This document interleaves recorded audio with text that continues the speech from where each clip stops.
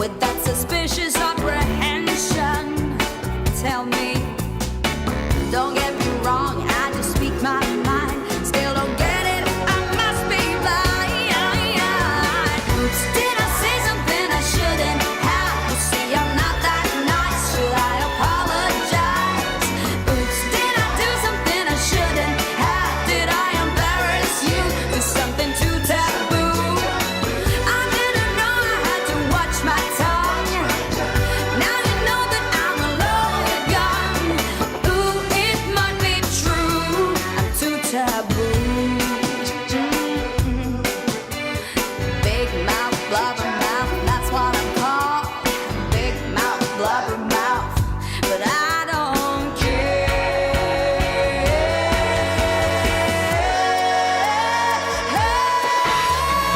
Oops, did I say something I shouldn't have? You see, I'm not that nice.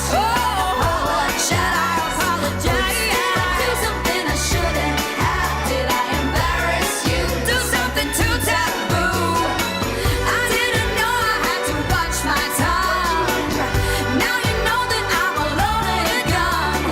Ooh, it might be true, I'm too taboo. Did I say something I shouldn't have? I'm not that nice. Should I apologize? I'm not that nice. Did I do something I shouldn't have? Did I embarrass you? Do something too taboo? I didn't know I had to watch my tongue. Now you know that I'm alone again. Yeah, you know it's true, I'm too taboo.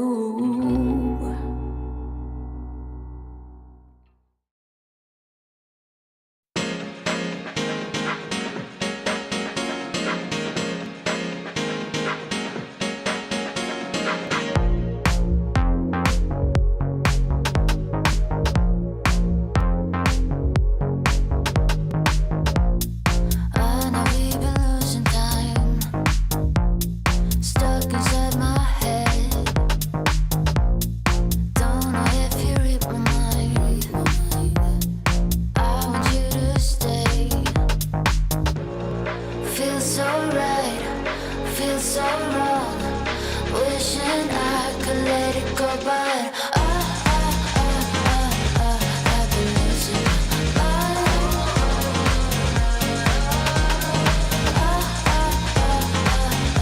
I've been losing my mind.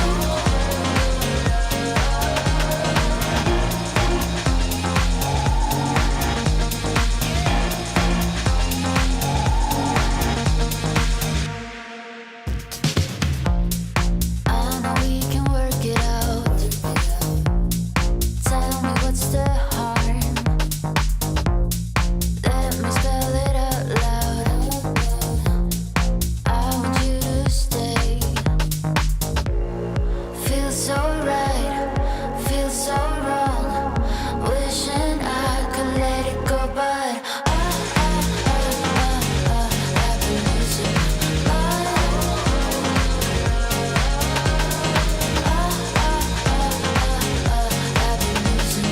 my mind.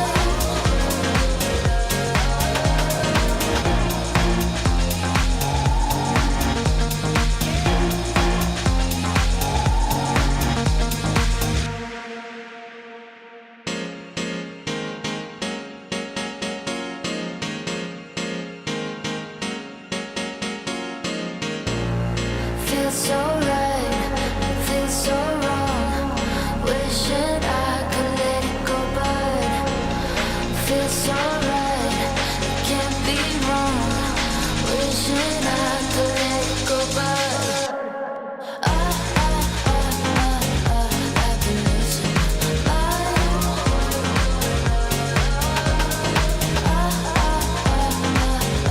I've been losing my mind.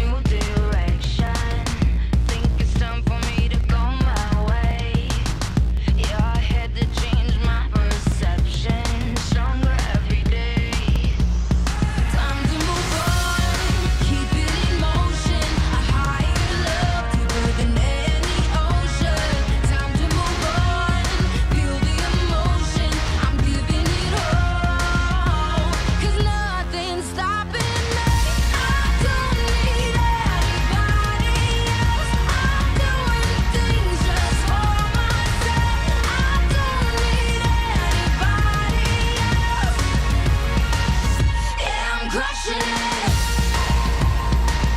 Yeah, I'm crushing it. Yeah, I'm ready for a new adventure.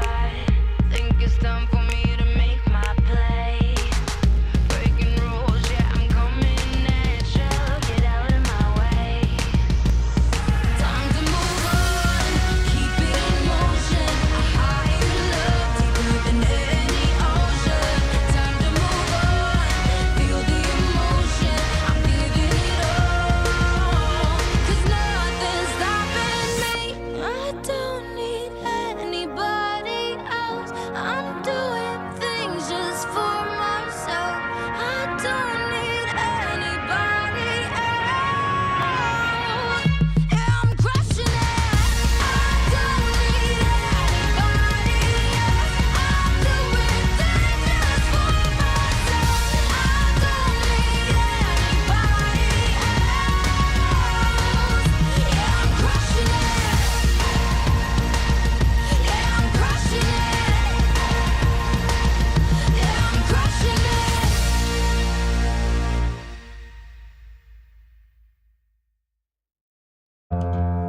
Forget all your troubles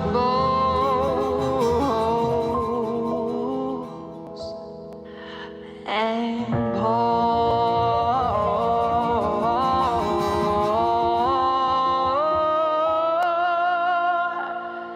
me a glass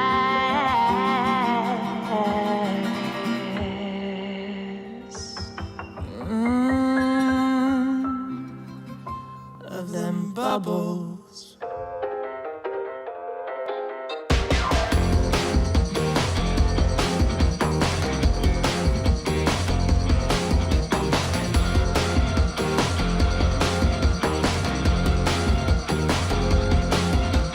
It's my cry and I'll party if I want, party if I want, party if I want. You only live once, but that's all I need. So keep it flowing and I'll buzz just like a bee.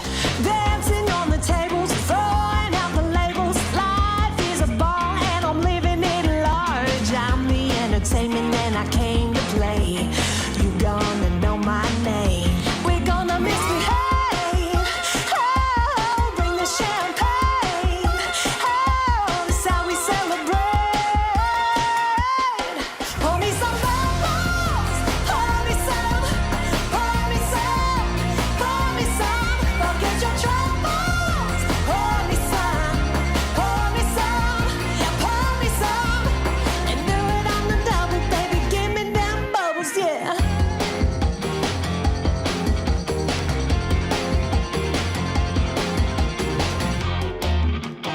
It's my night and we'll do it like we always do. Louis bag and Prada too. Show stopping next to me. You only live once before you turn to dust. I'm feeling fabulous. We're gonna misbehave.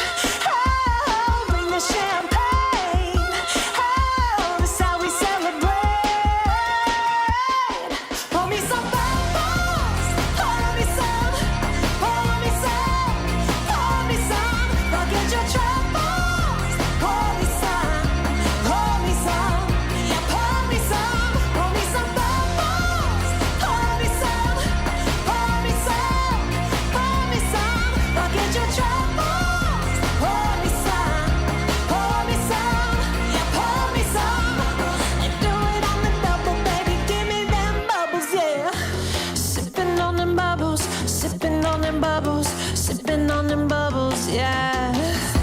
Sipping on them bubbles. Sipping on them bubbles. Sipping on them bubbles, yeah. Forget all your troubles. Forget all your troubles. Forget all your troubles. Just one more glass. Pour me some bubbles. Pour me some. Pour me some. Pour me some. Pour me some. Forget your troubles. Pour me some. Pour me some. Yeah, pour me some. Pour me some bubbles. Pour me some. Pour me some. Pour me some. Forget your troubles. Pour me some. Pour me some. Yeah, pour me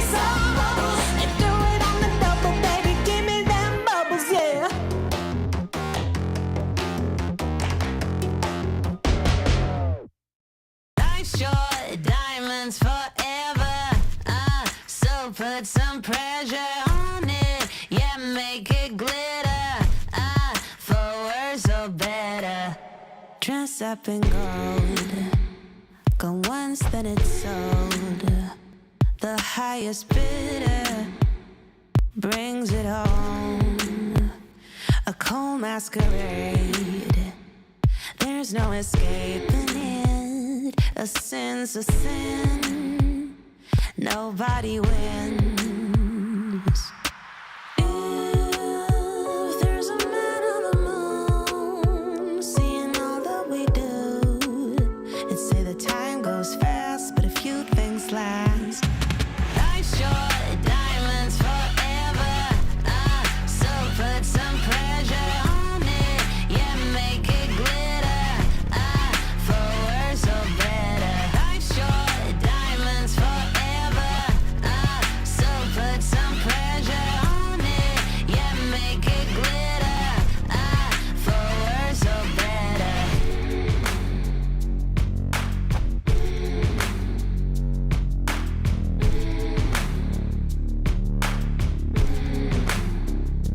Dress up in gold. Go once, then it's sold. The highest bidder brings it home. A cold masquerade. There's no escaping it. A sin's a sin. Nobody wins. If there's a man on the moon, seeing all that we do, it'd say the time goes fast, but a few things last. Life short, diamonds forever. So put some pressure on it. Yeah, make it glitter. For worse or better. Life short, diamonds forever.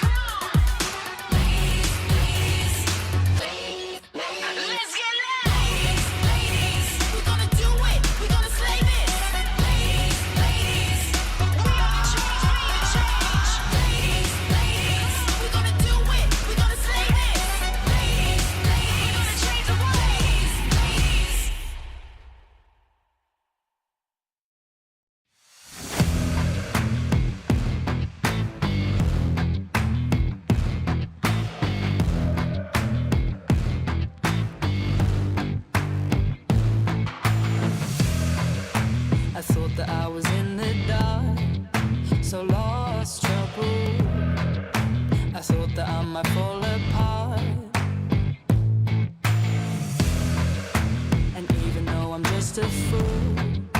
I'm so blue, yeah. I know that I can make it through. I'll keep on fighting. Watch me go.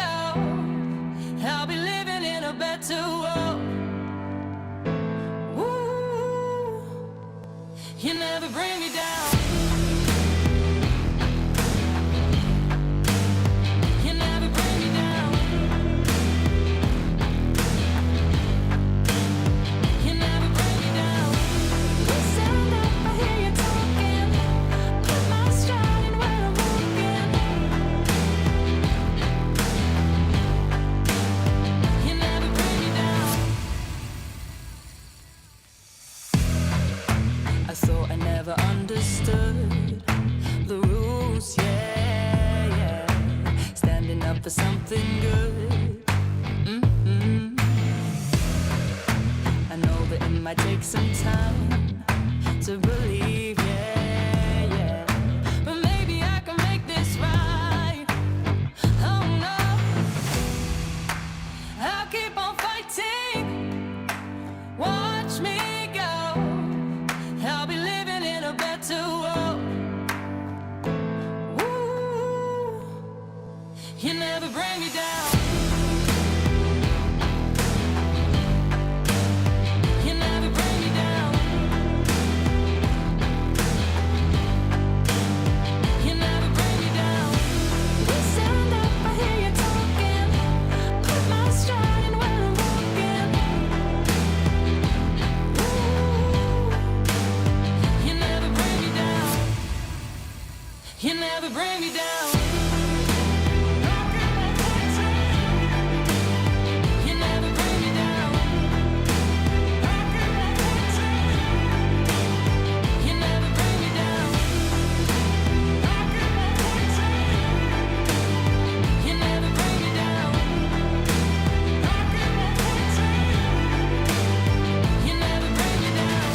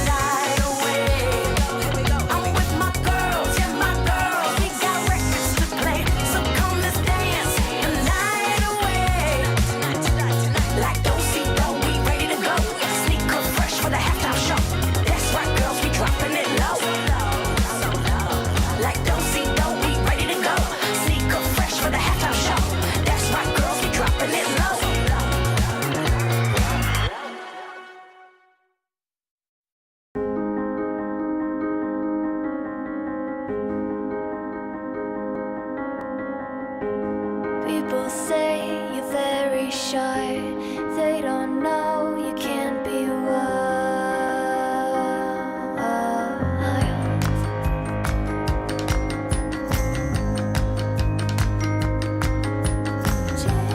Change the person you become in this very moment. It's all mine.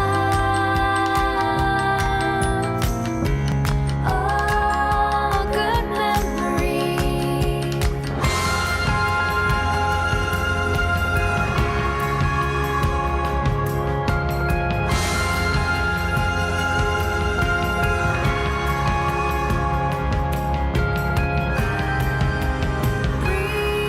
Pretty wild child, always on the run.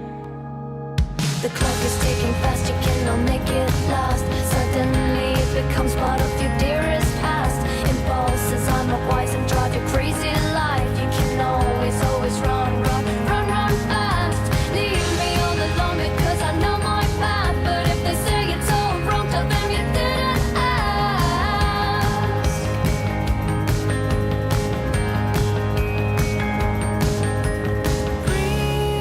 Pretty wild child, always on the run.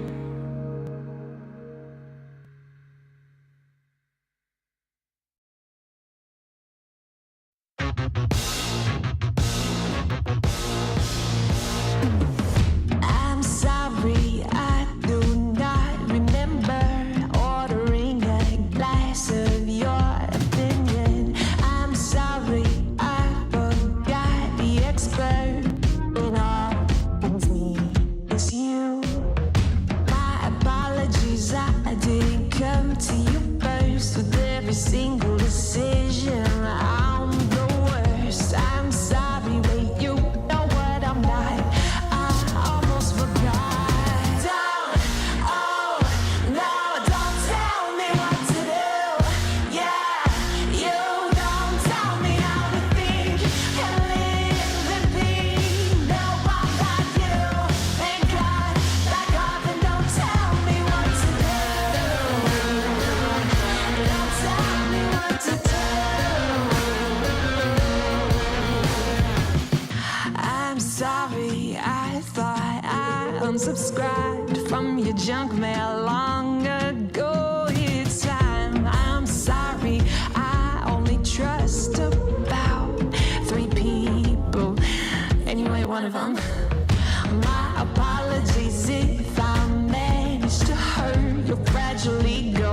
Like I said, I'm the worst. I'm sorry, wait, you know what I'm not. I almost forgot. Oh, don't, oh, no, don't tell me what to do. Yeah, you don't tell me how to think and live and be. No, I'm not you. Thank God, back off and don't tell me what to do. Don't tell me what to do. Feels like you wanna control me, but you don't own me. So here's an idea.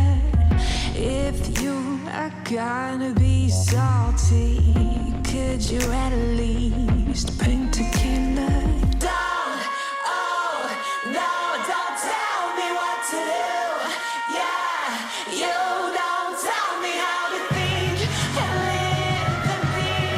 No, I'm not you. Thank God, back off and don't tell me what to do. Oh, no, don't tell me what to do. Yeah, you don't tell me how to think and live and be. No, I'm not you. Thank God, back off and don't tell me what to do. Don't tell me what to do. Yeah.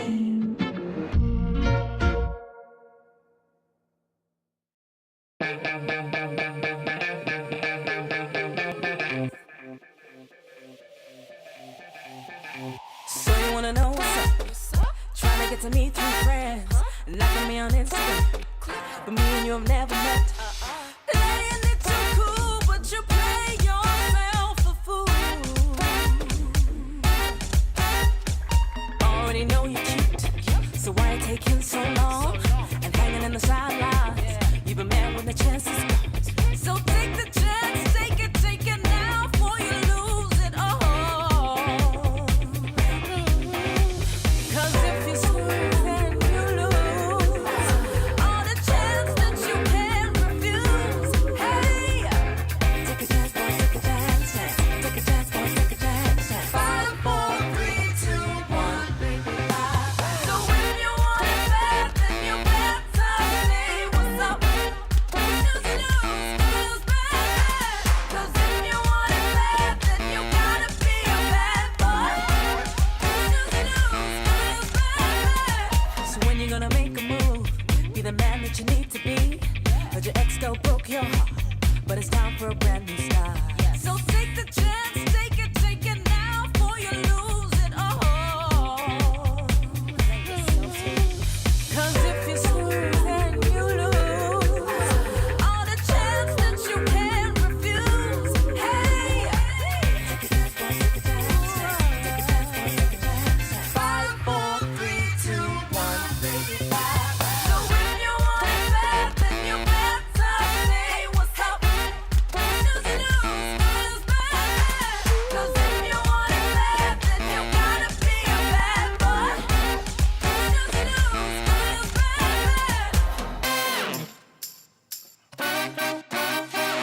Baby, baby, baby, boy, you need to move it fast, 'cause you're way too slow. Pick it up, jump, boy, jump, gonna blow that trumpet, gonna make it pop. Make your move, take it to the next level. DJ, turn up the bass and the treble. Ayo, ayo, ayo, check it, ayo, ayo, ayo, check it. What you gonna do, what you gonna do now?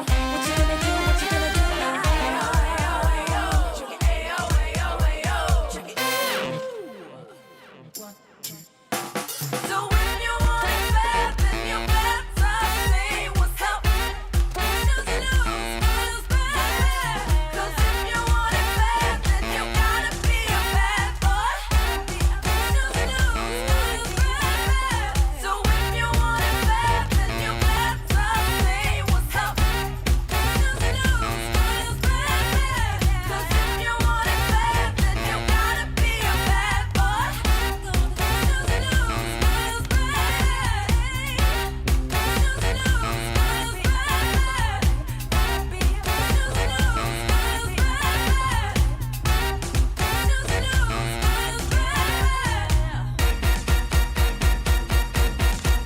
Cappers, here's all the hot goss from week 4. In Europe, NIP and Astralis clashed in an epic series, but it was Astra going astronomical that was the difference maker for the Ninjas. Enigma Galaxy were put through their paces by Big and Keeper, but the number 1 team prevailed. While Flame Shield Maidens rebounded with back-to-back victories against Guild and VP Angels. Oh my god. Checking in on South America, B4 showed no fear in the face of Black Dragons despite a good fight on Nuke. And Endgame secured a must-win dub against LRV to stay in contention, while Furia faced their toughest battle yet. As MIBR put them through their paces, Eugenia 2K and co were just shy of making the upset on both maps. By 2. Gabby has them red. Speaking of upsets, in NA, Detonate Sparks once again had the fireworks firing with their second win over EG Gold. Oh my god. CLG Red strode past the Saints. Factor Ruby found their first versus Starfish, and Shimmer was simply incandescent as they found their third win in the season over Byte. The action was jam-packed and is set to continue this week. ESL Impact is brought to you by Intel, DHL, Monster Energy, and U.S. Air Force.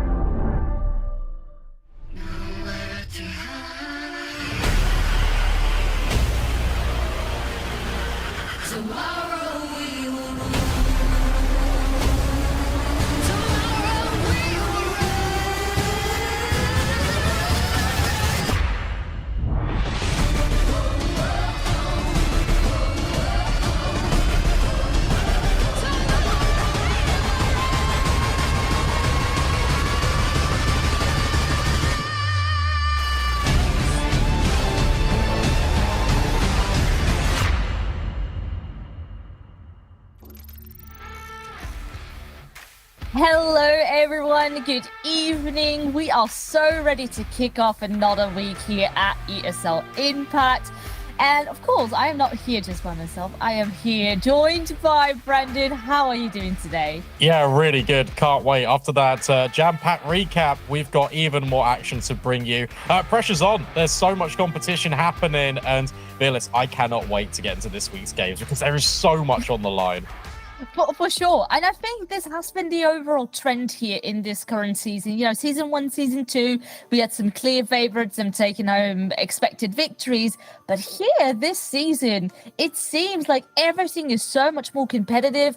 And the top beast we've had coming out of season 1 and 2, you know, they're starting to show some weaknesses, or perhaps some other teams starting to leveling up.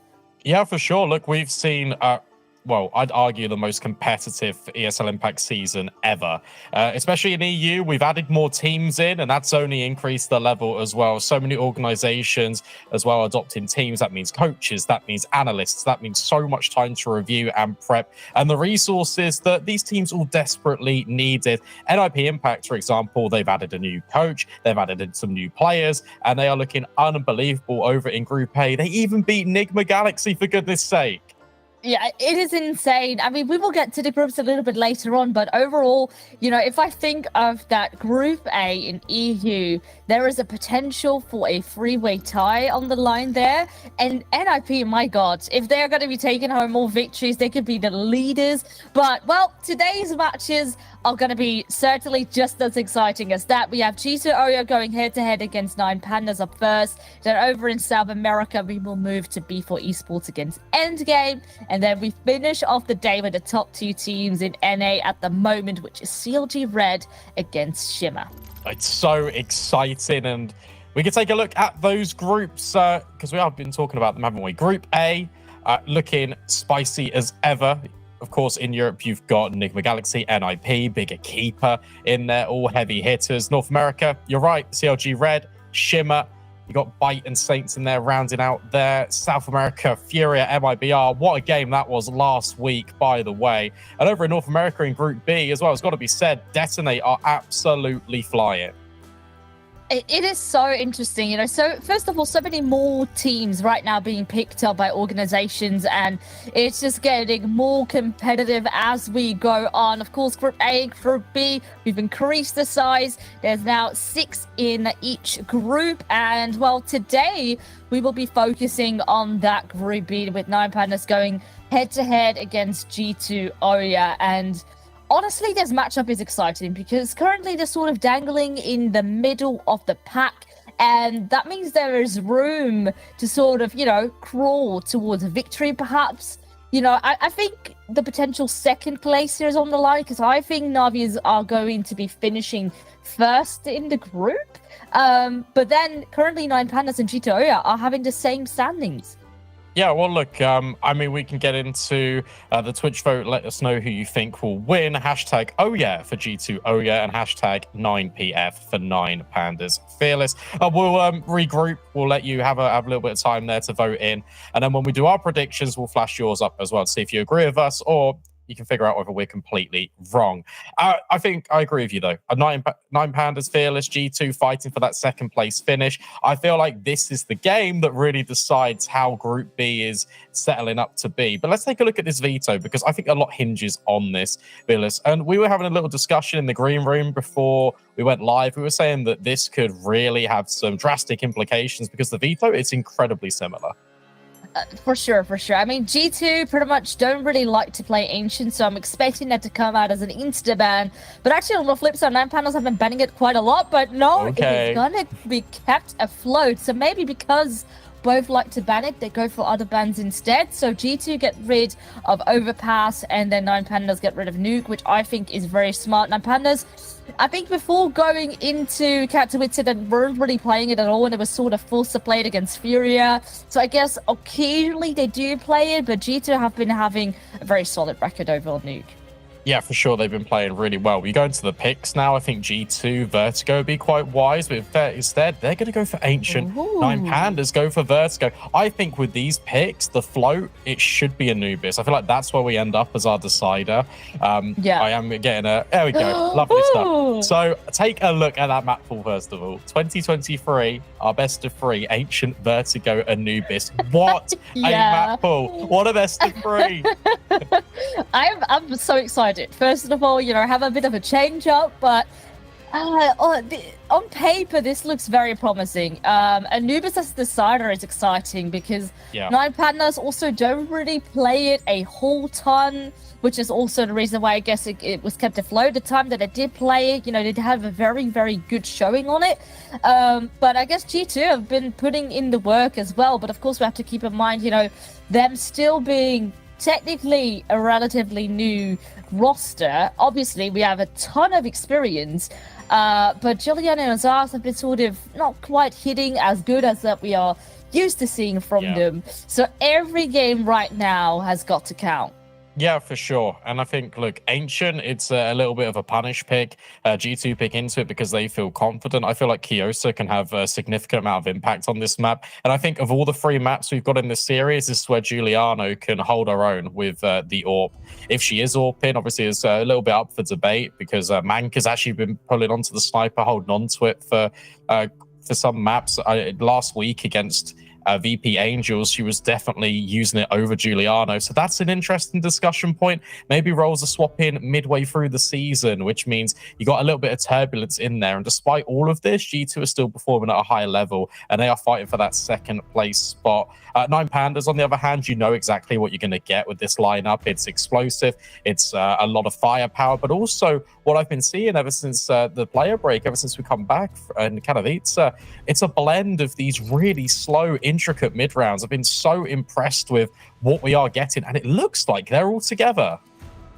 Yeah, looks that perhaps they are boot camping up, which is exciting to see. We know, of course, that these little extra additions can certainly make or break your game, and I think being together on LAN is going to be helping the team spirit. Most likely that means they've been brecking really hard the past couple of days. So overall, they're coming in hot, they're coming in prepared, and we know that overall this team is super consistent. Every single player on the 9 Panda side as of right now in Impact has a positive KD ratio, positive rating. That in itself is insane, that everyone is able to frag. Yeah, Shu, the woman on your screen as well, has been phenomenal. I feel like she is one of the most consistent pieces to this 9 Pandas roster. I feel like she is kind of the player that makes it all click in together. Tati as well. I feel like ever since she's come into the roster, the team's elevated. Oh, for sure. She's on top of the server. She just doesn't seem to miss them. So she is just so consistent. Of course, we have another player on the flip side. That is none other than Giuliano. And there's still some part of me that wishes to see a little bit more coming out of her. She's been picking up the AWP a lot of times. But in a lot of cases, because the G2 Oya games have been actually very, very tight in a lot of situations. And therefore, you sort of are struggling with getting that economy up on the board, getting the AWP out. So something is not quite clicking just yet, but today could perhaps be the day. Yeah, for sure. And I mean, you can see in Juliana's webcam all the trophies behind her. Like, it's an extremely accoladed player. The core of Krezi, Zaz, Giuliano have been playing and competing together for so many years. Obviously, there's going to be a transition period when you come from one game to another, but I want to focus a lot on Kiosa because she has been the diamond in the rough for me. The fact that she came over, she was a recommendation for G2 Oya. It was like, take a look at this girl. She is so promising, and she's just delivered on all fronts, has been the heaviest hitter, has been easily one of the highest influential players on G2 Oya, and I'm so impressed. And you know what? Just with that said, I think Kiosa's got enough and what it takes. I'm going to go for G2 for my prediction. Ooh, all right. But we just straight up go out with a spicy takes here. Yeah, I mean, maybe my take is a bit more based upon the facts and the knowledge that we have gotten right now. I think 9 Panda should be taking this on paper. But, you know, is that really going to be happening? Because ultimately, I think this is going to be a very, very tight one. Knowing that sort of these teams are dangling at the same or similar level, it's really going to come down, who's going to be delivering in the moment. Right now, chat is favoring your side, Brendan. Most of you guys think it's going to be G2. Yeah, I think it's very reasonable because right now it's sort of a 50-50 flip coin. And which way is it going to flip? Yeah, I mean, what I will say is I feel like the G2 Ancient pick is very confident out of them. The fact that they don't ban it and they float it is quite scary. I think 9 Pandas, they play a 7-map pool anyway. I felt like the ban always had to be Nuke because they look so strong on it. Vertigo, I feel like that one does go in the favor of 9 Pandas, so I will kind of give that one over to them. But when it's Anubis, I feel like it really is anyone's game, and that's where you need your individuals stepping up. That's where you need your experience. And I just think G2 might have the edge. I mean, 75% in the Twitch chat. Guys, welcome. Join the fan club. It's me and you on the G2 party bus. We're going to have to wait and see if that actually comes and does a home tour, because currently it's map number 1. It's Ancient. Fearless, let's get involved. Oh, I am excited for this one. It is 9 Pandas, of course, kicking things off here on the T2 side. And look at this. They are starting things off by sending 4 players over towards that B-bomb site. It's maybe a bit of a hard read, but so far a bit of a wrong one because there is 0 players over on A, and look where G2 is. Oh, look at this smoke thrown in. It's towards Donut from middle. So they've taken all of the space. That's really cool. I've never seen a variation of the pistol like it. But you look at this fast rotate. Prezi holding. Angle needs to be cleared, and she deals with it. Fantastic first kill, but Elizabeth's there with the trade. Victoria finds another, so it is favoring 9 Pandas for the time being, but of course, with their bomb being down, the timer starting to tick. It's a 2-on-2. It is getting down to the wire. Heisu picks up that kit and is going to be tapping that bomb, forcing Juliana to come and take a peek. And there we go. The timer certainly is quite tight, but with the kit being into play for 9 Pandas, they are picking up that pistol round quite effortlessly. What a beautiful retake. That was a super fast retake as well. You've got 3 players rotating in from main. I really like the idea from G2 to take the control of Donut as well as an addition. But the afterplants don't really reflect on how the strategy is going. Surely you plant for Donut there. Obviously, you need a couple of pieces out on the bomb site anyway, just in case you get smoked off. But that was never the case. And G2, I feel like they could have done a lot more with that control than necessarily they put together. At least, bomb plant. So with that, they can afford a nice buy here. Look at the Galils that are up on the table. Maybe not as much util as that 9 Pandas have, but they're going to be going for somewhat of a similar strat. Go for that A execute. Heisu completely stuck behind that smoke, but Victoria's still here to help out. Yeah, 9 Pandas Fearless fighting from within, pushing these smokes. And the bomb, that's actually such a dangerous plant. Does get put down, thankfully, for G2. But it is a 2 versus 5. This feels really difficult. Just at least positioned quite well here in order to deal with an after plan, but now a smoke right in front of her face, trying to line it up. But they're already up on the defuse. At least she can make it a bit more costly on the side of 9 Pandas. But ultimately, with that being a false buy coming off of already a loss, that is quite the hit here for G2. Yeah, look, take nothing away from Kiosa. Incredibly nice shots on the way out. But again, bomb planted for Donut.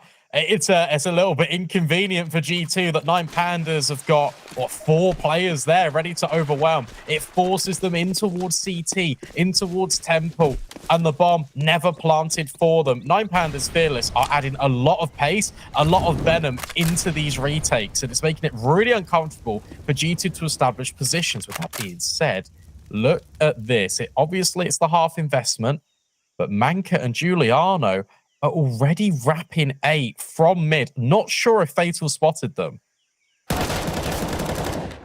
Oh, there we go. A beautiful lineup. The perfect timing. At least there is 1 kill back. Once again, it is Kiosa who has to sort of try and turn the tide. But the damage once more has been done. There is pretty much nothing else to work with. No smoke. So much control coming out of 9 Pandas. And a drop bomb now in the middle of the map, and it's so overexposed. And how can you recover from this? Well, it feels difficult. The good thing is, and the information that we know at home, is that no one's actually holding the bomb. But I really like the positions being adopted by Nine Pandas, because how they're playing this right now is they're saying, okay, well, you've got control in towards mid, we've got control all the way out towards shelf, and there's quick rotations. Elizabeth's out long, Fatal's out towards red. So if you end up going towards B, we can be quick or hot on your tail, and Tati can even flank. Oh, the timing. Oh, well, Elizabeth has spotted her. That means that T can now come on in. Not even necessary, just in itself a very good hold coming out here on that B side. And with the majority of Nine Pandas that are still alive, you can slowly see that money starting to stack up. Whereas G2 Oya, now is time for their first proper buy, getting that AWP in the hands of Giuliano and the rest on AK. So this needs to be the moment for them to turn things around. Yeah, let's see it. This is where the true test begins for Nine Pandas Fearless. AWP starts in Donut for Victoria Giuliano. And the rest of G2 actually taking really quick cave control. This is being watched by Elizabeth. It has to fall away because of the flash. Well, it actually just dropped a smoke. No map control gained, really, by the T side. Immediately a counter flash as well. So you can see G2 had to give up the positioning, and with that information already gathered up, the AWP positioning into Donut works out. And with a bit of patience, great kill to be picking up. So once again, Nine Pandas set the pace. And that means G2 are desperate to find an answer. For the time being, looks that they want to regroup over towards this B-bomb side. They've been mainly trying to hit A. And let's see what they can do when it comes down to the B-bomb side instead. Yeah, they have to go for this because the only piece of control they've got is over towards cave. The issue you have, if you're G2, is that there's 3 players stacked here. One's even playing anti-flash. This is so difficult to get in. Sure, the smokes will rain on out, but Elizabeth and Victoria can drop some utility and maybe even fight forward. Look at this from Elizabeth. Can take the second piece of contact after Tati's traded out. Oh, everyone just sort of peeking one by one. It's very difficult to trade here for G2 Oya. And with this, another great flashbang actually in. So Giuliano completely blind, and it's sort of back to square one. The money's not too empty, but it's very difficult to once again completely fully buy up. Whereas Nine Pandas is just off on one hell of a roll. I'll be honest, that's probably the best round of Counter-Strike I've ever seen out of Nine Pandas Fearless. The fact that they deny with utility in one area of the map, recognize that's going to force G2 out in towards middle. You've got your AWP holding for Donut, and then you can just reposition. Leave the AWP posted there, have 3 players over towards the B bomb site. Triple stacked, 1 playing anti-flash. And then peeking all on contact. So impressed. They lead with utility each and every time as well. This one's a bit faster. Util drops on in. And Tati takes the first point of contact again and eliminates Zaz. On the flank comes in. Fatal needs to be careful. Actually gets traded out. Not quite expecting a player still to look out towards the ramp. And with this, actually, a bomb plant secured here for G2. That certainly is quite a big win, considering this is just a couple of upgraded pistols. Now Giuliano also has an M4 in her hands picked up. Maybe they could make this after plant work. Manka does spot one, but Keisu is quicker on the trigger. Manka now fighting with a Tech 9 in hand, dances around the pillar. Giuliano lines 2 of them up, but unfortunately can't hit the last one as well. It was incredibly close, but Nine Pandas once more grab another round. Oh, what a nice try from Giuliano. Just barrages her way through the smoke, tries to line up 2, and she manages to get rid of them, but there's simply too many numbers from Nine Pandas. Bomb being defused, more than enough time to get off it, deal with Giuliano, and then defuse as well. 5-0. 5-star performance out of the CT side. They've shut down nearly everything that G2 has thrown at them. And think about G2. It's been aggressive rounds out towards A, fast-paced rounds out towards B, slow mid rounds in middle. And Nine Pandas Fearless have passed every single test. This time you got Victoria taking first contact on the AWP. And then you've got Shu pushing. Oh, we're not going to be expecting another player to be here. Oh no, that is the bomb dropped. So much control once again. I love the aggression coming out of Nine Pandas. They're just playing so confident. And it's very difficult for G2 to try and answer right back. Yeah, sure. They throw a molly in, they spray through the smoke, but Keisu is still sitting here. Can even drop more util. Giuliano has burned out one. And all eyes on Manka.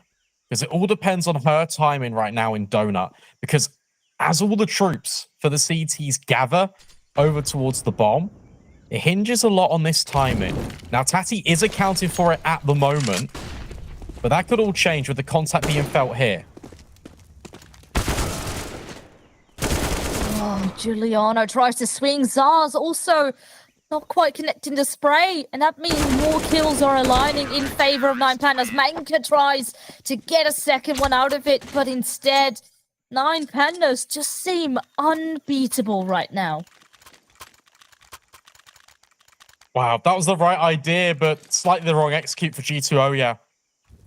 If Manka walks a little bit faster, if she goes and they start making noise at A main, then potentially that round could have different consequences. Instead, look at the double push coming in. It's Shu, Victoria combining, and then once that bomb is dropped, they just swarm it. There is no world that G2 could try and recover it.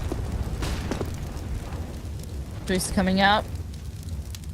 No one actively peeking towards Giuliano. There comes the jump, so that is information gathered and a counter nade. Look at how much damage that has done.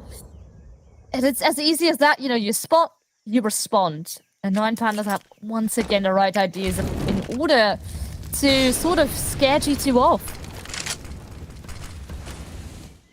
Yeah, now a different bait and switch.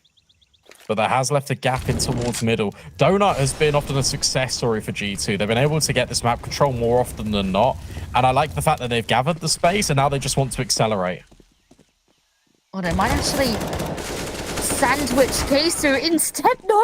She sort of sits on the edge of the smoke, goes unnoticed by Zaz, and still manages to get a kill and buys so much time for the rest of the team to come. Fatal is just on the fire, grabs 2 kills. Tati now coming in from Donut, and the round once again has crumbled. 9 Pandas are untouchable, unbeatable.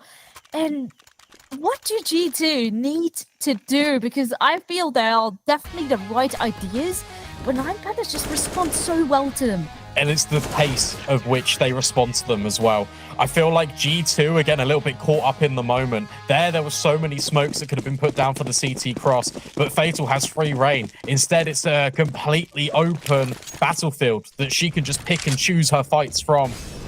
G2, they've got a right idea in their brains, but we'll come back to it in a moment. Because again, B-bomb site compromise. They're doing well at taking the site. It's just surviving afterwards.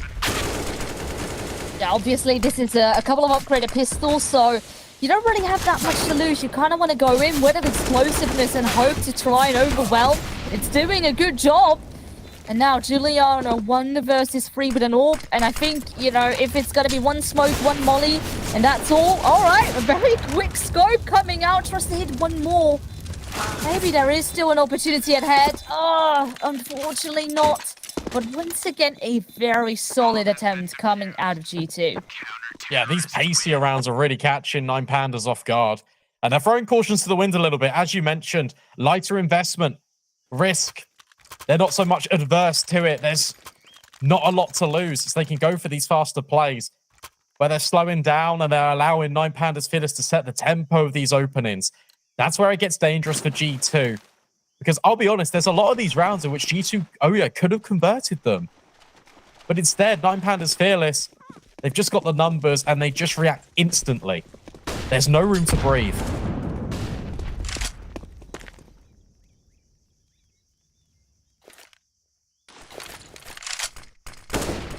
Again, we do have a full buy here coming out. Zaz tags up Elizabeth, but so does she. So both of them are extremely low. Have to back off a bit. Don't want to be, once again, handing a kill over to your opponent. And we immediately get a bit of a response. So G2 try to put more pressure up on middle. try and bait out some utility. But once again, Nine Pandas here are very careful with how much they use early on. Want to be definitely certain where they're going to be hitting before they pull everything out of the bag. Once again, you know, we have somewhat of an execute coming out towards the B side. It takes a single Molotov and a single smoke towards cave in order to force them back. And that is already, you know, the smokes are starting to fade. Look at that boost as well. That was really cool. Doesn't actually come into fruition. Re-smoke. Now coming in on short. Victoria just drops a molly. Tati, meanwhile, finds the opener towards the ramp. And a second. How she stayed alive for these multi-kills is phenomenal for Nine Pandas. G2, they're being carved apart. And now in the back line, Shu strikes for more. And here comes Fatal. Not quite the kill conversion on towards Kiosa, but it's significant damage. 20 seconds left. Bomb needs to be put down, and I don't even think that can happen. The spacing, the timing, Nine Pandas just have it under control. And as soon as things start to get tricky, you know, G2 are so desperate in order to try and get on the site. Even though, you know, once again, it's Kiosa who is sort of the lifeline of the team. Actually, Giuliano also really stepping up here today. But Nine Pandas just come out with a response. So immediately when G2 are trying to set foot on the side and are super hyper fixated on doing that, you know, you already have a flank coming in. And once again, in this case, so you need to be so aware. She's on top of the server right now with 3 KD. Those shots were amazing out of Kiosa. Unfortunately, they're only in consolation. Again, pace setting out of G2. It's so fast. They've knocked the AWP back away from Donut. That flashbang's going to keep her at bay. But Tati's now holding for a red push. And I really like this out of Nine Pandas. They're not overcommitting too much into this, I was going to say hallway, but now Tati is, and she shouldn't be caught off guard. But the gun barrel spotted. Kiosa, the talisman for G2, taken down early.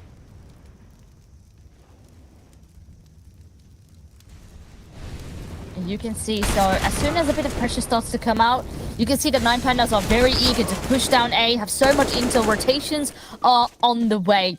And G2 are still struggling to get out of sight because there are smokes and mollies into play. And once again, by the time they are sort of having a plan in mind, they're 2 players down. And Nine Pandas are very, very close with hitting them right in the back. Don't know, or G2 slowly looking to maybe get back into middle. But I guess I want to stick to the original plan. Only 35 seconds. Don't have every bit of time in the world. But there is a bit of util still left in the hands of Manganzaz. Yeah, will be deployed. Flashbang over to get them out. Spam not connecting. Molly dropped down, but Zaz is going to peek behind it. Can that bomb be planted? Yeah, it can be, but it's a 4 versus 2. So difficult to try and establish some foothold in, especially when Elizabeth gets rid of Zaz. Oh, once again, it's double digits already, and who would have thought? You know, this is the map pick of G2 Oya, and they have only played it once thus far here, coming into Impact. That was against VP Angels. It was a very close affair. It was 16-14 that they managed to win it. But at the end of the day, actually, most of their rounds back then came from the T side. And now it's just a complete lack of presence. This is a slaughter. This is an education for G2 Oya at how to play Ancient. It's a masterclass right now for Nine Pandas. Victoria peeking. Flashbang goes too deep. And she punishes. And even wants a little bit more. Victoria more than happy to fight. Double mollies go in. That's her cue to exit.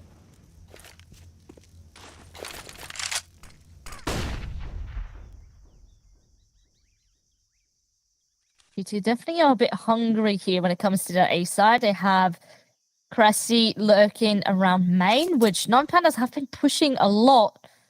So you need to be careful.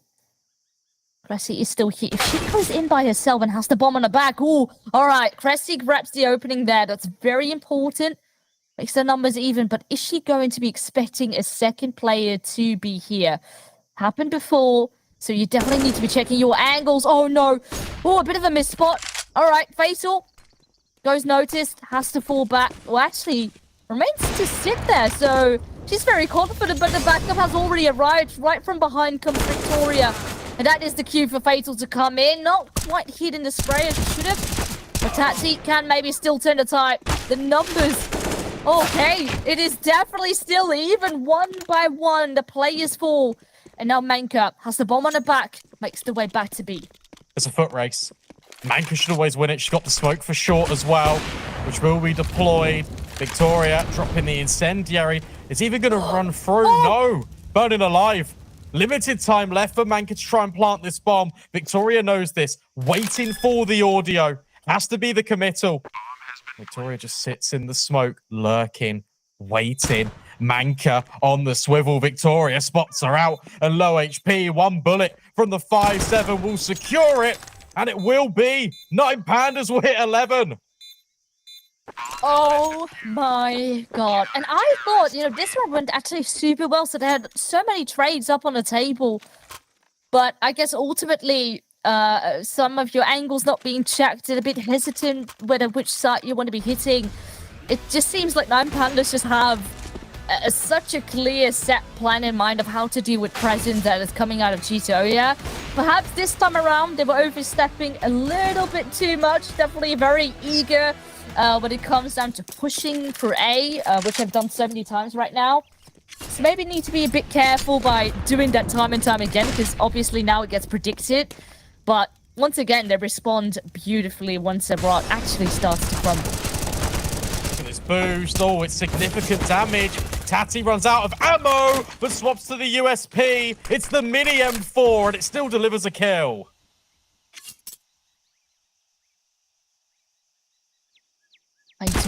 Oh. Once again, they just continue to push, and they barely have to use any util on the back of it. You can see pretty much all 4 of them that are still alive. They have so much util left, and well, G2 Oya struggling to get the control going. At least Kyosa will now find one towards Cave. Immediate response at least with the Molotov. So they can separate the 2 fights, and that means Kyosa is all by herself with a bomb that's left. She needs to cross the side, at least a smoke right in front. Needs to be careful though, and still boost the battle against the AWP. Victoria's on fire, 12-6. Elizabeth 12-7. Keisu 14-5. Just everyone has an insane KD right now. I'll be honest, I don't know how Tati gets 2 kills there in towards Cave. She's full blind. G2 had all the advantages there.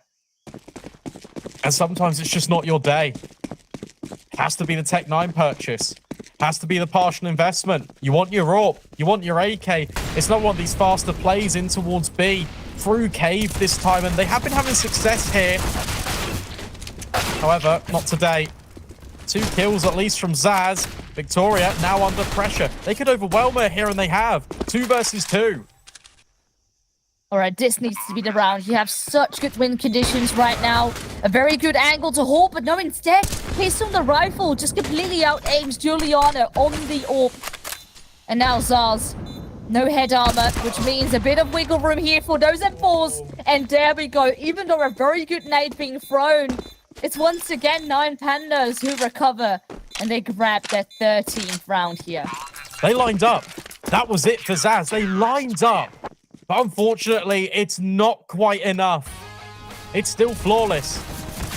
It's not 9 Pandas fearless. It's 9 Pandas flawless. 13-0 right now on the server. And for Astralis versus Aces, that one's in similar fashion too. 10-3 to the Aces. That in itself is also a very interesting scoreline, which, I think people are predicting Astralis here to have the upper hand. So this going quite well for Aces is definitely going to be making things interesting as far as the other group goes. But now let's see. Once again, it's a bit of attack coming down on 2 players, in fact, here of the AWP. Bit through the wall. Now blind. Oh, Manka. Just 1 HP. Needs to be extremely careful. But they are still alive. Juliana, good position. Tati, she does clear this. She does like to go into it. And she wins out the gunfight anyway. That crosshair looked dead on the head for Giuliano. But it's 9 Pandas with another opening kill. Another advantage. Remember, Manka is on 1 HP.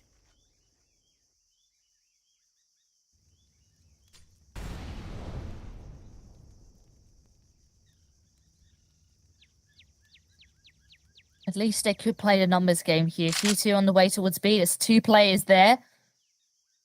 And not really anyone that close to come in with a rotation.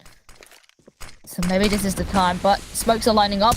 But immediately. So they throw in just a single Molotov. All right, this time it does get smoked. There is enough utils still in the bank for G2 to come out, plant that bomb, and set yourselves up here for after plan. Once again, keep in mind that the numbers are favoring 9 Pandas. They still have some util in their hands as well, so they can flash, they can smoke. And that means G2 might be in trouble soon. Yeah, it can smoke cave or smoke ramp.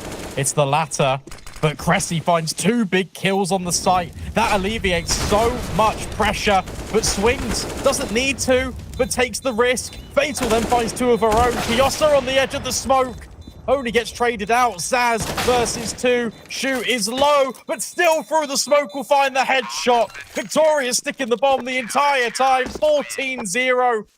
And the 2 Pandas that were playing retake, it comes up trumps. What is going on? This round looked actually very promising. And I thought, you know, this after plan looks solid. You just got to be careful and wait it out. But as soon as the util started to line up, and it gets very difficult from that moment onwards. You know, you get separated from your teammates, you get desperate in order to win the duels. But, you know, it results in sort of like 1v2 duels in favor of 9 Pandas and then just going out one by one once again. Yeah. Really good point. They're just really overcommitting because they feel like they need to be the hero of the round. Again, prioritization out mid. They've been getting a lot of real estate in the middle of the map, but it's just being taken away from them. Fatal finds Kiosa, nearly deals with Giuliano. But her and Zaz move in tandem, have found kills. And for the first time in what feels like forever, it's an advantage. But Elizabeth swings, make sure that's not a possibility. But Giuliano on the lurk. This could catch out Victoria. What? No! Victoria shouldn't be winning that. Giuliano has the angle, and it happened so many times that Victoria just completely wins a duel that is not supposed to go her way. It is insane. So what was a 4v3 is now a 3v2 in favor of 9 Pandas. The clock has started to tick, but at least the B side is open. Yeah. So that is a very good shot here for G2. Can they get 1 round in this first half? Smokes rain in. They're still really hesitant about coming over. And the issue is using all these Molotovs to flush things out. There's 2 flashbangs for the retake. And there's 2 incendiaries for 9 Pandas Fearless. Taking their good time in order to clear out all the angle smokes. Now fading the time actually works out to the nil. A nade upon the site that will definitely deal a lot of damage. Cressy forced out to go right in the open. Does take a kill home. But Keisu immediate there with a response. So once again, a 1 versus 2, and Keisu just doesn't seem to be missing at all. 15 on the board here for 9 Pandas, Brandon. I can't believe it. It's impeccable. Can G2 recover?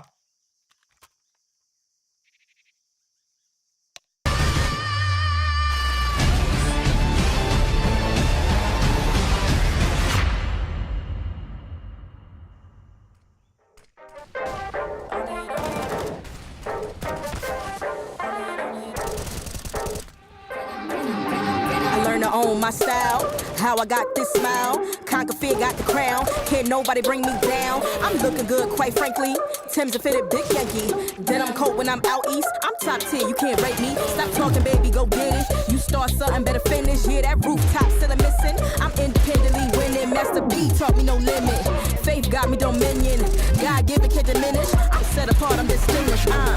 You a baddie, baby. You gotta own it, on it, style and your grace. You better own it. All they wanna do is copy and paste, but you they can't replace. So on it. You a baddie, baby. You gotta own it, style and your grace. You better own it.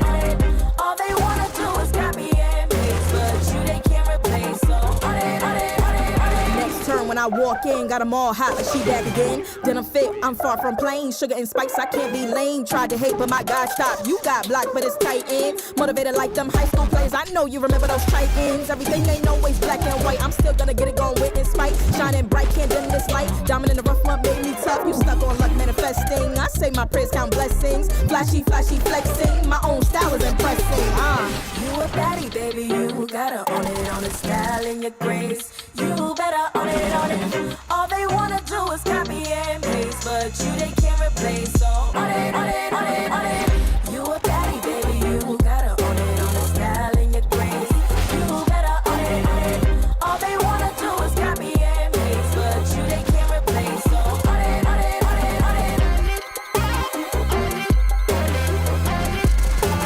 Pop the tags, pop the tags.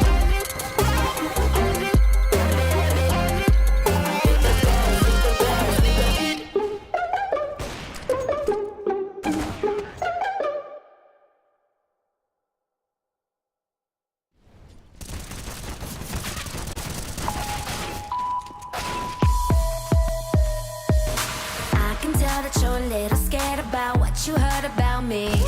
A little edgy, I eat my veggies, I only focus on green. I'm what they call a bad bitch. I stomach do with a sales pitch.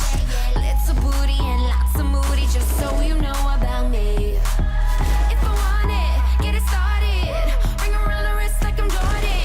Throwing my fists, get it poppin'. I don't even care what you would think. I'ma get crazy, I'ma go dumb. I'ma get rowdy, I'ma get loud. I'ma get crazy, I'ma go dumb. I'ma get rowdy, I'ma get loud. Just like 2020, we came to party and burn the whole world down. Just like 2020, we came to party and burn the whole world down. Yeah, they gon' me beat, 'cause I am on my petty shit, not your cup of tea. My coffee is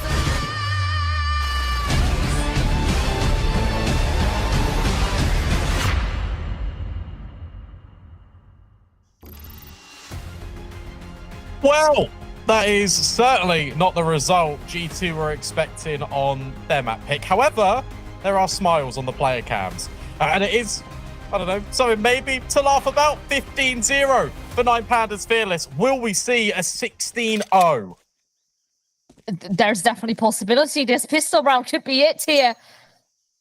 It looks like 9 Pandas have a plan in mind. They go to sit back and wait it out. Maybe there's a heart rate fatal. All right, we'll be met with her demise. Giuliano is now peeking here as well, and that means the queue is up. 9 Pandas will go out, but have already 2 losses under their belt. Giuliano now going to get overwhelmed by the Glocks, but she still delivers. 2 crucial headshots for Giuliano. Keeps G2 afloat, and what a much-needed pistol round that is. Obviously, they need every single round in the game to survive. 14 more for overtime, Villas. Let's go. I have faith. They have the weapons, and if they can do, one hell of a streak as well. The thing is, as soon as you get the momentum, it is definitely very difficult to break. But who would have thought that right here, that CT site was going to be that flawless for 9 Pandas? Usually, 9 Pandas tend to be really good when it comes down to your T site. Obviously, pistol was a bit 50-50. And once again, with some bag locks in hand, they will try and see if they can overwhelm once more towards the B site. Have an MP9 picked up, tag up Giuliano a little bit here, but pretty much are hounding her 3 kills while we're at it. Oh, okay. It's good. It's 1 casualty. However, you're right. That was just Glocks. So we're going to have an investment immediately. It's going to be full AKs on the board. Not all the utility that 9 Pandas would probably like in their arsenal. However, it is still looking very comfortable.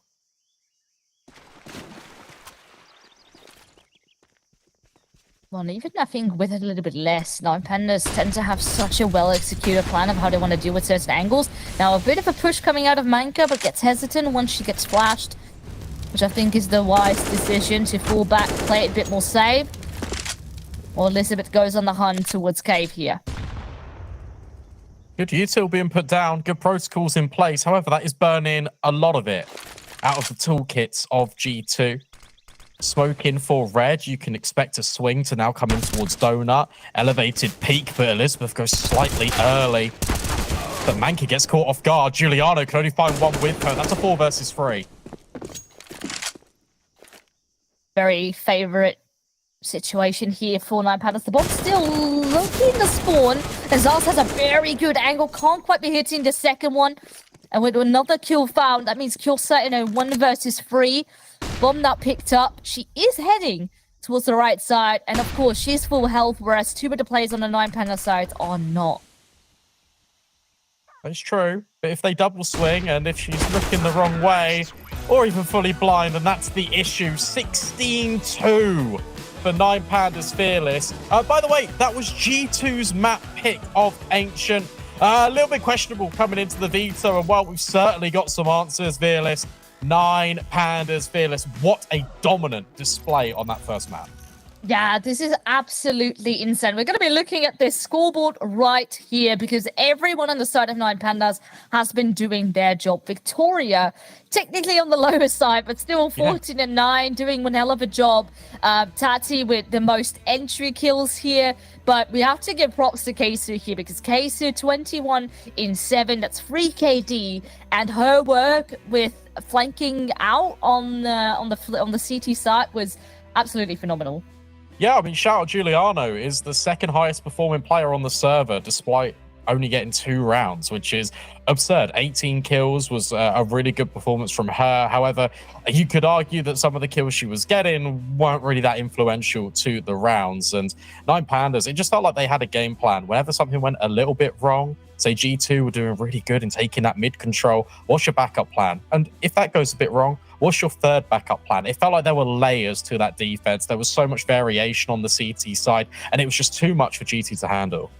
No, but every single time they went for a B push here, every single time it was just like, all right, we throw some smokes out, and the only thing that Nine Pandas had to do was throw a Molotov into ramp. And then they were delayed, smokes had faded, and there was pretty much nothing left for G2 to work with. Maybe a couple of flashes, but certainly nothing for afterplant.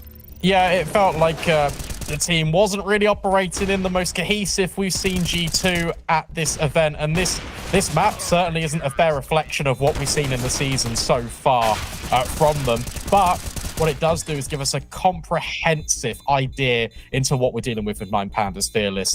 This team, it's the real deal. It's been on the periphery for some time, but consistent results now in Season 2 finals, ESL Impact Katowice. Here at Season 3, they are looking dominant. Yeah, I think ever since the latter stages of last year, they've slowly been working their way up. We've seen an Upgo Gamer as well, which they made definitely a very impressive performance. And ever since then, it's sort of just one way up, it seems like. And they're definitely improving and showing us what they're worth. And even against names like Juliana, like Zaz, they're able to keep their cool and just play it like it's any other game. Yeah, what we saw there, though, from G2 was some really good standout individual performances. Already mentioned Giuliano, but when Kyosa gets thrown into those clutch situations, she's always finding a multi-kill. So too was Zaz. There was a lot of really close encounters where G2 could have picked up some rounds along the way. And whilst the scoreline is incredibly one-sided, I mean, G2, they definitely could have put up a fairer share of rounds, I would say. Yeah, I think just in general, even though we have some individuals coming and stepping up on the side of G2, it just seems a tiny bit crispier on the side of Nine Pandas. You know, the aim duels in itself, when you think, you know, this should be won by T2, and it's still Victoria not expecting someone to be around the corner, flicking with an orb and winning it. So all these little things stacking up on top of one another, it makes it super difficult to break that streak and get back. And obviously, it's such a hard hit for your mental as well. And now with Vertigo coming out, you know, it's a map that Nine Pandas have played so much, not just right here in this season, but also in the past. Can G2 still come back? Yeah, I mean, it's going to be difficult. It's certainly an uphill battle. I mean, if we have it, we can talk about the player of the match. If not, we can still discuss it. It's Shu for me. I mean, she was phenomenal all ancient long. Not only with her flanks, but really was the driving force behind the fearless, like living up to their namesake, right? She was swinging every single angle, taking every single fight. But what was so impressive, just not with her, but with her team as well, is the amount of supportive utility that was being thrown to kind of orchestrate this. 21 kills, over 100 ADR, and on top of that, you've got 3 entry kills. It was a unbelievable performance from Shu, and she's so worthy of the player of the map. No, she's sort of like the spider in the web, and a very much Yeah. a key factor within the team. Not just when it comes down to supportive factor, but her lurks are insane as well. The amount of times she came repping, rotating through ramp, and sort of G2 still lining up Huto, and well, that's 2 or maybe even 3 free kills for you. So everything, the timings, ultimately, you know, a lot of it is also coming down to the IGL and just all the puzzle pieces coming together, hitting right here for 9 Pandas, and maybe ultimately as well, the experience that is here shining through. Yeah, for sure. We're going to have to see whether G2 can bounce back. It's going to be 9 Pandas' pick of Vertigo. That's coming up right after this break.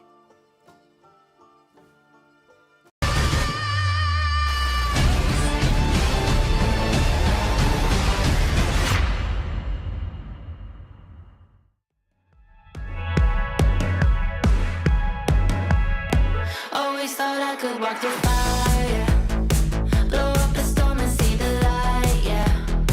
I told my friends that I could run on water, and they said nobody can. They'll see me flying through the sky, yeah. Play hide and seek behind the clouds. I show my friends that I'm not scared of dreaming, and I'll do that again, over and over again. Suddenly, the heart and chest feels heavy. The calm is just a memory. It's failing me, and I know I could never surrender. My beating heart, it won't give up. As long as I am here, I'll never stop. They say I can't, I say, so what? Just watch me go like a supernova. My beating heart is like a drum. You know I run through life forever, yeah. They say I can't, I say, so what? Just watch me go like a supernova. Light up the dark, I'm superhuman. I'm spreading stardust into oceans. I wanna go up high and close my eyes to places nobody found. I'll never come down. Suddenly, the heart and chest feels heavenly. The calm is not a memory. It's here with me, and I know I will never surrender. My beating heart, it won't give up. As long as I am here, I'll never stop. They say I can't, I say, so what? Just watch me go like a supernova. My beating heart hits like a drum. You know I run through life forever young. They say I can't, I say, so what? Just watch me go like a supernova.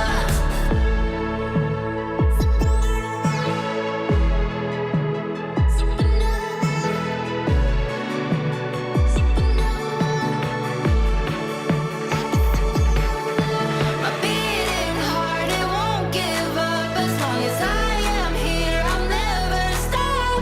They say I can't, I say, so what? So what? So what? So what? So what? My beating heart hits like a drum. You know I run through life forever young. They say I can't, I say, so what? Just watch me go like a supernova.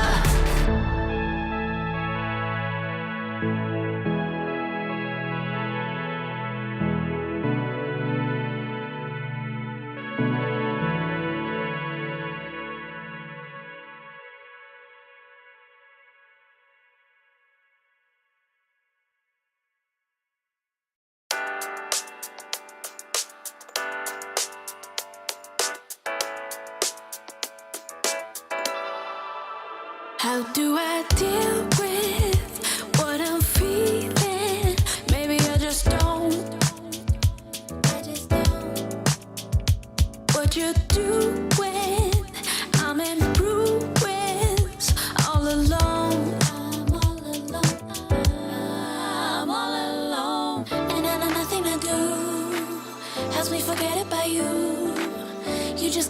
the blue. If you only knew that didn't have a cup of coffee, let's go to a restaurant, go to a field, pick up some strawberries, then maybe let's fall in love. Didn't have a cup of coffee, let's go to a restaurant, to a field, pick up some strawberries, then maybe let's fall in love. Didn't have a cup of coffee, let's go to a restaurant, to a field, pick up some strawberries, then maybe let's fall in love. Deal with the feelings I feel when you come near me. All I can see is you and me together, building a future forever, loving till eternity. I see you, can't you see what you're doing to me? The way you got me, baby, it's like I can't even breathe. You're all that I need, and I know nothing I do helps me forget about you. You just came out of the blue. If you only knew that didn't have a cup of coffee, let's go to a restaurant, go to a field, pick up some strawberries, then maybe let's fall in love. Didn't have a cup of coffee, let's go to a restaurant, to a field, pick up some strawberries, then maybe let's fall in love.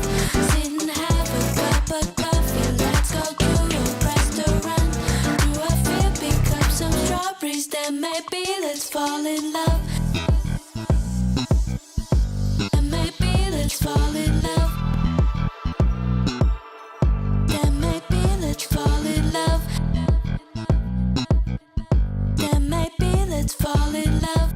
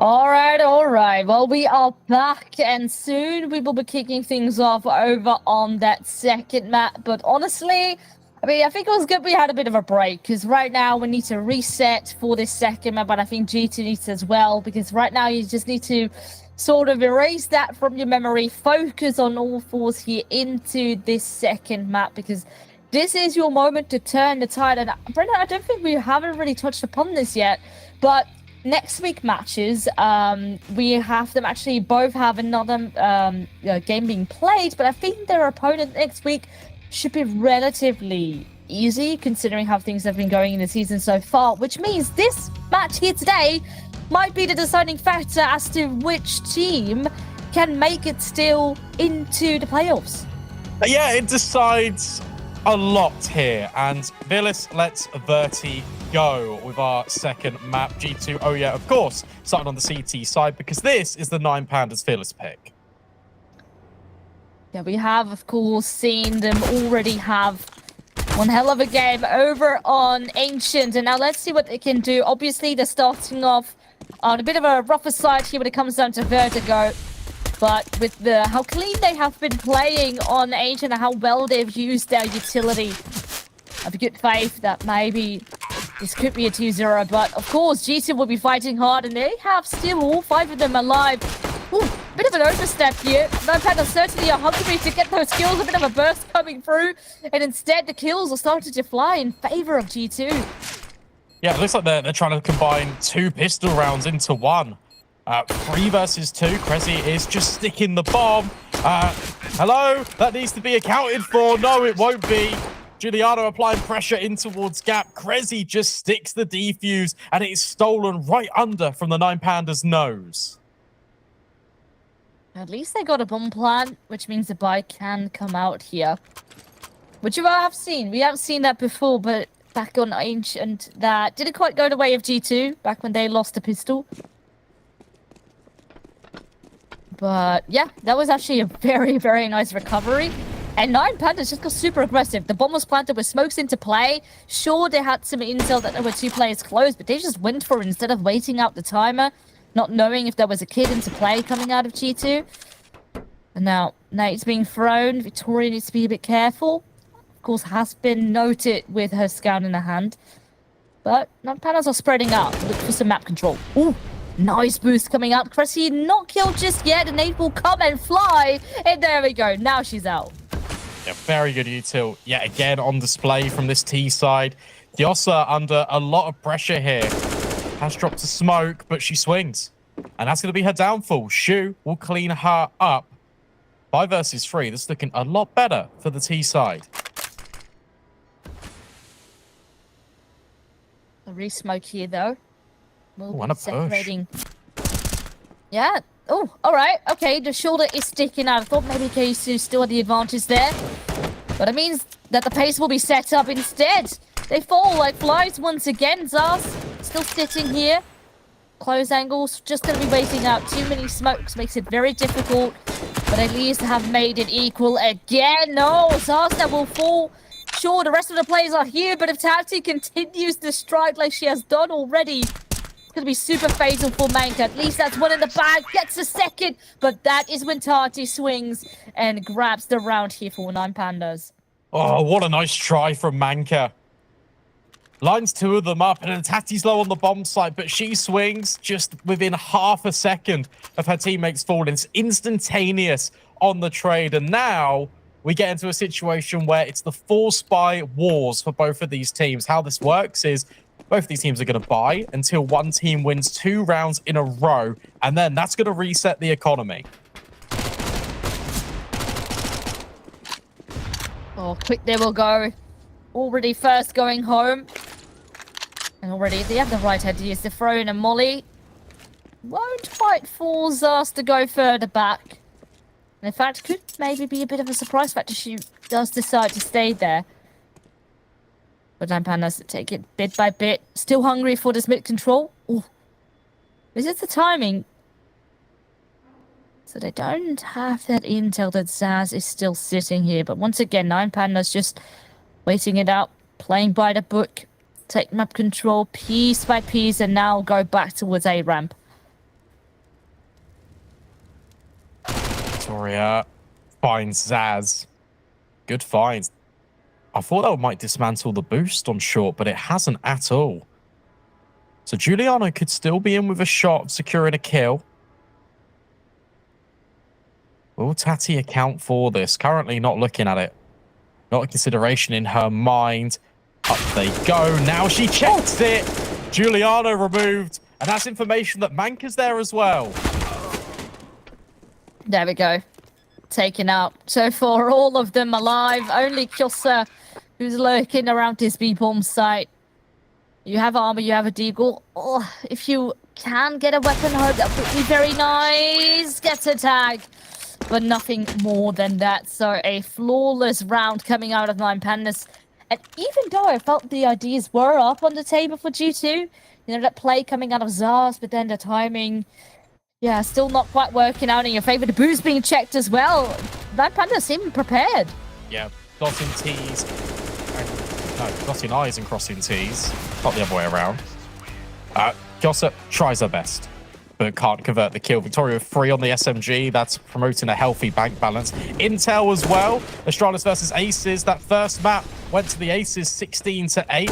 First kill in round number 4. And the second one goes to Shu. It's just USPs. As mentioned, consecutive 1. But Kyosa and Giuliano do recover some AKs. But Victoria somehow is in the back lines. Yeah, the bomb, of course, immediately running towards the B site. And Victoria just holding out for a lurk, knowing they could still wrap through the ramp, which is exactly what is happening. So as soon as this bomb goes down here, they need to account for that B ramp as well. Oh, Giuliano. This timing in middle could be everything. Victoria currently holding it. And no armor, as discussed. And that's going to be to her detriment. Molly now flying in, and that's going to pull G2 Oya away. Would love to hold on to this AK. Kyosa, she might try and recover it in towards middle, but also might just play bodyguard. Ensure that at least one AK is brought over into round number 5. Yeah, I think that in itself is already when you've done some damage, you get an 8k, and it looks like Nine Pandas don't want to be stealing that one away. Even though they have so much money for it, but I guess, you know, building up bank is also important. And once again, looks very good. 3 now in a row after G2 have gotten the pistol round. So immediately, you know, the econ going down the drain. Now it is up on the table again. You get Giuliano back on an op. She was the star player over on Ancient. And let's see what she can do right here on Vertigo. Victoria with an AWP as well, peeking up and over. Can't see anything at Crane. Giuliano. Oh! Just gets spammed. Not even an opportunity to fire a single AWP bullet. And Tati, she can see the feet. So as Giuliano retreated, that's her downfall. Good nade. A strong follow-up, but the double push. Oh, in fact, the boost. This is going to be unexpected for Nine Pandas. Head being spotted. Tati sees it. No way, not again. And it's Tati as well. This is absolutely well played here. Nine Pandas predicted once more. And I guess that is just, you know, almost the reverse psychology coming out. They know how far they've already pushed G2 to the limits here when it comes down to this A side. And once things get tricky, maybe boosts like that can come out. Victoria is just popping off. She even spots another one and gets that one as well. Why not?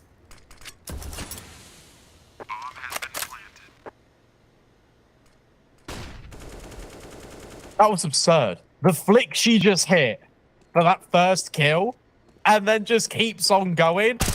Victoria is a beast. Kyosa with 1. Tries to upgrade. Gets punished. 4-1. You just get nothing for free here. Every single kill is so well executed. Nine Pandas once again predicting that boost in itself. So it's sort of as if they have this sense down in their stomach. Once G2 are starting to feel trouble, they're gonna have to pull something else, something risky maybe out of the bag. But Nine Pandas are not just 1, not just 2, but like 3 steps ahead of G2. Fatal this time waiting out a push, and exactly comes out Zars. It's once again the first time to, or first player to go out. It is only a couple of pistols here though for G2, so not that much to lose. But of course, 9 Pandas are just off on a roll. Oh, I like that. That was clever. Low HP, goes jumping to offset the crosshair. And then Manka, in fact, it's actually her that secures the kill. Cressy's chased in, drops the bomb and the AWP. This round has definitely got potential for G2 to work their way back in. The nade though, and we do have Manka being very low. And a bit of some smokes to work with. So maybe that could help 9 Pandas in order to recover that bomb. 2 of them coming from the same angle, whereas we still have Fatal who's sitting close towards a ramp, still looking to push. It's being held, of course. But if they hit the timings together, that is when things could get tricky. That is one already. They will activate Manka on the AWP though. Eyes are upon her, and a good flashbang to get her out. But she can't quite hold the angle. Smoke now there is so... Oh, this is just so well executed. As soon as you think they have it, they got it in the bag, 9 Pandas. Just, you know, use their util. And this is exactly what you need to do. You have that working in your favor. Now there's enough time to get that bomb planted. For the first kill as well, they were being allowed deliberately and amongst connector to allow Fatal to walk down in. And just when Kiosa turns her back, that's when Fatal strikes because of the audio given over by her teammates. That was really well played. And you're right, utility just helps out a lot. Manka can now even be hunted by Fatal. She's got 3 kills in the round. She wants 4.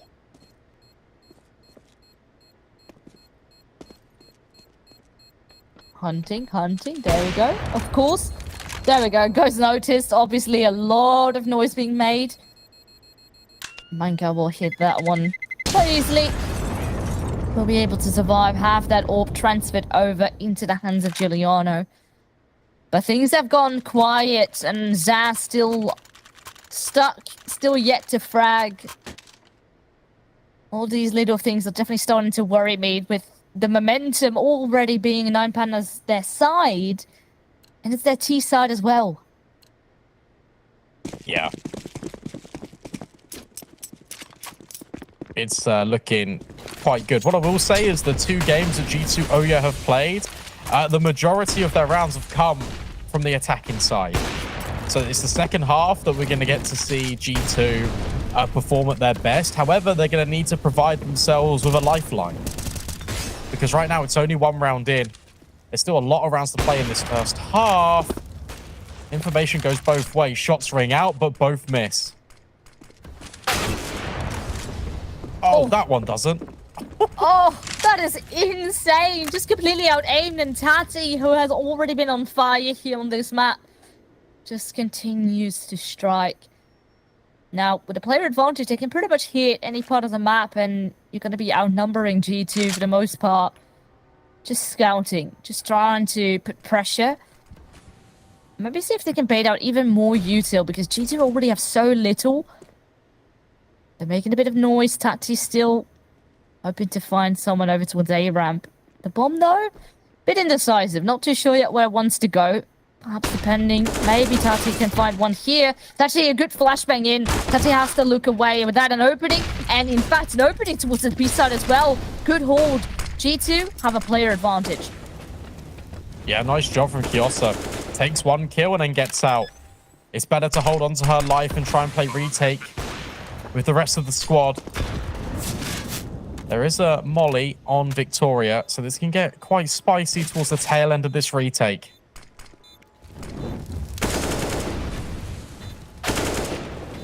Oh, Elizabeth. 2.5. Maybe that's enough. Look at the HP bars of these remaining players. Fatal lines them up. Fantastic from Elizabeth. The teamwork makes the dream work. This is absolutely amazing. Once again, Victoria already lining, Elizabeth lining them up right here. Fatal just finishing the job. It is so beautiful. Yeah, this is just executed to perfection. Once again, the individual stepping up, but they are not afraid at all to back down. You know, you have a lot of players in afterplan sort of holding on the back of the side, and they just gamble that they were all gonna come from CT and middle, and it paid off. Yeah, they love a fight. They're not afraid to as well. Victoria now peeking, just trying to see if there's any gaps. Zaz gets caught off guard.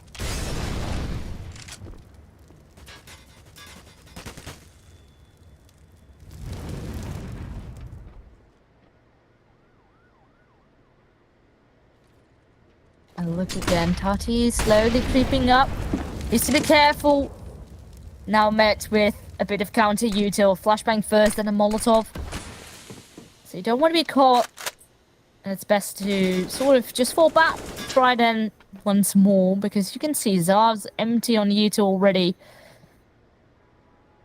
Manga just holding it. Hoping that a straight up hold is going to be enough. The smoke will fade though. Feet being spotted right behind it. But immediate trades are up on the table. Victoria has the back of Tati. And even though that should have been a trade now, only now it will actually come through.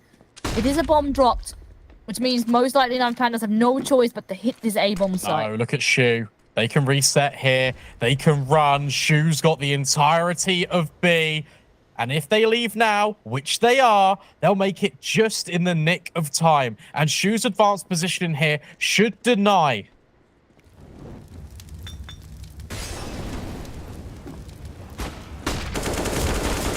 It is so well done. Oh, a bit of a misspray though. 4 seconds, at least that bomb gets planted. But Kyosa makes a move right here, right now. That could buy her enough time. She should hear the footsteps right here. Victoria with the AWP, a 1 versus 1. And it is so tight. There's no kid in the hands of Kyosa. So she just needs to stick it, force her out. Needs to get the kill very, very fast. But the time is not quite working in her favor. It's a dance around the box. She will get the kill. Is there enough time, though? I think so. I think there's just enough, yeah.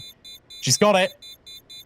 What a play. What a read by Shu, but G2 Oya just managed to secure it. Kyosa, I really like the positioning. As soon as she realizes that Victoria's in the back lines over at Elevator, she pushes forward. She isolates the gunfight with Tati that's just planted the bomb, and then races Victoria down close quarters with the SMG. Yeah, this is really well played. And considering, you know, you have no kits, you have only an MP9, everything is in favor of Nine Pandas in that scenario. But sometimes when you keep your cool, this is the moment for you to shine. And we know Kyosa has been performing super well for G2.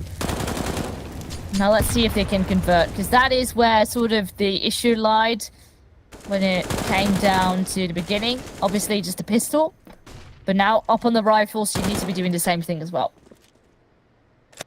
Yeah, definitely. Giuliano.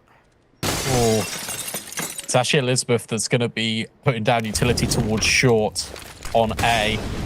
Nice util set. Going to have to force Manka back. So that allows space for Nine Pandas to get up ramp.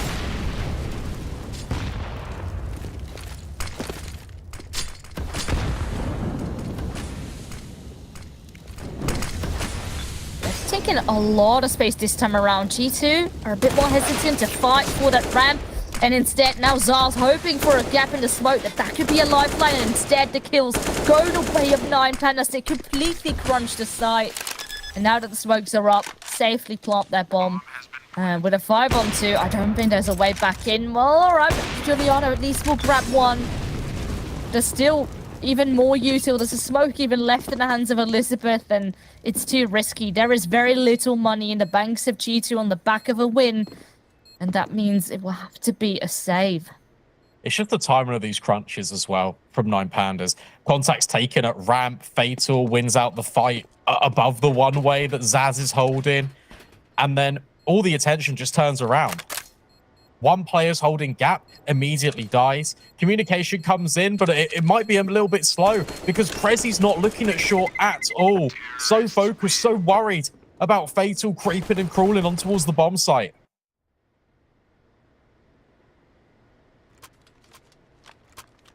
But the gap remains 2-7. And with only a single round loss, you know, the economy is still in a very good spot here for 9 Pandas. And ultimately, G2 Oya, at least with that save, they can have another really good buy here. But the pressure is back on. You can't really be affording too many more mistakes. And especially not up on your CT side. Oh, a very nice flip here. Juliano goes in fast. And it definitely is rewarded. But 9 Pandas certainly don't want to be slowing down here either. Yeah, look at the pace. Oh, the util. Manka takes a chunk. 3 smokes. So Victoria still can't see a thing. Look at the rotations. So many over here for G2. But keep your eye on Tati. Because again, it's a lurk player being enforced. But Juliana and Manka, both with kills. And Kiosa is accounting for middle. This is looking much better for G2. Yeah, 9 Pandas pushing a bit one by one there, hoping maybe to find something around the smokes, but I guess the overconfidence and the impatience is definitely favoring G2 in this scenario. Now, 2 of them are here, and once again, looks very crisp and clean, and even an upgrade here for Zaz from the FAMAS to an AK. So, this is definitely a very important round to be winning. Obviously, they haven't broken 9 Pandas just yet, but we're going to be seeing a tactical timeout now being called by 9 Pandas. And correct me if I'm wrong, but I think we have, well, apart from this one, but I think before this, we haven't seen a timeout at all.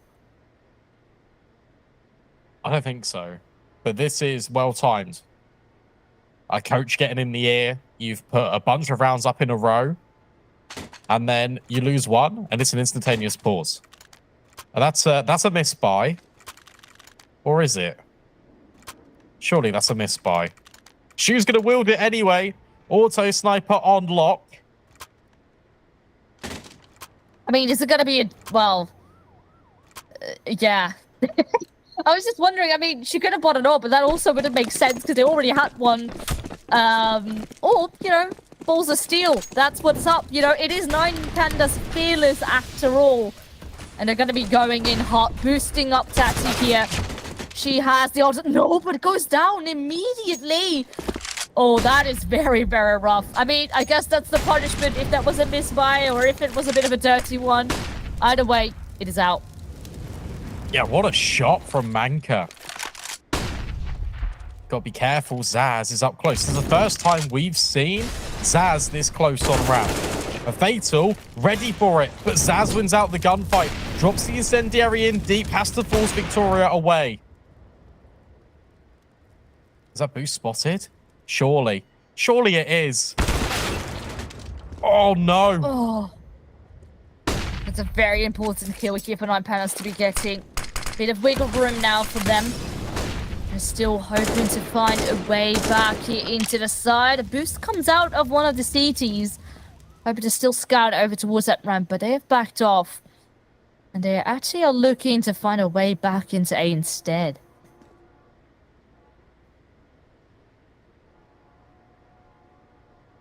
It's interesting. G2 want to play the advantages, so they've given the control all the way back. 30 seconds. So 9 Pandas Fearless have to clear every single angle as they work their way up and make it onto the bomb site and plant the bomb in the next 20 seconds. It's going to be tight.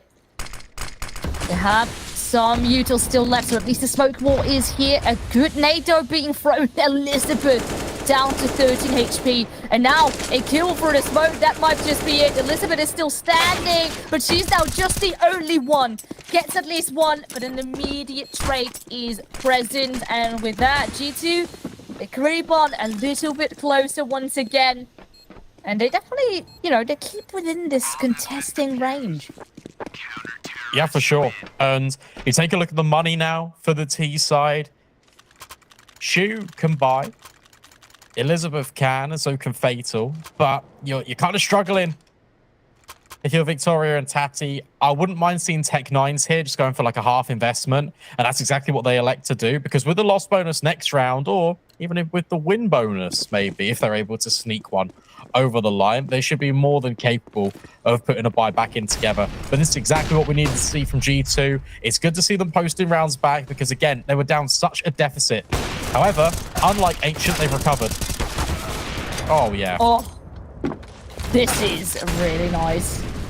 I love the fact that Giuliano misses a shot and you think, oh, maybe there's a way in. But no, then there's a Kyosa just waiting to just wipe them all away up on the ramp. Eventually, sure, a trade comes through, but not before the damage have already been done. That means now only Elizabeth and Fatal are here. Maybe a rifle that can be recovered. And there is still 2 smokes here and a Molotov to work with. If you can get a bomb down, certainly, even a bigger W. Ultimately, you just want to do a bit of damage. A grenade won't really do that much. Will force them a bit further back, but now they go and swing together. That's Faisal with another kill up on the table. And now they're going to try and get that bomb planted. It's very difficult. A great counter with a bit of fire goes down as well. And now Elizabeth, 1 versus 3. Oh, nice shot. There's 2 players up high on construction.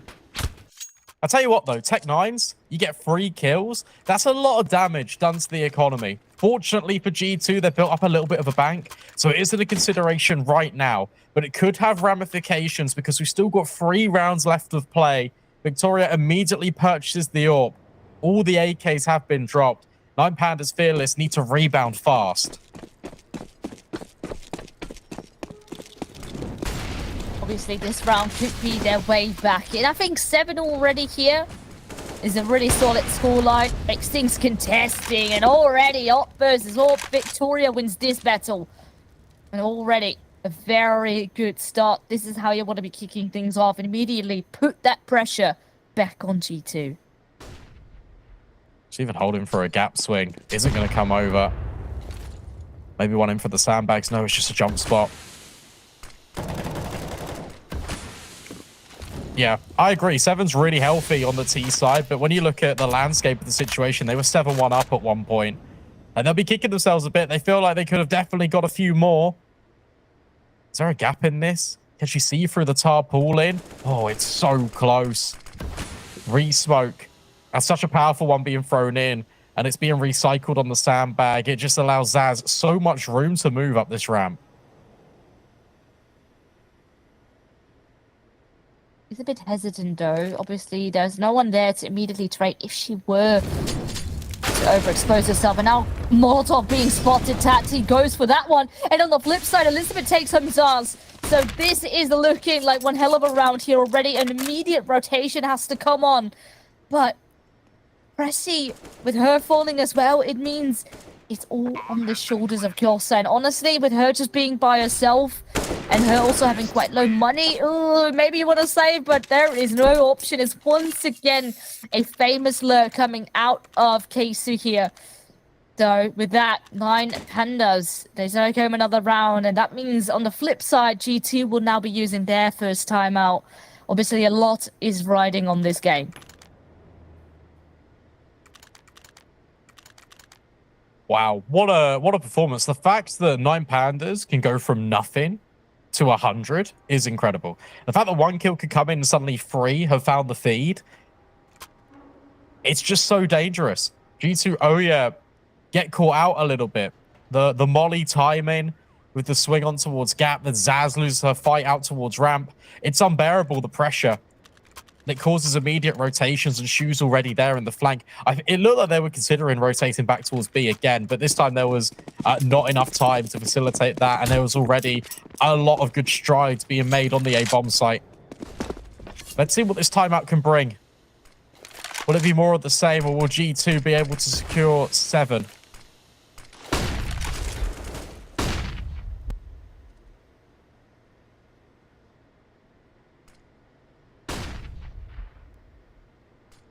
Jesus waiting for a push. Is hungry for it. Just being patient for the time being. And sure, we have a Kyosa who is equally as patient. But She will hear all that noise. Cressy is here to sort of be the one to respond. And now needs to be careful. Right from behind comes Fatal. And once again, these crunches are always so on point. We've seen them towards the A side, and instead it forces Kyosa to go down into the ramp. And that is where 2 more players are waiting. Like Pandas, looking extremely well executed right now. They found a bit of spirit once again. And with the money that is super low and so little rounds still to work with, has to be once again a save. And we have seen quite a couple of these saves already here coming out of G2, where one step bomb gets planted, it is sort of over and done with. So little room for G2 to work with. Oh, shoot. It's dealt with. Elizabeth meets the same fate. And these kills are so essential just to hold on to these rifles. 9 Pandas won't mind all that much. There's still 1 round to play. They've got plenty of money in the bank balance. But yeah, you're right. It's just a change of pace. Immediately after the timeout is called, 9 Pandas go, well, let's just speed things up. And Cressy is caught so blindsided. And they were not exactly being the most quiet about it. Maybe someone was giving communications, not hearing loud enough, but I would have assumed Cressy was going to be a lot more aware of it than she seemed.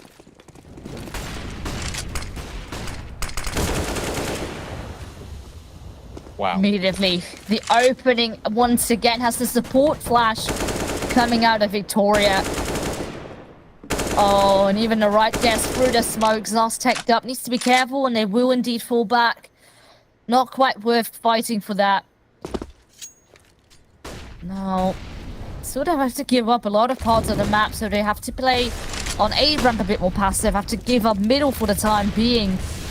They hear all these flashes, all the Molotovs raining. At least Giuliano here with her ult. Press the flick once more, and that isn't quite going her way. At least one. Cressy will find another. Because the numbers are still even. Cressy. Like your utility here, Elizabeth's already found the space and the kill. Victoria with 1 more. And the 1 versus 3. Zaz can't even get a look in. Double digits found for 9 Pandas on the T side of Vertigo. Yeah, this is absolutely insane.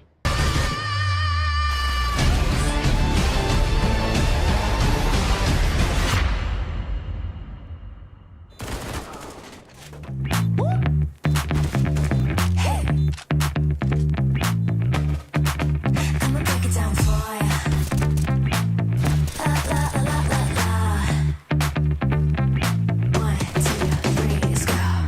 I'ma make it easy for ya. I just wanna make it right.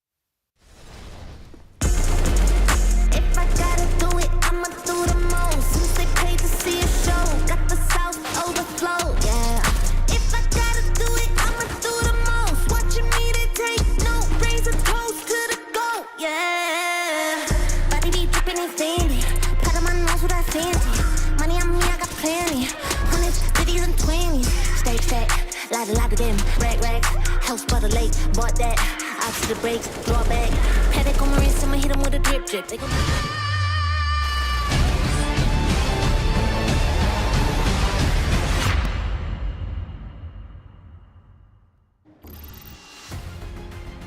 10-5 for the 9 Pandas on their map pick of Vertigo. That's a healthy lead to carry forward onto this CT side. A reminder that G2 Oya need to win the map to stay in the series and to force us to Anubis. Yeah, there's so much riding on this game. This game in itself, you know, because we are slowly coming towards the latter stages. There's so much riding on this game. If you win this, maybe that's your shot of going to land right here, right now. 9 Pandas kicking things off with the first kill. They're looking for more, but there's actually 2 also going back here in favor of G2. Has slowed down a bit. Obviously, it's very difficult. 9 Pandas with so much block taken on this A side, so maybe a change of plan is up ahead here for G2, but instead go creep out once again once things have quieted down. But no, indeed, it's all a bit of false hope as Keisu was still lurking around the corner. Now Manka just by herself will land a very clean headshot, and that's an open B bomb site. Smoking kit still on Tati. That just gets reclaimed from the A bomb site. Another smoke as well, so there's a lot of potential here for 9 Pandas on this retake. Manka looks like she wants to play within the site, and she can't separate the kills. They both overwhelm, swing together. And Fatal's happy about it. Defuse locked in 11 for the CC side. Off to a good start. Ultimately, the biggest thing here is G2 still having that bomb plant, so that could be sort of a leg within the door in order to force up, maybe steal the back. But there is so much risk involved. You can see the hesitance. They will actually instead just go for a couple of upgraded pistols here and there, and that's it. So I guess they want to have an actually good, proper buy and then try again. But that could mean 9 Pandas are off to 12 potentially. Because right here, all the weapons seem to favor in 9 Pandas their favor, but 2 great kills in return. And suddenly, we now picked up weapons. What can G2 do?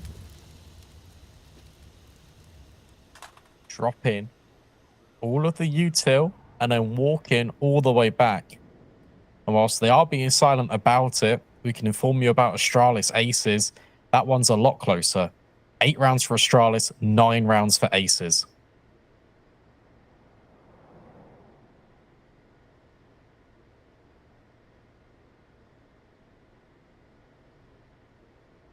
Take things very slow here. Obviously, they don't know how much 9 Pandas still have left when it comes down to util. They're slowly scouting. Want to keep up that surprise factor, but as we say so, 9 Pandas are scouting about. Oh, that is unfortunate. Elizabeth hoping that maybe they're towards the B ramp, but instead they're out on A. If only the gamble guess would have gone the flip side, maybe we could have had an insane flank coming up right now. They're still taking their sweet time. I think by now they have completely cleared that B. The rotation is on its way. And a good night. Cressy down to 66.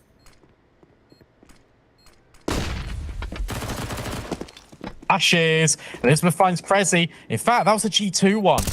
Giuliano now creeping above, but Shu delivers a headshot with the Famas. Now it's just Kiosa. She's on such low HP. Trying to tap away with the Tech 9, but gets overwhelmed by the double swing. A perfect retake. And again, 9 Pandas scoop up another round. 12-5. Once again, we do have a very nice secured bomb plans. We still have good faith, you know, always in these sort of after plan scenarios. It's like, oh, can they maybe do it even with the lesser weapons? But instead, this is just, yeah, the scoreline is not lying. You know, 9 Pandas Fearless are only 4 rounds away of taking home this series. So G2 need to come alive right now. Aggressive. In B and in A. Look at them go. They're completely hounding down G2. And this aggression was heard. You see that Zaz is prioritizing a lot of focus over here. And Giuliano spots one over the smoke. Shu with the immediate trade. And Tati, she's been spotted by Zaz as well. Oh, here we go. This horde is so good. Once again, we have 2 players advantage. And very little trades coming out here on the side of G2. The smoke making things very difficult. There's a bit of a gap. So now, maybe the wiggle room, they will go and push completely once again. They have no fear whatsoever. And 9 Pandas take home yet again another round. The pressure's on. They're so close to the finish line. And G2, you need to wake up now. That's wild to me because Juliana gets the first kill. Zaz has a kill locked in on Tati. She's tracing her with the crosshair, spotted her out deep short. And it's actually, again, another team flashbang that completely offsets all the momentum. It allows Tati to reposition. It allows the swings come in on short. G2 are the makers of their own downfall.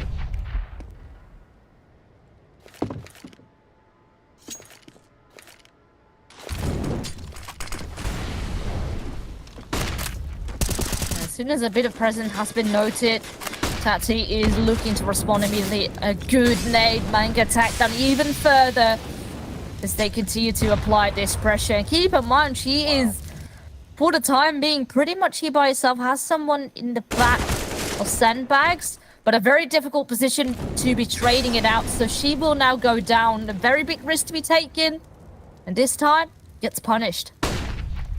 There is no Molotov here.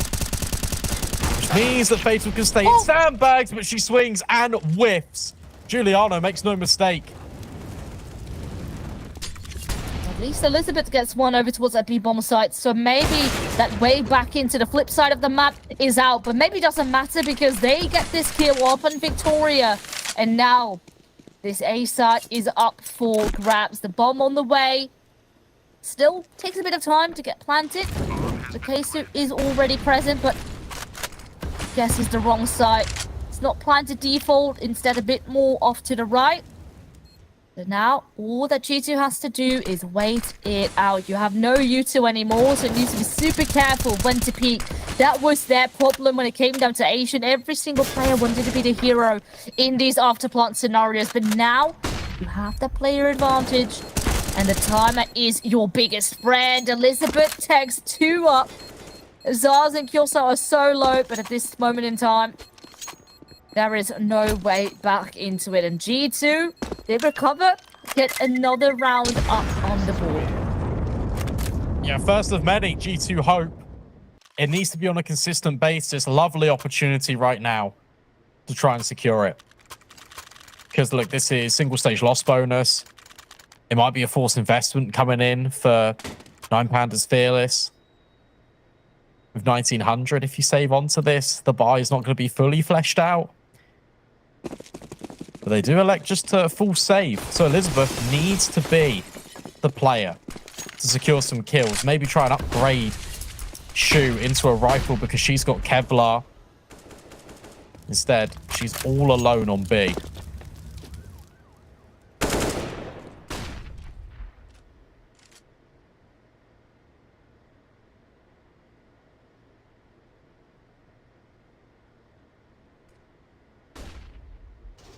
Now 9 Pandas with a bit of a similar boost, only slightly more to the left. So I like this. To change things up as to how G2 was playing out this boost.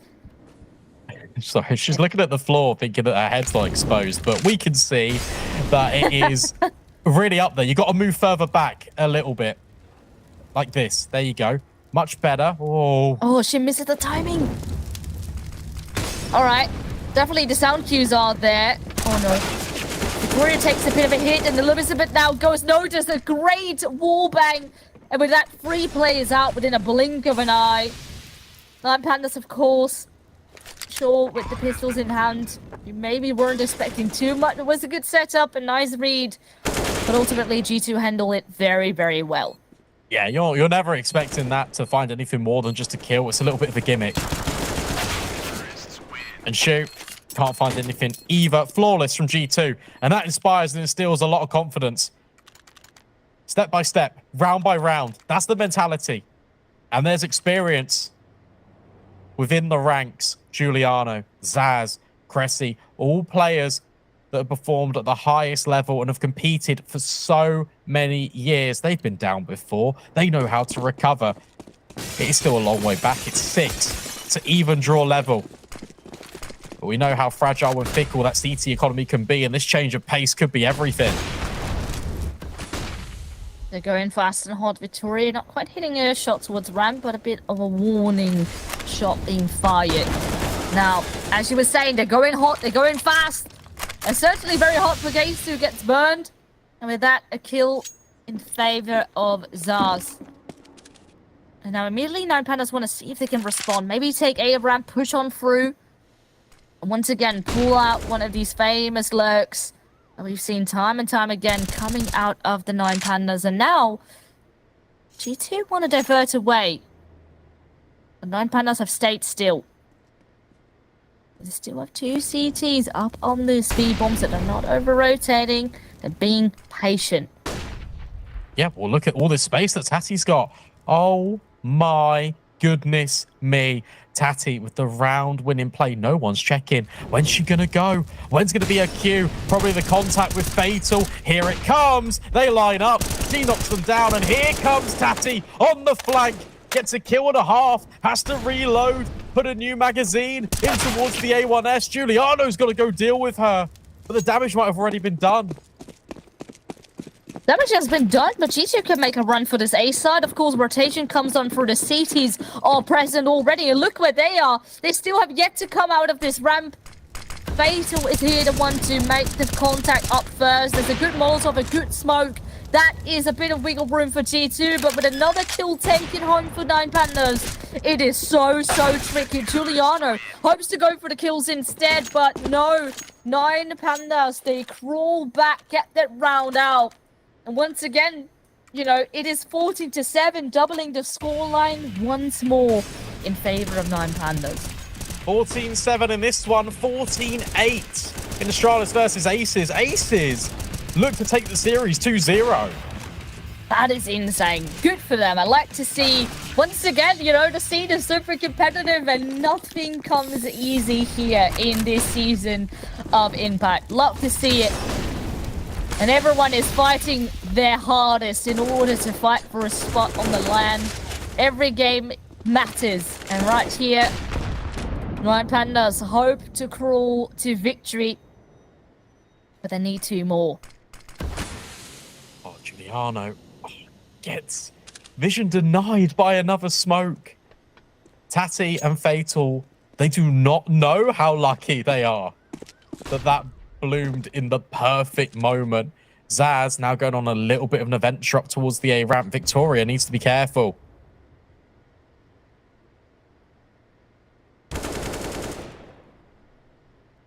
Zaz grabs the opening. That is huge here for G2. And already with Fatal being about half HP as well, this could be the perfect move. Now Keisu taken out as well. So much control taken.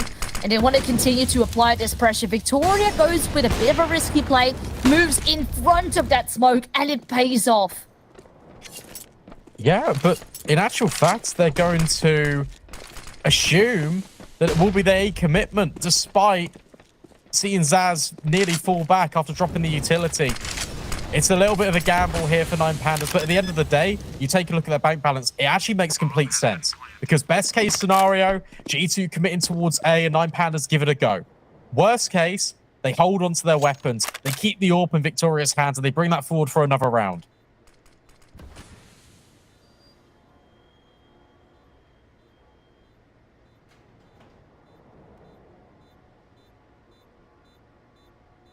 So this is really nice though coming out of G2. Sure, Nine Pandas having to save. They can most likely buy up the next round.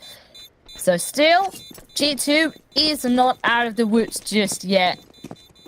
But at these types of rounds where it really matters, grab those openings. And they look actually very crisp. A lot of these duels, which we have seen lend in favor of Nine Pandas a lot of the occasions, are now slowly starting to shift. And we see a couple of missed sprays here and there out of Nine Pandas feelers. So maybe, yeah, things are starting to shake up a bit. It's the pace setting for G2. That's what's gaining them all of these rounds. It's also Kiosa finding exceptional leverage out towards B. By her eliminating Shu consistently, well, look at what it's done here. It's actually brought the AWP over. Shu gets close. You've now got Victoria starting over at B. Whilst there is a smoke deployed, Shu's under an immense amount of pressure. That's going to entice Victoria in for a peek. Oh, it's a missed one though. We'll send the T's a bit further back and might just want to divert to a different plan entirely. But with that, it's a lot of information gained for G2, knowing that the AWP is into play and where exactly it is. And with Giuliano grabbing the first over towards this A side instead. So much time, so much space. And this is very scary looking now for 9 Pandas. Yeah, there's a lot of over-rotation going on in some of these rounds. Victoria tries to answer in. Shu thinking about going around the corner. Kiosa holding and securing. Again, that's got to be the warning. The alarm bells ringing for the CT side. They're going to have to save.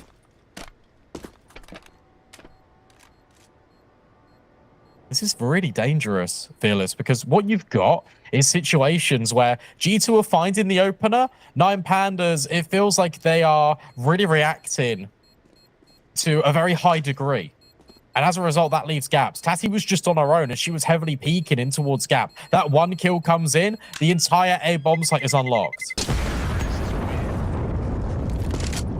Yeah, things on the CT side are not as crisp as we were used to seeing over on that Ancient, where immediately once there was a response coming out of G2, 9 Pandas was figuring out, you know, how to answer, and they did it in such a polished fashion. The timings were on point, whereas here, sort of struggling to adapt and finding answers for what G2 is doing, and sort of trying to find a read as to where they're going. Having to gamble, having to come up with some risky plays here and there. Sometimes, yes, it does pay off, but you can't always rely on the individuals. Oh, Victoria had a chance. Gap over the smoke. She's looking to try and exploit. Does not come into any fruition. See, this position behind the wood has been played so many rounds by either Elizabeth or Shu. This time, Elizabeth thinks better of it. Plays a little bit more passive, and that's the right call because look, every round that's going to be mollied. In the back was spotted as well. Yeah, now both of them are in fact blind. Elizabeth, oh, does grab the second one. That is huge, but at the same time, Kyosa grabs 3. Oh my lord. G2 are certainly hungry for more. They want to grab double digits. Now they go and fake out this bomb plan. Will force Tati a bit out in the open. And there we go. The kill goes the way of Manka. And suddenly Fatal in one hell of a job. No kit in her hands. No further util. Just have to do it with your rifle in hand. That's the first. Now can you find 2 more? Okay. There's one. Oh, Kiosa overextends. And there is a defuse kit. It's right in front of her, near the stairs. And that's where Manka is hiding. Timer ticking down low. Fatal is trying to clear everything. And Manka delivers on the headshot. G2 hit double digits. 9 Pandas, Fearless are scrambled. Oh, yeah, they are so close. Within reach, yet closing it out seems like one hell of a job. And once again, we have the B anchors really delivering Elizabeth with 2, but then it's so difficult, especially when you have a Kyosa right in front of you who is just delivering every single round.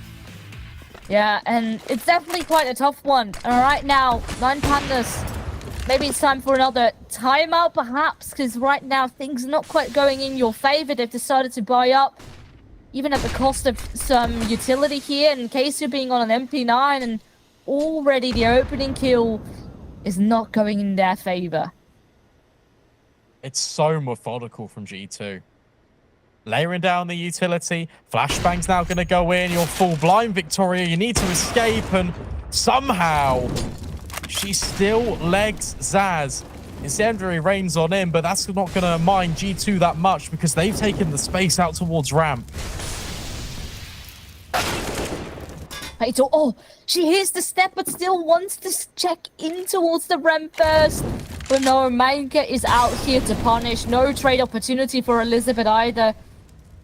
And once again, even before you think sort of the round has properly started, it has already crumbled and fallen apart. Elizabeth needs to do one hell of a job once again. Got a multi-kill in the last round. But once again, it will stay at 2. And G2, they're creeping closer and closer. The momentum is shifting in their favor. And that means 9 Pandas need to find answers soon. They're taking 30 seconds now. And whilst they do, Aces win this series over Astralis 2-0. Final score in that second map of Inferno, 16 rounds plays 10. So it was close, but Astralis, they can't get it over the line. What a win for the Aces. That's really insane. Once again, it is very fun to see how competitive it is and that sort of no team is safe. Everyone is still fighting for the last bits here in the latter stages of Season 3. Now here, it is 9 Pandas that have very limited amount of economy. Some buy up a pistol or a couple of smokes and flashes, but that has to be it. You need to save some funds in order to get a buy back on the table. But that will most likely mean that G2 is going to be creeping in even closer. They're doing it. Flash comes in, but it actually just blinds her teammates. Manka and Giuliano clean up. This one's done. You can scratch this one up. 1 kill will come through, sure. But Zaz will equalize. Shoot, last player standing. It's going to be 14-12.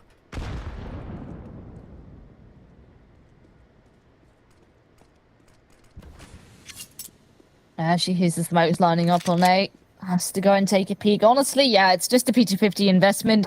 If you could steal something more away, that would be nice. But mainly for yourself, because you're not going to be hurting the economy of G2 anytime soon. Has been slowly stacking up. They're all going to be sitting tight. Corner right angle start might be an opportunity. Oh, it's a good tag. Down to 14 HP. But instead, it is a near to clean round here for G2. So now that the money is up on the board once again, what is the strategy going to be for 9 Pandas? Because we've seen sort of the same things being pulled out of the bag over towards B, you know, playing off with the woods, and that's sort of it. But not quite in the same fashion like we saw in Ancient. Okay, what you need to do is rely heavily on your crossfires. You know what G2 are going to do. Deploy utility early, try and get their way up towards the ramp. Victoria this time taking a much better angle in and amongst the sandbags. Fatal can apply some pressure. Manka's burning alive a little bit, as too is Zaz. Victoria deploying a smoke, needs to get out of dodge, needs a flashbang. But it's pressure applied from Gap that allows her to escape. And Krezi now starts to creep on through. Joined in tandem with Kiosa. Shu passes the first test. Now needs to try and stay alive because the bomb, it's on its way towards B. The fact that they so heavily rotated over towards A is it's a very big risk to be taken in case they're all by herself. And now with the bomb being planted, it's a 4-on-4 retake. There's still so much left for G2 to work with so many smokes in hand. Now, with Zaz coming in with the flank from middle, this time it could be working out so good for G2, but Tati finds the first opening. Tati finds the second, and maybe this is the pace that 9 Pandas need, but there's 2 kills in return. That's a third, and Zaz finishes it off. This is exactly what G2 need right now. They crawl to 13, and they shut down 9 Pandas once more. What an incredible recovery, not just from Zaz, but from Kiosa. Because Tati gets a multi-kill on the flank. There's clear communication issues. They don't know where she's coming from. That silence then for Kiosa deals with her. And then that timing allows Zaz to come up through middle. 14-13. No money yet again for 9 Pandas. It's going to be a tied-up scoreline. It's going to be 14-14. insane. And then, we could either be going into OT territory or G2 could be pulling a reverse sweep out of the bag. Because right now for 9 Pandas to win it out, there is so much pressure. The mental game is weighing in just as much here. Because it seems like 9 Pandas have deflated completely now. Victoria jump scouting, not expecting someone so close. What? How did she still get that? I don't know. I don't know. And now they're not looking for Tati, but Giuliano answers the call. Victoria's repositioned in towards Gap. She's looking to creep her way around this smoke. And they are not checking. She's moving in, but the shots are so haywire, so disorientated, can't find a thing. And then Zaz is holding the flank. Shu with one more, and Elizabeth chimes in. 2 versus 2. This round still got legs. No! A spam through the smoke, and Cressy is down to just 4 HP. Oh, and this is possible. Oh, this is so close. It's coming down to the wire, but Cressy keeps her cool. And man, oh man, G2, oh yeah, grabbed that 40. They were longing for it. But I am so baffled as to how 9 Pandas look better on Deagles than that they have on Rifles in 5 rounds or so. If 9 Pandas want to overcommit somewhere, if they want to over-rotate, just go and take middle. Because that's prime real estate. You can definitely secure something over there. Shu under a lot of pressure early. Kiyosa, Zaz, under B. 3 players starting on A. 9 Pandas, you need to rely in your teammates. You can't keep overcommitting to one bomb site because that is punishing you round after round.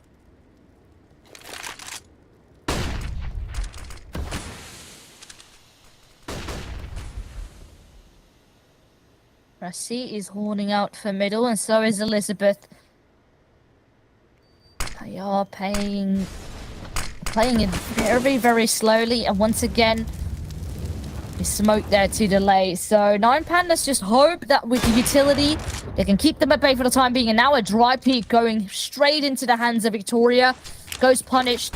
And with that, an opening now for 9 Pandas. They want more. Flashbang in. Tati secures Zaz. Now you just need to chill. Now you just need to wait. You've still got 2 players over at this B bomb site, and Kiyosa has done so well at trying to secure. She sees Elizabeth out default, but you're not ready for Shu. Oh, they're very careful, though. They're hoping to spot out. Obviously, both of them are super hyper-fixated on that one player. And now, oh, the counter flashbang Keisu cracks both. And this is doing wonders here for 9 Pandas. They have a plan, and this is the response that I was talking about. Once you have that intel, you have to find an answer. Now, Cressy down to a 1 versus 3, but already the damage had been done. And now 9 Pandas are finally within closing territory. But it needs to be this round, or else we're going to overtime. And look at what they did. They relied on their setups. They were comfortable in what they were achieving. They waited for G2 to make the mistakes. And then the proactive flashbang. Tati gets another. You still got your players tucked in on B. They don't need to move because A is secure. It's fundamentals. And it's taken 9 Pandas Fearless to get back into the rhythm, get back into the groove. But once they found it, it is devastating onto G2, who have made such a phenomenal comeback coming in. Played such a good game of Counter-Strike. And the worst bit, it could all be for nothing. Because if 9 Pandas Fearless win this round, not only do they win this map, not only do they stop the comeback, but they win the series. There's no more chances for G2. Yeah, sort of for both teams, it's now or never. You want to close that out if you're 9 Pandas Fearless, then if G2 Oya, this is your final shot in this best of 3 series. So much is relying on this round. And immediately, G2 looking for some answers, this time a bit more in towards the A ramp. Having a lurker then hanging about on B. It's Kyosa, but gets smoked off quite deeply, in fact. And look at this, right now, 9 Pandas have just completely diverted away. They're leaving A open. What are they doing? There's no presence there.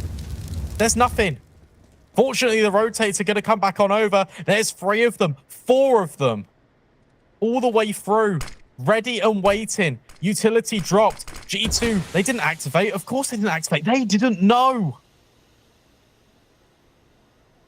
This timing could work out so well right now. Maybe the read is timed to the nail here, coming out of 9 Panda. There's a lineup, but Manka swings instead. Manka grabs 2, and now Faisal 2 of her own.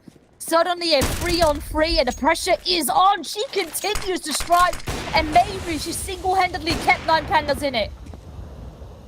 With 3, looking for more, dancing around the smoke, trying to creep through Cressy and Giuliano to keep G2 alive in the series. But Fatal's got other ideas. Creeping, crawling. Victoria's found Giuliano, and Fatal's found Cressy. 4 in the round for 9 Pandas, and they knock G2 further down the pecking order in Group B. Oh, you can see the hugs and the happiness, and I mean, this is so well deserved. And we were thinking for a good second maybe the choke was gonna come into real effect, but no, instead they clutch it out at the perfect timing. And honestly, even though once again Giuliano stepped up and Kiosa as well, Fatal did so much here on Vertigo. Yeah, she did. I mean, that 4K in particular, I mean, that's literally won them the series, but she was having some incredible moments. Like the amount of impact she was finding, the multi-kills. Elizabeth had her moments too, but it was all Fatal on Vertigo. Yeah. G2, you got to give so much praise to them because it was a fantastic comeback. It was, what, 13-6 at one point, turns into 14-14, and it takes the full 30, but 9 Pandas do it. You know, you gotta keep your cool, and they have done it, and it definitely got us on the very edges of our seat. Still though, props to G2 because their firepower in order to bounce back like that must take something. You already have taken such a big hit on that first map, and in order to still have that fighting power and say, you know, we're not gonna give up, we're gonna try and do our very, very best. So they've gotten close, but not far enough. So the victory is going the way of 9 Pandas, and in what a fashion they've done it in. The duality of the 2 rounds that they win as well. I mean, we can see some of these highlights coming over because it was dominant on the T side, but the 15th round was them being really patient, waiting. Victoria takes first contact. It's all nice and dandy. In round number 30, it's chaos. They rotate all the way off A, then come all the way back, and then they triple dry swing ramp. It's insane, and I'm not too sure what went on in the comms. There must have been some sort of hard read on perhaps what they were predicting G2 was going to be pulling out of the back for that final round, but sometimes you need your individuals to step up, and Fatal has done it all, has delivered. And man, it definitely got us an amazing showing here on Vertigo. Yeah, and again, I want to give serious praise to G2. Giuliano had an incredible series. Kiosa as well, just finding those timings at B, really opening up and dismantling all these rotations from 9 Pandas, but it just was not enough. It was the killer instinct from Fatal right at the very end, and we don't see overtime. It's just 2-0. No, yeah, just 2-0. I mean, I guess if you're a 9 Pandas fan, you know, you are feeling very relieved because what if it actually has gotten to overtime? Then, you know, momentum has completely shifted in G2's favor, and the mental game is definitely going to affect you very, very much in a scenario like that. So I think, you know, everything is lifted off of your shoulders. You can breathe now, and then, you know, crawl back and look at what has maybe went wrong and refresh yourself and try to get another victory next week. Are we sure that 9 Pandas picked Vertigo compared to Ancient? Again, you're talking about the duality of the 2 rounds to close out the series, but just the duality of the 2 games. You've got an unbelievable just Ancient, and then it's close on Vertigo. We've got a head-to-head to show you as well. We wanted to highlight 2 individuals in particular. And for me, Kiosa and Fatal. I mean, we saw the impact that Fatal was having, but Kiosa, just all tournament long, but especially in this series, I think that she was the beacon of hope that G2 had. Yeah, for sure. It's insane, you know, the amount of kills that she was getting. She was sort of the consistent factor throughout both of the maps, which is really good to see because, in fact, she was one of the players that was sometimes struggling. You know, we see her popping off, but whenever a map doesn't go in Kyosa's favor, then G2 is just completely absent. So we need her online. She did so much. But right here in the very, very end, it wasn't cutting. And I think maybe it came down to the team as a whole that just needs to be glued together a little bit more. But we have to hold our thoughts for a second because we have a very special guest here with us. And let's see. Hello, hello. How are you doing, Victoria, on the back of this win? Hello, everyone. I'm doing pretty good. How are you guys? Pretty good, pretty good. Still a bit shaky of maybe going into overtime.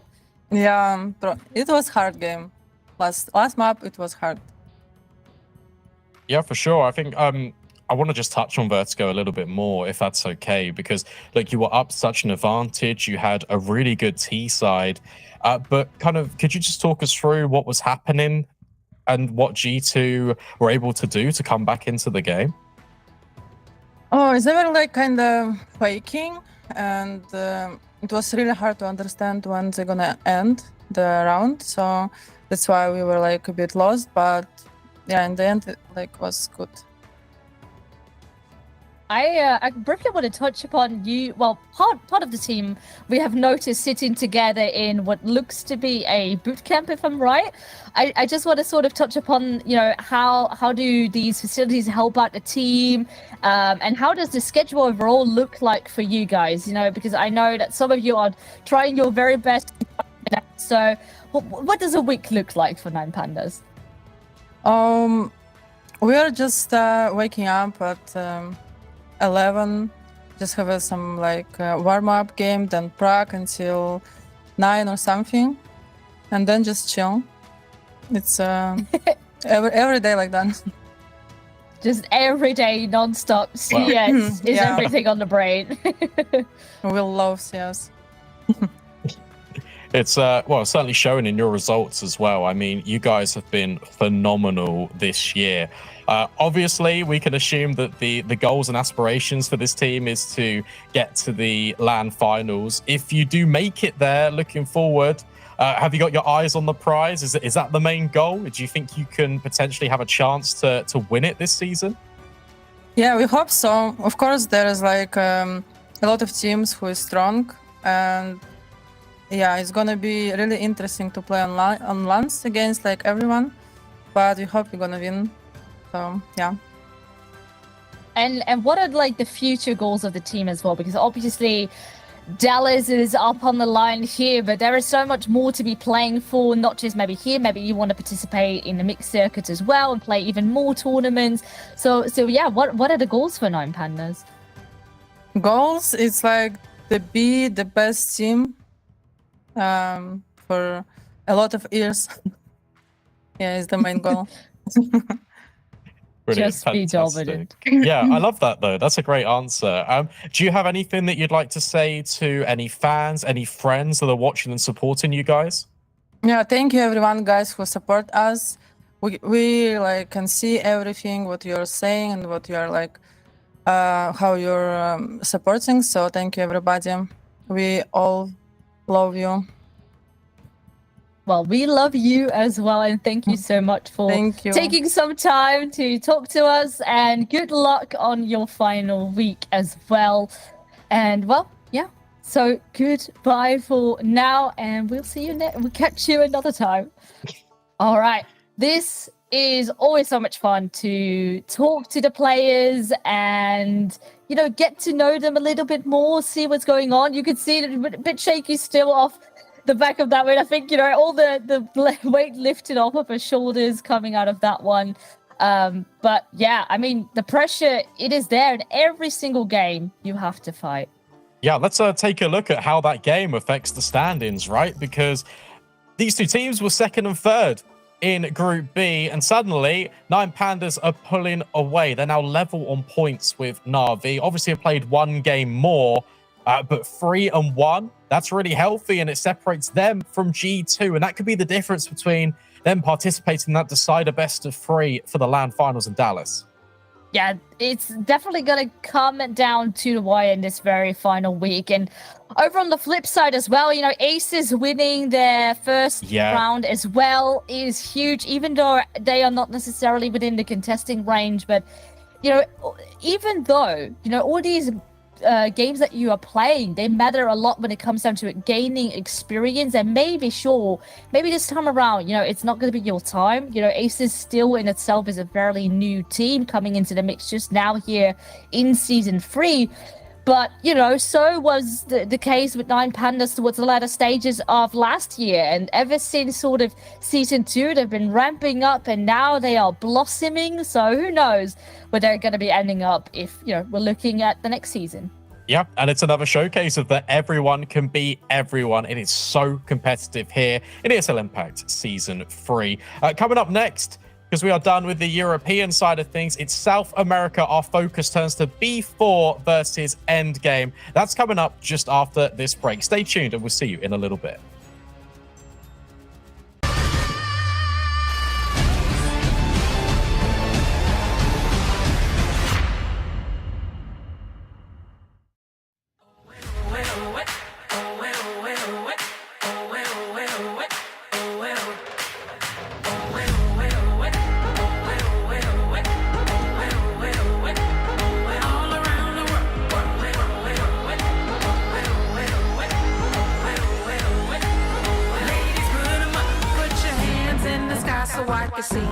Ladies, put your hands in the sky, raise them up.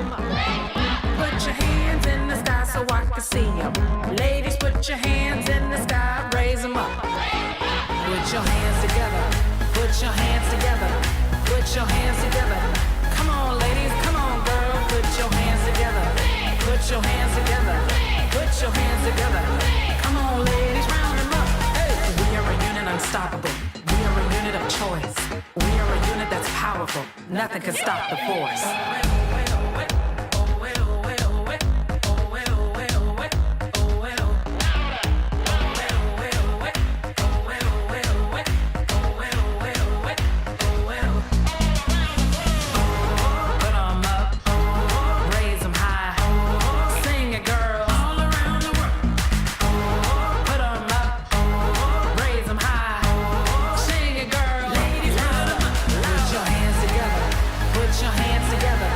Put your hands together. Come on, ladies. Come on, girl. Put your hands together. Put your hands together. Put your hands together. Come on, ladies. Round them up. Hey. We are a unit unstoppable. We are a unit of choice. We are a unit that's powerful. Nothing can stop the force. This is for my ladies round the world. All across the globe. For my ladies round the world.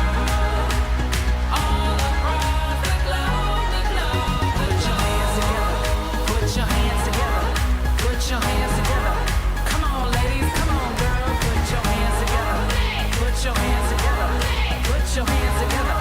Come on, ladies. Round them up. Put them up. Raise them high. Sing it, girls. Louder, louder. Put them up. Raise them high. Sing it, girls. Louder, louder.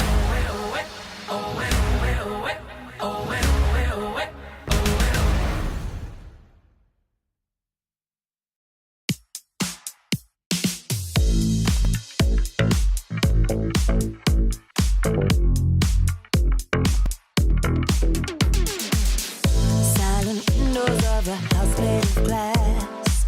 Too many walls to shatter, stuck in the past. Oh yeah, until I had no choice. I had to find my voice. I was a sea without a boat to the shore. No one around me who could throw me an oar. Oh yeah, until I learned to fly and made it to the sky. You got to open up, hold your head up. You got to open up, hold your head up. You got to open up, hold your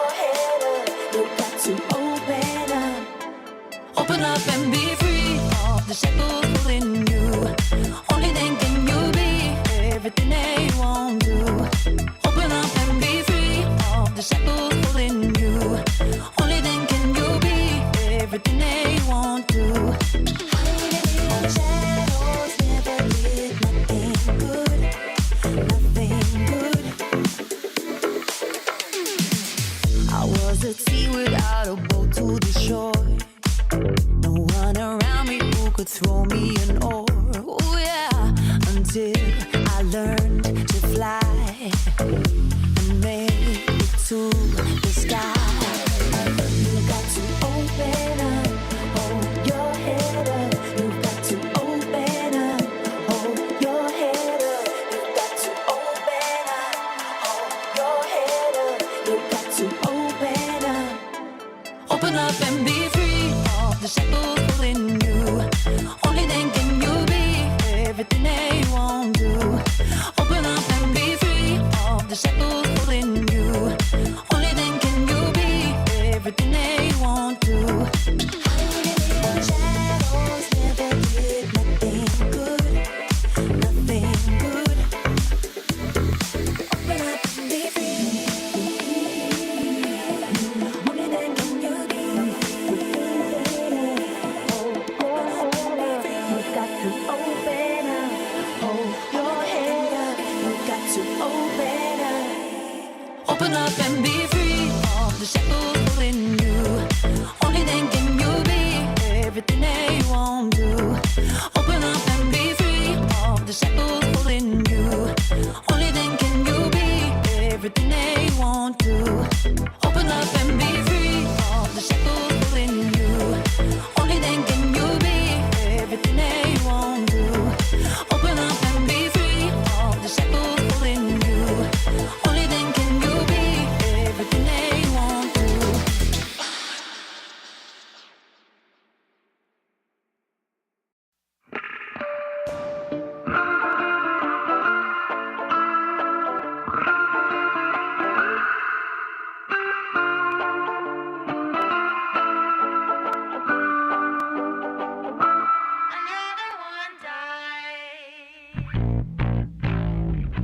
Did you watch the news today? It was colored black and blue, they say. Drink your coffee from your favorite cup, but you're still not waking up. Oh, what a mess. You know how the story goes. Same as yesterday, or so I'm told. Sweep the filthy truth underneath the bed. Cobwebs in the corners inside your head. Oh, what a mess. We've got to clean it up. We trudge right through the mud. We've got to scrub out the trail of lies before another one.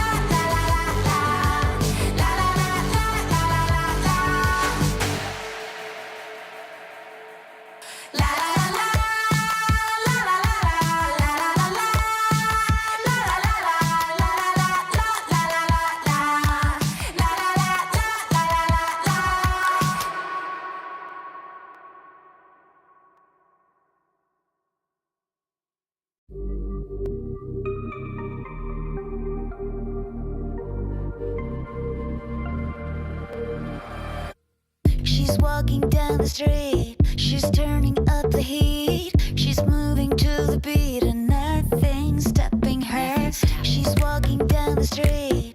All guys they wanna meet, thinking that she's sweet. I'm not so sure about that. 'Cause when you think you're getting her attention, it hits you with a bang.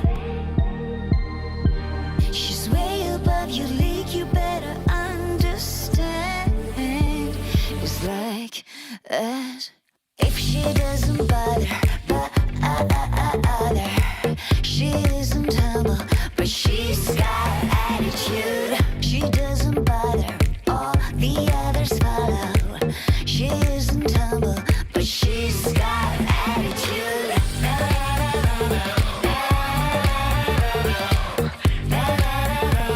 But she's got attitude.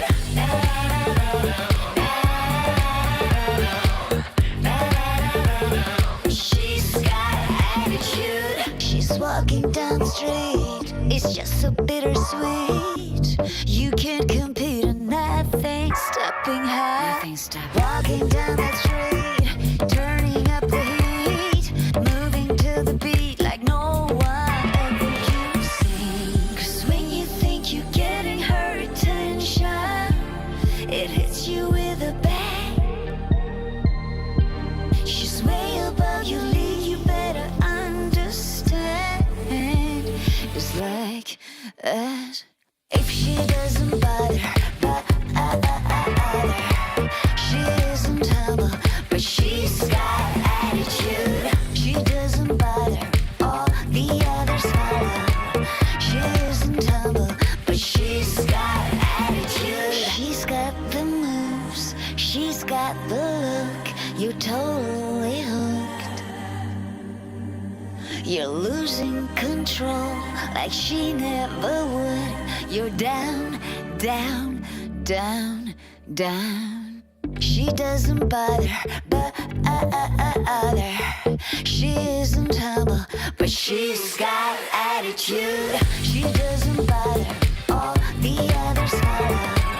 She isn't humble, but she's got attitude. She's got attitude, but she's got attitude.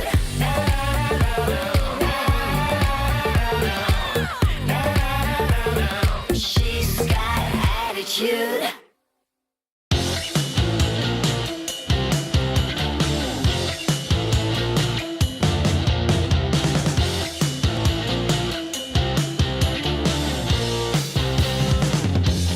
Day after day, it's the same thing. Like we've hit a brick wall. Sick of the games you've been playing, and now you're losing it all. Don't just walk away like you already know what I'm gonna say. 'Cause I am letting go. I've had enough of this. I'm so over it. I'm so over it. You can call me a monster, but you're the one to blame.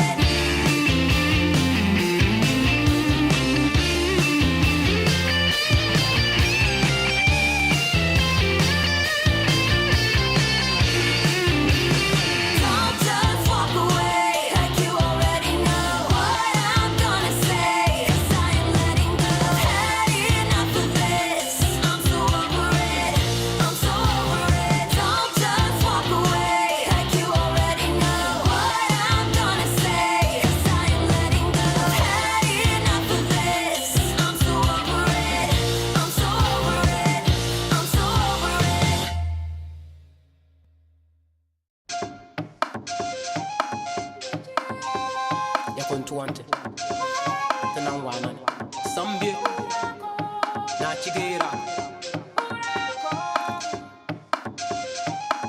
iwere na chigera barako na chigera makano esena barako makano bana nyokombe bana nyokotinye nyokaranya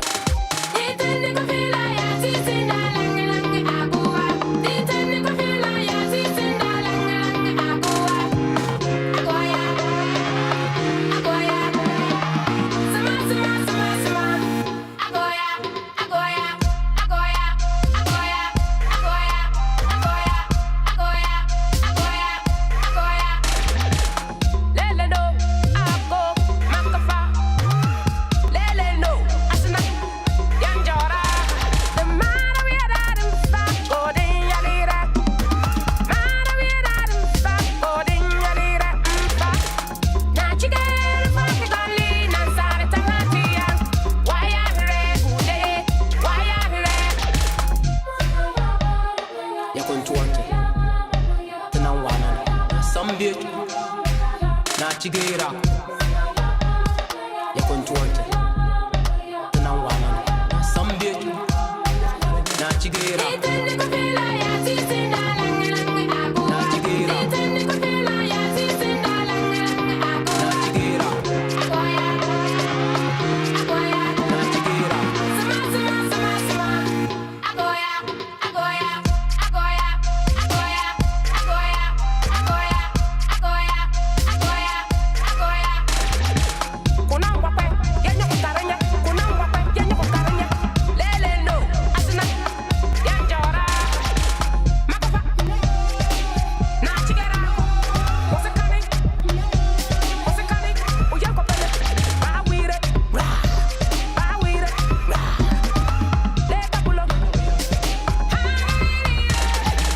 yanatuante unangwana ne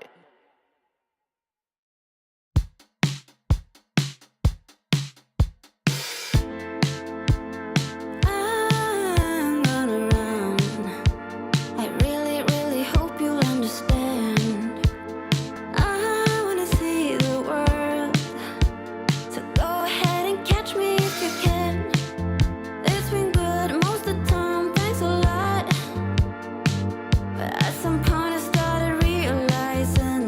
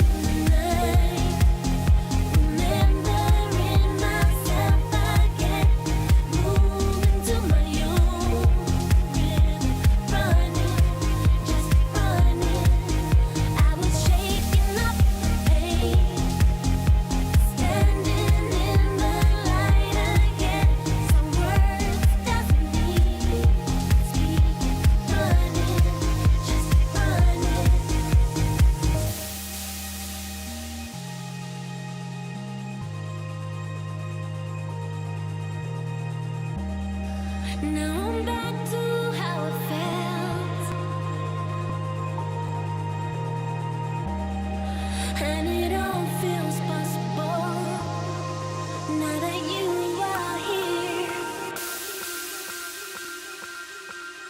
I was running in the night, remembering myself again, moving to my own rhythm, running, just running. I was shaking up the pain, standing in the light again. Some words doesn't mean speak, running, just running.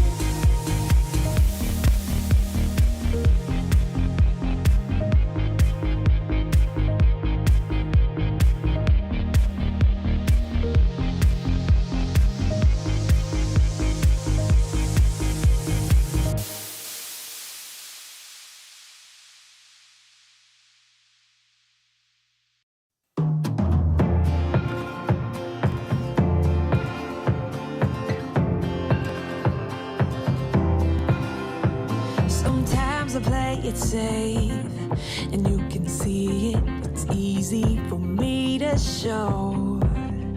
But sometimes I'm really brave, and that just means that I'll try again tomorrow. It's my doubt creating mountains where the valleys used to be.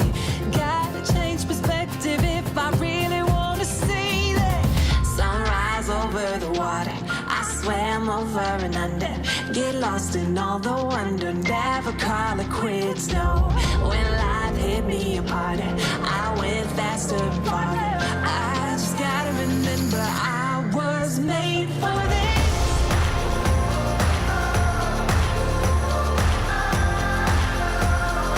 I was made for this. I was made for this.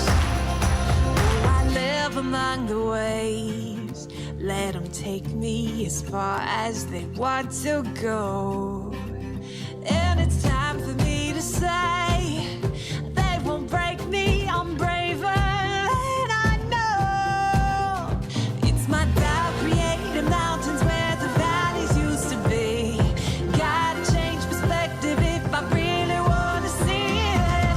Sunrise over the water, I swam over and under, get lost in all the wonder, never call it quits, no. When life hit me apart, I went faster and farther. I just gotta remember I was made for this.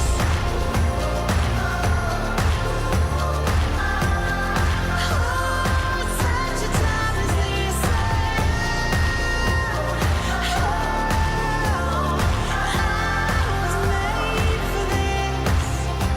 It's my doubt creating mountains where the valleys used to be. And all the things I thought I knew were changing like the seas. Yeah. But I have overcome it all and I'm still here. Oh, I gotta change perspectives if I really wanna see.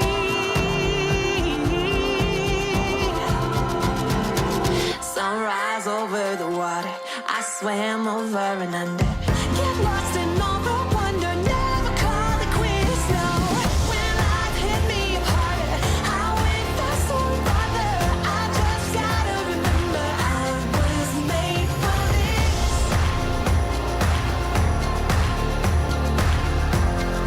Oh, such a time as this. I was made for this.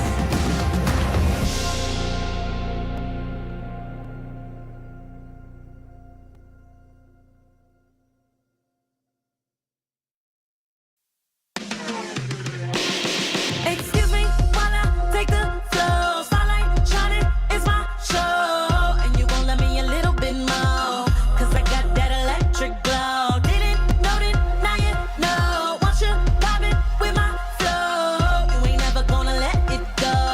Once you see my electric glow. Fresh out the oven, I'm piping hot.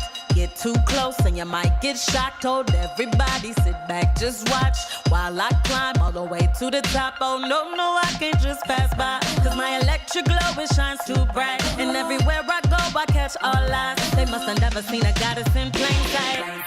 Ooh, want too much for you. A whole lot of power in these high heel shoes. Ooh, shining how I choose, cause I rule the world and my girls do too. Ooh, want too much for you. You're gonna need shades to enjoy this view. Ooh, shining how I choose, cause I rule the world and my girls do too. Excuse me while I take the floor. Spotlight shining, it's my show. And you gon' let me a little bit more, cause I got that electric glow. Didn't know it, now you know. Want you vibing with my flow. You ain't never gonna let it go. Once you see my electric glow. Fresh out the oven, I'm sparkling.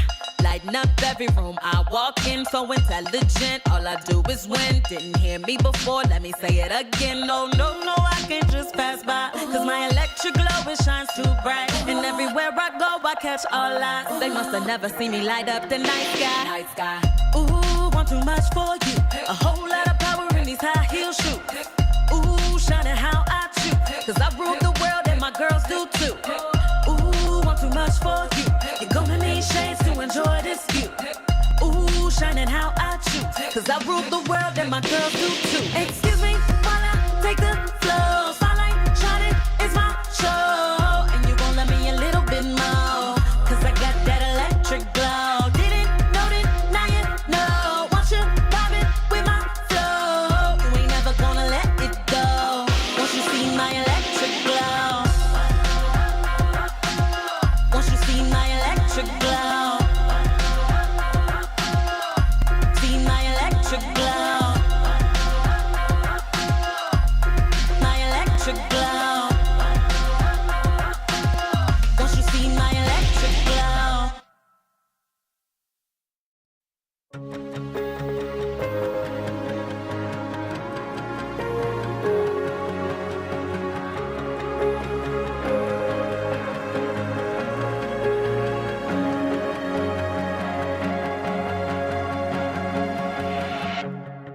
I'm up high, breathing in the light, bringing me to life. And I feel like a satellite, round and round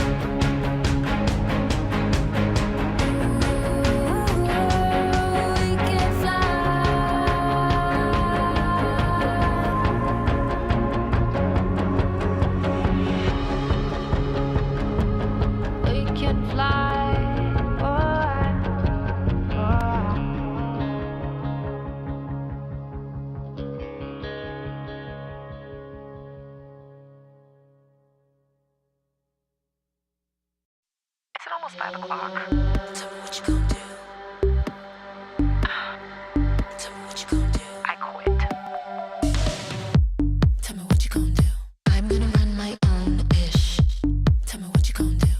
I'm gonna slay this, yes. Tell me what you gonna do. You better mind your own business. Tell me what you gonna do. I came to slay, yeah. Tell me what you gonna do. I'm gonna run my own ish. Tell me what you gonna do.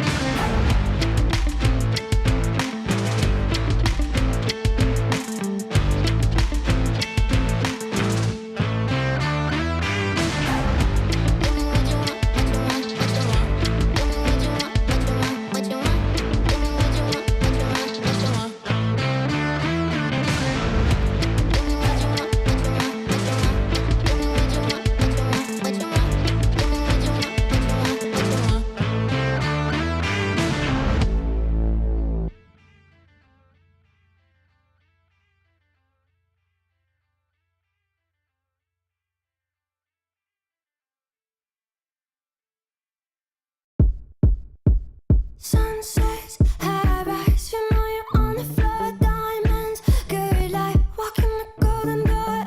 Everybody knows that you wanted more, more. Ice cold to the touch, we're gonna burn it down. Bodies so hot until we hit the ground. Everybody knows that you wanted more, more. Say it's not my fault.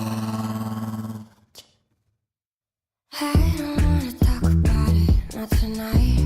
No, you probably think about it, but it's fine. Playing all the same, you know there's no amount. 'Cause money makes the world go round.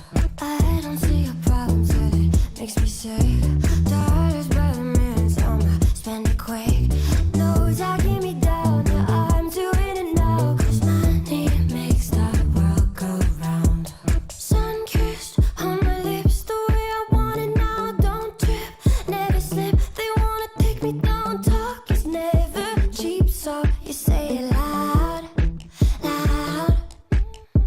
Say it's not my fault. I don't wanna talk about it, not tonight. No, you probably think about it, but it's fine. Playing all the same, you know there's no amount. 'Cause money makes the world go round. I don't see a problem till it makes me sick. Dollars by the minutes, I'ma spend it quick. Knows I keep me down, yeah, I'm doing it now. 'Cause money makes the world go round. Spend it till it's all out. This is all I feel now. Money makes the world go round.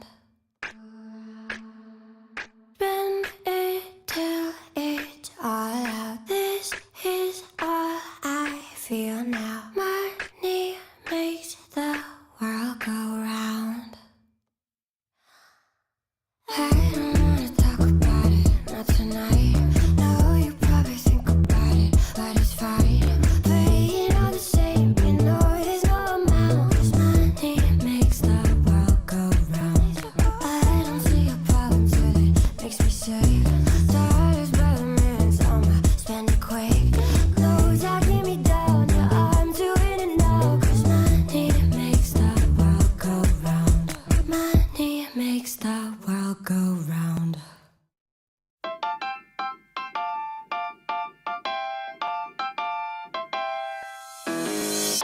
I used to be lost, hoping to find a place I could call my own. Someone to hold, something to trust, somewhere to call my home. Shut out the rain, make me happy again, something I could lean on. But when I got lost in the dark and forgot how to love, all I needed was to take a deep breath and be reminded again that I've come too far to give up now. Gonna let it all go, 'cause I've come to know nothing means more than to be happy. To be happy and free. To be happy. To be happy and free. Oh, oh, oh. Oh, oh. Gonna be happy and free. I look at myself, I know I'm enough, I know I can make it through. I can be strong, I can be brave, I can be brand new. Shut up the noise, gotta find a new voice and let the light in.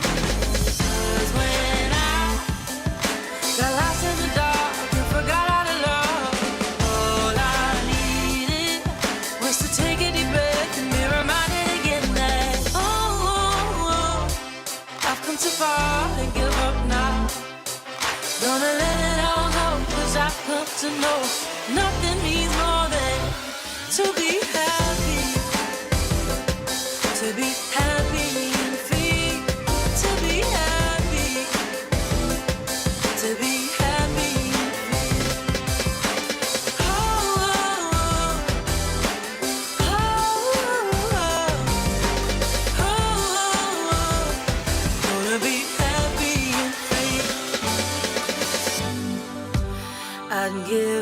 all just to feel the sun on my face. I would let it all go now that I know the feeling it brings. Oh, I've come too far to give up now. Gonna let it all go, 'cause I've come to know nothing means more than. Oh, I've come too far to give up now. Gonna let it all go, 'cause I've come to know nothing means more than to be happy and free, to be happy, to be happy and free. Oh, oh, oh, oh, oh, oh, to be happy and free. Oh, oh,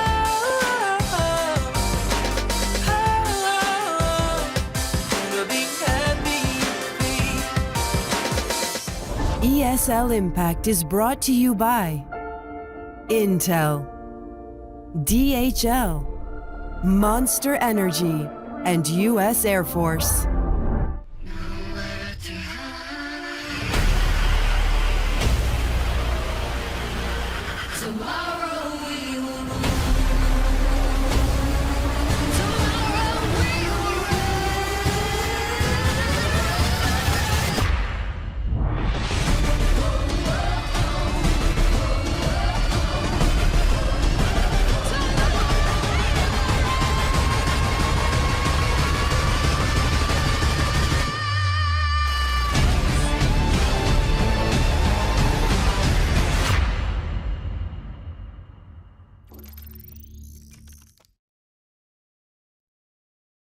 Everyone, good evening and welcome back to the ESL Impact League.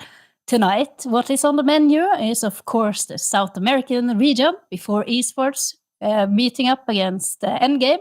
And on the North American side of things, we will have CLG Red take on Shimmer.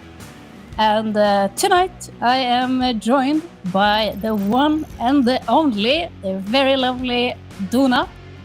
Just gonna have a little bit of a group look here on Group A. Furia, MIBR, W7M, and Parabellum, who sadly have to leave the tournament. And on Group B, our focus of this fine evening is, of course, B4 Esports, Black Dragons, Endgame Female, and LRV Esports. Hey, Hedje! Hello, Donna! Thanks I'm so for- happy to have you and to be back with you. Tell me, super excited. how are you doing? I'm doing great. How are you? You know, I love your new setup here with the lights and everything. Yeah, it's cute, isn't it? Yeah, it looks amazing. Yeah, it's so cozy. Yeah, I'm on a different setup today, and I love your introduction, by the way. And I'm super hyped for this game. I mean, it's gonna be a tough one, 100%. We have pretty much like the number one here competing against the number 3 right now, and it's gonna be a tough game for Endgame. Honestly, I think they're 1-3 right now, and yeah, before they had an amazing run so far in the series, absolutely the favorite so far. So I'm curious to see if Endgame maybe have some tricks up their sleeve. I mean, they played already against each other, and it was a 2-0 for before. So it was, I think, Nuke and Ancient, if I'm not mistaken. And yeah, it was very dominant.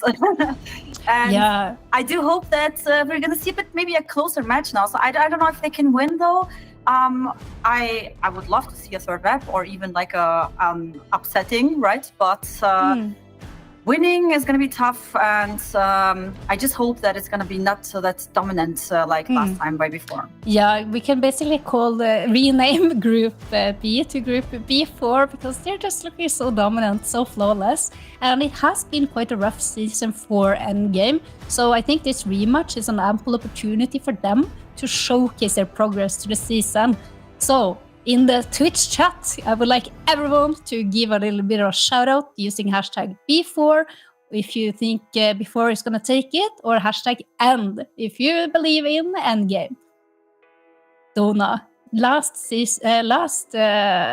week though, we did see Endgame get their first win. Yes, That that's shows true. that they are indeed, in fact, making a little bit of progress, which is always really nice to see. But when we're going into the veto, what do you think that we're gonna see from the two teams here tonight? Well, first of all, I think they lost. They won a match, but it was against also like I think one of the weaker teams. And regarding of the V2 now, I'm pretty sure Endgame is gonna remove Anubis. They always do that. Mirage is insta banned by before as well. I think Endgame is gonna pick Ancient. They did it the last time. Maybe they try to switch it up a bit, but Ancient is I think one of their good maps. But actually they go for Overpass, which is very interesting because they banned it a few times in the decider map. And Vertigo pick by Vertigo pick makes total sense. And now I could see Inferno as a third map as a designer. Yeah. What do you think? Yeah, well, I think it was up to Endgame to change based on how comfortable they are picking into a map that B4 doesn't necessarily play so much, which is actually Vertigo and Overpass. Vertigo has been a good showing for Endgame. They did dominate LVR last week on it, and it's also maybe something that is not a very comfortable pick for before, but seeing that before is actually going about, they want to get some practice, they want to get some official matches done on Overpass, so to see that come out instead of their comfortable nuke pick, that's very interesting. Exactly. And of course, as you were predicting, Inferno here as the deciding map, so how exciting, Donna. Yeah, it is. I mean, last time we did manage, it was also last time when they played against each other, Inferno was a decider map, but it didn't come to that, unfortunately. Now maybe they can expect like some surprises, especially with Overpass being in the game. I think that could be quite interesting. I think it's actually pretty good that Ancient this time is not in the map pool. They lost it 16-6, which is a very tough loss, right? And maybe Overpass is also something that just before you didn't expect, you know, and Overpass could be the surprising map here. Yeah, it certainly can be. They haven't really played it in official the last 3 months. Maybe they did one time, but from what we see, they usually tend to pick Nuke. They're really solid on Nuke. So I think this is before showing that they feel so confident with their game plan and their tactics and how they are playing right now, that they don't see Endgame as any sort of opponent that's going to give them a run for their money.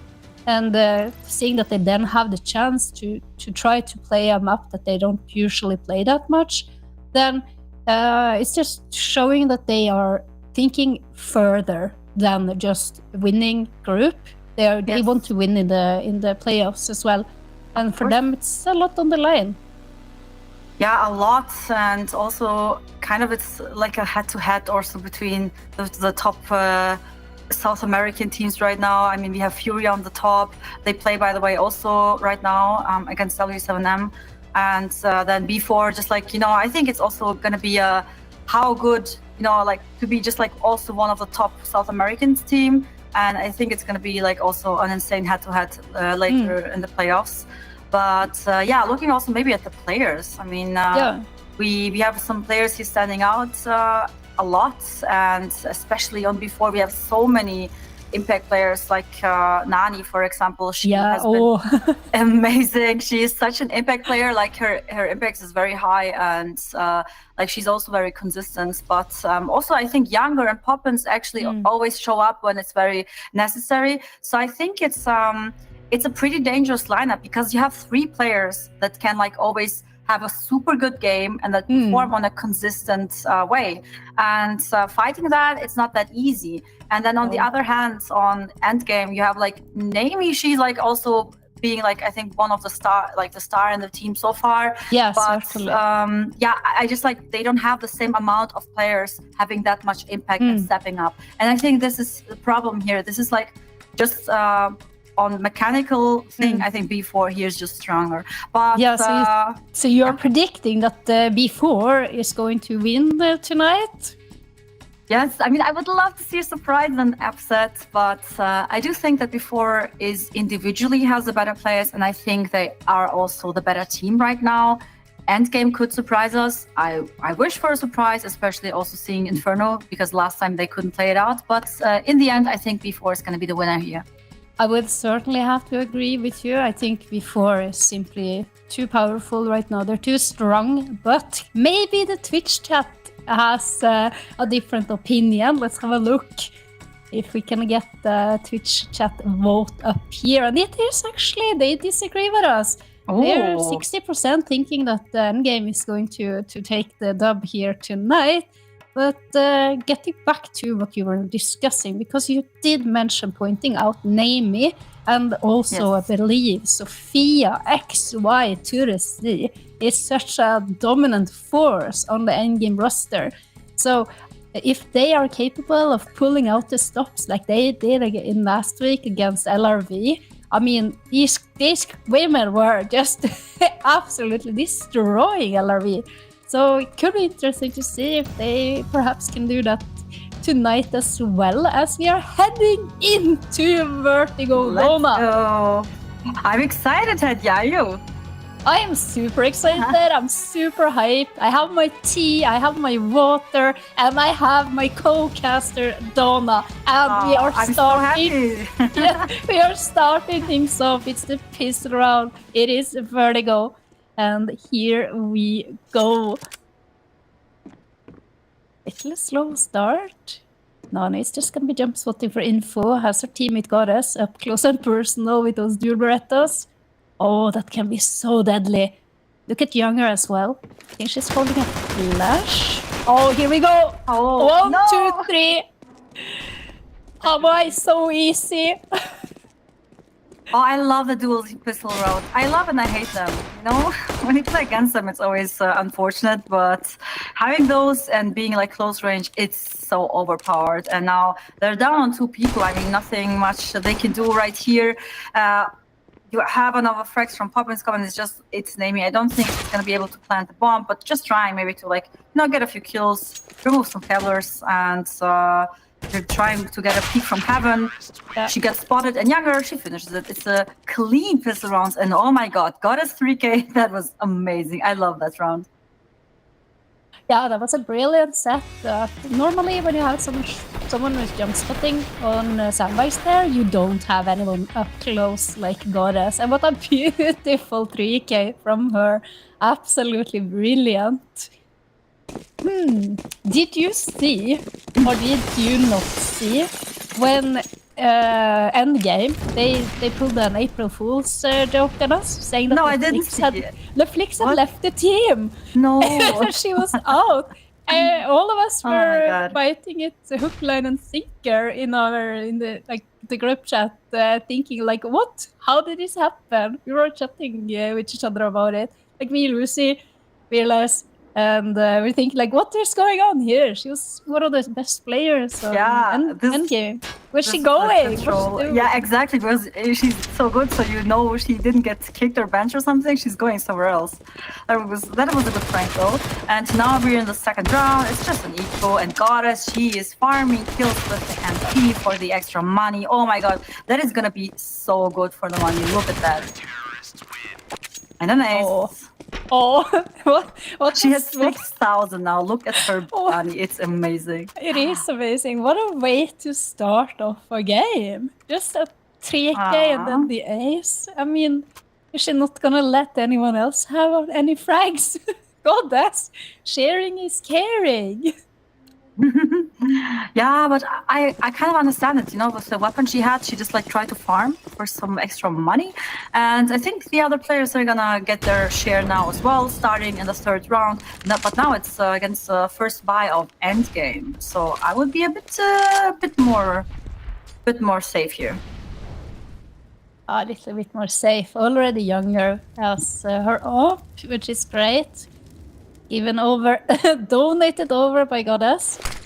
And it's gonna be a little bit of a slow here. Goddess just gonna put down that smoke. Leflix is ready for it. Turns away though.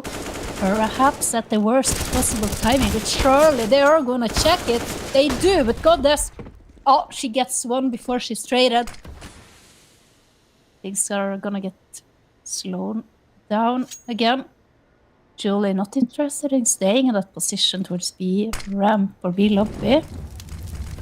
That is because before they're gonna play this one aggressively.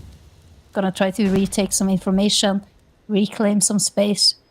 But as I'm saying that endgame, they're heading over towards B site. Yeah, they're starting. Oh, the rotation now. information. Yeah, they have a lot of info now. They're calling for the rotation as well. You can see how fast they're rotating. We have already Poppins and Nani rotating very fast. Flash coming from Poppins, and this took too long by endgame. Unfortunate. They missed their window. Oh, but the frags! No! Poppins! And Amy, they're both taken out in the Molotov. How did that happen? Now, Luflix. It looks so good. She's left 1 versus 2. Gonna try to get the plant. At least some money for her team. Turns around, Nani, and none other than Nani comes in with a headshot. Clean. I mean, they had like 3 casualties. It's not the best, but they still have some money saved up. It's not going to be a big deal. And yeah, endgame, they had a pretty good window here, and they had an opportunity because they only had 1 player on B at this moment. And I think the mid rotation was not that close, but they hesitated too much. And then in the end, they just like got the info on ramp, called for the rotate, and then it was pretty tough to fight against so many players being that close here, especially Nani with the moment towards the end being so close already. And yeah, it's a missed opportunity for sure. That's gonna sting a bit, but nothing lost yet. It's just the beginning of the round. Younger, great position here for a lot of info, and they know it's gonna be an A rush right now. Yeah, look at this passive hold here. Goddess, she was a little bit lonely. Come through, they're gonna flash, pop flash. Can't connect the shots yet. But oh, this nade is gonna be destructive. Takes out some HP via Amy. Down to low. Gonna have to get a move on here, and it's solid defense is waiting for them. Nani, a little bit of a world bang there. Not a surprise at all for before that endgame players are and just coming 4 his players way. here. Yeah, Nani. Reloading Poppins with 2 Goddess though. She's gonna get 1 through the smoke. Netflix has been waiting so patiently, and she catches her off guard. Still, how has this turned into a 3 versus 2 situation in favor of endgame? That is actually unexpected.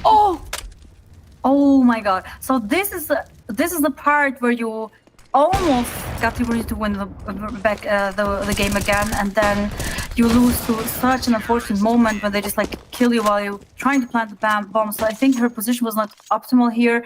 You could see the back a bit in a certain position. I think planting the bomb a bit more towards the mid of the box would have been a bit safer, but it was a nice try though. I mean, considering that they had already 4 CTs on the A side, it looked like they would not even be able to get the bomb planted down. I mean, they didn't have a lot to work with. They had a few Tech 9s, not full utility left. And yeah, it was a good try though. But getting that bomb plant would have been very important to them, especially for the money. I mean, if you look at their economy, it is pretty down. Endgame is really struggling. Like with the spy rounds, but Naomi, she got actually an entry in mid. So this is a great opportunity for them right now, because you're going to have the rotation towards mid, and it's going to leave probably only 2 players on the A side, and now they can work with that. Yeah, and see also how this has shifted the defense. Julie, who's playing alone on B side, as per this moment, she has to play way more passively. Cool little smoke there. That's a CT smoke. But it's gonna give endgame the opportunity to go closer towards the site. But they respect the smoke. Here comes the execute. Julie, she's all alone. There's no backup here. Just has to perhaps concede the site, concede the plant. But they were gonna spam through the smoke. Oh my god, Donna, this is such a way to play it.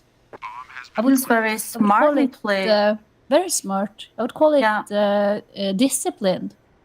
Absolutely disciplined. I mean, they made a few mistakes before, but now it seems like they're like trying to not do the same things again. And they took also a lot of space. I really love the afterplan situation here, and it's gonna be tough for before to just like get on that side. Very and try tough, to very clear. tough. They're going for it, and Vi takes out.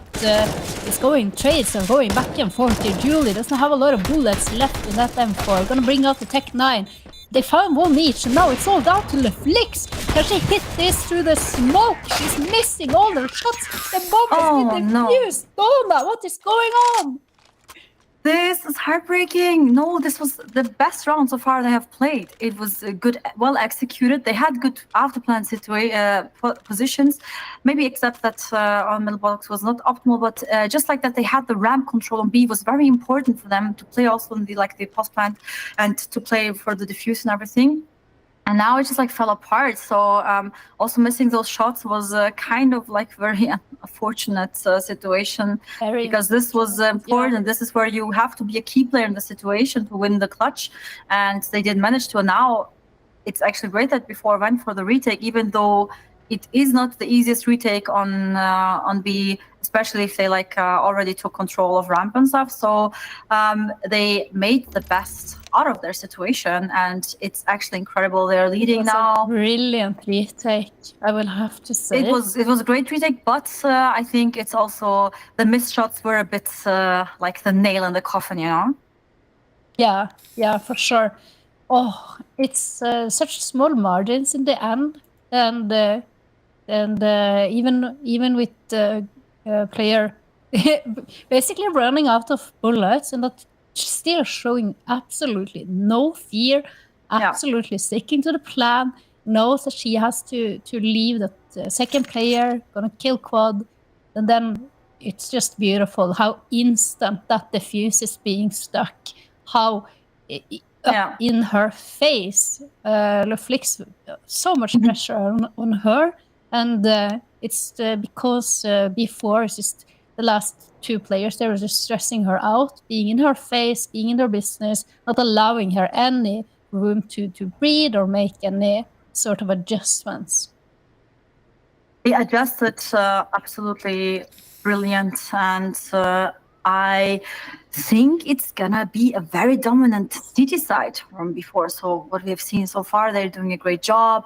Endgame, they showed also some discipline in the last round, but didn't quite manage to close it. So they're getting their way into the sides. I mean, you saw it also on their eco, like on their pistol rounds when they almost got the bomb plant. So they managed to get there, but they also have to be able to close it. And now we are in the 6th round here, already position taken and sandbags. And early information and an early entry by Younger on top. And another one on LeFlix. Oh my god, she almost hit the flick again. But now Brandina, she managed to get the refrag. It's 3v4 right now. Yeah, 3 versus 4. And everything seems to be in order for B4 to get their 6th round. Gonna be taking some information here on Brandina. She is right behind the corner. Trades and wins her duel, and they're not ready for Vi. This is surely it. This has to be it. This has to be it, Hedja. Endgames round. Yeah. I want to see the first tier round here won, because they really need also to start getting some rounds here and finding their way into this game. The bomb is making so much noise though. Julie, are you even gonna be expecting her to be flanking this fast? Oh my god, this has to be Naomi, but it's not. Poppins, 1 versus 1 here. Vi, she's gonna have to be careful. Oh, that timing. Oh, everything. Oh, she's gonna just stick it. She's sticking it. She's sticking it at the point. It has been defused. Oh my god, what a play by Poppins. Oh my god, this is heartbreaking again. It's another round so close and they lose it again in the post-plant situation. How is this happening, Hedja? I don't understand. It's like it feels like luck is not on their side, but also like I mean they didn't play it really bad because she thought she was like maybe faking it again. It was a bit mistiming in the end, but this round was played out well towards the end, except well last moment it was a bit unfortunate, and it's so heartbreaking. They are so close to get rounds, but in the end still before just managed to be the winner of those rounds, and now they already took some early aggression in the gap and already get an entry. Nani re-aggressing and she gets another kill. This cannot happen. They are not ready for her. She cannot take out 2 players there after they already spotted her, but she managed to get those. And now it's 2v3, so again, woman disadvantage here for endgame, and they still have utility left to play with though. So I'm curious if they're just gonna start a rotation towards B and try to finish B. I mean, Naomi here, she has here already some space taken, but they cannot take too much time, otherwise there will be too close. She's just contacting out right now, trying to get some information, not throwing any utility yet. They're just like trying to play on time a bit, making them insecure. Maybe they go towards A. They don't know that, right? And now they got so much info. It's actually crazy that they leave the B spot so open because they have still 2 players here. And now when they realize that there's someone on B, they already got the bomb planted. So this is actually a good scenario for endgame, Hatya. Yeah, what a great scenario. But we saw what before did earlier in the retake. Maybe that nade damage is gonna be actually burning alive here, equalizing it in favor of endgame. Naomi and Tata, 2 versus 2. Julie, low on HP, is gonna have the responsibility of the off. Can she trade it here? Tata very, very aggressively. Not good for it. And now Naomi though, 1 and 2, and it's done. It's done, finally. Beautifully. Yeah, what a clutch by Naomi.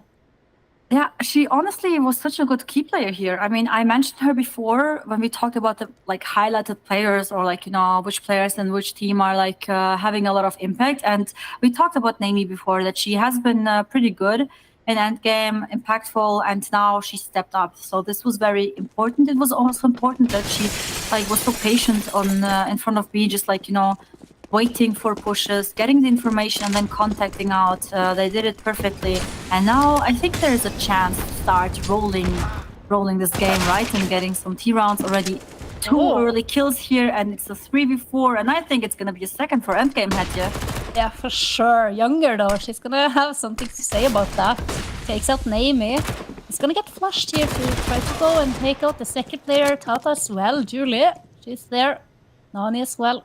But now they're gonna be able to pick up some weapons, but with not much utility, no kit in their hands. There was a kit in mid though. Did we not spot that? Are they gonna pick it up? Because endgame are going very, very slowly up on towards the A side. They are probably aware of that, but I think they're just like too anxious that someone be waiting there for them. And I honestly think that they could also just go for the save here for some exit frags.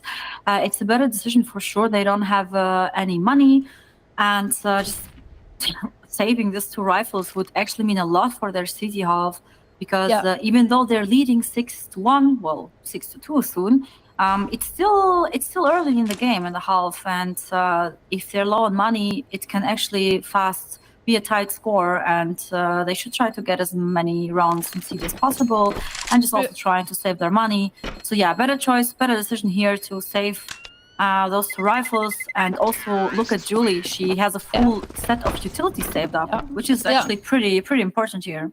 Yeah, and they also have a Dagger, maybe a second pistol as well, that they can throw over to one of their teammates. Suddenly they have quite a decent weaponry to deal with the aggression of endgame. We're seeing what kind of stuff that they are going through in this round, and it's another default on the board. I have a couple of players towards mid, a couple of players towards A. And look at this, a double boost! A double boost! Here, goddess. Triple boost. I love have how an you even said that. deeper line down towards the scaffolding. Yeah, I hope it's going to pan out. As we see, the tower is happening on the other part of the map as well. My God. That is amazing. All aboard! I want this to Wonderful. work out so much. It's actually great to see. So let's see who is going to run into the first tower. It looks like that the B players and Tata is going to be the first victim, or is it actually Naomi? Jula, she gets one, not another. But Yes, Sandra, she look. picks up the Galil. Yes, it does. It all works out. This was excellent. We're gonna just stay together. You're gonna have first contact. Rhino takes out top base, makes up quickly, taking down Nani as well. Only Goddess left. We can discuss a little bit more the brilliance as we are gonna see Goddess being taken out. So they're just playing so close together, no letting the person with the rifle stay on top. Of course, the weapon is not going anywhere if they lose their lives. It's just gonna drop onto you, and you can play next. What do you think, Donna? Well, I think it was a good idea, honestly, but because with the rifle on top, like, you know, you have a pretty certain first kill, and then you saw that the second player managed to get the rifle as soon as they got the entry. So it was a good attempt, and they did some damage. I mean, it was Nico after all, those two safe weapons. But now it's a third round for endgame, and it's almost a full buy here for before. I think they didn't have a full set of util, or they used it very early on. I missed like this two first seconds. I think you're correct in the fact that they didn't really have much. They didn't have much. With. Yeah. So then it makes sense. Yeah. I mean, it's still fine though. They still have some utility to push them back, but the pressure is there on before side because having like a whole set of utility on the seed side Vertigo is very important to just like not allow them to get too far, especially when they try to go for an A execute. If you have no utility, you're pretty much powerless. You just have to literally let them give the bomb plant and go for a retake.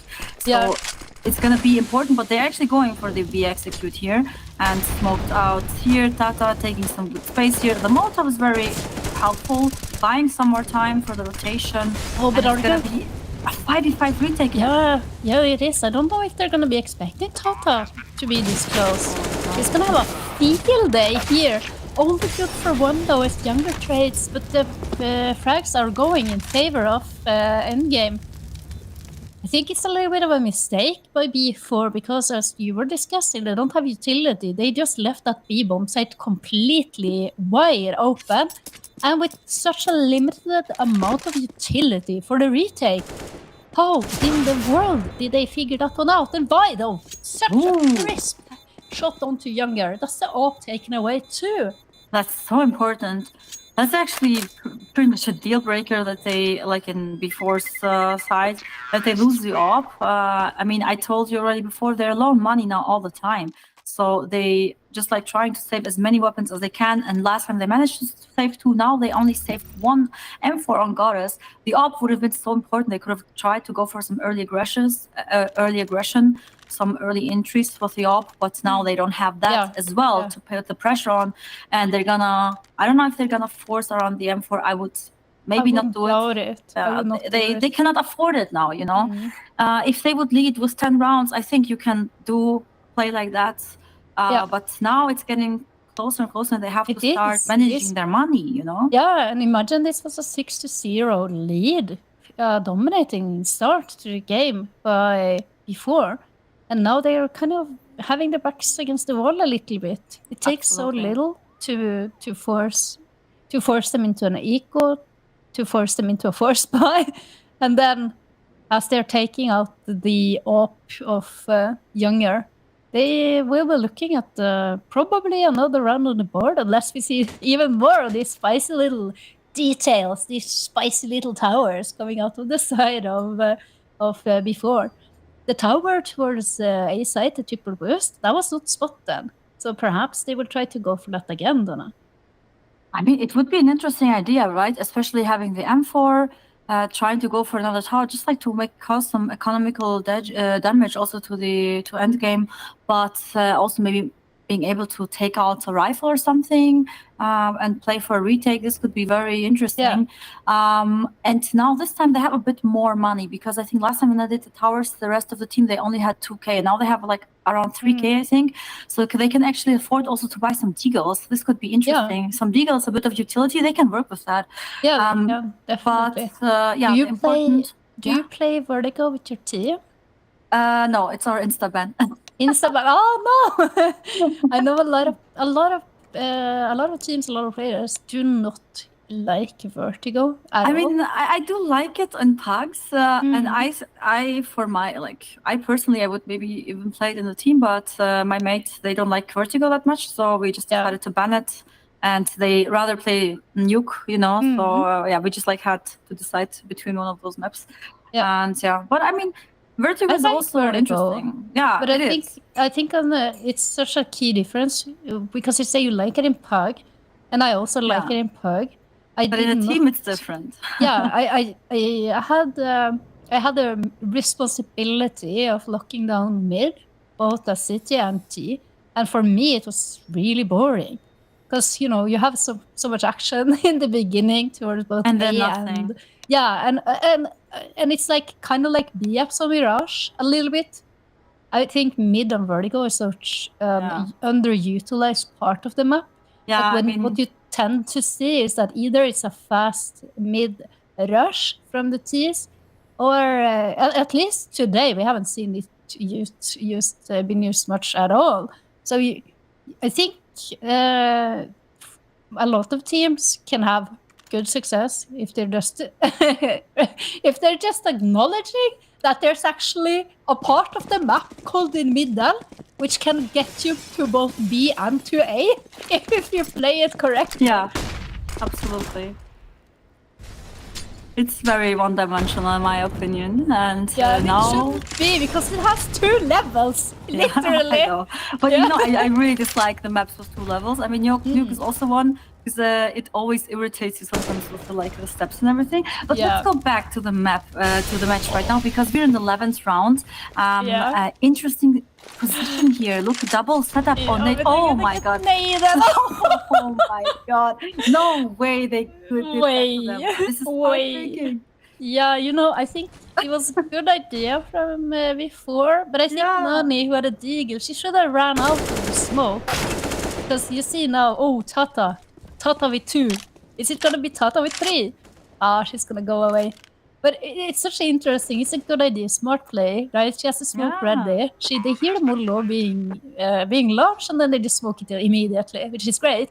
But the whole point was to bait for Goddess with them for. Absolutely, and she can't do anything because they double nade. Do anything with the double nade, so you kind of have to move away from that position to sell the bait. You know, this is the worst case. You're right, absolutely. This would have maybe saved her from the double nade. But this is like, I think the worst case scenario when you like go for a bait, for a double setup bait like that, and then you get double naded out. This is just, oh my god, it's wasted. Yeah, it's brilliant to play them by end game. Absolutely. Yeah, they rushed that pretty good. They rushed that good. I'm wondering if they're laughing about the double nade. I think it's Brandina who did that. Yeah, look at this. Hello. Yeah, it was her. She just laughed about it. Look. She was like, It's so satisfying to get a double kill with an H, right? Yeah, dunk on them. Dunk on the sandbags. This doesn't happen often. It does not. In the 5th round now for endgame, I'm so impressed that it's so we just close. talked about before. What happened? I mean, before it was so dominant in their last series when they played against endgame, and now in the first 6 rounds of this half even. Yeah, and now look at that. They caught up, and it's almost a tight score. But before on their full buy again. Oh! Look at Vice entry. Oh my gosh, she doesn't manage to get the kill on Goddess. Yeah. But the entry was beautiful, and still, I would say that endgame, they still have the advantage here because they have a full set of util, and it's always bad if you're one player down on the CD side. Yeah, it is. It just forces you to come with new setups. Your defense has lost the one player. You can't defend everything. You have to make a decision. You have to choose. And endgame, they know this. They know that they don't really have to do so much other than make a little bit of presence in mid. Gonna be looking towards perhaps looking towards B side, and Brandinja, she gets a prize there for her patience. Now it's actually an interesting turnaround. Oh, Tata got another kill on Poppins, but Julie, she managed to get the refrag, and it's a 1v2 bomb. It's not planted yet. 30 seconds left, so she Bomb is going B. Yeah, she can gamble a bit. I think she heard the sound, and now, yeah, she knows it's gonna be B. If she she's gets the first she's kill, running though. She's running. Yeah, she's making she's so got much so much. noise. 17 like, seconds, Donna. Oh my god, that's the bomb. That's the bomb damage. She's gonna win her duel as well, Julie. With the bomb versus 3 clutch. Okay, now I'm a bit disappointed, Heidi, because they had a smoke and a utility and they didn't use it.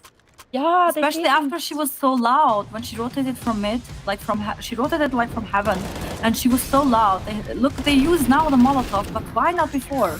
I mean, it's 2v1, and they have a smoke and a Molotov. So why don't you molly first, so you can not even stand there and rotate from mid, and then smoke close so you can like cross and plant. Safely, exactly. This is a bit less sloppy. It's sloppy. Sloppy and messy. Yeah, I absolutely totally agree with you. They did very good mid round, but the end was sloppy. And absolutely deserved here. Are you saying they need to work on their end game? Oh my god! Oh my god! Oh my You're god! so bad. It was just laid out there for the taking. You had to take it. Yeah, I would do the same thing. Great round. Standing there. Great round by Julie though.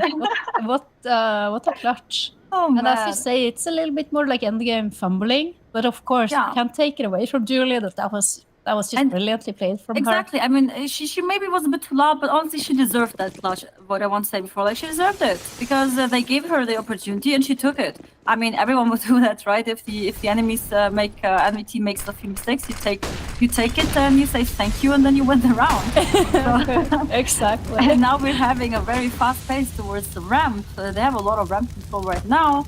They are aware that the cities are probably gathered behind side by. She managed to get an entry before. Will she do it again though? But now they're going.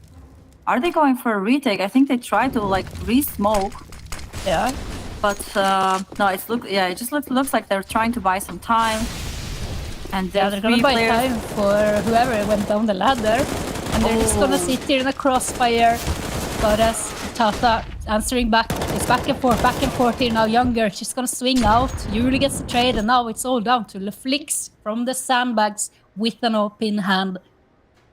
April Fools is not on us. Oh, when Poppins though. The flicks almost had a flick. It was close, but no cigar.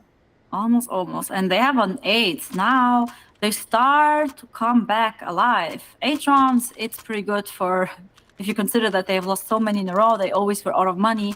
And now also like their bank is looking a bit better. I mean, they still don't have a lot of money, but you know, now they finally have like a full util set saved up and 3 rifles.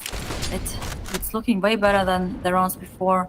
And endgame, they have to really keep the focus because they lost the last rounds because I feel like they were not as focused as before.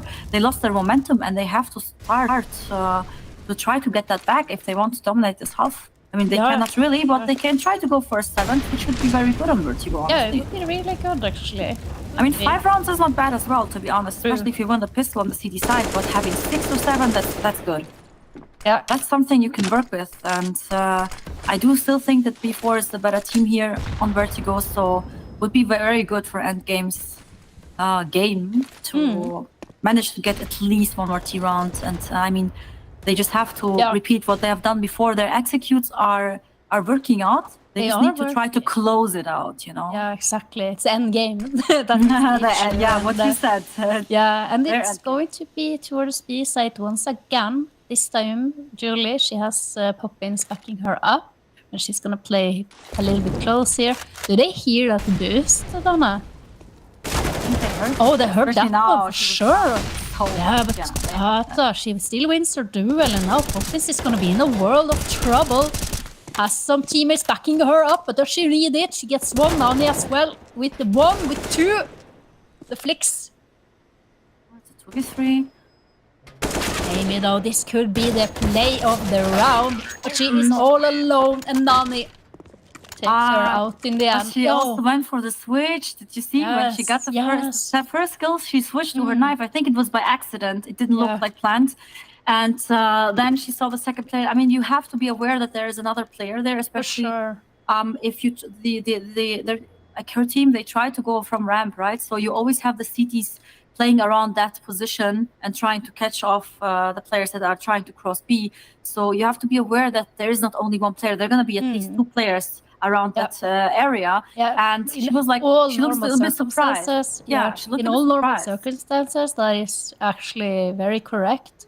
And it kind of bothers me a lot seeing players on this level when they are fumbling. It's okay if I do it because I don't play professionally anymore. Yeah. You know, if you're pulling out nades, if you're doing like sort of weird things, that pulling out your knife, jumping around, making a lot of sound, when you are you give away a free kill. Exactly, when you are in a clutch situation, as long as you should always keep your weapon up.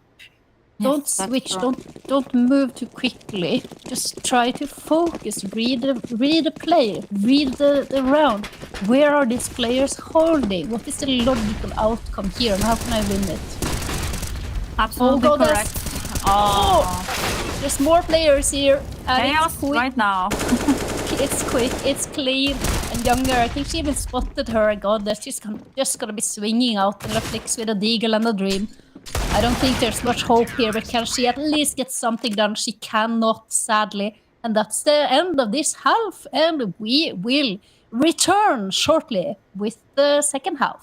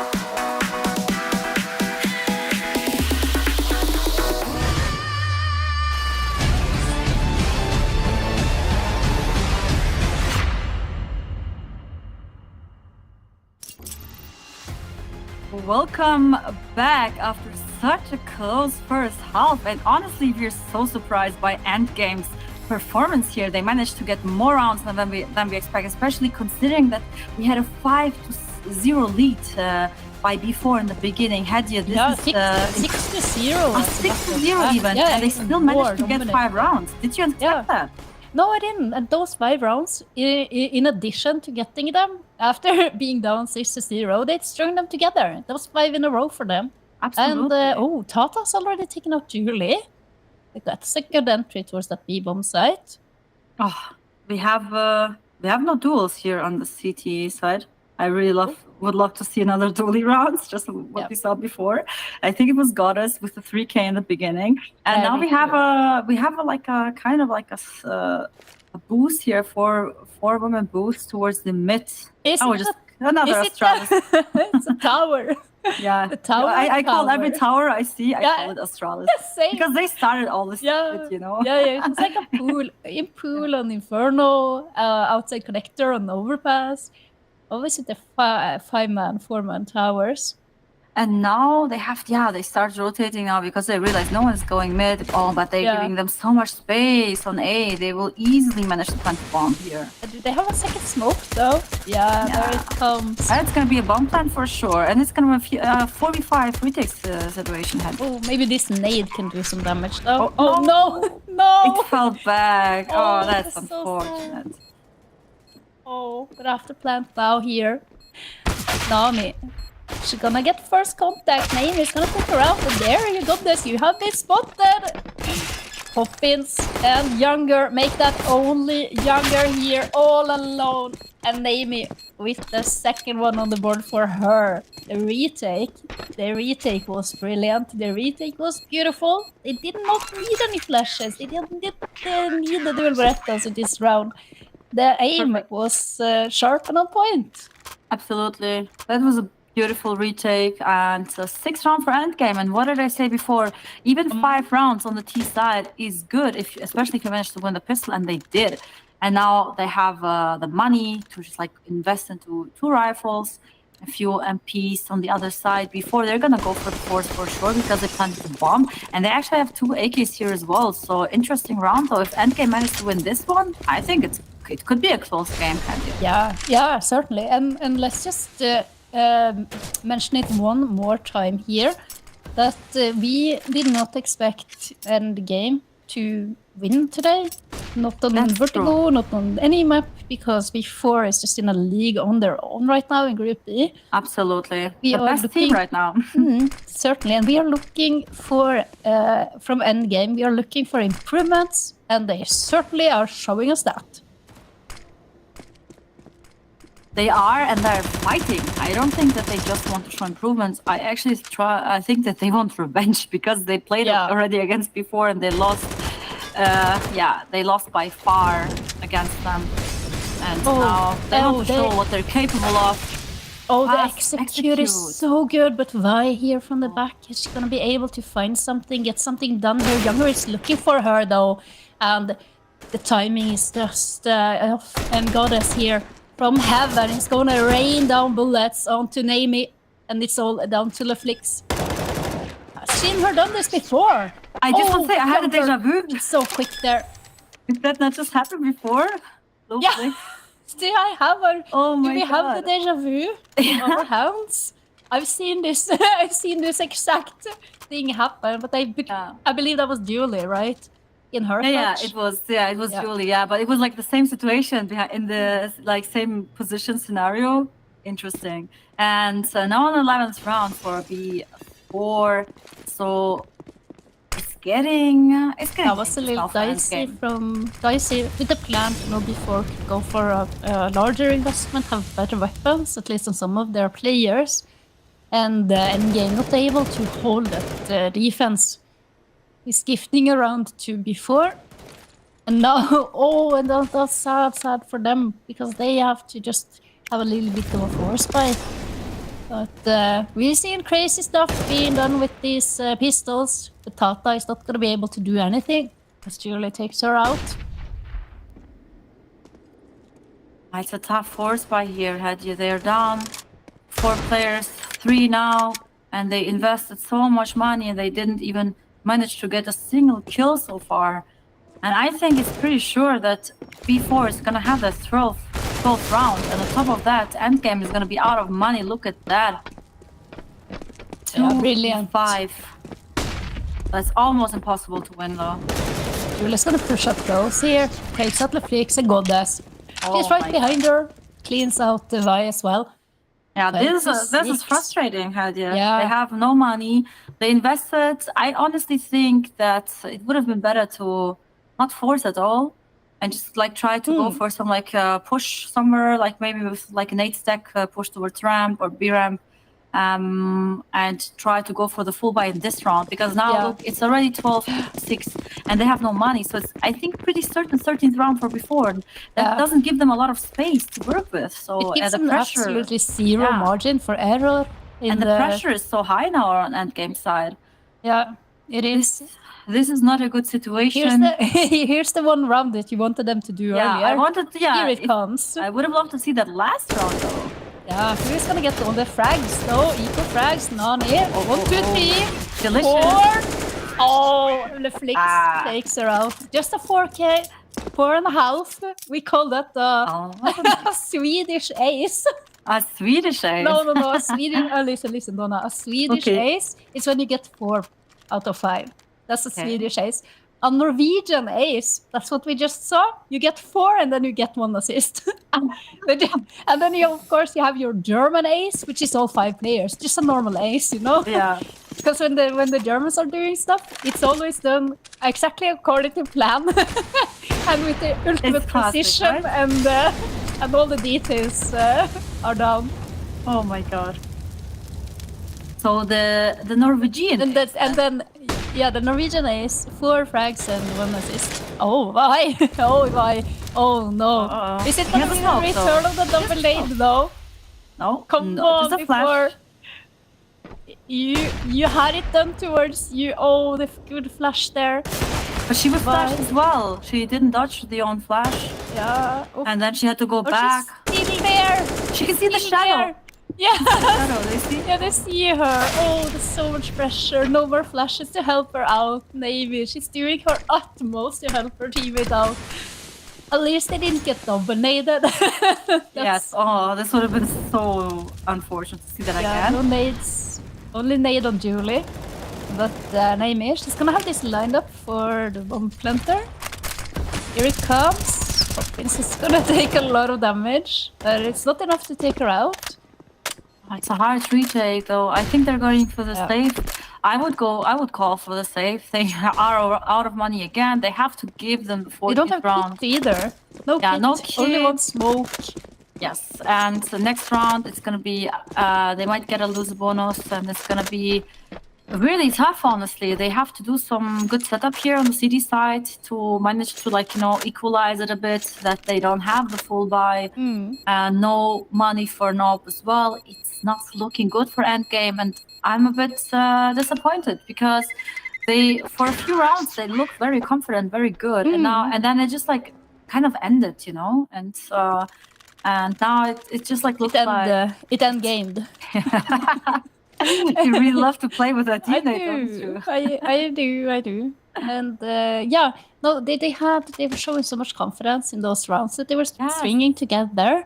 And now you see it Vi in such an awful position. She gets flashes from her teammates, but she gets team flashed, so she can't peek out.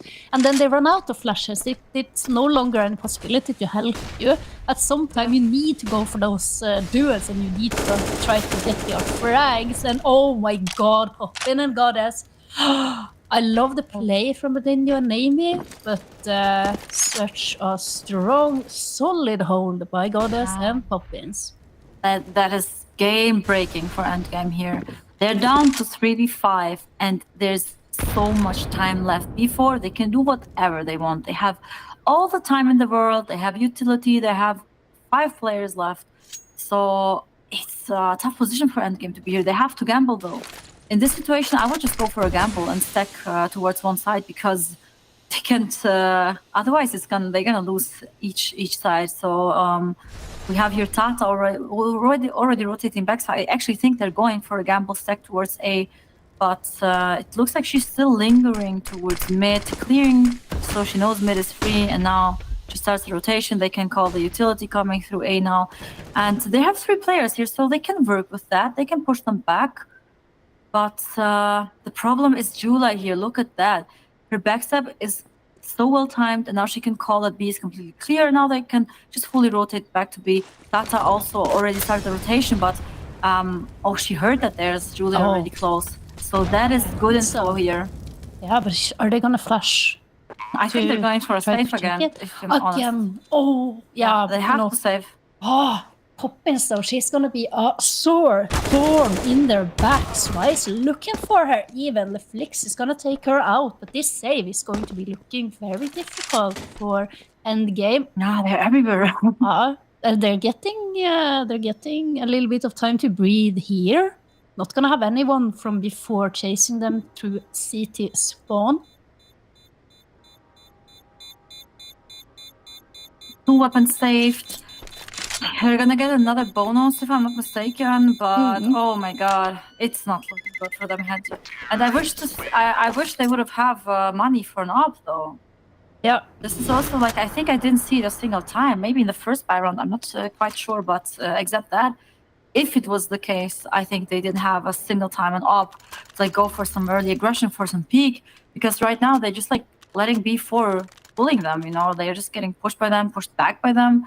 And they're in a very, very tough spot. And it honestly looks like a very dominant first map win by before, just like on the first series against Endgame. And yeah, there were some chances there, though. There were some opportunity windows. And I think Endgame had a few good initial good ideas. They failed on a few rounds to like close the round properly. They messed up a few after post-point situations. Otherwise, it could have maybe gone a bit differently. They could have more rounds. Yeah, just like potentially, I think there was the potential for 7 rounds in the T half. Honestly, just they were like 2 very close rounds. You know, that could have gone both ways. Yeah, it was the clutches. Yeah, I think exactly. What took the air out of the balloon for Endgame was Julie's 1 versus 3 clutch. Because that was a round that they had in the bag, and that just started this utter dominance from before. Gonna see Tata get a lot of pressure here. Connects with the spray onto Julie, but it's none other than Brendinha there. Younger doing a little bit of a team flash, but things are looking super, super good here for Endgame. Now this is a much better situation to be finding themselves in early in the round. Oh, good Molo. Not going for the plant yet. They're Younger and Poppins. I think this is gonna be smart. Try to find some frags. Try to equalize. Gonna go for the plant though. So we have a replay. It looks very good for the retake though. 4v2 is always good. I do think that they're gonna win it, and yeah, it's a 7th round for Endgame here.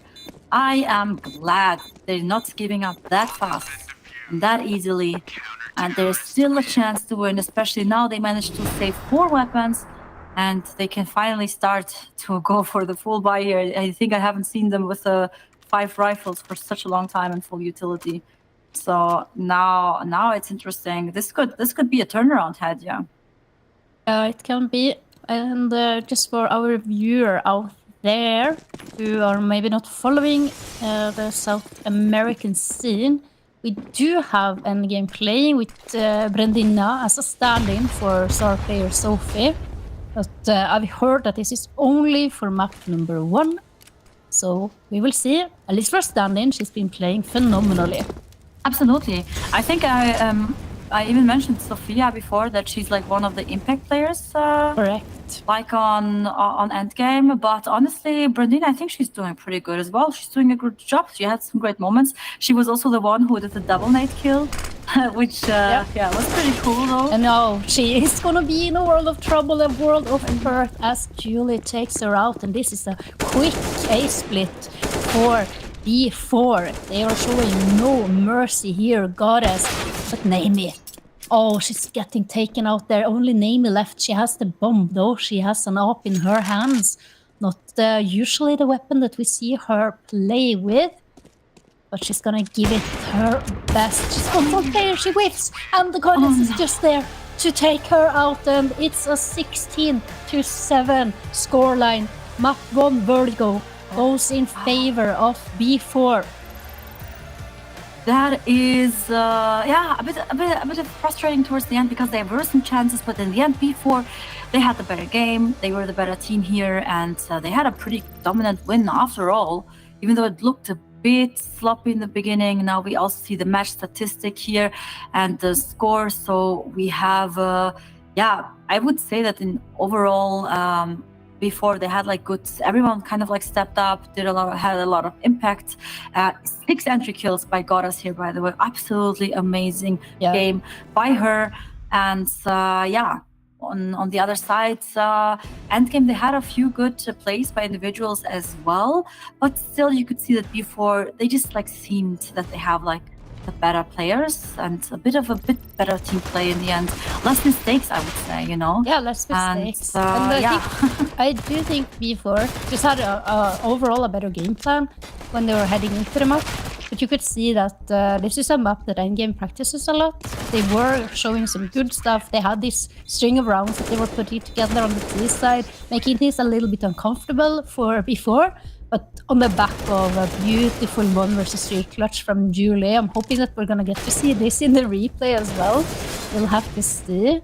But basically just a brilliant, solid performance from B4 and the endgame, showing that they've done a lot of improvements. This is the 1 versus 3 clutch. Look at this. Oh, yeah. And then just the second player there. Oh, what a way to put a nail in the coffin for endgame. Yeah, it was absolutely beautiful, strong play here, and in the end, they had the better map here, even though it was also Endgame's pick, and the second map is gonna be Overpass. So this is something I'm very curious to see because, especially I think Endgame, they banned it a few times, like not in the insta ban, but on the second ban, and it could be interesting though. So I think before they don't have that much information about Endgame's Overpass. And it could be interesting if they like prepared some good struts and some good setups. So we might see a surprise. I would love to see Inferno. We would always love to see a surprise. We just want to see good CS. We want to see everything be competitive. And we just want all these teams, all these girls, all these women to have a bit of a highlight round. You know, that's what we're playing for. Highlights and showing what we have been working on. So I think Overpass is going to be super, super interesting. But we can have a little bit of a look on the 2 players that were standing out for us on Vertigo as we go into our head-to-head. It's none other than Naomi and Nani. Naomi and Nani, oh yeah. Well, I mean, you have here kind of like a difference in the, especially ADR. I would say Nani, she managed to cause more damage, but honestly Naomi, she had some very good rounds as well, especially like this lurk situations she was in there, like she had like always like some good moments and timings also. I remember also when she had like the timing on B ramp, she was so patient, just waiting there, and then when she got the feeling, okay, I could maybe walk into B, like and then she called for her teammate to join her, and then they just like went contacting towards together into B. They got the bomb plant, they got a lot of space, and I think this is all like very good impact and like some like key moments by Naomi. Yeah, so, exactly. And she had a great game. Yeah, she did have a great game, and she usually does. She is the most impactful player of endgame, and I think Naomi is the same for B4. These 2 players, such a tremendous amount of impact, and they find these key moments in round to round. We didn't see Nani, we didn't see Naomi with any particular like highlight rounds, but it's just the grind for them every single round. They keep doing these good decisions, keep getting the frags, and then racking them up. So in the end, they are the ones that have done the most impact. Absolutely. But honestly, we had also great rounds by Goddess and other players. So in the end, I think we had, especially on B4 side, so many impactful players. And there's something I also said before, like before they have like just so many good players, you know, up their sleeves. So they always like have this like at least 3 individuals that can step up and carry the game. Yeah, certainly. Poppins is not one of those players just yet, but you know, she's so young, she's so new to the But team. she's getting there. Yeah, can you imagine? I think that's gonna be the true end game for before. It's when all You the love that players, bird. I do. But it's when all the players are on the same level. We saw it on the scoreboard. Poppins was lacking a little bit, but it's like, how are you gonna improve? How are you gonna have that trajectory where you are the youngest player? You have to learn from the veterans, have your space on the team, and then find the confidence to do exactly what they are doing and try to do it even better.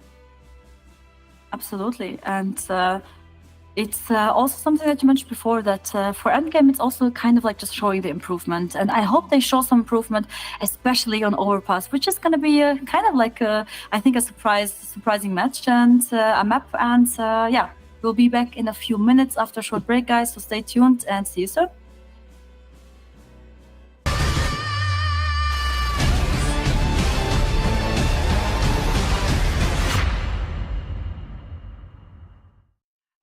Going down, let you, if you're going downtown, get you someone new.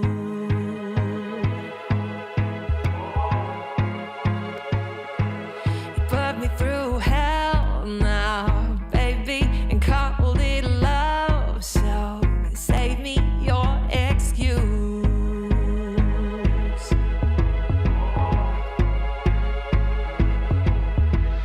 Stir up trouble for applause, trashy gossip about my flaws, break my wings but I have claws.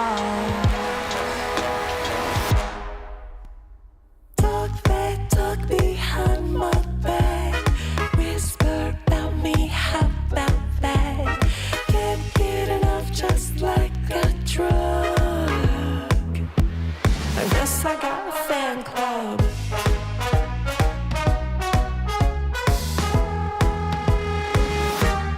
I am feeling way too pretty to even try to deal with petty little things like you. Go ahead and stir up drama, spill the tea, my friend. Karma's listening to you.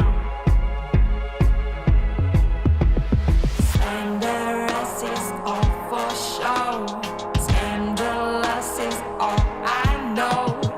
You signed up for so much more. Talk behind my back, whisper about me, how about that? Can't get enough, just like a drug. You know, all my name is on your lips. Cold sweats, regrets, can't resist. Chit chat like that, I'm blowing up. I guess I got a fan club. I guess I got a fan club. Guess I got a fan club. A fan club. Go ahead. Talk behind my back, whisper about me, how about that? Can't get enough, just like a drug. You know, all my name is on your lips. Cold sweats, regrets, can't resist. Chit chat like that, I'm blowing up. I guess I got a fan club.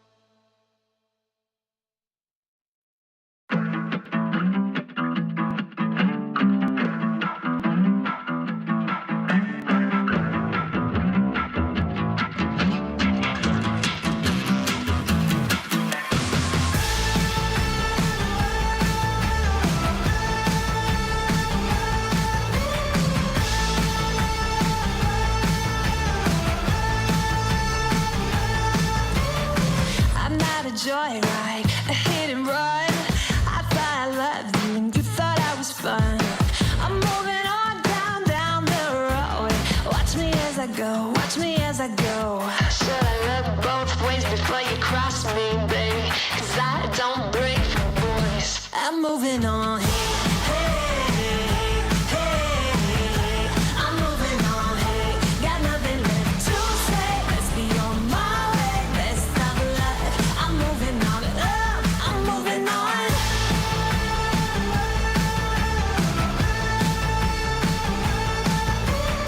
I got a new love. He runs for miles. 67 fastback. Oh, it's just my style. We're headed down, down, down the road. Just enjoy the show. Watch me as I go. Should look both ways before you cross me, baby, 'cause I don't.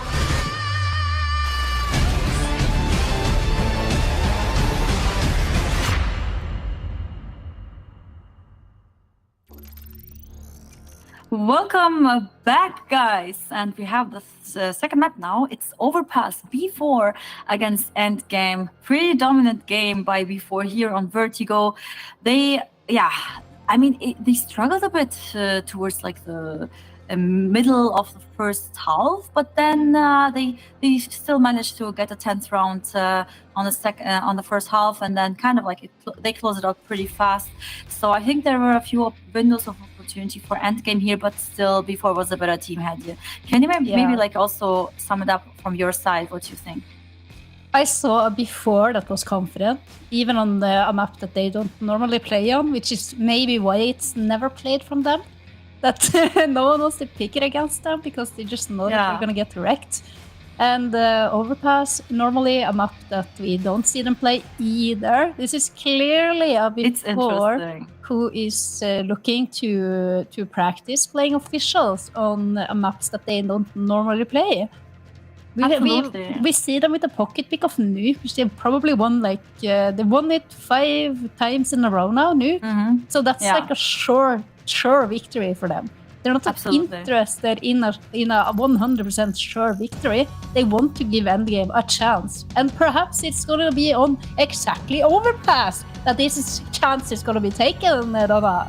I do think that if they have a chance, it's going to be an Overpass. I mean, honestly, before they have, like you mentioned before, they played it once. Endgame, they have not played Overpass at all in the ESL Impact League this season. So maybe they have some surprises left. They could surprise us here with some great strats. And if there's setups. something that we want, it is to be pleasantly surprised. Absolutely. And now we are restarting with the first round. Beautiful headshot by Tata, and Luflix gets the next shot. And now it's a 4v3, but Goddess, she gets the kill on Luflix. Now it's almost equal, but now 4v3 right now. Name is struggling in toilets.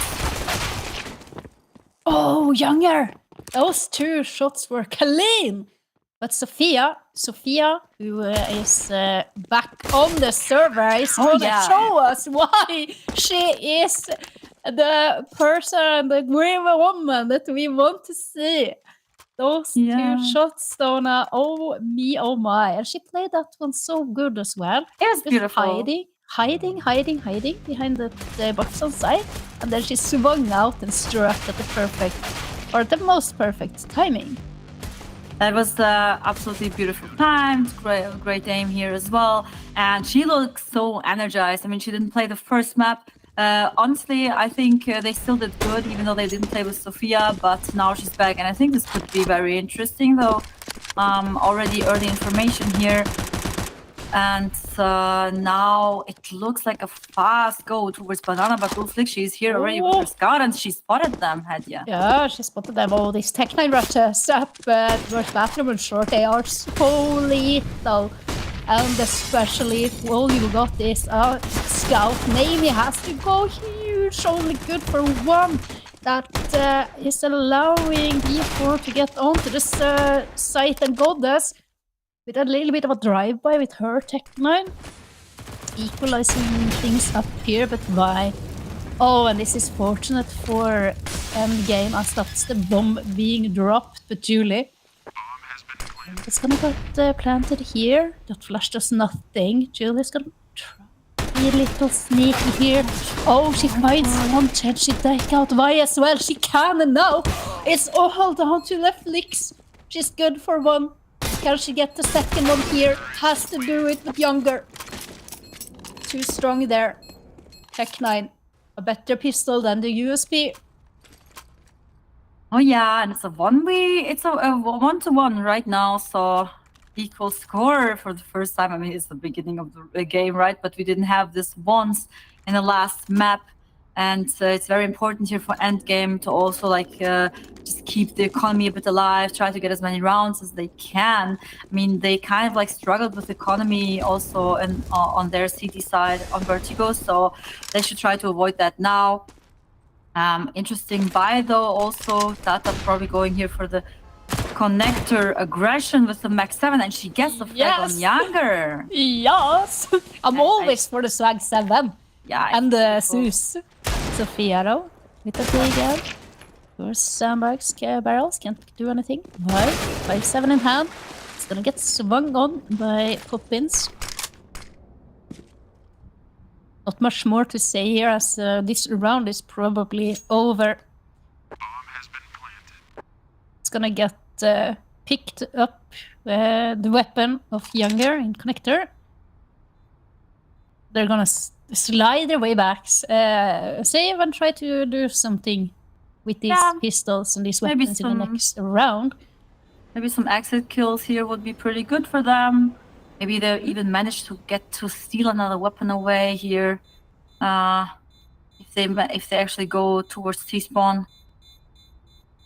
But I don't think they're giving them any opportunity to save up some weapons. No, they're just gonna... They're just gonna be all around the washing machine. Yeah. You can see there. That was a discussion last week on the North American stream, where where that position was being called washing machine, and Veerless did not know that until she got that information from GFI. And I told her, yeah, it's a really good place to sit and camp. If you have a deagle on this side, you just sit there behind your washing machine and it will protect you. It's made of metal after all, you know? As long as you don't get stuck. That was the conclusion. Oh my god. Well, you cannot not be stuck. It's neither of these teams. It's gonna be a crunch in towards middle. Poppins and Nani, they're picking quick meat here out of the whole of endgame. Every single player there being taken out in quick succession. Well, that was absolutely flawless. They didn't have a single casualty. They eliminated everyone. I think there was still 1 minute left on the clock or something. So very super fast rounds. And now it's the third for B4. Endgame though, they have a full buy now. No op though. I would have loved to see the op here, but no money for that. They're trying to get some early info on mid, or no, actually she's going towards long toilets. Just some default play right now. They don't have the short control yet, but they're trying to regain short control.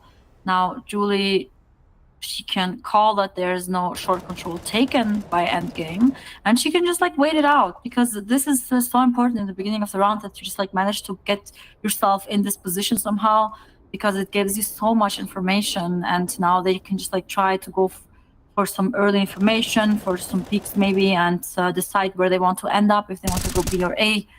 Nothing happening yet, except a little fight here between Amy, and she's getting pushed back towards long toilets. She knows that there are like at least 2-3 players there, and they're going back towards side. They're trying to play it safe and passive. I think that's the correct decision here, but they are hanging around here. We can see on the minimap that Tata has rotated up to try to help her teammates. What you need in a situation like this is either information or the headshots. Nani though with the trade, are they going to be expecting Leflix to be up so close here? No, they are not, but Julie in the meanwhile has taken out both Sofia and Vi. And that's over towards that B bomb site.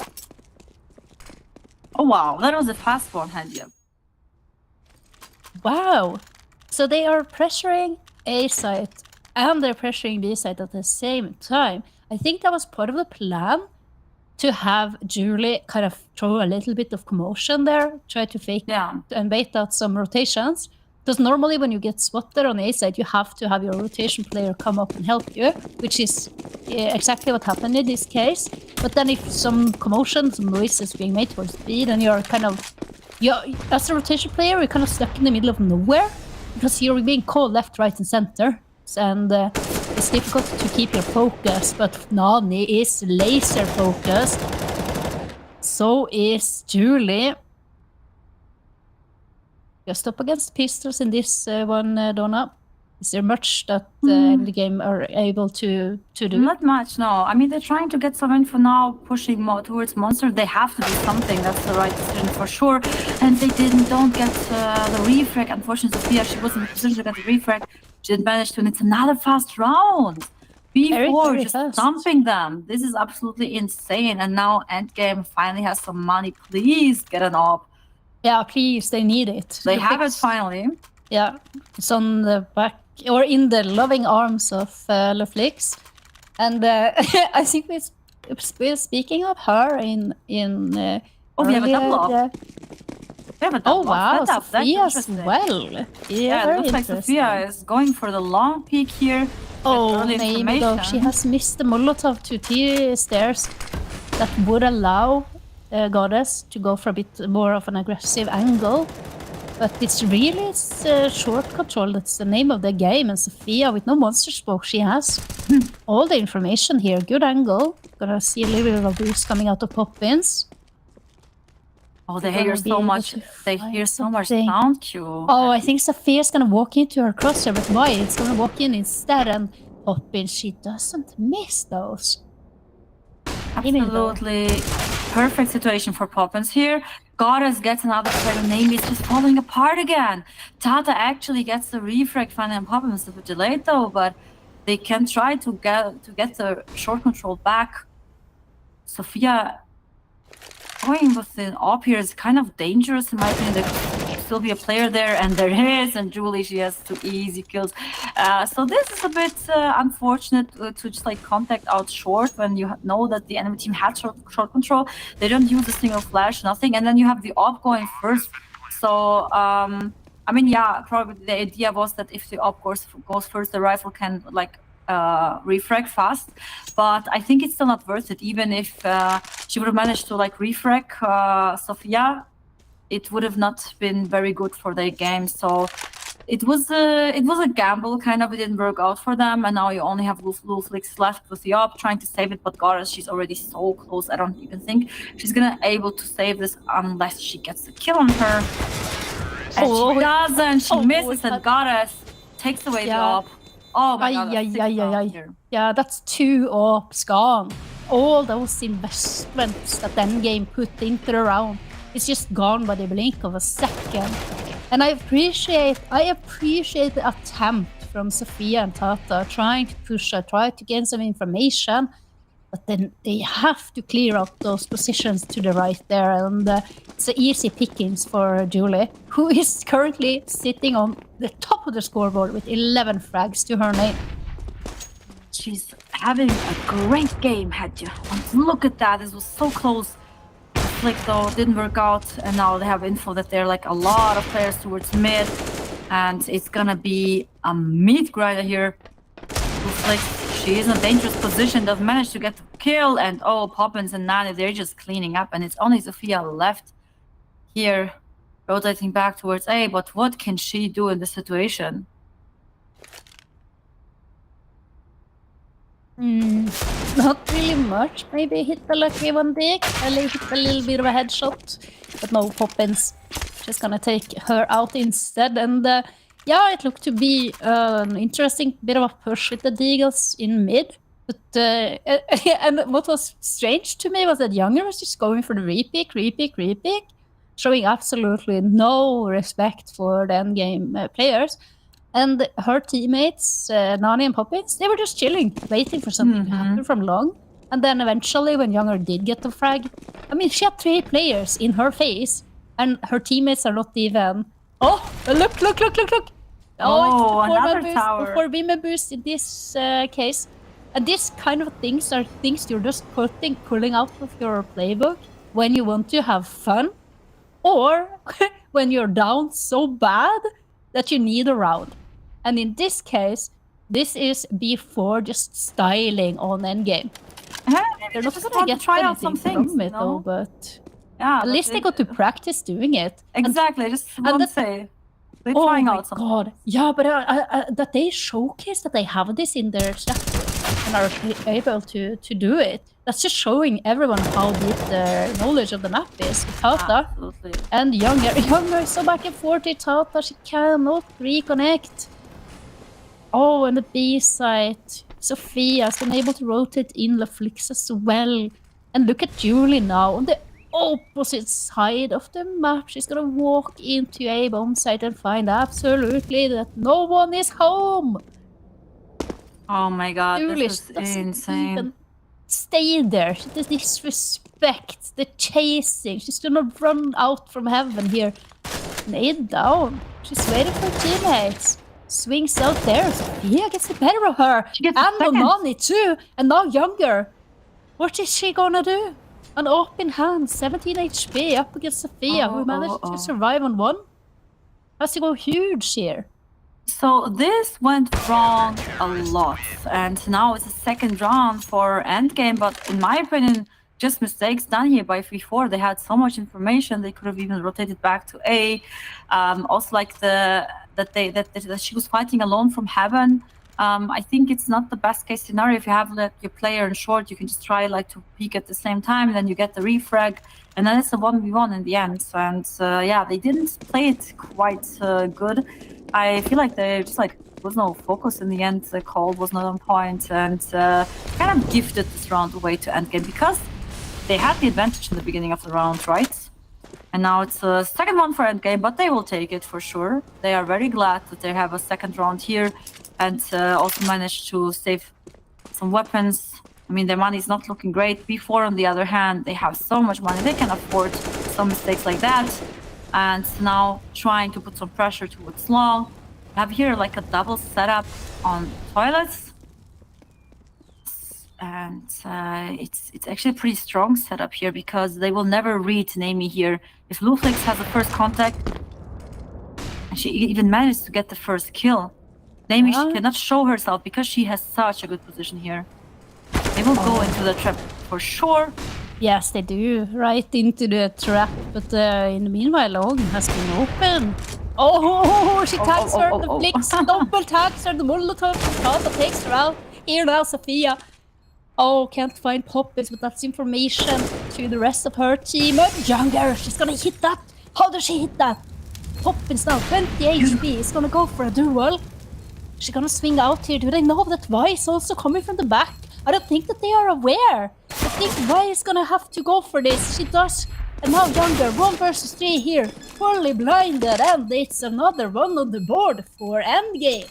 I am glad they're getting another round. This could be interesting, Hadi. It first looked so dominant on B4 side, and I thought, okay, they're having such a dominant T-half. I think it's gonna be just like Vertigo, but it's looking more interesting now. Third round for endgame, and they're also starting to save up some money. Look at their bank.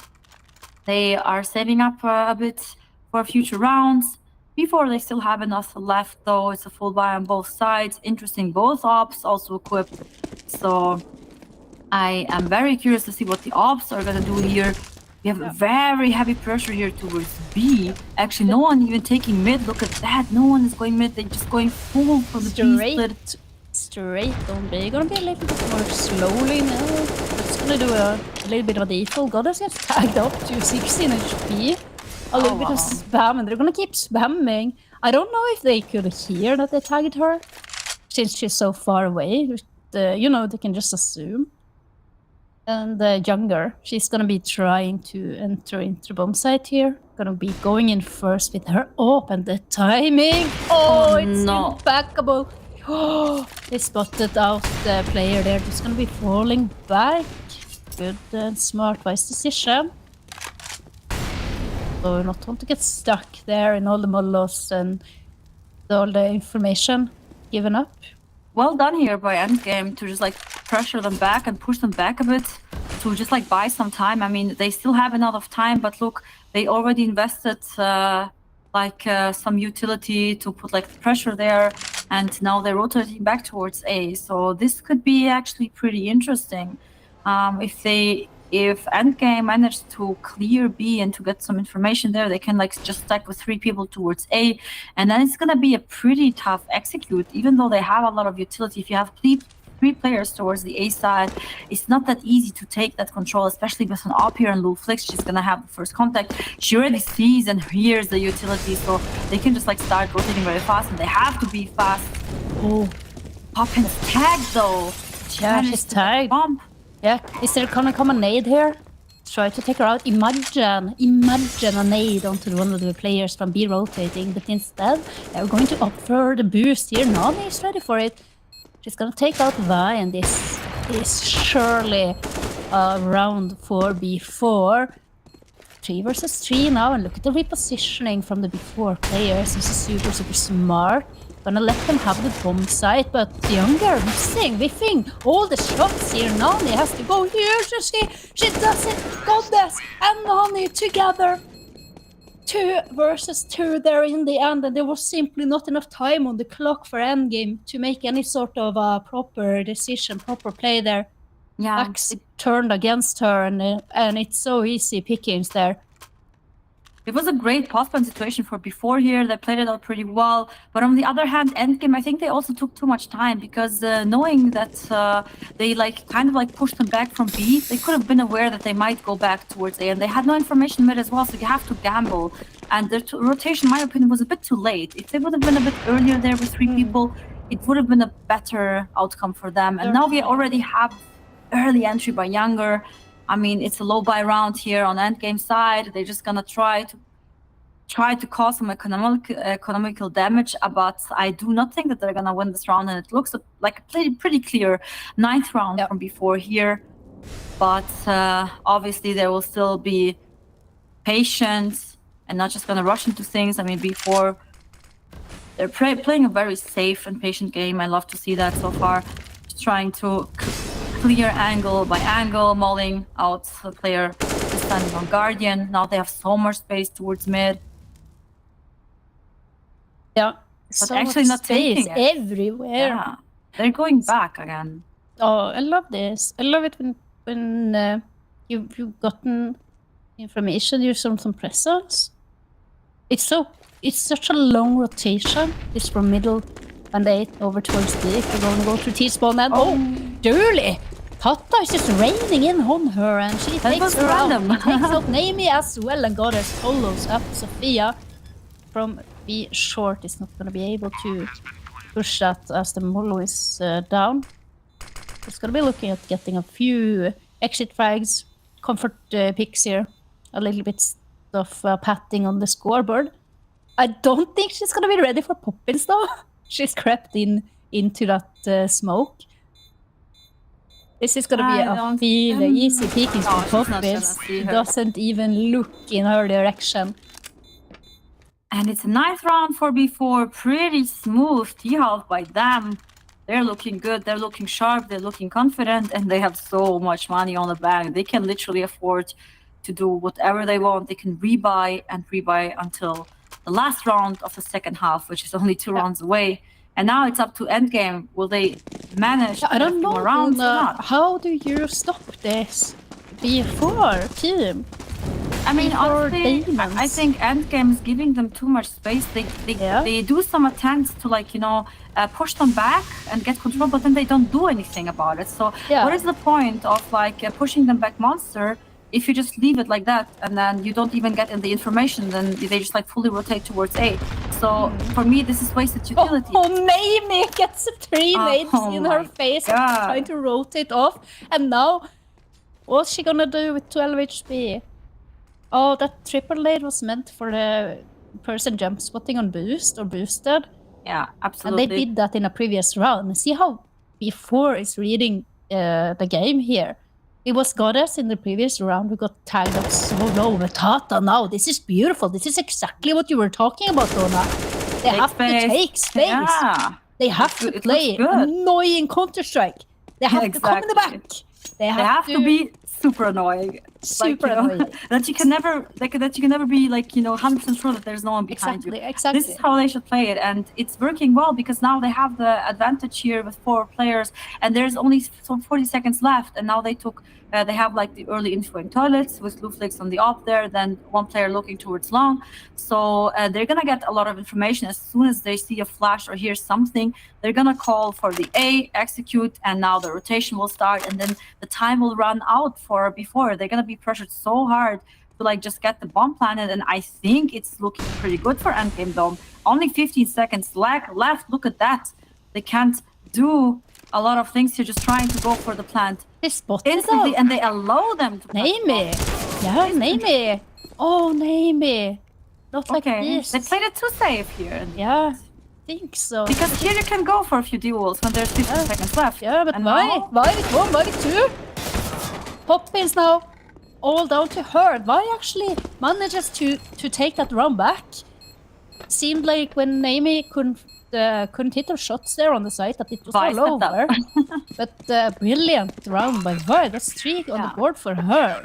Absolutely important impact round by Vi here as well. She kind of like saved them the round though.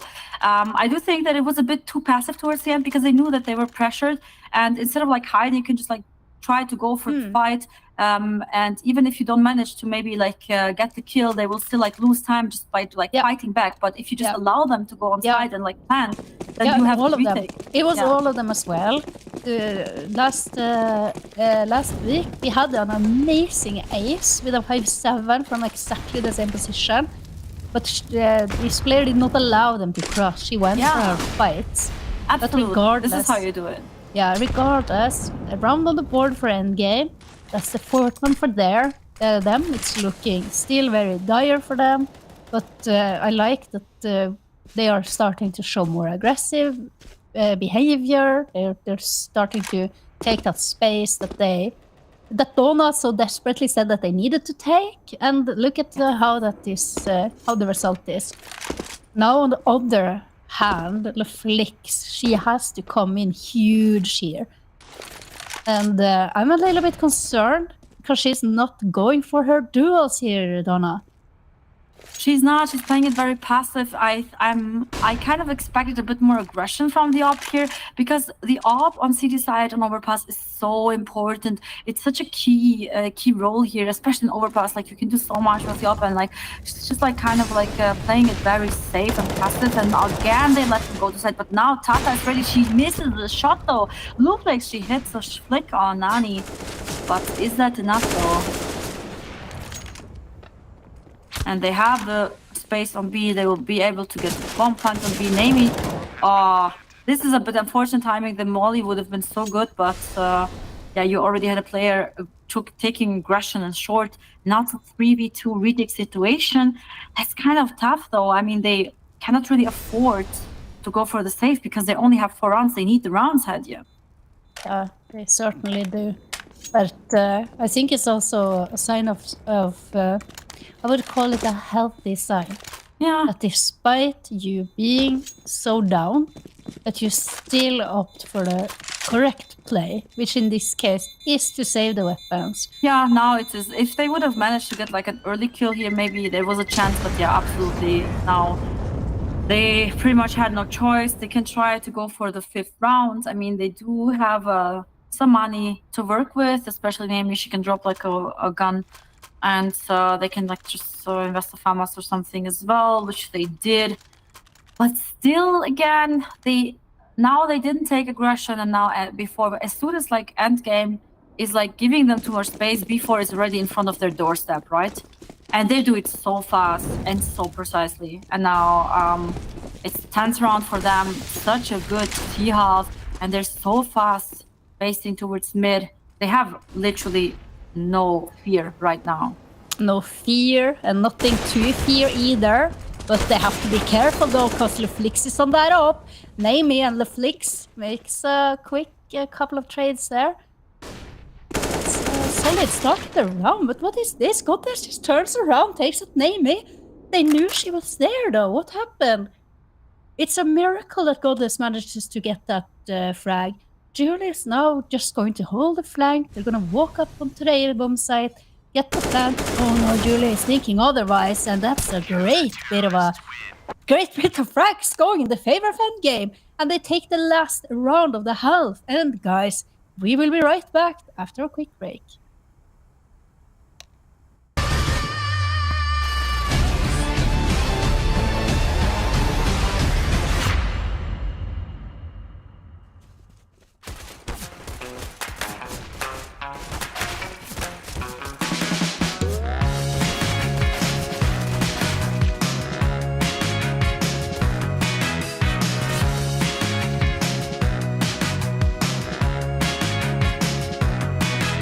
So I got my education in the old school,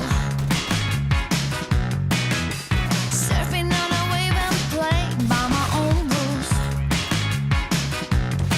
Come on, let's take this downtown. Wake me up to the soul sound. Hit me with the Cali sun and give me good vibrations. Now I'm dancing in my new kicks, getting down to all my old tricks. Gotta get my fix. Now do you think I'm cool? It's all I wanna do. You don't wanna kill my vibe with the wrong beat. If you wanna feel alive, you gotta move your feet. Come on, let's take this downtown. Wake me up to the soul sound.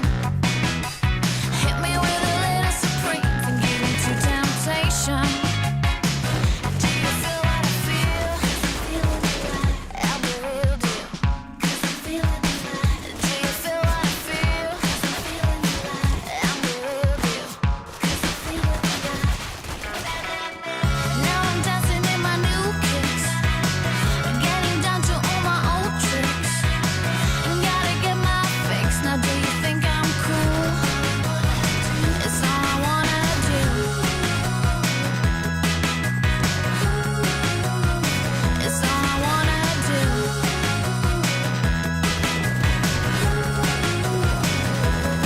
Come on, let's take this downtown. Wake me up to the soul sound. Hit me with the Cali sun. Give me good vibrations. Give me good vibrations.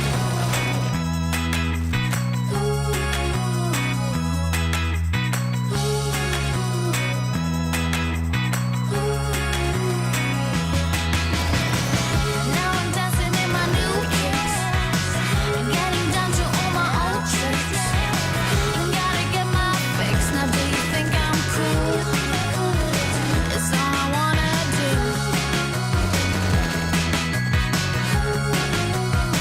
It's all I wanna do.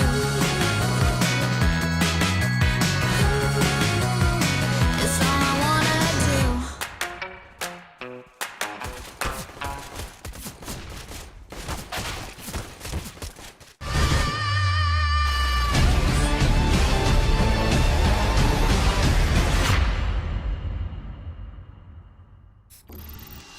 Welcome back from the super short break, you guys. I hope you managed to stay hydrated because maybe we're gonna see a third map here, but still we are on the second map, Overpass, and it's such a dominant half here by before, but I do believe in end games. Haji would say now end game. Yeah. We are so much hoping for a third map, just like to see how it would play out. And end game here now on the T side. But you're with thinking the, about with the utility. Yes, Hadia, when what you're you want to say? thinking about this round from your analytical point of view, because this is where you shine the best, I think. What do You you always think shine. they were going to use these smokes and flashes for? I do think they're going for a executor, just walking towards banana, and then they're just gonna smoke off stairs and bank. But no, they're going actually towards No, are they going towards connect? No, they're coming. They're towards lining banana. up the utility that Yeah, we were they're lining talking up, so about. they are going. Execute. But look at the close appearance from Poppins. They managed to get the kill on her and another kill. So now they have to execute A and just smoke off stairs and bank.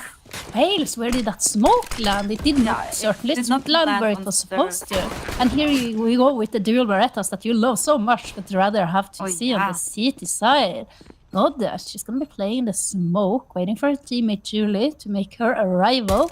Now that she is on the scene, we're gonna have to see some sick shots with that Us. Goddess, it's good for one. A little bit stressed there, has to reload, and Leflix finishes things off there. Good round by Endgame. Solid pistol round, Donna.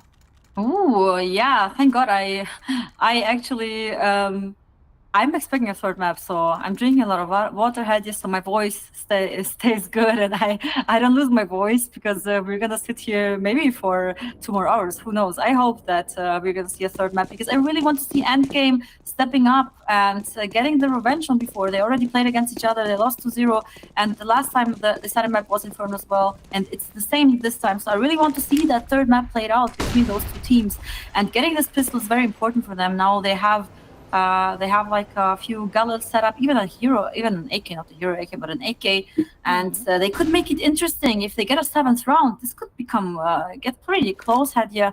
And they took also a lot of space here towards short already. There's no short control taken by before, and now the nades are causing so much damage to Sophia. She gets the kill on Goddess, and they're calling for the rotation back towards A. Yeah. But I think Sophia, she will linger here. Yeah, she should. Or she should leave that to her teammate. I think Tata is gonna take that. But, oh, Younger! No! Hey, hello! Guess who's home? It's Younger on her Super Scout. She's gonna be looking to get more. And now it's scary for Endgame. Julie is in a good position. Gonna check for Tata. Tata clears her out. Younger though in the meanwhile has found another headshot, but it might just be a little too late. Tata has a brilliant position. She's gonna get an easy frag onto Poppins. Nani and Younger though, they've been able to collect these rifles, these weapons.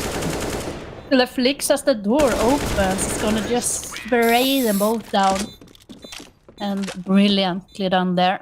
Another round on the board for Endgame. And we have the 7th round I was talking about, and now it's actually looking interesting, Hedges. So maybe we actually will see a close game here. Maybe we will see a third map, which would be brilliant. And Endgame stepping up here.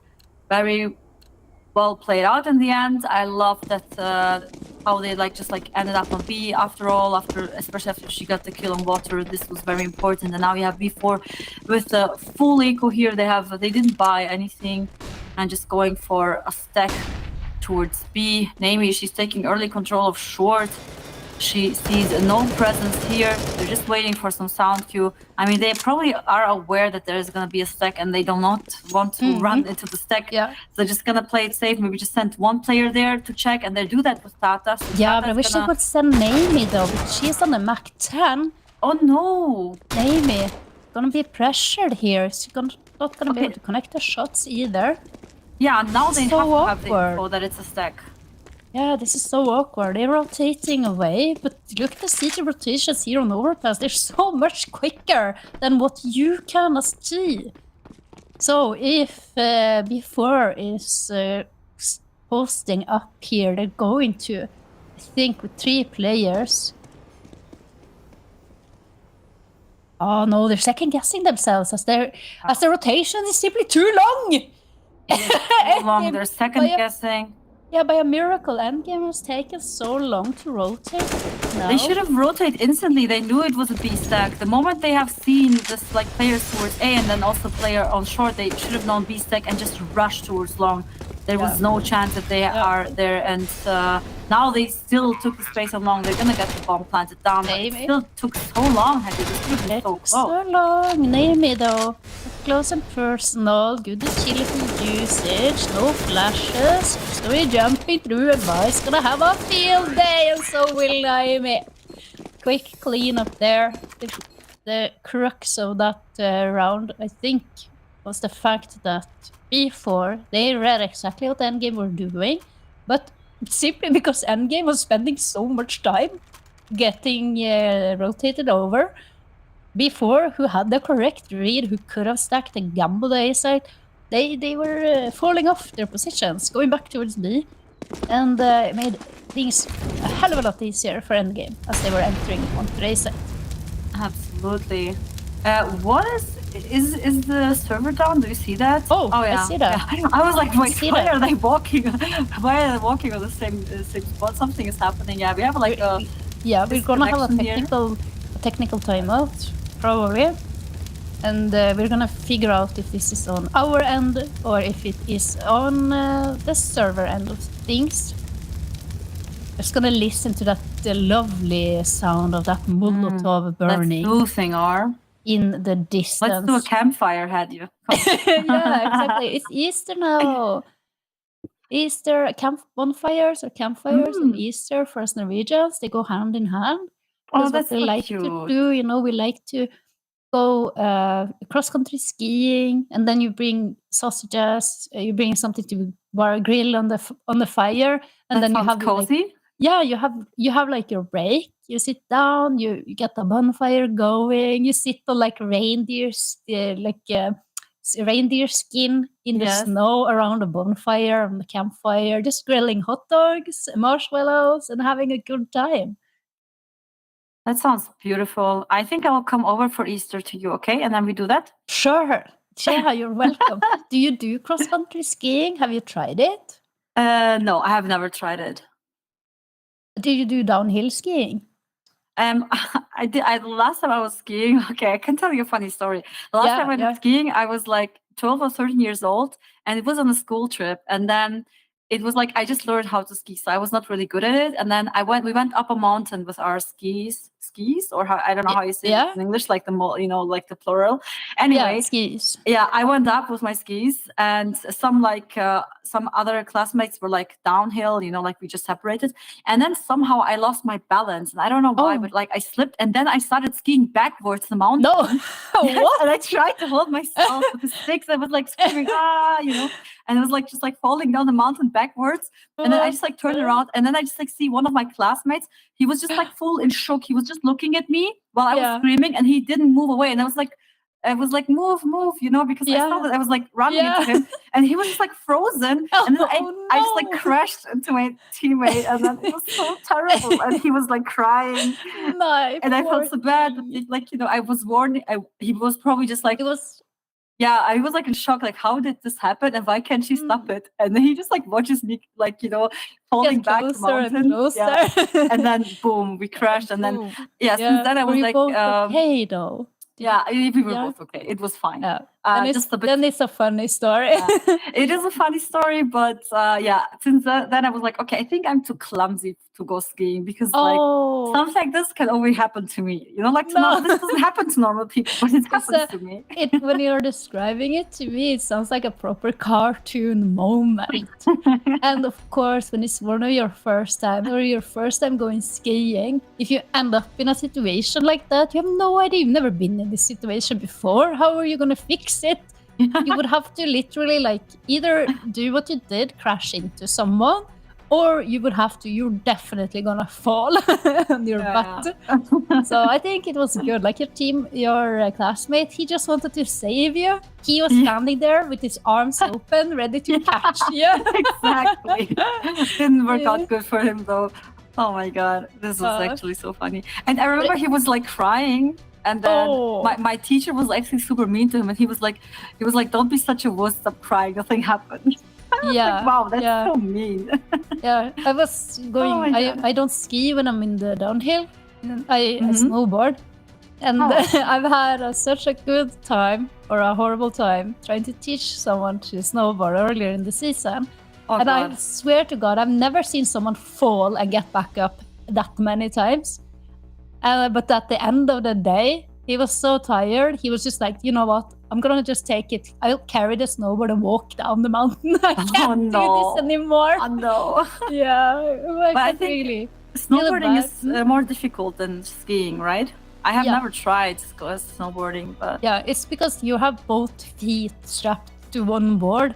So you don't have the luxury of individually controlling your feet. They're both strapped onto the same thing. Which when you have skis, I think when you're starting off skiing, you can always do like the plow. which is like the V shape to slow you down your speed. On a snowboard, you will have to shift your back foot back and forth in able to control the movement and control the speed. And I think just that dynamic of how you are set up with your feet, it doesn't come naturally. It's something that you have to learn and practice. Practice, okay. I Maybe if understand. you're surfing, you can this help would you help, surfing, yeah. skateboarding, stuff like that. I would love to learn that somehow. I don't know. Like Yeah, it's snowboarding, never too late. Yeah, I know. I'm just like so clumsy, Hedya. Like since this incident with like where I like just like fell down the like when I was like skiing backwards down the mountain, I was like maybe I should not do anything like that again. Oh, but I mean, it's not that I'm scared. But I'm just like thinking I'm just a too clumsy person. But maybe I will try one day. I think you should. I think that when you fall down, you can get back up again. Of course, if it happens, if you just don't feel like it, and it's not particularly a part of culture. I mean, I think if you had, I don't know with your family, but I think if they were like pushing you to go, like mine was, then you would obviously not really have a choice. At least when it comes to cross country skiing, it's a family thing. So if your parents are gonna go, they're gonna bring you as a kid, and then you learn it that way. So, for example, for these lovely ladies who we are watching here tonight on their player cams, as we are waiting for this technical issue to get resolved, I don't know if any of them are into either cross-country skiing, snowboarding, or any sort of you can ask that in an activities. interview, had you? Yeah, I think we would do have an interview. Yeah, it probably. Imagine they just won a game. Congratulations, but by the way. What do you think of cross-country skiing? No, but think about it, because some of them, they went to before, of course, they went to Katowice, and I do think that they were at the winter finals as well. And that's maybe one of the first times that they've been able to see snow. Yeah, for us in Europe, Brazil is a hot country. That's true. And I'm not sure. Maybe there are some snow up in like the mountains at the border to Chile or something. Yeah, or Chile for sure. But I don't think that many of them have seen snow before. So just imagine that you're able to travel and compete at a tournament where just it's see the giving world, you right? Seeing the world, seeing new, experiencing new things, seeing snow for the first time.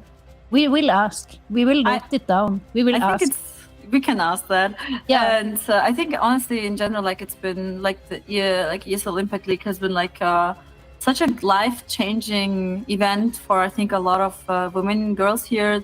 Like especially if you mention like some of them maybe they have never been like to even other countries, like it's another continent. Yeah. And absolutely, it's great. So I mean, we also had like I think one season in Dallas or something. So it's a great opportunity also like for the players just like to travel also to like different places, see new things, and that's very great. I think for me personally, during my career, I got to travel so many cool places, and it's really an experience. But Donna, do you think? I think we need to take a little bit of a break. Absolutely. Because, maybe the stream and the production team is a little sick and tired of us talking about skiing, and we're gonna be back after this technical issue has been sorted. So we'll see you then.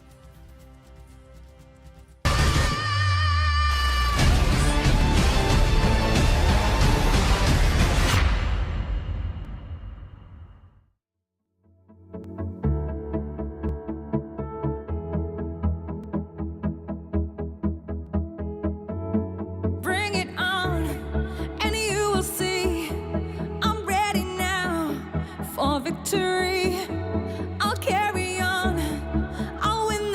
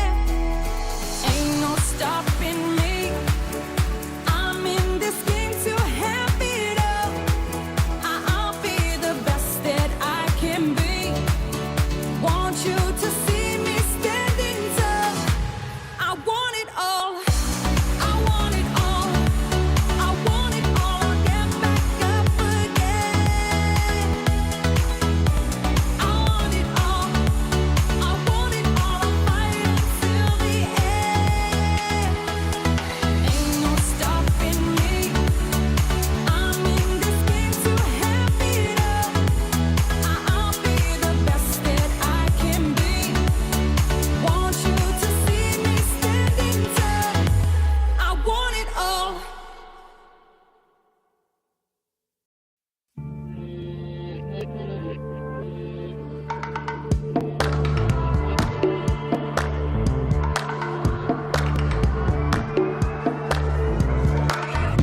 was sure that it'll be easier to clear you from my mind. Struggle with dusty corners till we're filled with faded bombs. Bomb, bomb, bomb. The situation got upset when I stepped on a memory thorn. How I did it to myself. That I heavy had to break free from the minefield that you are.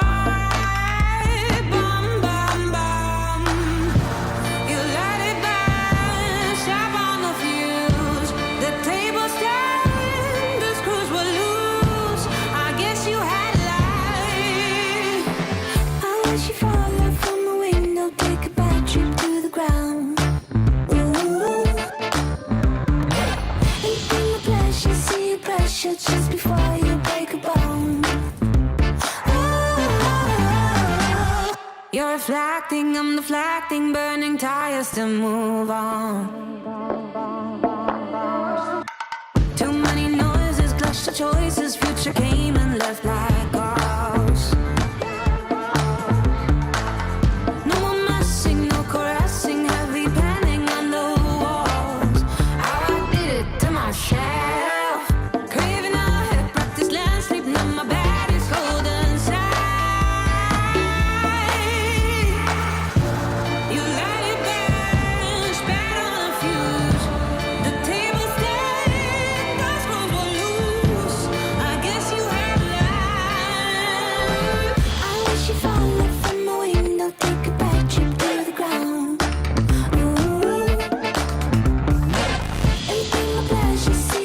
Just before you break a bone. Oh, I wish you'd fall out from the window, take a bad trip to the ground. Anything with pleasure, see you pressure just before you break a bone.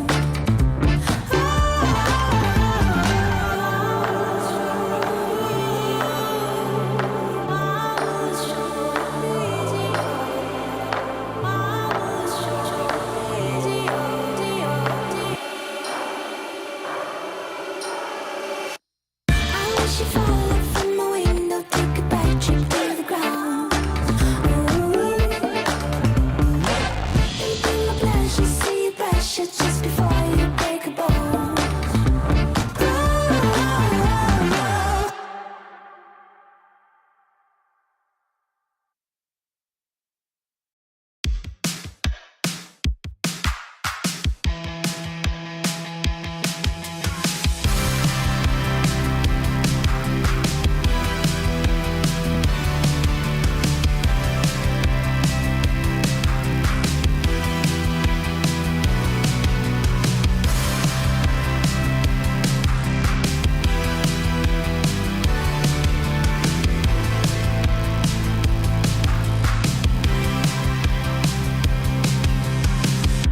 Sometimes when I dream, at times when I just close my eyes, I see the place we used to live. Gaze up at the sky and I look for a familiar face. I try to find my way back home. Could have sworn it was real, but with time started doubting myself. I play it on repeat, I would do anything just to turn back time. Memories are faded in the sun. I just wanna feel like when we were young, when we didn't need photographs and nostalgia to bring us back home. Bring me back, rewind. Gotta believe.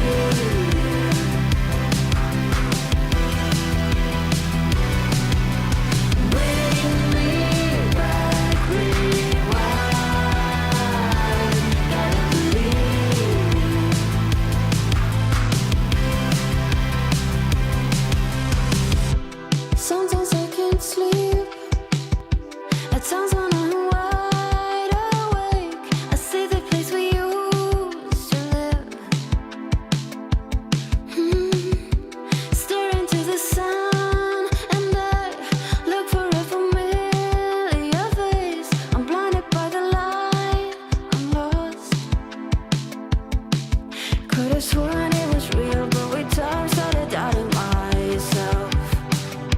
I play it on repeat, I would do anything just to turn back time. Memories are faded in the sun. I just wanna feel like when we were young, when we didn't need photographs and nostalgia to bring us back home. Bring me back, rewind. Gotta believe.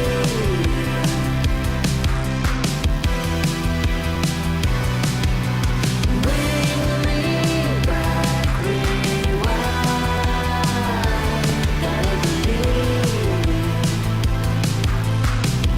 me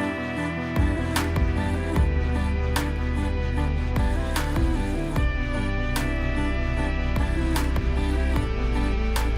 Gotta believe. Bring me back, rewind. Gotta believe, gotta believe. Bring me back, rewind.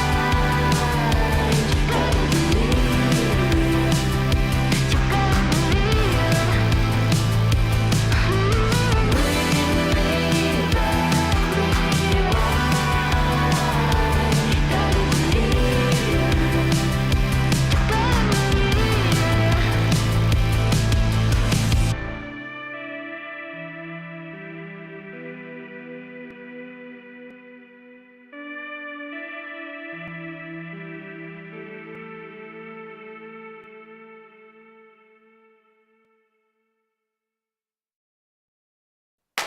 I know that you think it's so important to convince everyone else that you're not boring, but it's making me feel like my skin is crawling. I keep pouring out my empathy to someone I don't even see eye to eye with. I don't mind if you don't have it all together. Yeah, I get it, we're all human, but I give you an inch and you take miles. It's tragic, ruining my sanity with tales of animosity.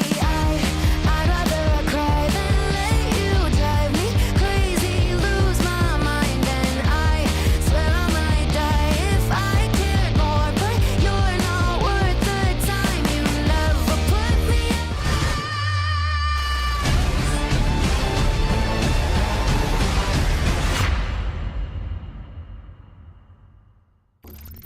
And we are back at it again. A quick little technical timer there. And, well, thankfully, did not take too long, Donna. No, just a bit. And I mean, we had some time to talk about snowboarding. It was very interesting. And yeah, I think I learned something new. So maybe I'm going to try it. But let's focus on the game, Hadia. So we have a 10-9. A pretty tight score here. I love that Endgame is stepping up. And as we said before, this could be the map for them to actually prove what they're capable of and maybe even make it to the third map, even though B4 is definitely the favorite here. Endgame is not making it easy. They're starting with the default play, smoking off toilets, smalling off balloons, and now they're just trying to probably get some information and space towards mid.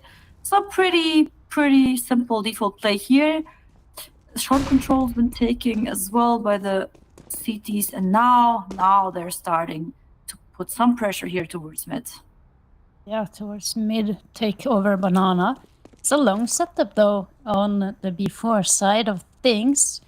Gonna be seeing Younger get a little bit of contact there. Oh, she has tagged up the flicks and Nani. She's gonna be now flanking from the back. Really, it's gonna rotate over. Nani has to kind of do this on her own here as the bomb is being planted. Is she gonna be able to find something? Doesn't seem to be looking too hard here either. Gonna get time there. Third step. Naomi though. It's gonna be taking her out, and that is the call to go save Donna. Yeah, I mean, you can save the Cavaliers though, and but utility pistols, it's okay. I mean, they tried, it didn't work out for them, so they're just playing it safe. And it's a 10th for Endgame, and I love that we finally have a tight score. And it's also the first time in this series, no, in this in the season, that they have a double digits on the score against B4. They played against B4 for everyone. Maybe that missed the previous best of 3 between those teams. You play every team 2 times, and it was a stomp from before. So Endgame didn't even manage to go to double digits, and now they have remember the score that they had in the previous matchup? I think it was 16-6 and 16-5. But let me just check. Yeah. Before I say something that is it does sound about right. Not much there. Poppins has taken out Sophia through the smoke. A monster, I guess. No. Disadvantage situations that Poppins win the second one. Naomi trying to equalize things in favor of Endgame gets severely punished. But it's also really horrible for Endgame here is that they don't have any sort of map control towards A side. See that Vi and Flix are gonna group up alongside Tata, but are they going to be ready for Julie, who is sitting here in this very, very good position towards Dale? We're not. No. It's all down to Vi. It's all down to Loflix. Julie, though, playing very passively. We're gonna try to head up towards short, and no, Vi shoots off a couple of warning shots there. Loflix hits a clean headshot onto Poppins. They're gonna have to push in here and in the Julie. And her teammate is ready. Julie and Goddess. The Goddess is just gonna swing on Julie's contact here. They also have a player on Heaven, which is younger. Beautiful timing. The Molotov and younger Goddess. They clean it up. Yeah, this was pretty clean here by before Endgame. They didn't really have a lot to work with towards the end, so they lost too many players very early on in the round. Good round here by before, played out really safe and also very cool too. You know, like they kept calm. They didn't do really any mistakes. It was well played by them, but still tight score though. And Endgame, they have the money to reinvest. They even have like still almost 3k on Tata, almost 7k on Sophia. So it's not looking that bad though for them, especially if they manage to get the bomb down. They can still invest again. But obviously the end goal here is to win another round and to take the map away from before, which is, by the way, also before's map pick. And but could be very interesting to see if they actually make it, if they manage to make it to the third map. I think this could be a great surprise. I do think before has the better players, but they haven't played yet on Inferno against each other. And only like seeing also an Overpass being played here by B4, even though they played it only once, and game they didn't play it once in this. They didn't play it even once in this like series now, and it shows that there's like space for both teams to work on to improve. And I love to see this kind of maps in an official, because you don't always go for maps that you haven't played often in such an important match, right? Yeah. It's a good point. It's interesting to see when we were looking at Nani on the player cam. She's shaking a little bit. It's seeming like she's maybe a little bit nervous, which is something that we're not usually seeing from the B4 players, because on paper and on everything, they are the better players, they are the better team. But it just seemed to me that on Overpass, which they did talk about, is not a map that they play too much, or at least not on official matches. And to have the confidence, to go and then pick that as your map choice when Nuke is on the table. That is the thing, right? This is also something you mentioned, like Nuke would have been the safe pick, and they are very good on Nuke. But yeah, I think I kind of understand it though. I mean, they have such a good standing that they don't feel threatened, you understand? Like they're like so dominant in this group. They're the best team in this group, and they want to take the risk to try out some things for, I think this is for their like long game, right? Playing a game like Overpass on an official is just like preparing themselves to have like, you know, more maps on the map pool, and eventually they have to start playing that in an official as well. So why not do it now against Endgame? Especially they already won 2-0 against Endgame, so I think they just go with like a lot of confidence into this best of 3, thinking, okay, we have beat them once 2-0, and even if we have very like, convincingly played, too, very dominant. Absolute convincingly dominant, and even though they have like played Overpass just once, I think this is like a good opportunity to just like play it again and look what mistakes are we doing, because this is so important. Like it's more important to see what mistakes you are doing than, for example, the enemy team, right? It doesn't matter what the enemy team. If you win because they made mistakes, then you won because the other team played it bad, right? Because they gave you the entries, they didn't execute well enough or something. But if you lose rounds because you made mistakes, this is where you can grow as a team, and it's so important for them. Like because you know they will make it to the playoffs, and then they will play against better teams. So they're just trying probably to like see, okay, where are the gaps here? What do we have to keep working on? Why do we lose these rounds? And what can we do differently? And to just use that and to use this for the later game, this is very important for them. And I think this is like probably why they went for Overpass and not Nuke, because they're good on Nuke anyway. Yeah, they know what they're doing. Nuke is working. Exactly. And to get a little bit of play in on Overpass, I think is crucial. If you're looking at even further than playoffs, there's gonna be a LAN final for the whole season. And on that final, they think they will get. They're pretty confident that they will get there. And then they're going to be meeting. And then they're going to be facing teams that actually do play well on Overpass. They're going to be facing CLG Red probably. They're going to be facing Enigma Galaxy, perhaps, Navi Javelins, like all very solid and good Overpass teams. So I think you are absolutely correct in your statement, seeing that they would want to play this, get a little bit of playtime on it, and then whatever mistakes that they are doing is just beneficial for them in the long run, because then they're not going to be making those mistakes when they're up against tougher opponents. Exactly this. And I do think that I think they played a good Overpass so far, but I think there's still some improvement, some like room for improvement. There always is, even if you're like a top team, right?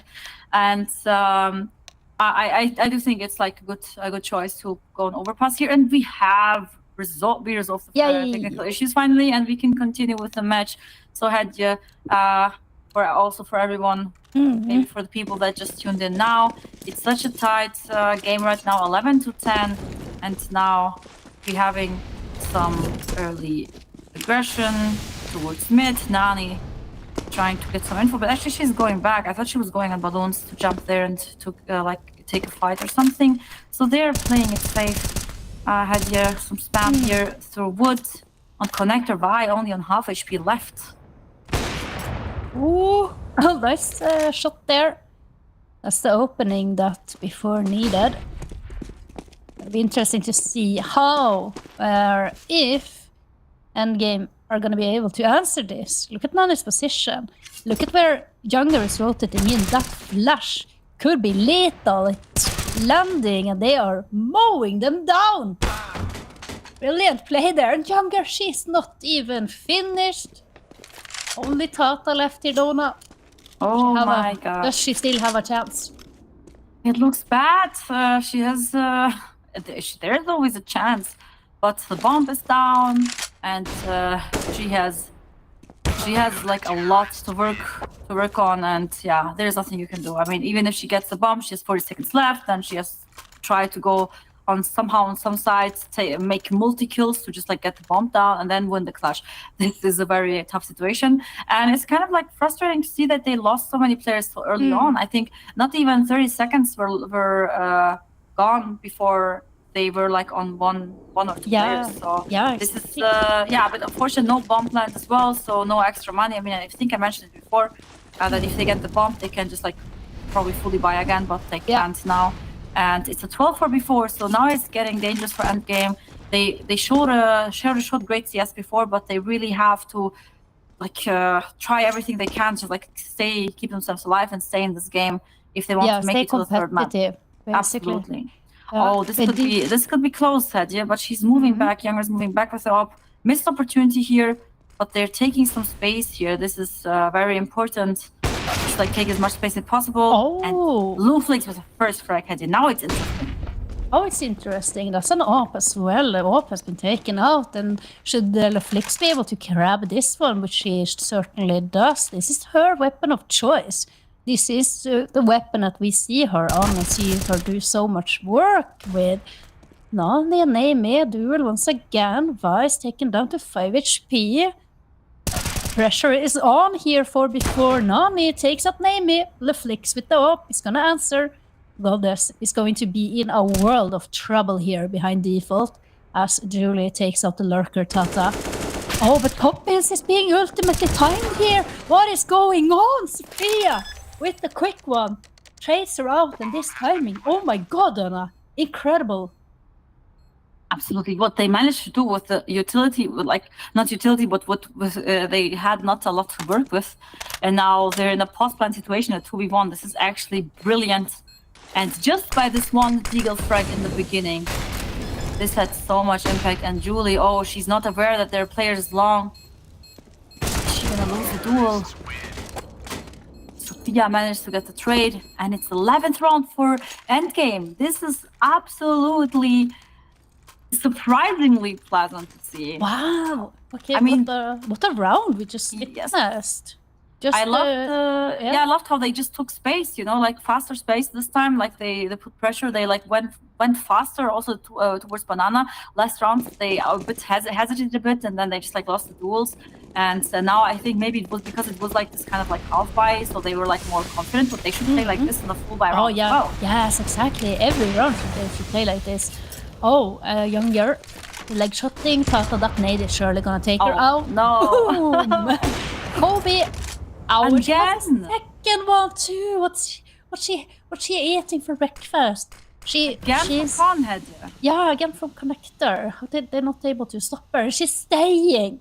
The disrespect, but of course she can. There's no one in mid. Nani's gonna swing out, get 2. Now the Flix has to do it all on her own, and but she's missing that flick. I don't think she can do it. Gonna be very pressured.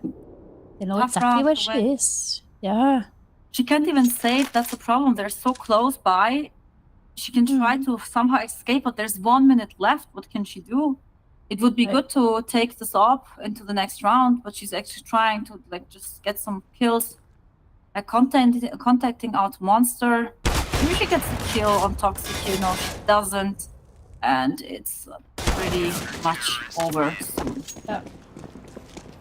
Amazing attempt though, but it's younger with her up in hand that is just creating so much value for her team.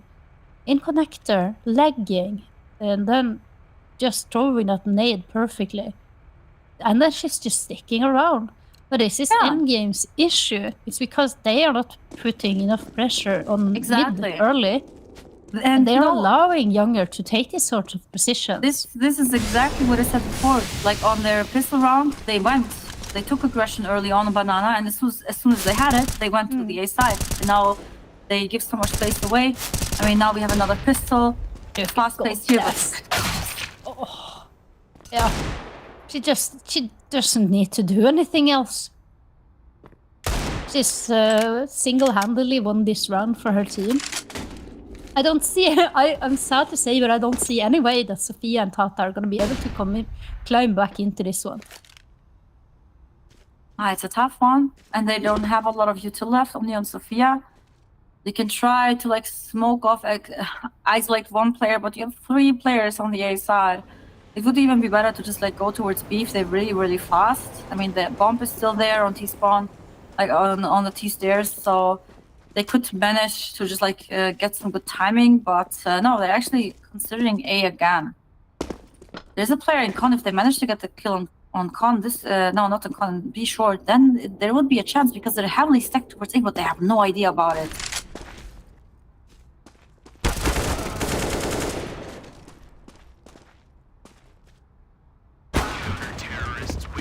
Ooh.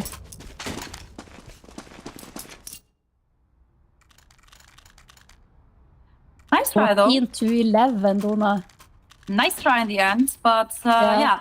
B4 B4, they are showing a lot of dominance and aggression. So end game, they have to counter that, and they also like have to like punish the op more. The op, like they give so much space to the op that their opera can be like 2 rounds in a row towards connectors, sticking around and just like making so much damage, like without any punishment. This is absolutely like devastating for them.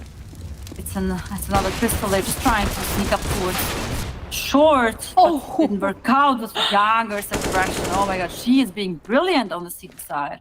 yeah. Took out her teammate there in the process, but I guess it was kind of worth it. Naomi, though, she's picking up their op now. She's probably happy. Perhaps a little bit too aggressive. Goddess, though, ready to clean up. We are only pistols on the end game side of things, so I think that they are going to be very happy if they can get anything else done, but Goddess, she will simply deny it. Sophia, though, can she hit this? Oh, what a shot! Grabs that up. We know she's capable of playing with this. Oh, and even the repositioning here. She has the bomb on her back. She has a smoke. She has the op. She's rotating up and faking to rotate up, which may be playing herself a little bit here. I think she thought someone might be nearby. It was a brilliant play, but look, she's gonna get pushed out there, Nani. Gonna take the information. They didn't fall for the bait though. Oh, they didn't. They did. I don't think they could have. I don't think they could hear the stats. You know, when you are that far away from the they B could, side, but they were expecting her. Can Like, they hear it? I'm not quite sure, but like the re-aggression on short was like something she should have expected when she rotates back. That they will like check if she's still short, and then she was like with her back to like, you know, facing them with her back. Of course, oh, this is so fast, Heidi. What is happening? Oh, it's going quickly and it's going down. It's the last round potentially as Julie takes out Tata. And now we have Vi, we have Naomi, we have the Flix. 3 versus 3 now, Poppins. So down to her. Younger is backing her up. A little bit of a team flash there, but does it really matter? Smoke's gone down on site. The bomb is being planted. Maybe it is Nani, but Vi is gonna take her out. So now it's all down to the offer and the young star of B4. 2 versus 2 now. I think they know the positioning of both the players. Perhaps Vi can be the nuisance. Younger finds the Flixes now all down to the wire for Vi. She takes her. Oh, she gets them both! What a straight transfer there from Vi. Absolutely unreal. She saves the team, she saves the round, she keeps them alive, and they're only 3 rounds away from overtime, Hadja. This could be so insane, and I love that end game that they're like fighting so hard, especially against a team that they've lost 0-2 against, and not just like this, but they didn't even manage to make it to double digits. So this is a statement here, and now we see like some fast pace towards B. Wolflix already checking for mid. They're pressuring long here as well. Oh, this could be a bad timing. They know that mid is clear. Now they're gonna clear playground. Same time aggression on B. Oh no, not like this. Oh, it's all left for Sophia here. Down to only 1 player up against 4. Up against B4. And I don't think there's much hope here. He's gonna be able to take out Younger.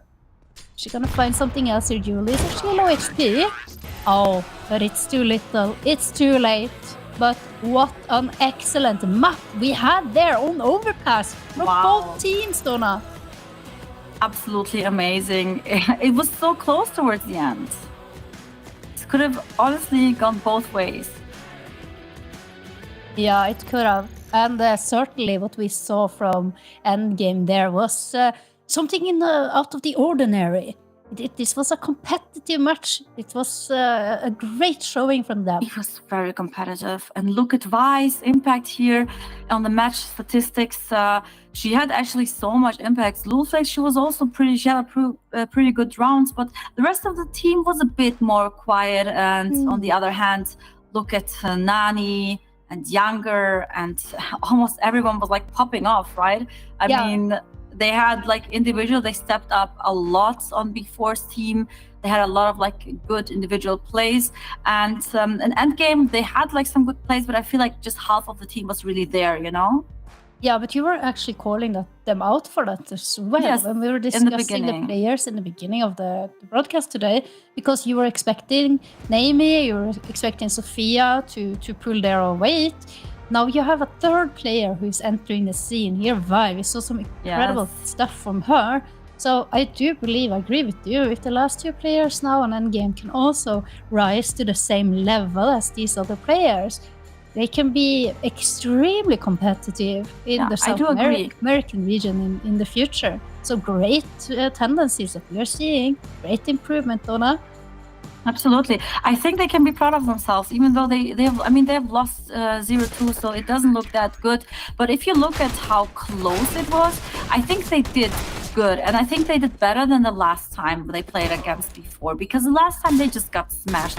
And now we had so many close moments. And honestly, it could have gone both ways, especially like on Overpass with a few rounds different. Even on Vertigo, they had the chance to go for like 7 rounds here, just like didn't work out in the end. But I think they stepped up their game a bit, 100%. Yeah. And with a bit more like practice and improvement also on the individual level from majority of the team, I do think that they can be also one of the better teams in South America. There's 100% potential there.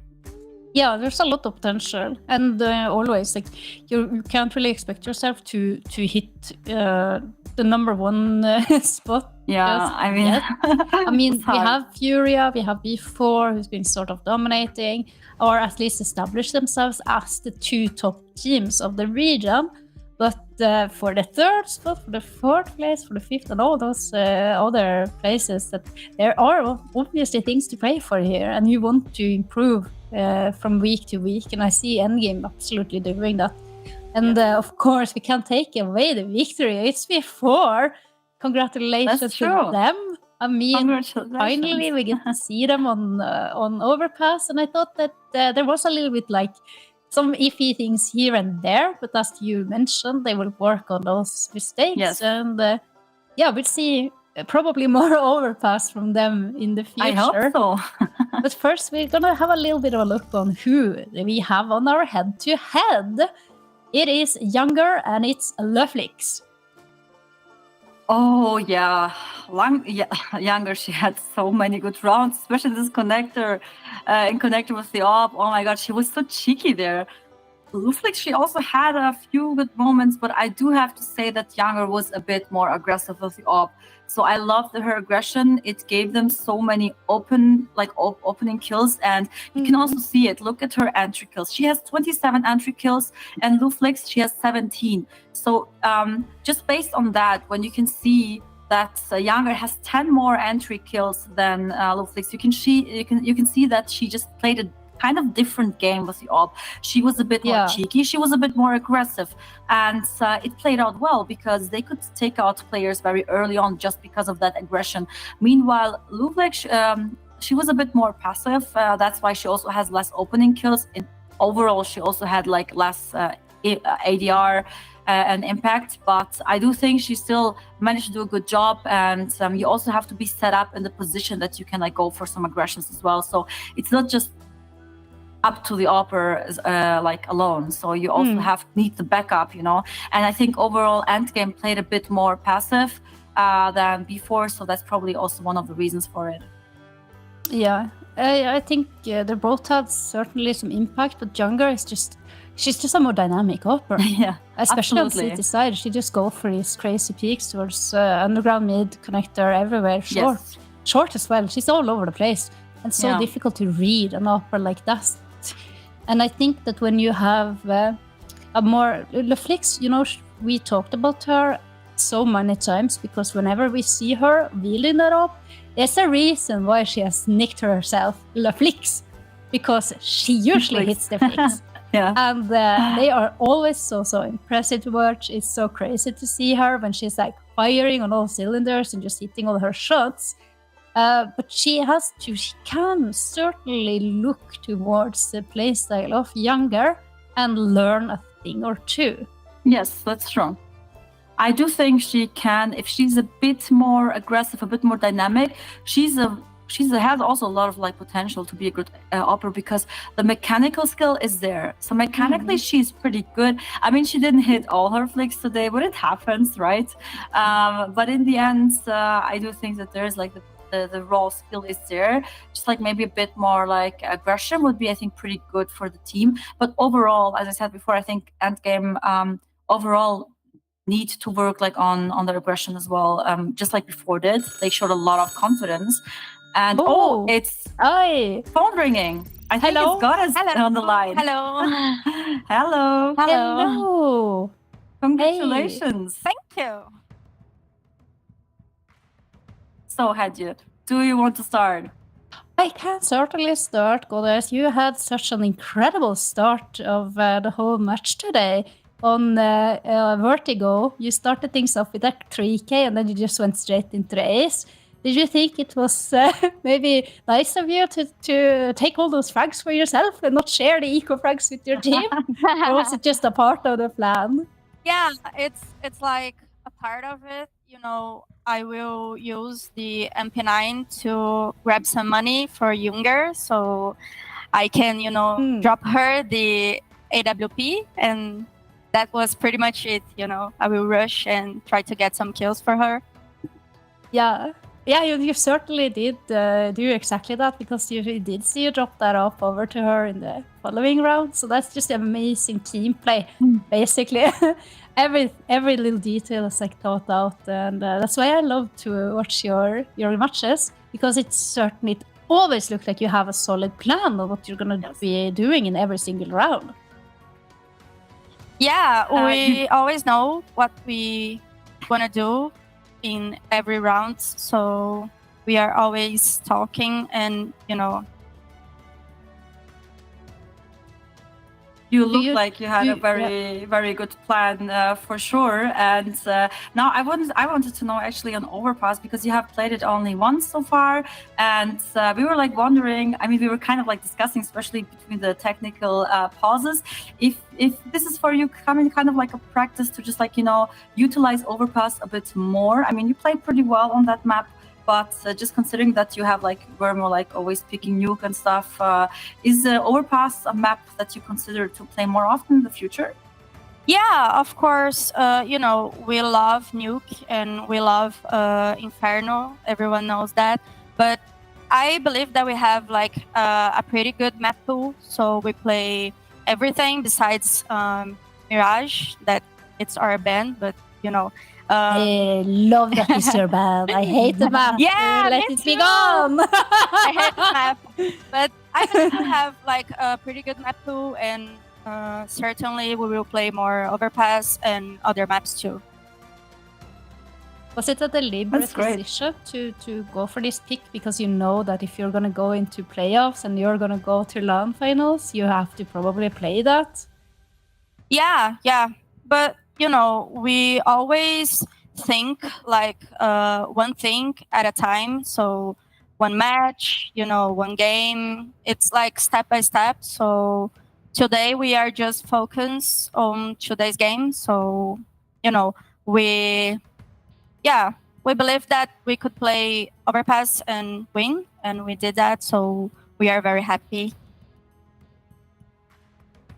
Yeah, absolutely deserved win here. You had such a great game and a great series. So right now you're the number one in your group, and just overall going into the series, into this season of ESL Impact.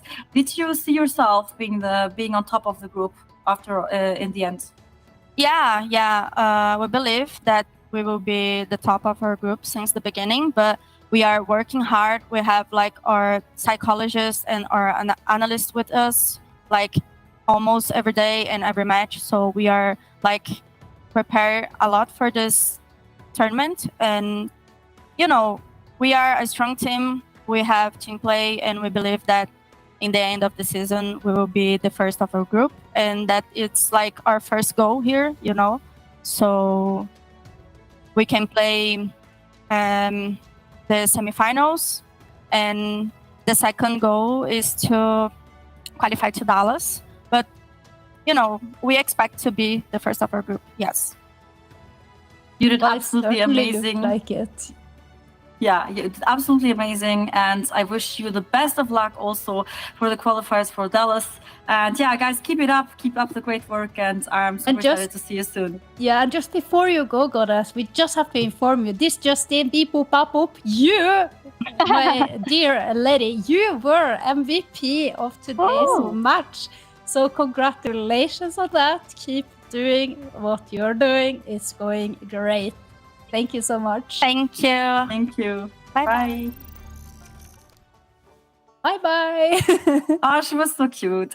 Yes. Super Absolutely excited. brilliant. Yeah, I also love the confidence that they said, like, yeah, we're gonna be we expected we're gonna be on the top of the group in the end, and yeah, I mean there are 5-0 right now. Such a dominant showing by B4 Esports. They're absolutely one of the favorites in South America, head to head with Furia. So I would love to see those two play against each other.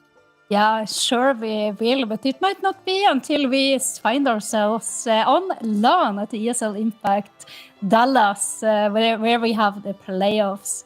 And Donna, thank you so much for today. Thank you. It was brilliant. I love casting with you. Absolutely amazing. But you know what time it is now?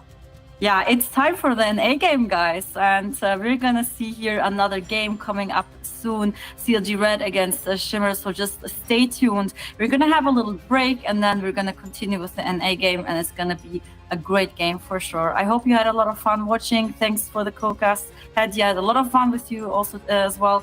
And yeah, take a little break, guys. See you soon. Stay tuned. And bye.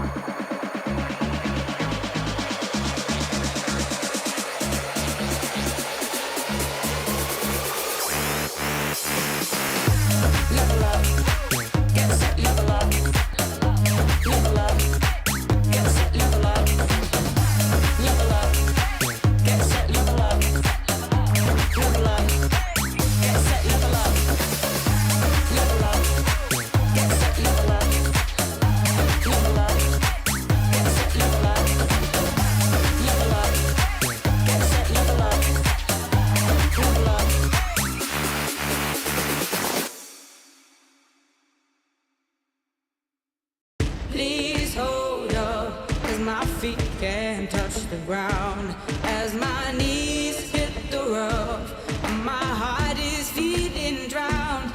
And I can't lie still, cause the time. ESL Impact is brought to you by Intel, DHL, Monster Energy, and U.S. Air Force.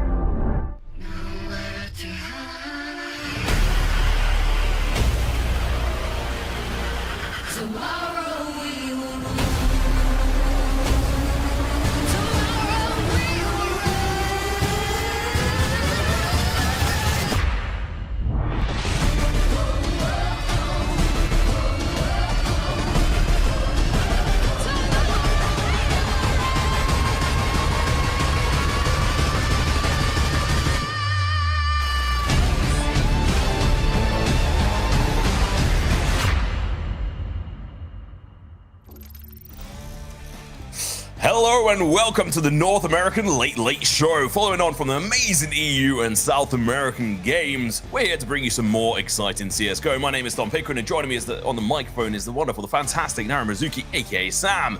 What do we have on the cards for tonight?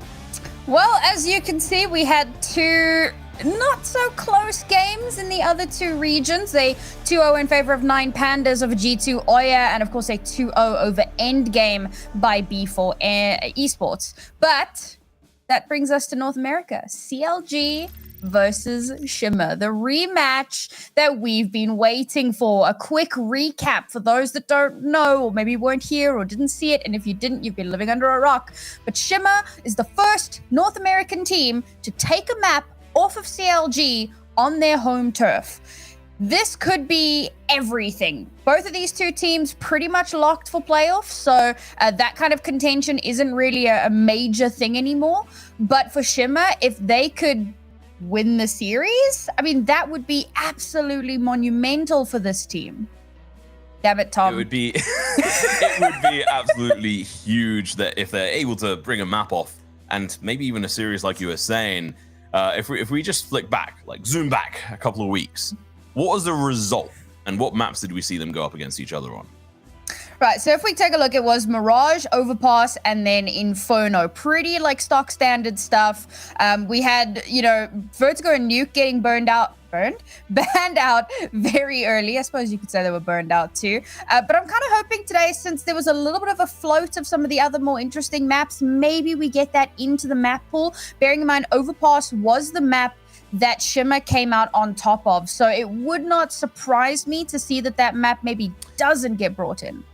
Yeah, well, you know what? If you are in Twitch, you can participate in the stream today. Type in hashtag CLG if you think they're going to win it, or if you think Shimmer are going to be able to walk away with this one or run away with it, make sure to type in the hashtag SHIM. H. I love the way the British people say H. Weirdos. Ooh, here we go. Veto. Sam, what do you reckon is going to come up here? So, bearing in mind that Overpass was actually CLG's map pick, that does bring some interesting dynamic, being that it was the one that they lost. The first bans that came through last time were Vertigo and Nuke for Shimmer and CLG respectively. Now, it's very likely that those are going to come out. There you go. Instantly taken off the board. The first question mark comes in here. What are the map picks going to be? Maybe we get a pick into Overpass instantly from Shimmer because they know that they won it before. And how does CLG pivot off of that? I'm kind of hoping maybe something like an Ancient or an Anubis comes out, something with a little bit more strategic depth that CLG can really lean on and draw in their experience. And there you go. And it's not even CLG that pick into it. It's actually Shimmer that bring out the Ancient, followed by the Inferno. This is what I like to see. Some spiciness. I will say, CLG, they're pretty good on Ancient. I will give them props. They obviously did very well very recently on that map.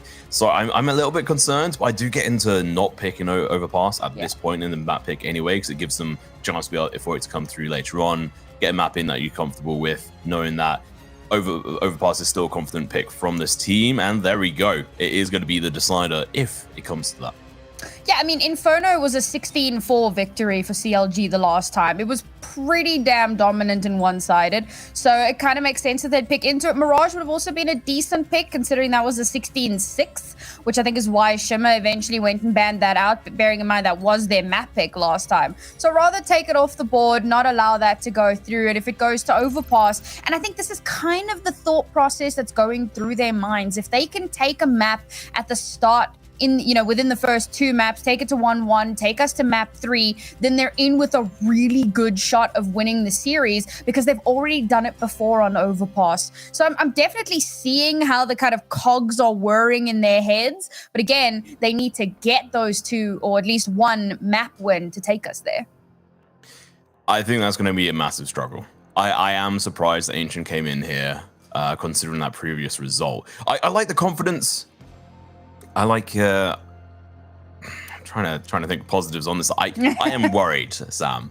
I was really hoping that Shimmer were going to be able to come in here, put CLG Red in their place, put another reminder on them that you may be the top dogs in this region, but we're still going to make you work for it. So at least if there was an Overpass there, or even an Anubis, we could still see a potential map being taken off, and that really shook things up. When we spoke to Goosery, she was saying, we messed up. We made a lot of mistakes. We need to fix those. Yeah. And we then saw them start to work on those over the next couple of games that they played. So I was really happy. But either way, let's talk about players. Who do you think is going to be popping off tonight? I will just say that currently Shimmer has 100% win rate on Ancient. The one time that they played it was a 16-4 win over Byte, so it could be interesting. But players, yes, and there are some fantastic players on both of these teams. I feel like for the CLG players at this point, they really need no introduction. They are exceptional unto themselves. They have a wealth of experience both locally and internationally, and they're constantly performing incredibly well. Goosebreeder, the IGL that is still able to frag. BBon, the absolute demon in the server. Kaya Slay, as we've come to lovingly name her, right? Mads and Kelsey also always there, rounding out that roster for that extra little bit of support. You want to keep your eyes, of course, on the BBon. She's going to be the kind of tip of the spear, the super fragger, the person that's going super hard. But yeah, I mean, this team really, they don't need me to gas them up. They're going to show us exactly what they're capable of. Yeah, they're an absolute beast. But let's go dive into what our predictions are for today. I'm going to start off. I'm going to say CLG Red. I feel super confident with their ability here. Like you said, potentially Ancient could go either way, but we've seen CLG Red absolutely smash that one on previously, so I think they could still bring it home. Shimmer, I do hope they prove me wrong. This is kind of me trying to do an opposite of a caster curse in a way, but what do you think, Sam? I think that I'm going to go with the underdog story, and I want to put my weight behind Shimmer this time. I think that they've really put some thought into this veto. The fact that Overpass got floated through, they're feeling confident on that. I can feel there's a game plan here. Now, of course, that could go completely out the window if CLG 2-0.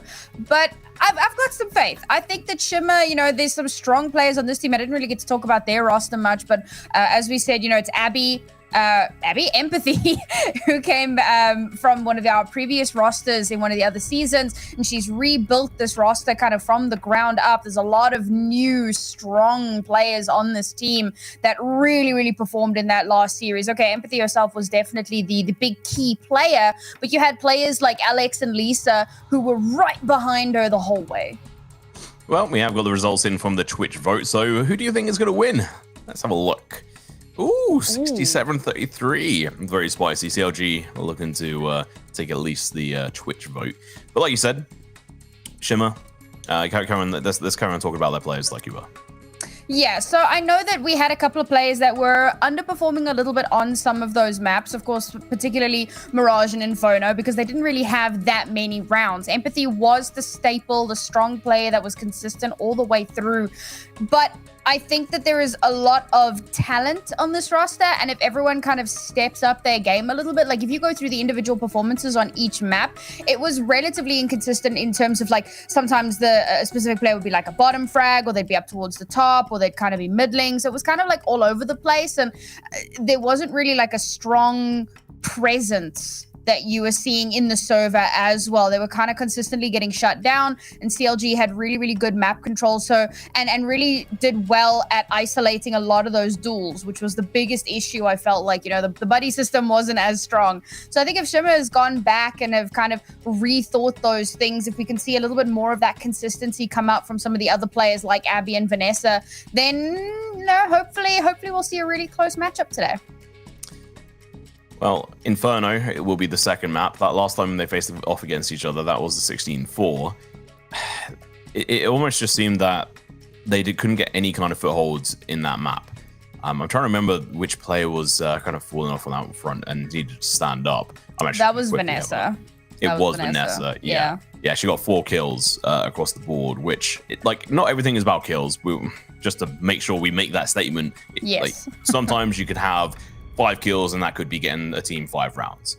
But, you know, at the end of the day, if we want to go down to the basics, they weren't really performing as a team. Top fragging was Lisa and LX. I mean, overall, what do you think the biggest issue is on that roster that they've not been able to do as well as they should? Like I said a little bit earlier on, it's really that kind of buddy system. It's making sure that the communication is there, swinging on one another, backing each other up, creating those crossfires. You come up against a team like CLG, and they're going to have that down. Oh. Diving straight into the action here. Bomb is getting planted. Good breakdown there, as usual from Sam. Now let's see if Empathy can break down this team. Shimmer starting off tightly. The bomb's gone down. First kill going to be going their way as well. Kode. It's absolutely slapped. Now Empathy's going to be backing off, playing a little bit more positive. Thorn in their side. They have to deal with her if they want to go in for this defuse. And she is just getting tags left, right, and center while still staying alive. 10 HP. She may end up falling with them there. Now just going to be forgetting about her playing aggressive. They're going to be able to find the first kill. It's going to be Vanessa, of course. Abby coming in with the kill of her own, going for the trades, but it's going to be Lisa with the burst fire to be able to get a double kill. And what a round coming out from Shimmer. They only lost 1 player in that round. Fantastic. Not only was it bombed down, but it's round 1, which gives them quite a lot of cash to take into this next round. Just the start that they would have wanted, particularly here on their C tie. Goodness me. On their T side on Ancient. You can tell it's getting late. My tongue's getting lazy. It doesn't want to cooperate with me. But this is the perfect start. And hopefully it'll be the springboard they need. They are going in with a bunch of Mac 10s here, so the force is interesting. But I think if they're going for a strong rush, this could work perfectly.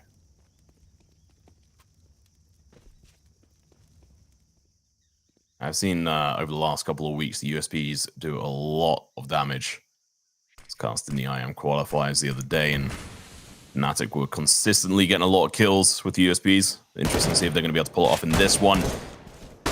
Bills have spotted some targets. Flash going to be coming out. It was a little bit lackluster, but they still make it work. Find 1 kill. That is at least a decent start. The spray down comes through low. There we go, Abby. Huge plays. A lot of damage comes out towards Vanessa. 2 players lost. That is a really good round from CLG, but Shimmer going to be able to take the second round on the board. Yeah, I think that one of the reasons they go for that Mac 10 buy is because it's likely that they might lose a few players and they aren't as confident yet, right? Still a fairly new team. So they go for the Mac 10, slightly cheaper purchase so that the reinvest isn't going to be as bad. And if they reinvest, they've got 2 AKs for themselves. So because they spared a little bit of cash in the previous time, it means that they've got a slightly better buy this time around coming up against the force from CLG. It's gone around, I'd expect. That Molly, questionable amount of damage done. A little bit slow on the smokes being dropped, but they're going to be playing aggressive. Elec straight in with a kill of her own, but Kaede are going to be going for a double trade-off. BB just managed to get that first kill as well. Good initial damage. Kaede still going to be live, but that smoke's going to be a little bit too delayed. She still stays alive. Goose Speed is going to be coming to her aid. Lisa, last one left alive. Can't find anything. Oh, that was close. Good recovery from CLG. Even 3 of the rifles, including an upgraded one to an AK. Yeah, I mean, they kind of had that site on lock. Shimmer hit that site 2 rounds in a row. CLG are like, yeah, probably. And they take a slower approach again, but then they pick up the pace quite heavily. They try and move in onto site, but there isn't much of a pincer. They like kind of completely ignore Jaguar and that connection into the actual site itself. So they all just kind of funnel in from main, and CLG are able to spray them down pretty easily. Now they're back down onto pistols, unfortunately, their streak having ended before it really had a chance to begin. Still trying to bring this back, but it's going to be a difficult one. This is very well played from CLG, making this come back from that initial loss. Textbook. Bomb is going to go down. Extra money in the bag here for Shimmer. It's going to be making all the difference. A single or 2 kills could also try to even the odds in regards to the economy, but it doesn't look like they're going to be able to achieve that whatsoever. A couple of extra upgraded pistols on the side of CLG. You can never go wrong with that. But second round on the board, kind of expected after that last round. Yeah, a kill or 2 would have been nice. Try and dent that economy really early on, force them to have to reinvest, and then maybe long term, you give yourself a little bit more of an advantage. But unfortunately, it was a flawless round from CLG. So no big concerns there for them. And as you said, they managed to yoink one of those AKs as well. There is an AWP on the board here for Abby, and Abby's been doing pretty well so far. This could be exactly what they need to start cracking open sites. It's going to be interesting to see how she plays on this with the AWP versus CLG, who are quite good at being able to go for point denial on those guns. Oh, BB, you have to be careful. The sound wasn't heard. When you're going for that wall bang, you can't hear any impact shots on the other side onto actual players. At least not at a human level in regards to the volume level anyway, without having your ears burst. Mad's going to be playing a little bit aggressive. Slow round from Shimmer, trying to get a read on, get an initial kill from CLG. Nice slower pacing here again from Shimmer. Oh, but the aggression from Bibian. She's instantly traded out, though. That's good. They've taken her off of the board, and that's a second kill coming through from Empathy. Now they have the numbers advantage. BB was just like, oh no, you don't get to play passive. Come here. And unfortunately for her, she's going to be put down. Was able to find that first kill on towards Abby. So AWP was dropped in initially. Empathy picking it up. They've got 45 HP. It's going to be KO Day to try and save the day here. See if Chaos Lay is up to the task. Incendiary Grenade's going to be going out a little bit too late on the call though. Flash going through as well. This has to be a bit of a retake. We're going to catch the player across. Doesn't get the bomb down either, so they're going to have to wait a second, but the train's going to be coming out. Lisa, good shot. Second comes out as well. Now Mads, last player left alive. Finds a player I just called out, AK in hand as well. They know where she's at. AWP is going to set up. The grenade's going to be out towards them. Vanessa's going to be sitting in the corner. 11 HP. Oh no, not in the corner. She's been able to rotate all the way around, but Mads is going to be crossing into the crosshairs. Alex takes care of business. Good recovery there from Shimmer. It was almost out of their grasp, but they brought it back through.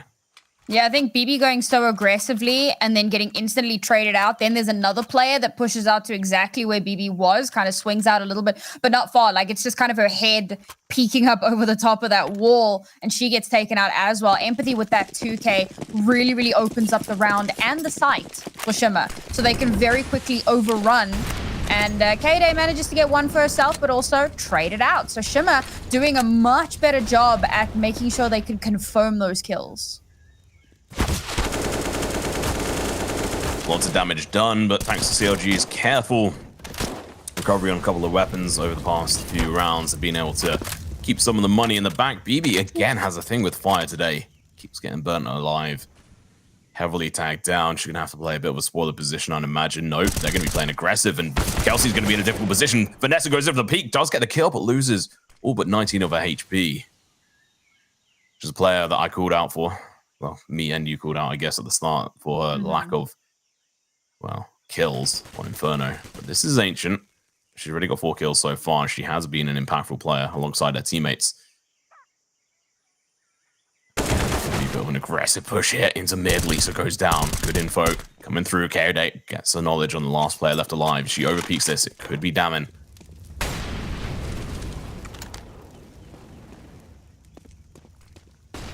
Oh, AWP in hand. Looking to try and get the bomb down.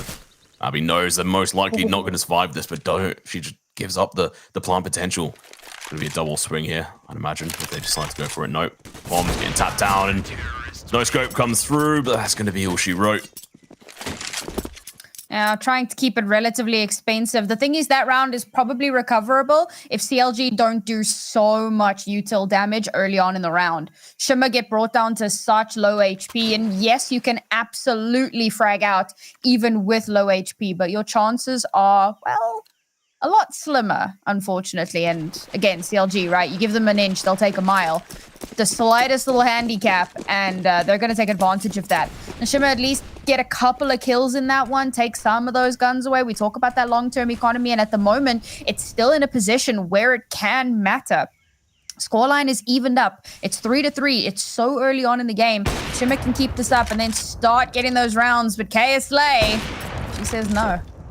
Oh, that flick as well hits Vanessa through the wall. Mad's going to be here to finish off the job. Takes one, goes for the second. Third one is going to be right in her face, but she takes care of business alongside Goose. I love it to see it. Good round, good clean round. No bomb going down on that one or the previous one is really going to be affecting that economy, Sam. Yeah, that's a bit of a rough one. I mean, obviously it wasn't a eco round. I mean, there was like nothing spent into that. So they go for a rush. They hope that they can get a couple of kills. They're not even expecting to be able to get the bomb down, but hell, they'll do their best. You know, if there's like one person on A, maybe they at least get the bomb down. Unfortunately, the person on A was Kaode. So that put a bit of a spanner in the works there. And now again, it's the double pistol still on just upgraded and taking so much util damage again.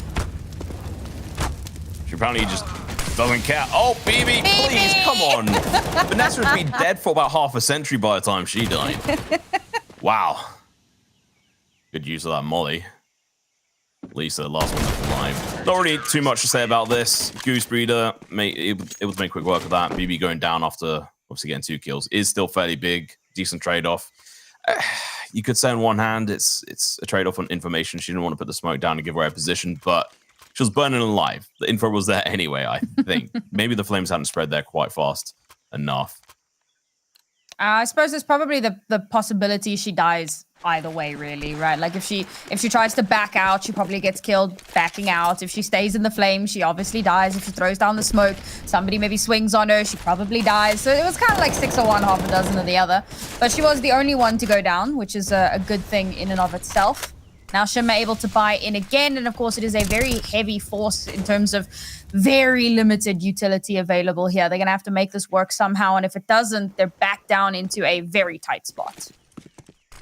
Going for that partial buy on the previous one was smart, but it didn't work out with only 1 kill. Didn't really make too much sense. Kelsey tagged down heavily, but Mads and Code to be pushing up there. Kaode's going to be going down. Vanessa! Ooh. Absolute slays, but Goose Breeder turns in, gets a revenge in towards mid, backed up by BB. Going to be able to see trades coming out left, right, and center. A massive disadvantage on CLG's side. Shimmer going to be looking to shine. BB pushing around this corner. She's the last player with any amount of HP. Never mind, it's wiped out. MP9 on the side of Kelsey. She's got little to play with. Smoke goes out. She might think about potentially trying to recover a gun here, but as soon as you make any noise here, Shimmer will be on your tail. You have to be incredibly careful. Really good execution here from the side of Shimmer, punishing the other side. Vanessa being able to do very well. Oh god, they nearly missed each other, but Vanessa on point, going to be able to pull out 4 kills in that That is I'm impressed. I'm happy to see her coming alive in this. Yeah, absolutely. She goes so hard there. So first the kill onto Kaede, who is scoped in on her. That in and of itself is massive because Kaede rarely misses those. That was quite uncharacteristic. So to take advantage of that, to then get the follow-up as well, open up that A site, and then get the 2 kills on the players that are trying to rotate in for the retake. Fantastic. A well-needed, well-earned round for Shimmer. Again, off the back of a slight hero play, but we'll let that one slide for now. As CLG's money starts to crumble. If Shimmer could win this round, they could be in a really good spot. They'll tie things up, and CLG will have no money.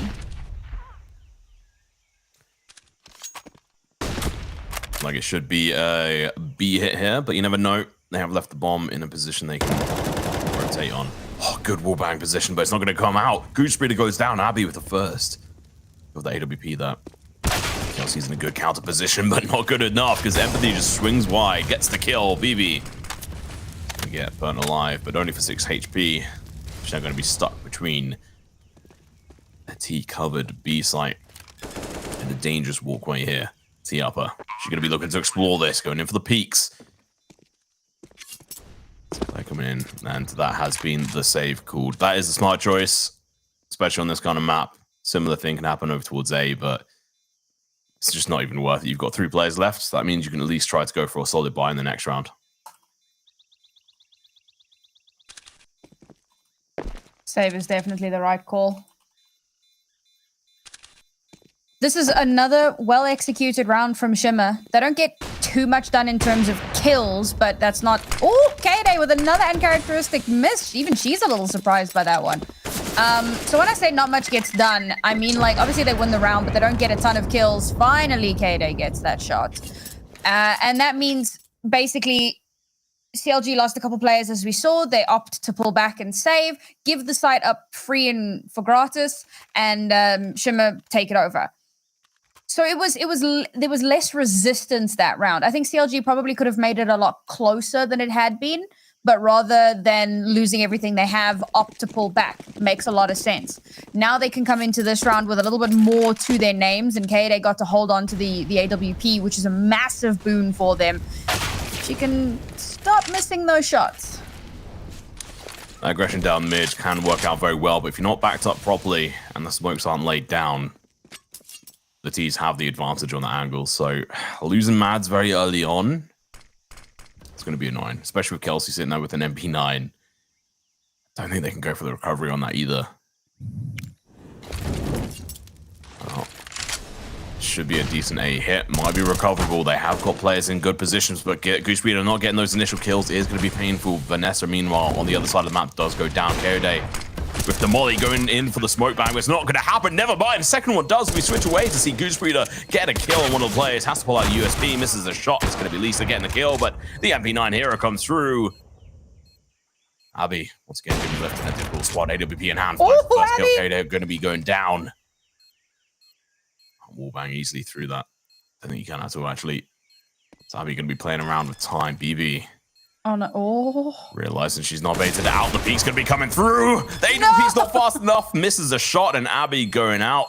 That was so close, but still G going to be taken back. The advantage here, but 3 of their players rather low on cash.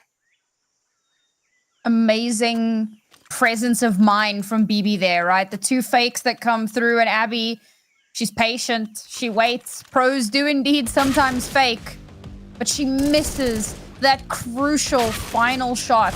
She was so close to clutching that round for her team. And at the finish line, she just cannot connect it. That is super, super unfortunate. There it is. She was still falling, and I think that kind of knocked her aim off. But, oh, Shimmer with this aggressive push directly into mid. It is stunted by the utility. They're forced to pull back. That could have been devastating for CLG. BB doesn't know how close she is to danger that. Lisa. Counting the bullets.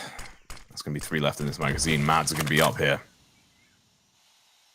She's in a dangerous position. Goose Breeder playing up close and personal with the MP9. BB going to be looking to peek around this corner. Should be able to find this kill. Favor on this side. Goose Breeder playing aggressive. Catches the bomb on rotation. Abby looking to try and get that back in under their control, but it's going to be difficult. Say the Goose is out back now. They do recover it, but the info is there. Two of the players lost, and well, Vanessa's going to have to come alive. She's not got a kill for a couple of rounds. Empathy going down, going in for that mid play. You have to go for something. You can't just try and go in from the same position. And we're going to be seeing what happens when you go for that. Abby, Vanessa, going to be meeting head on with KOD's AWP. Oh, Abby winning that duel, putting her in a place. The bomb's going to go in for the plant, but unfortunately not going to get anywhere near planted. Vanessa picks up the bomb, but that's all she's able to do. She turns around and there's Mads flying through the smoke to pick up the AWP as well as the kill. That was a good shot from Abby. I thought KD had that. Should have not. Yeah, honestly. Again, KD with some uncharacteristic misses. First map of the day. Maybe it's a bit of a warm up, and she might start to come alive a little bit more. That being said, I mean, it's not like she's underperforming. She's still doing well. Speaking of underperforming, one of the players we'd pointed out for being an absolute boon for this team was Empathy. Last game, but against CLG, she was on fire, and today she has not shown up. Not yet anyway. Fast plays over towards the B site. Is going to be deflected. Don't manage to get any kills there, unfortunately. On the side of Shimmer, good deflection. CLG with 8 rounds. They've got the advantage as we go into the 14th round here. Shimmer really needs to pick up at least one more round here. Honestly, 2 more to really cement anything. Anti-eco goes more or less the way we expected it to. We're getting closer and closer to that last round here. Shimmer needs to string these next couple of rounds together. At least they are moving on to their CT side.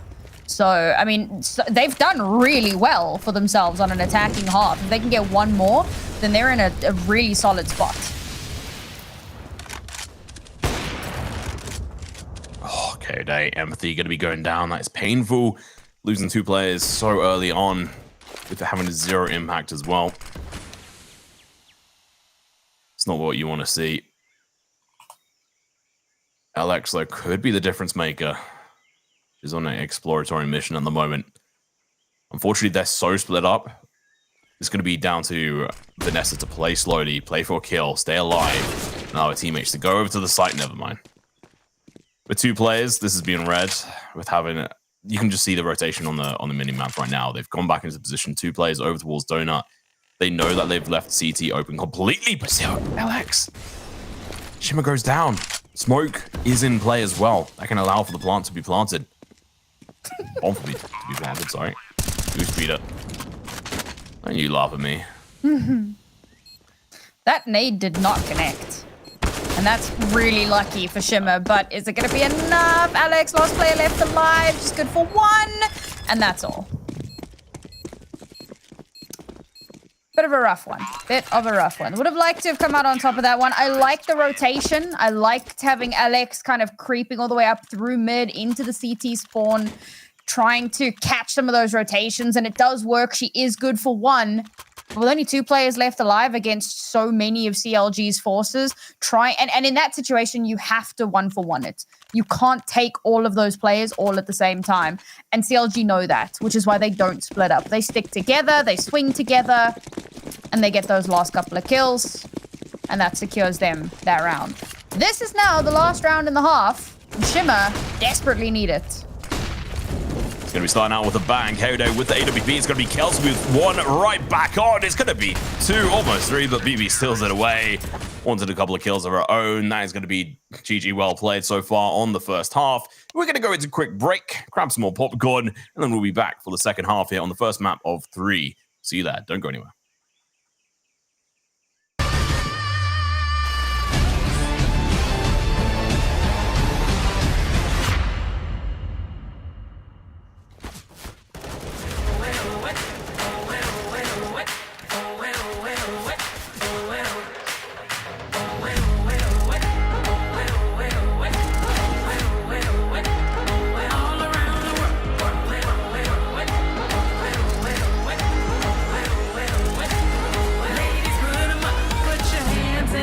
So I can see you. Ladies, put your hands in the sky, raise them up. Put your hands in the sky so I can see you.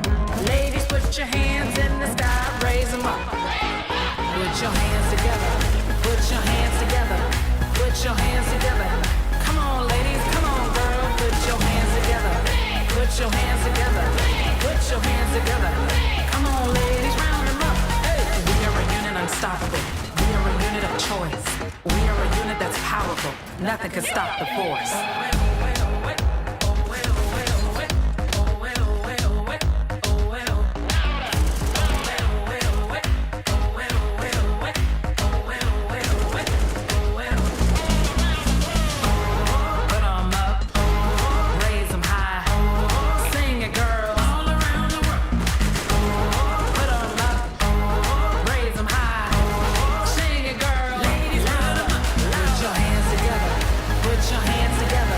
Put your hands together. Come on, ladies. Come on, girl. Put your hands together. Put your hands together. Put your hands together. Come on, ladies. Round them up. Hey. We are a unit unstoppable. We are a unit of choice. We are a unit that's powerful. Nothing can stop the force. This is for my ladies round the world. All across the globe. Around the world. For my ladies round the world.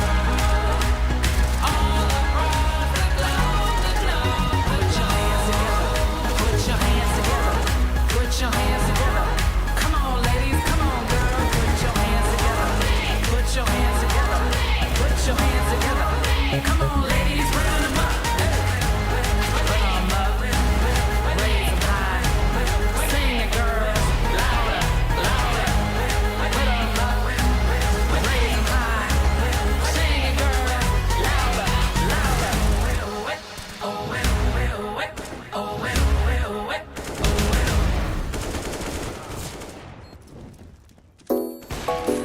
처음 본 순간부터 눈을 뗄 수가 없었어. 이 세상 하나뿐인 너 처음 봤으니까 빠졌으니까 Then you got me sinking low. 사랑이란 단어로 섬도 아닌 섬을 타며 행복한 줄로 친구들이 다들 바보라.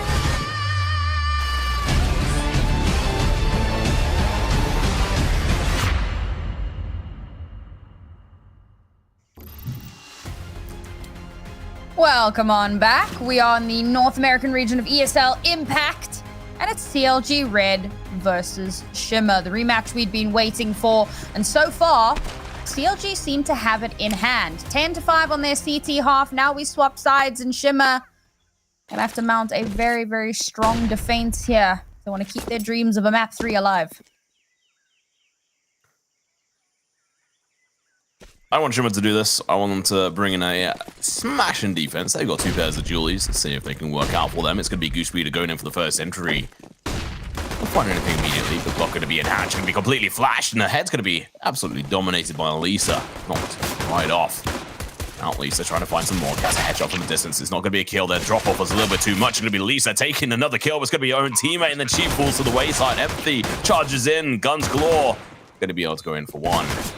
Find more than that, though, to try and help out her team. That's exactly what she's going to be able to do. CLG are going to be collapsing under the pressure. The bomb's going to get diffused, and, well, that's 2 pistol rounds. Yes. Yes, it is. Well played from Empathy. A nice little 2K. I think it was it already? No, it was 2. It was 2. I'm like having a moment there where my brain just lagged out. Yes. A nice 2-piece for herself with the dualies. So that will help them to secure that site. Now, the bomb does get planted for CLG, so that's that little bit of extra cash for themselves. And they're gonna spend it. Oh boy, are they gonna spend it, people. That is a huge force when you consider that they didn't actually win the round. It's high risk, high reward. It can pay off amazingly if they win this round, but if they lose it, they're back down onto pistols, and they've handed the round over to Shimmer. I've got a decent amount of utility. It's all going to come down to if they can get the read on this. The flash is going to be coming through LX. She's going to be the entry point here. Going in for the flash initially. It's going to be too slow. She gets caught off guard. BB reads a locker book, gets the kill. Empathy going to be in a good position. She doesn't find any, though. Abby has to find multiple, but can only find one.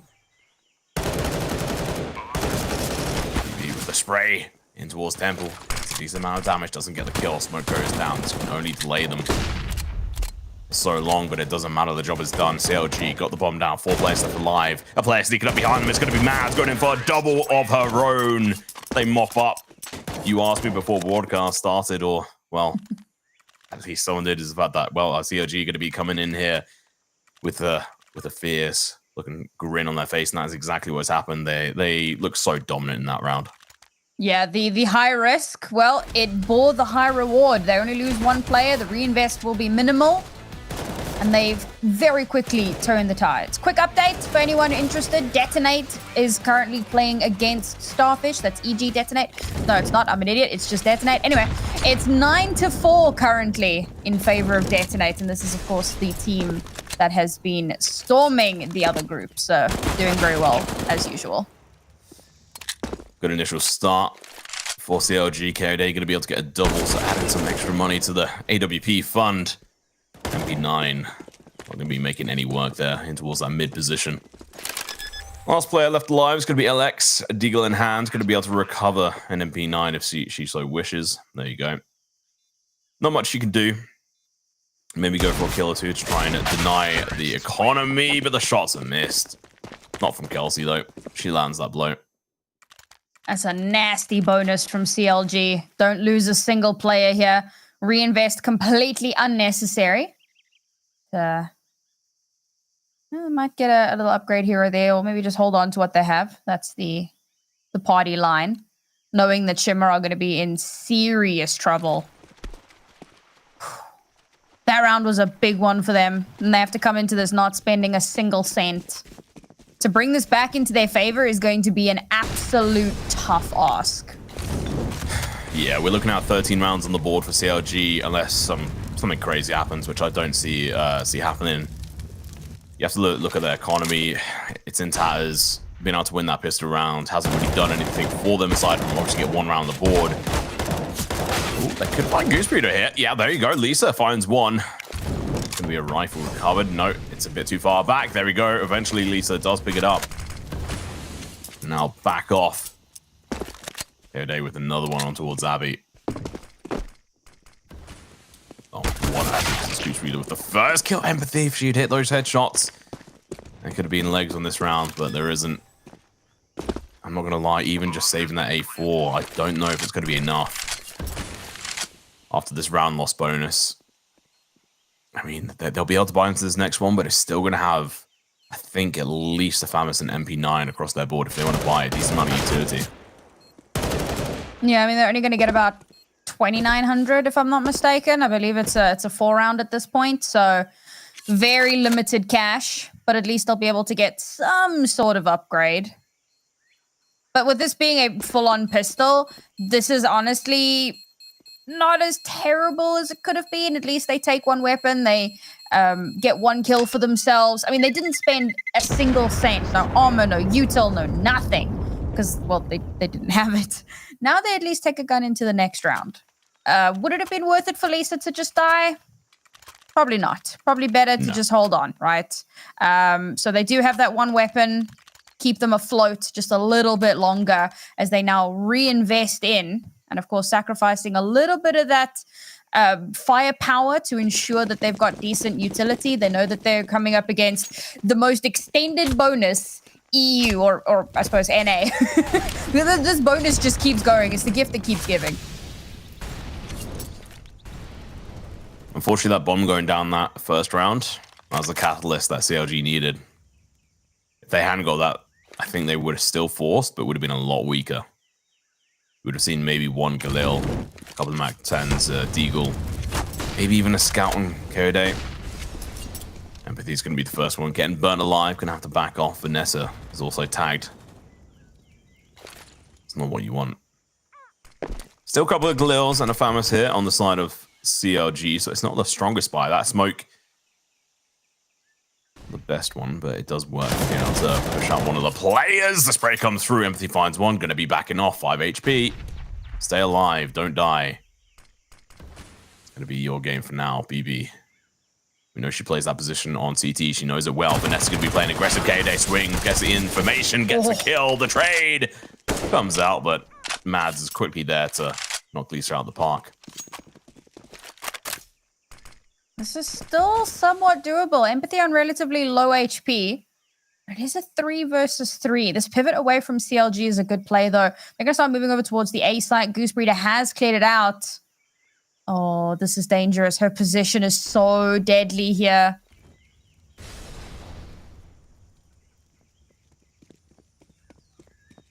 Goose should have this kill. Ambi's going to be peeking through. Yeah, that's round. And that's going to be rather disappointing for Shimmer. 6 rounds on the board, but they're struggling to find any kind of foothold in this. As soon as they get a kill, we saw Kyode going down, and the trade was right there from Mads. Instantly filling in that spot, getting the kill. I mean, this is what you were saying a little earlier, right? Like, CLG looks so good on Ancient. And you can see it in the way that they're constantly controlling the map, constantly kind of moving out, like Goose Breeder, pushing all the way into CT spawn to make sure that she can catch those rotations, and Shimmer, none the wiser, not even expecting for that, you know, position to be there. And unfortunately, that costs them dearly. Okay, Empathy is able to hold on to this gun for one more round, but cash is a problem. And CLG, by the end of this round, will more than likely be on match point, or, well, map point. And Shimmer, I mean, we were saying, right, this is their map pick, and we were hoping that if they could get the win here, maybe they take us to that third map, to Overpass, to the rematch we all really wanted to see. But the way things are going now, they're going to need a bit of a miracle. Abby's bought into that AWP. They've severely sacrificed a lot because they just don't have the kind of money that they'd like to. This is going to be a tough ask. Good initial aggression. Abby going to be playing aggressive as well. AWP in hand, spots out an arm, but unable to achieve anything. And Mads just kills 2 of them. Like a warm knife through butter. Cuts through them with no difficulty. Mads eventually going to get traded down, but the damage is done. Of which she does exactly that to 2 of the players. The MP9 from Lisa comes through, able to achieve a kill, but doesn't even equalize it. There's still 3 players left alive on the side of CLG, trying to pick up this 15th round on the board. AWP of Abby ended up being, well, not a worthwhile purchase or investment. I hope this MP9 can do something, but it can't. Goose Breeder, it's definitely a bit of a ferocity to the way CLG are playing. There's a lot of outside pressure on them at the moment. And it's good to see them still play so well on this front. And this map, especially, I mean, they have the T-side locked down. It's why I talked about them being so dominant on this one. And obviously, you did mention Shimmer. Managed to win this previously, 16-4 versus, what was it, Byte? Yeah. Yeah, I'm not going to lie, Byte are not up to the par. Yeah. Compared to CLG. There's no way that was going to happen versus CLG in my mind. And you can see why. They're a formidable foe. They know how to play aggressive. Yeah, I mean, obviously, I mainly mentioned that as kind of like a throwaway comment. I mean, having the statistics on a whole one game is pretty meaningless, especially when No, you dedicated yourself to saying they were going to dominate CLG. Obviously, that's sorry. All right, Tom. Reading into things a little too much there, but okay. Of course not. Oh, Shimmer. Look at this buy. Alex, what are you going to do with that? What? But they don't have money. You know what? I'm here for it. I would celebrate it. Except they're not going A, so. Love a good old aggressive play coming out from the T side. It's going to be Abby with a double kill. Good in front 3. What a play. Trying to bring them back into this game. USB going to be in hand. Going to be able to take care of another one. She doesn't need any teammates. Mads unable to stay alive as Empathy finds the kill, and at the last moment, they catch a breath. Quite literally a stay of execution. Just a quick update. Again, Detonate, currently 13-5 over Starfish. So they're having a fantastic series for themselves. Abby, what an absolute demon. Fantastic whole day. Great flashes as well. All of those players that she took down, or at least the first 2 or 3, were all flashed out. So the utility usage there was on point. And that's exactly what they needed. And honestly, we've needed to see more of that. Is it too little too late? Maybe. Abby off the board, AWP taken out of her hands, and that Shimmer down to only 4 players.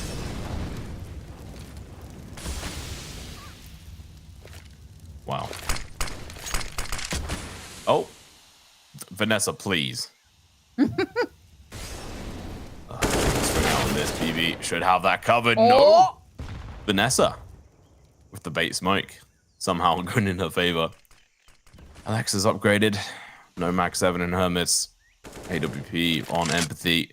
Gonna have to do a lot of work, especially with Kelsey coming in here with the kill into LX. That's gonna be opening up the whole of the A site. They know how to play this. Oh, Goose Speeder going down, but unfortunately, versus this team that you're gonna have to do more. And Empathy's gonna be pulling it out of the park. Double kill. This is a player who is absolutely superb, but it's gonna be difficult for 2 players. Mads and KO Day. Or KO Slay, we may well be seeing. I'm wondering what version of play we will be seeing. Mads in this boosted spot could allow them to be able to get this win. If she plays fairly passively, the bomb is planted right next to her sight lines. AWP on KO Day holding in towards that temple position. Mads playing a bit more passive, not active. Lisa chucks out a flash. This is still completely possible. Smoke's going to be going through. Mads just has to stay alive for time at the moment. Don't get peeked. She goes down. Her teammate does. She's going to be able to get 2. Going in for the 3rd. Makes it work. That's going to be GG. No well played. ways. Domination coming out from this player. Almost a monster kill. There you go. Oh, Nice and yeah. cheesy. Oy. The excitement as soon as she gets that last kill as well. A beautiful 3K for her. I felt like the retake coming in from Donut was maybe a little too telegraphed, a little too out in the open. And yes, CLG take full advantage of that. Fantastic performance here. A lot closer, I think, than maybe we would have expected, all things considered. I would have liked Shimmer to have somehow managed to come out on top of this one. Again, it was their map pick, but they lost their map pick last week. So we'll see how things go on the next. But taking a look at some of the stats here, can we just talk about how Kaede had 6 entries? Kaede. Yeah, the that's nuts. she was playing a lot more aggressive today with the AWP. Yeah, she was. It's what I love to see. Obviously, on the other side, there was Empathy with 7 of her own as well entries. So she was, coming in with some of her own kills. But overall, this is a CLG I expected to come in today. 6 rounds from Shimmer. I was decent. Or was it 7? Am I going crazy? I think it was 7. I think. Yeah, 7 because they clutched that. It was Abby's 4K that got them to that. And yeah, I think we should also talk about Abby. She didn't show up for a lot of the game. I'm not going to lie. But then that one moment she did, it was that moment of them going, Pika gas. Yeah. Yeah, I mean, Empathy as well. The start of the game, she was having a little bit of a slow one. She started to pick up towards the end of the game as well. Sometimes you need to kind of shake it off a little bit. You need to give yourself a moment. But at this, kind of high stakes, I say high stakes. Again, both of these 2 teams have confirmed playoffs. So whatever happens here is kind of irrelevant. I mean, it'll affect seeding and bragging rights for Shimmer, and of course CLG would really like to bring this one home for a variety of reasons. So, but in terms of a concrete reason, right? Like something important, like actually making playoffs, it's not that important. So yeah, they're doing the best they can, obviously. Both teams really slugging it out to the best of their abilities. But I think more than anything else, we as the viewers are just enjoying the show. Yeah, this is a match I wanted to see come back around. We got the pleasure of casting last time with Shimmer taking that first map, which was just a massive, what? That was awesome to watch. It was still very close, 16-14 if I recall correctly. But there were key mistakes that were happening on obviously the side of CLG. I was kind of hoping that Shimmer would carry on being able to read into those and trying to force those pressure points coming in today. I do think we have a highlight of, or not a highlight, sorry, a focus on the one and only Goose Breeder. So let's have a look at that. Yeah, I mean, Goose Breeder was phenomenal. She, I believe on that first map, she was almost at a 2.0 KD. Very, very close there. 19 kills for herself. And again, I mean, I always have to bring her up because she is the IGL. And she's the IGL that is still capable of top fragging at the same time. Her entries aren't really up there. She plays the more supportive role. So, you know, some people say if your IGL get taken out quick, then they can like sit back and lead. But Gooseberry is not that kind of IGL. She's the kind of IGL that wants to be a part of the game, a part of each round, and not just calling the shots from some faraway, distant death plane. And she does that exceptionally well. She is honestly a star in the North American scene. Yeah, it's really dangerous because one hand, she's dangerous as like an actual player with being able to get kills whilst also doing the in-game leading. But then if you kill her, that is kind of just like leveling up. Like, okay, cool. Now I can just make sure I help my girls get all the way to the finishing line. And she does a really good job at it. And we've had the pleasure of being able to interview her multiple times. She knows what she's been doing. She's been around in the pro scene and sort of CSGO scene for quite a while now. And she's been helping develop talent for quite a long time. And it's a pleasure to see her working so well with this team. It's been an absolute pleasure over the last year or so with this exact lineup. But next up, we do have Inferno. It's going to be a bit of a spicy one. Do you have any predictions? This is a big question mark and a big concern for me. Obviously, Inferno was their map 3 in the last series they played. It was the more dominant of the two CLG maps that they won. It was a 16-4 in their favor. But at that stage, CLG was starting on the CT side. This time it is their map pick, so very likely, in fact, I can't even double check that quickly. Pick Inferno, yeah, Shimmer starting on CT, so they have a lot of potential here now that they get the opportunities to start on CT. Obviously, previously it was down to the knife round. This time around, they get to actually pick, all right, we start CT. There's a good chance that we could see something more signs of life from them, but as of right now, looking at their previous scoreline, I'm worried. I think that CLG could close this out here in a 2-0 fashion.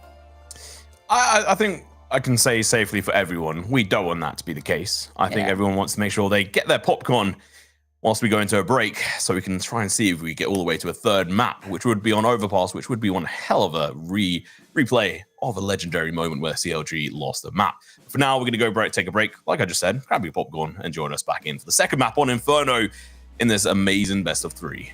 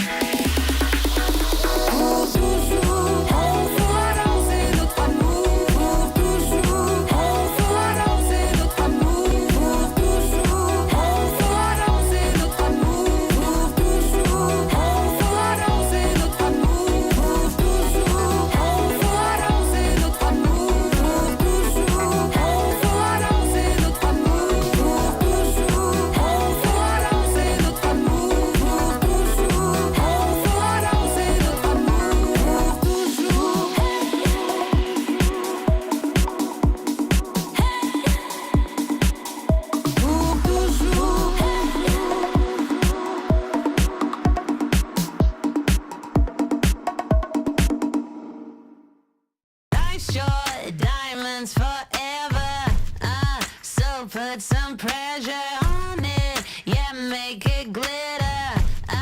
For worse or better. Dress up in gold. Go once, then it's sold. The highest bidder brings it home. A cold masquerade. There's no escaping it. A sin's a sin. Nobody wins. If there's a man on the moon, seeing all that we do, it'd say the time goes fast, but a few things last. Life short, diamonds forever. So put some pressure on it. Yeah, make it glitter. For worse or better. Life short, diamonds forever. So put some pressure on it. Yeah, make it glitter. For worse or better.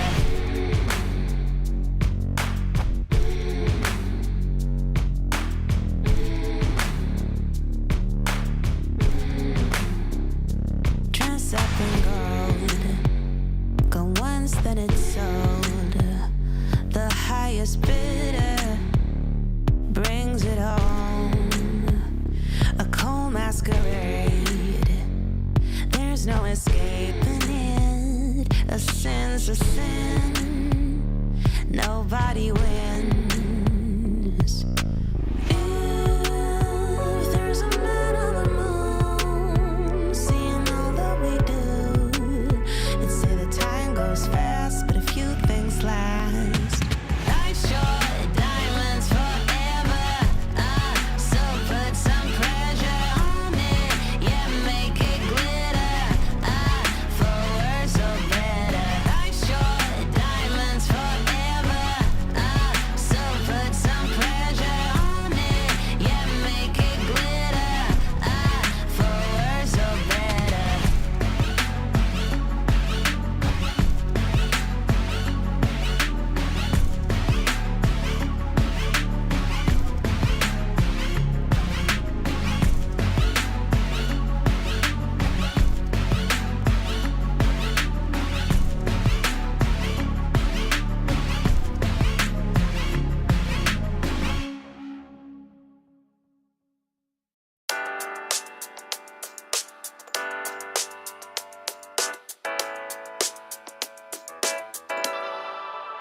How do I deal with what I'm feeling?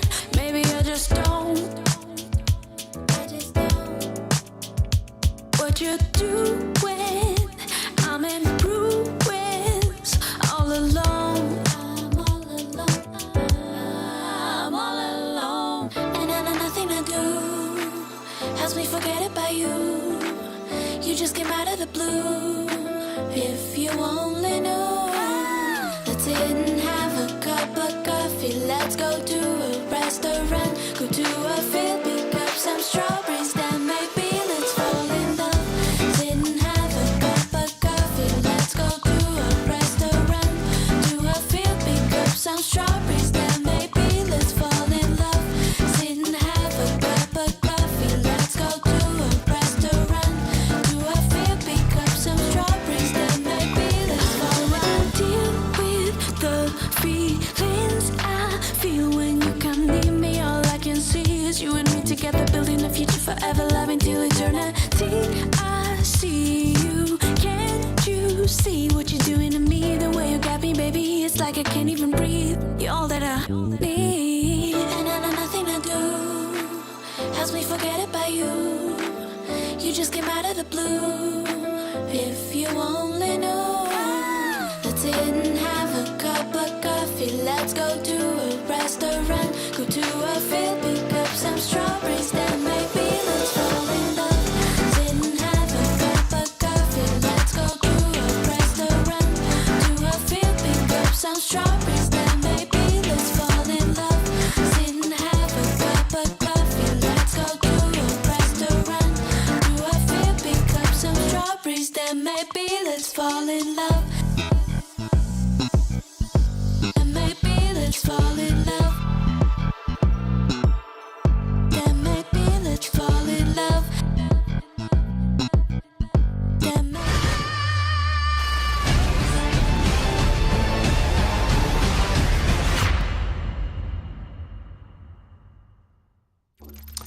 All right, welcome back. I'm excited. We got a second map coming up in this best of 3 between Shimmer and CLG Red. First one went very convincingly, 16-7 in favor of CLG Red. We move on to CLG's map pick, which is going to be Inferno. Sam, what can we expect from this?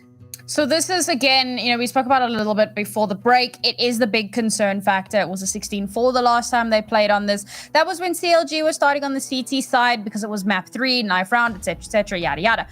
They got 12 rounds on their CT side. And when we swapped sides, Shimmer were only able to pick up 1 round on the entirety of their own CT side. Now, of course, that has a lot to do with the fact that they only went into that with 3 rounds on that second half. This time around, however, they start on the CT side. Maybe they can pull the miracle out. Let's dive right on in. Inferno. Second map, potential best of 3. I'm excited. Shimmer, try and bring it on. Take us to that third map. They're going to be charging it very fast down mid, straight to their demise. LX finds 1. The trades are looking to come through, but no, Goose Meter from the sideline gets 1. That's it, Lisa. Good initial kill as well. It's going to be a 3v2. Vanessa going to be in a whole world of trouble, left alone over towards the B side. Smoke goes down. That's going to defect these players, causing Lisa's demise. Oh my god, I love it. Wait, where did these hats come from? They're all wearing hats. I love you, CLG. That is so good. Let's see how these Cowboys do. They're going to be charging on in. Abby looking to try and put an end to this raid. And gets eventually the shot's going to be coming through. Double headshot. Abby does it again. Absolute hero plays. Denies the bomb plant this time. Shimmer, stand with a chance. All right, well, so far, the hats have not given them the boost that they wanted. So that's the third pistol for Shimmer as well. They've done really well on these pistol rounds, but CLG just very quickly turned things back in their favor. The thing that really works in Shimmer's favor now is that they deny the bomb plant. As we saw on Ancient, if CLG get that bomb plant, they likely force up and they likely win the next round. Now Shimmer have given themselves a real opportunity. Looking around my room because I've got a few hats somewhere that are kind of funny, but I don't have anything to match up with their coolness. I don't have any hats downstairs. I'm downstairs. They're all upstairs. That's disappointing. Yeah. Well, LX might get stabbed in the back. Empathy going to be pushing over towards the second mid. Not going to see. Oh, never mind. That's BBN off guard. Goosebeard going to be coming from behind. Gets a couple of shots off. No kill though, but it's going to be K-Day with 1. Abby going for a double. Maybe even a triple. Never mind. LX gets the kill. Empathy, the only one to go down. Works out well. Solid anti-eco. I mean, not much to say about that one. The aggressive push out of A main, do it twice, 2 rounds in a row, and it works out really well for them. Slight reinvest because 1 player died, and wouldn't you know it, they're going to immediately invest into an AWP. That is risky business. That is, and we saw Abby was having a bit of a tough time with it. It started to pick up towards the late game over on Ancient, but at the beginning, she really did struggle, so gonna need to come alive here. Abby not starting it off well. The AWP is only going to take 1 point of damage, but good thing she managed to get out of there. The AK would have taken care of the business. The MP9s galore. Not quite sure on this buy, but we should see CLG put in a good dent. Empathy's going to be completely flashed off. Lots of information going to be gathered. And oh, Empathy with the peek gets the headshot. Goosebreeder going to be eating the ground. BBN going in for that exploratory mission over towards B has found very little. And that's exactly what you want. You want to take over this side of the map as soon as you can if you're on the T side. Get all that free real estate. Smoke goes down, but a little bit late. Abby missing another shot.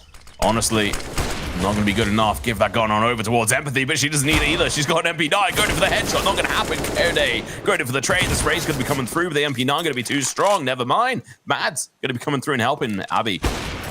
They should know she's here, but they don't pay attention. She's going to be able to fire on 1. Going for the second. Not going to happen. K-Day. She wants an AWP for herself. She does get flash. She has to play dodge the AWP, but it doesn't work out in her favor.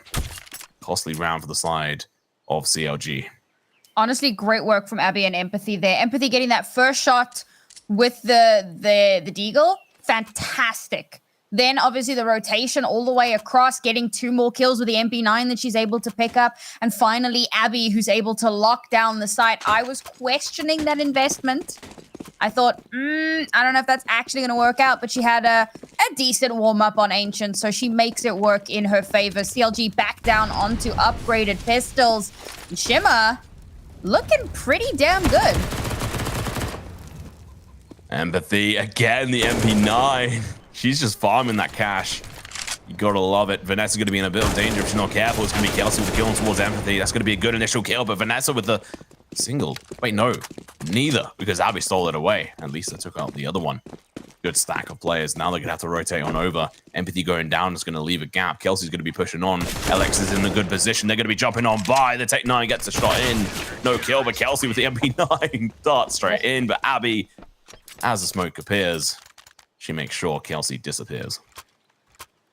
One kill. Doesn't One make the opportunity. huge. Yeah, only get 1 shot. Took a little bit more than 1 shot, to be fair. I think there was a little bit of a spray that came through there in the end. But they did manage to get the kill, so they'll take that, absolutely. CLG Red buying back in again. K-Day has the AWP in her own hands. K-Day versus Abby has been interesting because it's been a little back and forth. So I'll be curious to see if they do come up against one another again here. For now, early information over towards Banana does spot out a couple of players, but not enough of a danger yet to hold the line, so the rotation is going to come through. Initial damage and kill. Mads Fools. Interesting start of the map. CLG's map pick. For anyone that's interested rather. I'm pretty interesting, I think. I think you are too. Thank you. Appreciate that. Hashtag Team Tam. Hashtag Team Tam. Kelsey might lose her head if she's not careful peeking in this corner. There's going to be 2 of them. She finds one of them, but the trade is expensive. 78 points of damage done on over. Lisa going for this peek. Never mind. Smart choice. Going to be backing off, picking up the extra utility dropped over. Let's see if CLG have it in them to deny Shimmer the 5th round on the board. They really, really need this. Smoke goes down, counter comes through. They're gonna have to push through the smoke. It's not looking good. The molly's coming out, but it's not gonna be fast enough. BB she's aggressive, she's fast, and she's furious. She's got her family in her team as well. CLG, one big unit. Shimmer, find one going for the trade, pushing down that banana position. Look at the close in and going for the retake here. Empathy through the smoke, gets some damage, but Goosebeard is still alive. Empathy, 4 bullets left. She should have reloaded, but she won't get a chance now. Abby's gonna have to do it herself. She finds 2. She's having to kidnap both of these players over to Emo or Dark, whatever you want to call it, but it doesn't matter. She pushes in a little bit too eager. Beaver is going to die. Goosebeard with the AWP for K-Day. Yeah, the problem there is obviously CLG Red don't have to push that.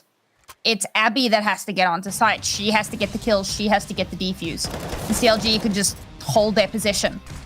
Abby could have gone for the save, but at this point that wasn't terribly necessary. They've still got quite a bit of cash available for themselves, so instead she pushes it, and unfortunately doesn't go away.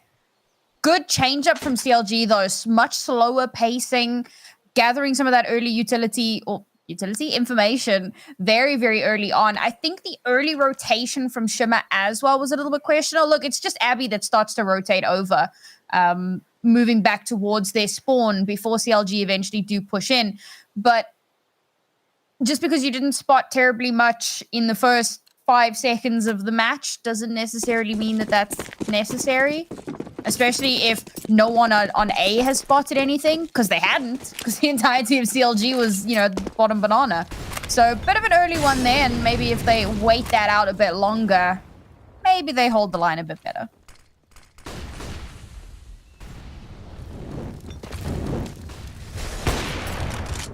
Start off this round with a lot of utility being used. See if Shimmer can bring this one back. Got the buy, Kelsey. Oh no! Enters into a whole world of pain. Mads. Here's the first steps, but isn't going to act on any of that information. It's going to pass it on over. She realized that her team are already down a player. Vanessa almost caught off guard. Last time they played this map, keep in mind, Vanessa had 4 kills. She's still got 0 at the moment. But they have got 4 rounds on the board. She's not given too much of a choice. KOD is going to be going in for the peak here. There's a player on the boosted spot. The peak comes through in from that player. The swing misses. KOD tagged down heavily, but not found. Empathy, far too aggressive for her own. Well, good here. He's going to go towards that long position. Dies. LX going to be left alone on the side to try and save this. She's going to be able to find the first kill. Going for the second one. Can't quite find the head in time. Player coming up from behind. Kill should come through, but she denies it. Gets the kill, turns around, almost gets it. KOD with the no scope. He now has to recover this bomb. Abby with the AWP trying to get a kill through the smoke. It's not going to happen. Play for the recovery. Realize that you've given them the opportunities to get the bomb down. You have the health. Woman advantage right now. Boost speeder, good position. Finds one. Second one could be in the books as well. Over towards the short position. This player is not just an IGL. She's a fragger too. Abby, last one left alive. Rifle's going to be picked up in her hands. Has to go in for the reload. Goose Breeder not playing aggressive. She's waiting for her prey to come to her. She got the hat on. Oh, redemption arc in. Gets the kill. Second round as well. Good recovery. Straight into the next one. Please tell me you saw the tip of the hat there. That was fantastic. Goose Breed is such a character. I love it. Did you also notice that she doesn't have her thumbs up pop filter today? No. She had it on at the start, I swear. I haven't seen it. Maybe I'm going mad. We'll see it the next time she pops up on screen. But yeah, I mean, this again just goes to show what an incredible... Okay, it's there. It's just kind of blended in a little bit. Again, it goes to show what we were talking about. Incredibly smart player. The reposition, the patience not to go overly aggressive, not to try and take too much space unnecessarily. It plays out so well. She predicts it to the T. And that's going to be a second round on the board here for CLG. And that's Shimmer back down onto pistols, but Empathy doesn't care. Second tasty shot coming in. Tasty treat. Little stream. Oh, well. Okay, they still alive. Still waiting to try and find a kill here in this round. Empathy with the Deagle. Going to be playing up close and personal in towards the A apartments. Be backing off here. Early warning shot going to be coming out from KOD. Doesn't connect with anything. Ooh. That's pretty good. I love the sunglasses on the hat that look like the emoji sunglasses. Look at that. That's so dope. I can't get over it. I'm trying to... They're from like the meme ones. Yeah, I remember now. Yeah. Rough round for Shimmer. Just pistols. Lisa's managed to recover at AK, and it looks like she's just going to hold on to that for dear life, while the last couple of players try and get some exits, I suppose. I heard a crash, Tom. Did you fall? No, I dropped my can of Monster Energy. Oh, dearie me. Was it an open can? Yes. Oh, that's rough. But, you know, I managed to stop it from spinning too much. Chat, for those that don't know, before we started, Tom was like, if you hear a crash, I've probably fallen because, you know, Tom's old. So, so I just had to make sure he hadn't fallen. I'm just an old man. Our geriatric caster. Yeah. Everyone was guessing I was like 69 or 420 years old. Nice. Nice, yeah. Well, 3-4, Sam. This is, I mean, my prediction was that CLG were going to be coming in a lot faster with the rounds on the board. But Shimmer have got a bit of life to them. Yeah, round 5 tends to be a pretty decent momentum shifter, depending on how the first couple of rounds go in terms of bomb plants and so on. So CLG did. They came in round 5 and they quickly turned things back in their favor. And Shimmer have kind of struggled to regain any sort of footing here. Now they have limited utility available. The AWP is back in hand, but they're going to struggle to stem the tide if CLG decide to rush, which they're not. Oh, timing. Yeah, the rush is not coming. Instead, play it slow, play for the information, get an early advantage, and then press it.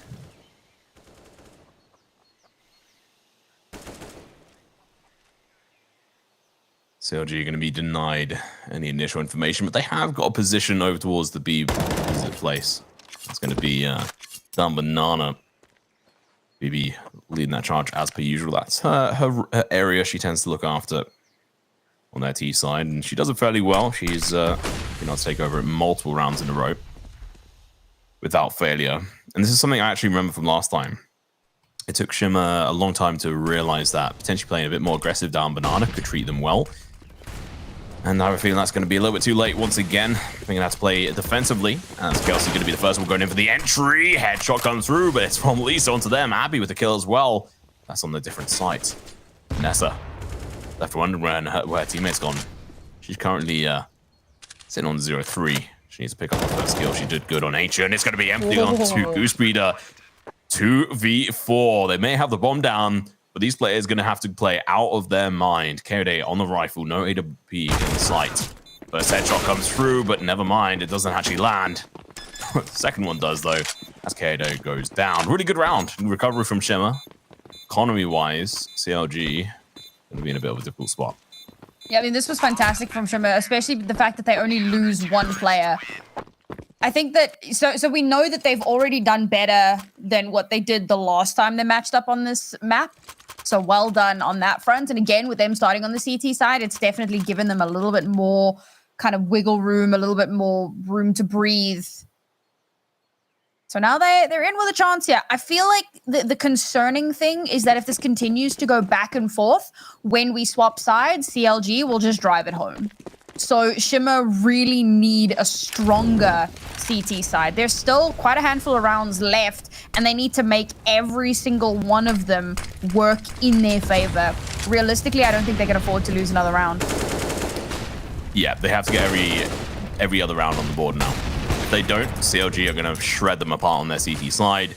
They have such a strong CT side on this map. It is ridiculous. Their offensive is also absolutely fantastic, which is a bit of a props to Shimmer doing such a good defense versus it.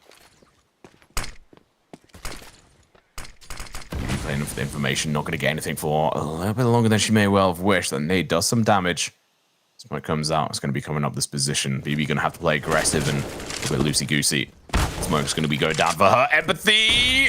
Gotta be careful! Oh, going in for that repeat is a little bit too over-eager. Bombers in the air apartments. KOD. Going to be going in for the balcony smoke.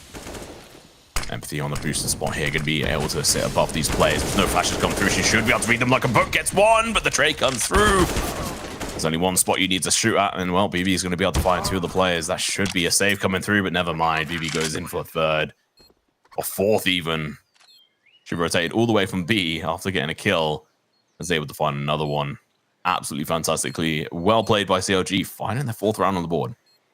This is actually what I was thinking about. So there's so much utility being used on B, and it can work in two ways, right? So partially it can kind of serve as a potential fake to try and draw some rotations, but it can also serve as a way to keep one of those players at bay, to stop them from being able to rotate in, because if they attempt to rotate, you can likely catch them on the way. And even if you just kind of slow them down a little bit, you're giving an opportunity for your team to get in onto site. And that's what happens up at the top of Banana towards the B side, and that's why Lisa is unfortunately forced to save here. It also didn't help that Shimmer had lost a lot of HP very early on in the round, so again, it very similar to what we saw on Ancient, where CLG just have to kind of tickle them with bullets, not even like a strong, you don't have to go for the head, right? You can go for the toe shot and you'll probably win the duel, which definitely works in CLG's favor. So like we said, right, Shimmer, it was another round that they needed to keep in the bag, not just because they need a strong CT side, but also because their economy is in a dangerous state now.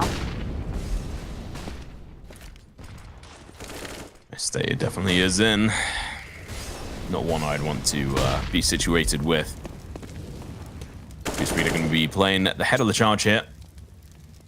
Apparently the goose is loose. Phrase we get to utter quite often once we get to cast. Abby's just completely blinded. KOD goes down, but the tray should come through. Ooh, BBN going to be able to be distracted there. Low bullets in this player's gun. Unable to make it work. Last player left alive is going to be Lisa. Gun in hand. Honestly, you want to save this, but with the amount of time that's going to be left over, they're going to go for a hunt. Maybe not with their money. Quick update. Detonate took map 1 home, and on map 2, they're currently 4-0 up versus Starfish. This is one of our newer rosters that have been performing incredibly well. So looks like they might just be securing themselves a playoff spot at some point.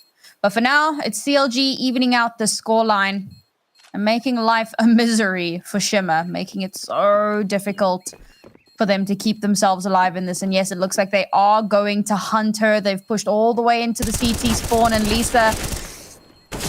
Oh, she's good for 1, and that's it. No save available for the Shimmer squad. They do take a gun away from CLG, and if there were much of a long-term left to had, maybe that makes a difference. But as of right now, it's not the hugest issue in the world. The Shimmer are, in fact, the ones that suffer the most from that loss of life. And can we just, like... Vanessa... We mentioned her at the start of the show.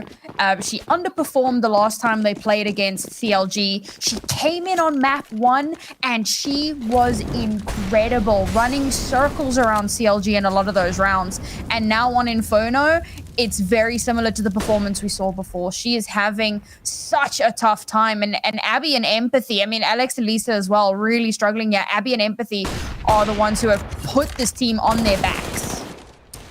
Abby missing far too many of these shots. Teammate's going to be able to help her out. Goes in for the wall bang. Far too late, but understandable. You've got limited bullets. Kelsey could go for this wall bang. Be interested to see it. Doesn't end up deciding to go for it. It's now going to be down to Empathy. Finds 1. Could have found that second. Kelsey got such low HP. It's going to be a retake situation. Kode's got library held. If you peek this, you're dead. She's got such a sharp aim. Obviously, her reaction time is a little bit slower than you may well wish, just due to ping difference. Smoke goes through. This allows the bomb to get onto site. Going for that defuse. Goose speed of the smoke down towards Kelsey. Keep in mind, Kelsey has a majority of the utility. She's also the lowest on HP. It'll be a partial hit smoke, but the molly's coming out from KOD. She's in such a good position to play aggressive here. She's going to be having to back off with the AWP in hand. She goes in for the wallbang. It doesn't work. 2 of the players go down. Kelsey realizes she's going to have to play aggressive. Into the smoke. 6 HP. Hero play. Gets the kill. Vanessa, the player we called out. She has to do something, but she can't do anything. She's killed. And the 6th round on the board here. Potentially still in the end to Shimmer's potential. Yeah, unfortunately, Vanessa caught in a really tight spot there. And I kind of want to, like, harken back to Goose Breeder a few rounds back on that A site when, you know, she's dancing around the smoke. She's got a great position up on these stairs. She's able to get 2 kills, repositions, right? Plays patient, doesn't push out. It feels like Vanessa was getting a little bit too involved and a little too aggressive, right? She's like kind of panicking a little bit. She's worrying about them, you know, collapsing in onto her, and she just pushes out and gets taken down. And that round lasted all of 12 seconds, not even. So sorry about that, Tom. God, can't even do my job. To be fair, you wouldn't have been able to do much of your job anyway. Could have gone in for this super fast rap style casting, you know. Completely pointless. I think what you said was far more worthwhile. They do be like that sometimes. But yeah, things are looking a little devastating, I think, for Shimmer. About 3 rounds left here. They're able to buy in again. Orp back on the board. Early damage again. I'm not going to lie. I've been disappointed with Abby's AWP at times. She has pulled out of the park a couple of them, but not as sharp as KOD. Oh, caught her out. She answers back. It's going to be Kelsey going down, and Kelsey's really been the punching bag for Shimmer right now. If you look at the score, Abby, Empathy doing their best to try and drag along their teammates. Alex and Lisa doing their best as well. They did really good in the pistol round, but been a little bit lackluster across a few of them. CLG, I'm going to give them a bit of a rough time as well. Don't you worry. KOD, Mads, a little bit lackluster on their side. Mads with only 2 kills. Should be doing a lot of the dirty work here. Abby, opportunity to shine. Spots not a player. She realizes she's in trouble, peeks the wrong side of it. And now she goes down. BB heard the footsteps, I imagine. towards that pit. Goose Speeder gets caught off guard. Lisa going to be able to find one. It's going to be LX. I called her out as well. She's going to be able to get 2. KO Day in a 1v4. She tries to run away, but unfortunately her body's going to hit the floor before she gets a chance. It is somewhat satisfying when you call out a player and they start to show up. It's pretty good. It's pretty good. I love it. It's going to take more than just 1 round, though. We've got 2 rounds left. And Shimmer desperately need them. They need to win this half. And even then, I'm not even sure if it'll be enough. Normally, you know, you look at a scoreline like this and you think, yeah, this should be okay. Not today. Not today. Shimmer in a huge amount of trouble. So many rounds on the board for CLG on their T side. Any more rounds is just insult to injury at this point. Oh, Mads. Another player I called out coming in with the first kill onto Empathy, the top fragger. Not just on Shimmer's side, but the whole server. And Empathy needed to stay alive here if it's going to keep them in this. But unfortunately, taken off the board instantly, not given a moment of respite. And look at where the entirety of Shimmer have gone.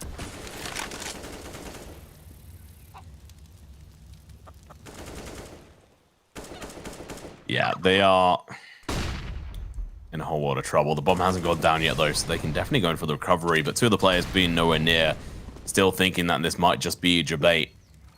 Given the meme glasses on Goose Breeder's hat, you wouldn't be too far mistaken on it. Yeah, Abby unable to react fast enough. Can't swing. Should be around, you'd imagine, for the side of CLG. It's not over yet. Still 3 players, but they have to play and try and go for the frags. It's going to be BB with 1. The trade's going to be coming out thick and fast, and it's over just like that. 8th round on the board. They are looking to try and sign off the death certificate for the side of Shimmer.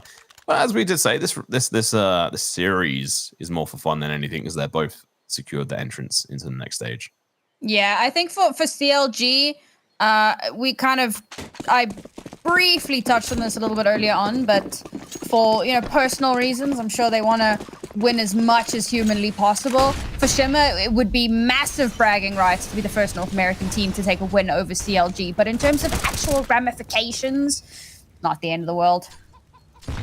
Good first kill from Lisa. BB going down is huge. Abby playing aggressive, gets killed into Kelsey. Where was this? They've been lackluster on so many rounds. They've been given so many positions away to the opposition that they've lost 8 rounds. Vanessa finally chimed in earlier, got a couple of kills on the board, but it was just a little bit too late. LX, laser-focused shot there. Exactly what you want to see now. Kodeas and Mad's going to be stuck in a difficult position. Down Banana. They have got bomb control. They've also got 8 rounds on the board, so they have no pressure right now. A 9th round on the board would really be the icing on the cake. Shimmer looking to try and get their 7th. The bare minimum they should have been hoping for. 45. Timer ticking. Kerde knows this. Molly is in her back pocket. She could do something. Abby's playing a bit more defensively, and the moment over towards Coffins. The players are coming through. Pressure's amping up. The no-scope comes out, and it does nothing. Lisa with a double. Finds the kills. Wham, bam. There you go. We're going to go into a quick break, and as usual, grab some popcorn and come and join us for the second half. We'll see you guys in a couple of minutes.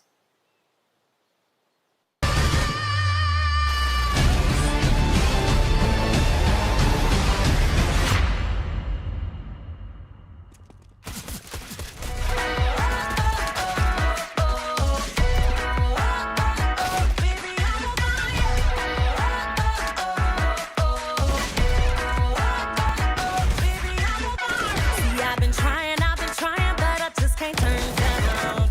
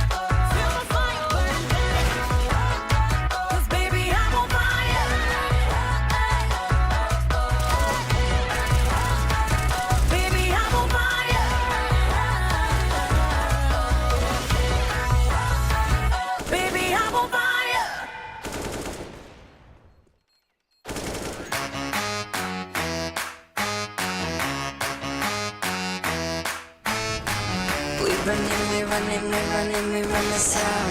We running, we run this town. Street lights, east side, all day, all night. We running, we run this town. We running, we run this town. Look twice, act nice, eyes on me, D-Light. We running, we run this town. We running, we run this town. Everybody, can you feel it? Everybody, let's go. If you want it, gotta show me that you're good enough for it. Gotta show me now, gotta show me now. I'll tell you now, step aside if you can't afford it. No holding me down when I'm about to go get it. No holding, no holding, no holding me down. No holding me down when I'm about to go get it. Get out of my way, cause I'm taking it back. We running, we run this town. We running, we run this town. We running, we run this town. We running, we run this town. Shots fired, let's go. King, queen, y'all know. We running, we run this town. We running, we run this town. Everybody, can you feel it? Everybody.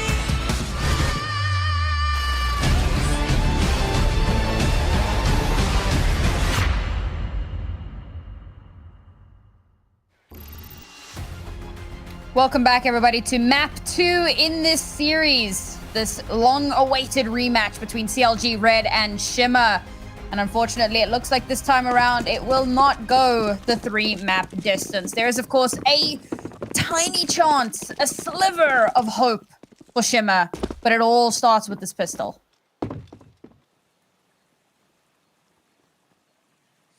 CLG lost the last pistol. That actually only ended up leading to good things for them eventually, after Shimmer managed to get quite a few rounds together. And CLG put on their hats, thinking caps as it were, said, lady, and then charged on in. Like the heroes they are.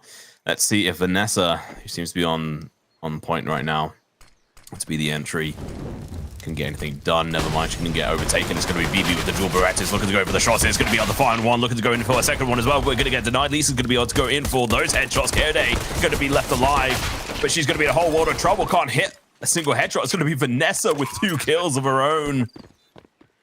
Starting it off with a bang. She has to do well on this side, on their T side. Mads, Kelsey. Mads, another player who's underperformed so far on this map. Not for lack of trying. Kelsey trying to hit the shots, but runs out of bullets, and her teammate runs out of health. Fantastic first round here from Shimmer.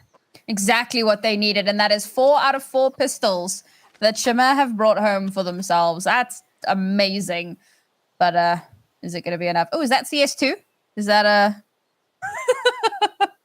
does the game have it before we do? Does that even make sense? I don't know. Yeah, well, thanks to Miss Harvey, I got my very own Counter-Strike 2, so if you want one of your own, go and tag her on Twitter and ask for your own key. You still don't have one, do you? That's why you're doing this? No, Miss Harvey gave me one. Yeah, okay. Same force that Shimmer ran a little bit earlier on as well, to Galils and the 3 MAC-10s. We'll see if it works out a little bit better for them this time around. It did eventually, I mean, it did win them the round, but they lost a couple of players. If they could get through this one cleanly, they'll be sitting pretty. It's always dangerous against pistols in these kind of rounds. You never know which way they can go. Okay, there you can see it really starting to build up the fun for the AWP. I am concerned as soon as the AWP comes out, that banana position, that mid position, just anywhere. She can lock it down. She's going to be absolutely brutal. She knows how to rotate after she shoots. Play around, mess with the opponent's heads. Vanessa. Played a cooldown for, managed to pick up 2 kills in that first pistol round. So I need to see more though before I'm convinced.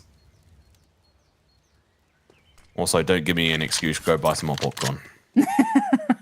I see you in chat. Oh. A bit of a slow round coming through. Bomb's nowhere near the site yet. Well, never mind. It is now charging down through. Alex going to be the defender from behind. BB's going to be able to find one. Going to have to look to go for more. Kelsey! So close, but yet so far. Unable to get the kill. A massive denial. BB had found one earlier. One charges on through. The Molly's going to be burning her alive, but not four. She gets one. Good damage done, but honestly, losing 2 players, it doesn't really matter so much for Shimmer, especially on this kind of force fight from CLG. This should mean Shimmer, if they win this round, they can get the following one easily in. Goose trying to find something through those window panes. It's not going to happen. K-Day backed off, low HP, even lower now, is dead. They know where Goose Breeder is. They may decide to cut off and go for the kills, but it might cost them if they're not careful. Vanessa picks up a freebie. Chat, if it makes you feel better, Tom's been talking about popcorn for months, and I have never once had popcorn in the times when he spoke about popcorn. So don't worry about it. just don't admit it, and it didn't happen. Unfortunately, Shimmer do lose 2 players, so they are going to have to reinvest. Very much what we saw on Ancient a little bit earlier on. So they'll buy into AKs to make up for that deficit. The CLG, nothing being spent here, really. I want to make sure they've got a decent amount of cash into the next, and obviously there's a bit of a spend into the previous, so unfortunately they've got very, very little to work with here.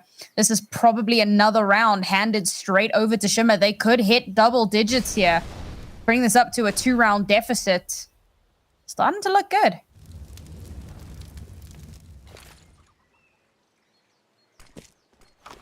Could all end with a crash though if they're not careful. CLG, once they get into the gun rounds, they're able to build up a bit of a defense. That's where I worry Shimmer going to be buffed off. But this round is not going to be a start of that. It was a good stacking towards the mid. It was a Valorant effort, but it's not to be. BB with the one of the 2 upgraded pistols. 2 P250s. Should just look to go for exit frags here. Don't give any information away. Try to bait in the player, get a kill. You do that, you might stand a chance of being able to get an upgraded gun into the next round, which with round loss bonus, it's not looking too fantastic with all things considered. But it's at least going to be a start. CT side, everything is so much more expensive. Weird. Gamble stacked A, no one came A, basically saved. Weird. Anyway, they're able to buy in here, so that's all that really matters. We expected that to be a round that Shimmer get away with pretty easily, and they do so. Unfortunately, I say unfortunately, it's not too bad. They're just extending this bonus, similar to what CLG did a little while back. They extended their bonus for like 3 or 4 rounds before they eventually had to like reinvest. So this is good for Shimmer. They are of course going to be coming up against K-Day's AWP, so are going to need to be quite careful. I think they have realized it's likely in mid, but their aggression is punished. Oh, absolutely denied. The pressure down Banana did not work in their favor. Shimmer going to be giving CLG some of their own medicine. Mad's going to last their live here. Gets one, but unfortunately Abby is on fire. That was her 20th kill. That's a save called in. There's just nothing you can do in that situation. Such a dominant force from Shimmer. They lose 1 in that push. That is what you want to be seeing. Vanessa is planting. Well, she's going to get some extra points on the board with that. 0 kills this round for her, but honestly, it's T-side. Seems like she's improved a little bit on this front. Maybe trying to take some of the confidence from her teammates on, to at least get 7 rounds on the board in that first half, or whatever it may have been. Try to think if they're going to be able to sustain this though, Sam. It's going to be difficult, but so far against the first real buy round, it looked very convincing. I mean, they're already doing better on this T side than they did the last time they came up against CLG. I mean, previously it was a 12-3 half with Shimmer only getting 3 rounds on their T side. They've already smashed that goal for themselves. So there's definitely this clear improvement here from the Shimmer squad. They've gone back, they've reviewed, they've taken a look at some of the mistakes that they made previously. They've tightened up. A lot of these players are performing a lot better than they did previously. Abby is at 20-10. Like she is beating out BB at this point, right? Like she has stepped up hugely on this particular map, and Empathy right behind her on the 18-4. And this time around, it's not just relying on like two players. At the start of the map, it was kind of the Abby and Empathy show. Lisa and Alex have really started to show up. Vanessa's doing better on this T side as well. So we're starting to see those results coming through, starting to see the results of the labors that have been put in. Now CLG, of course, going to force into this one again. We do have a FAMAS on Mads, which is not ideal. The K-Day will still have her AWP. Maybe, just maybe, this is where they start turning it back around.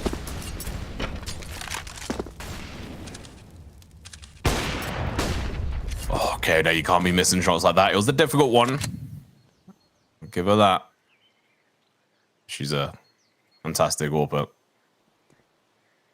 One of the best in the scene.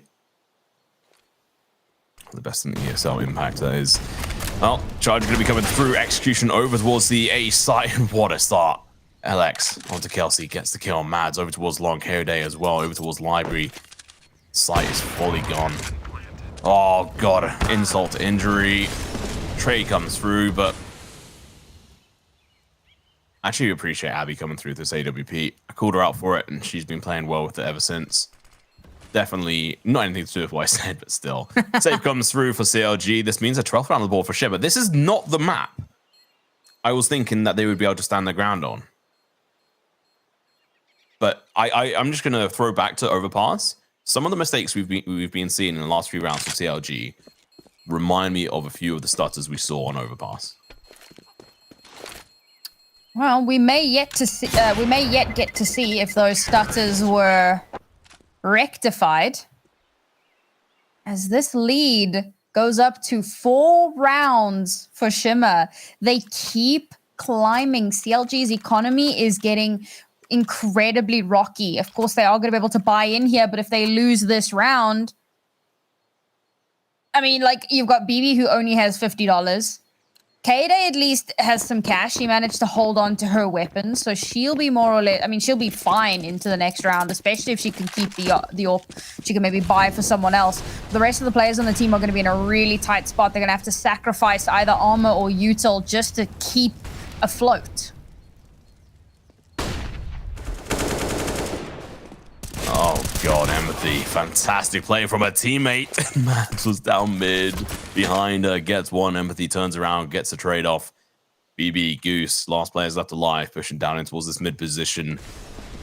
We're going to have to try and catch Empathy off guard. She misses the first player, but, well, peeks back on through, gets a kill. That's actually a tag, almost a collateral. Spots the head, gets the kill. That's going to be 4 kills for her. Cleaning up.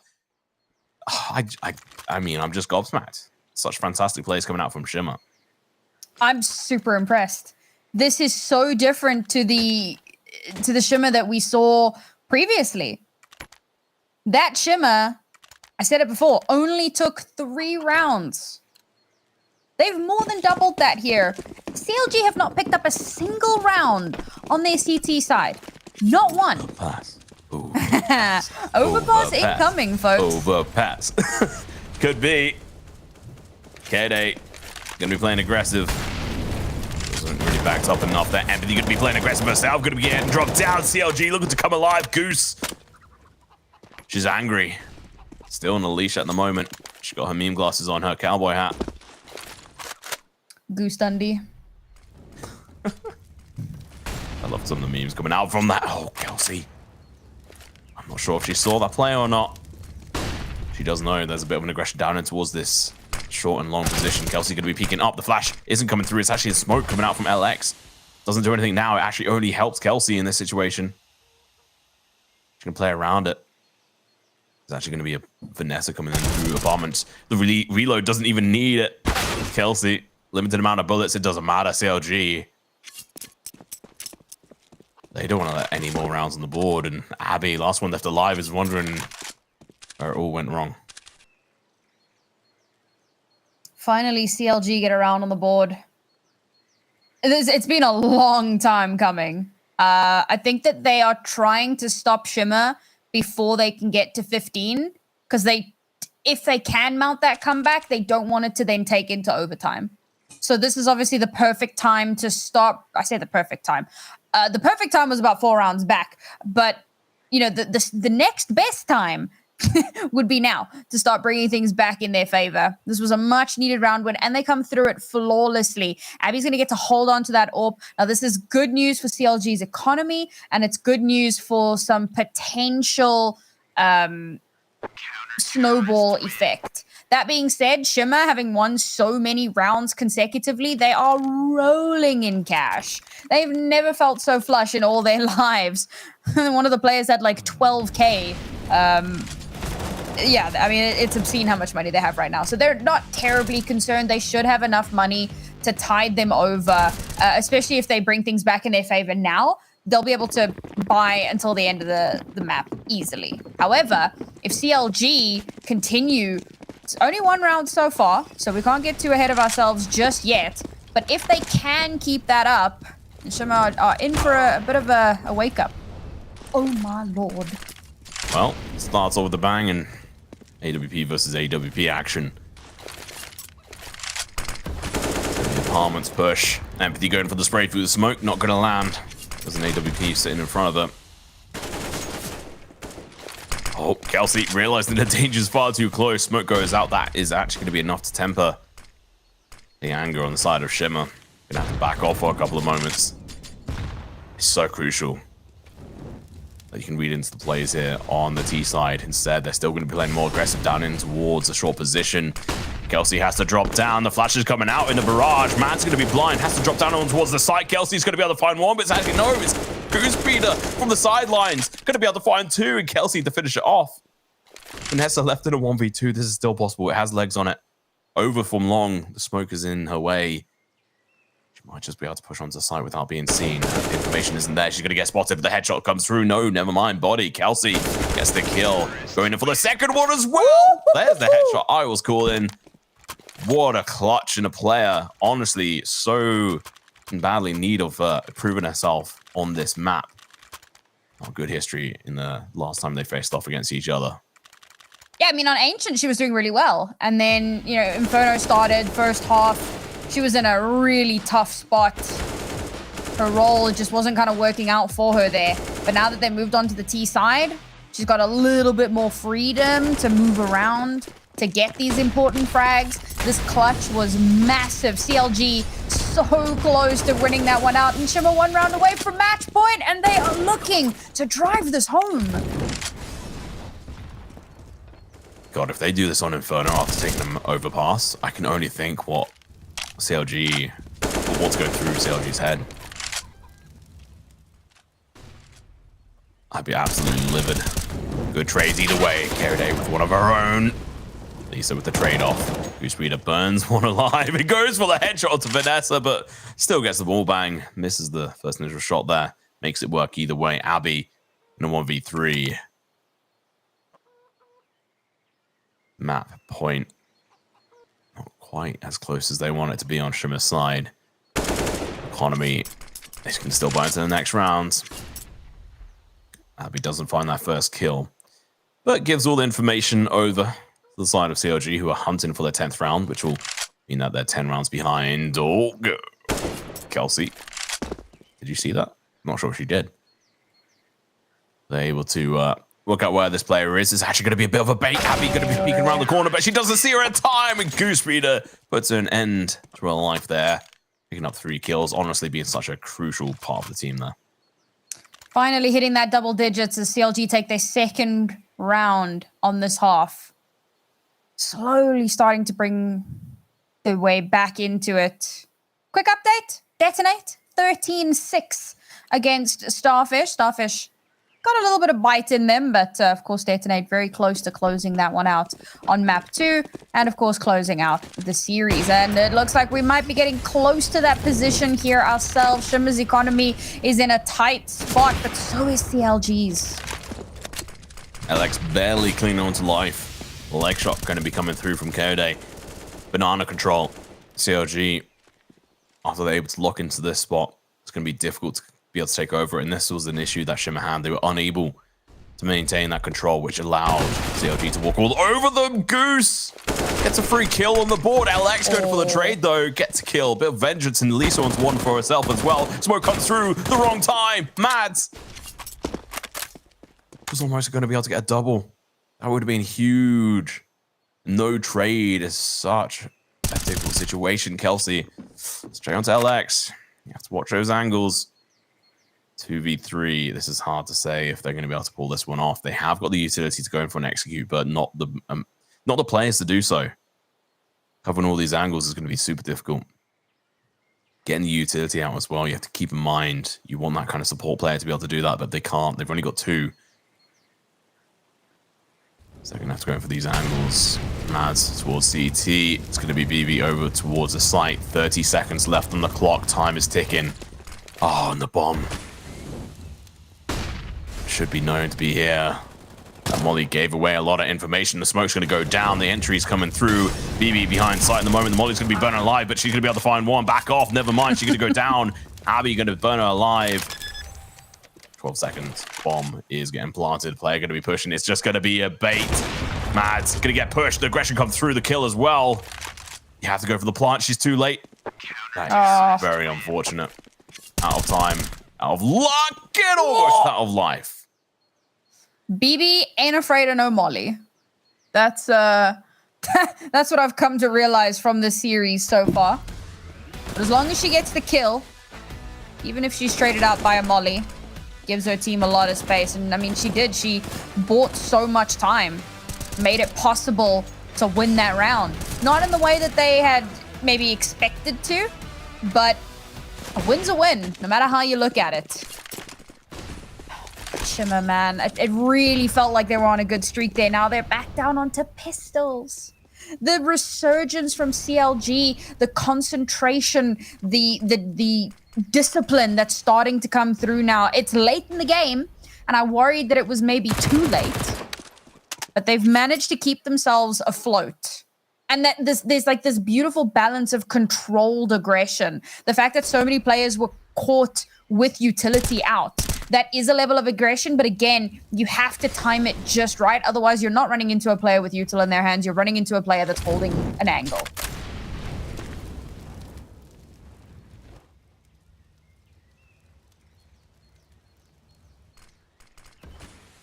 It's a dangerous round.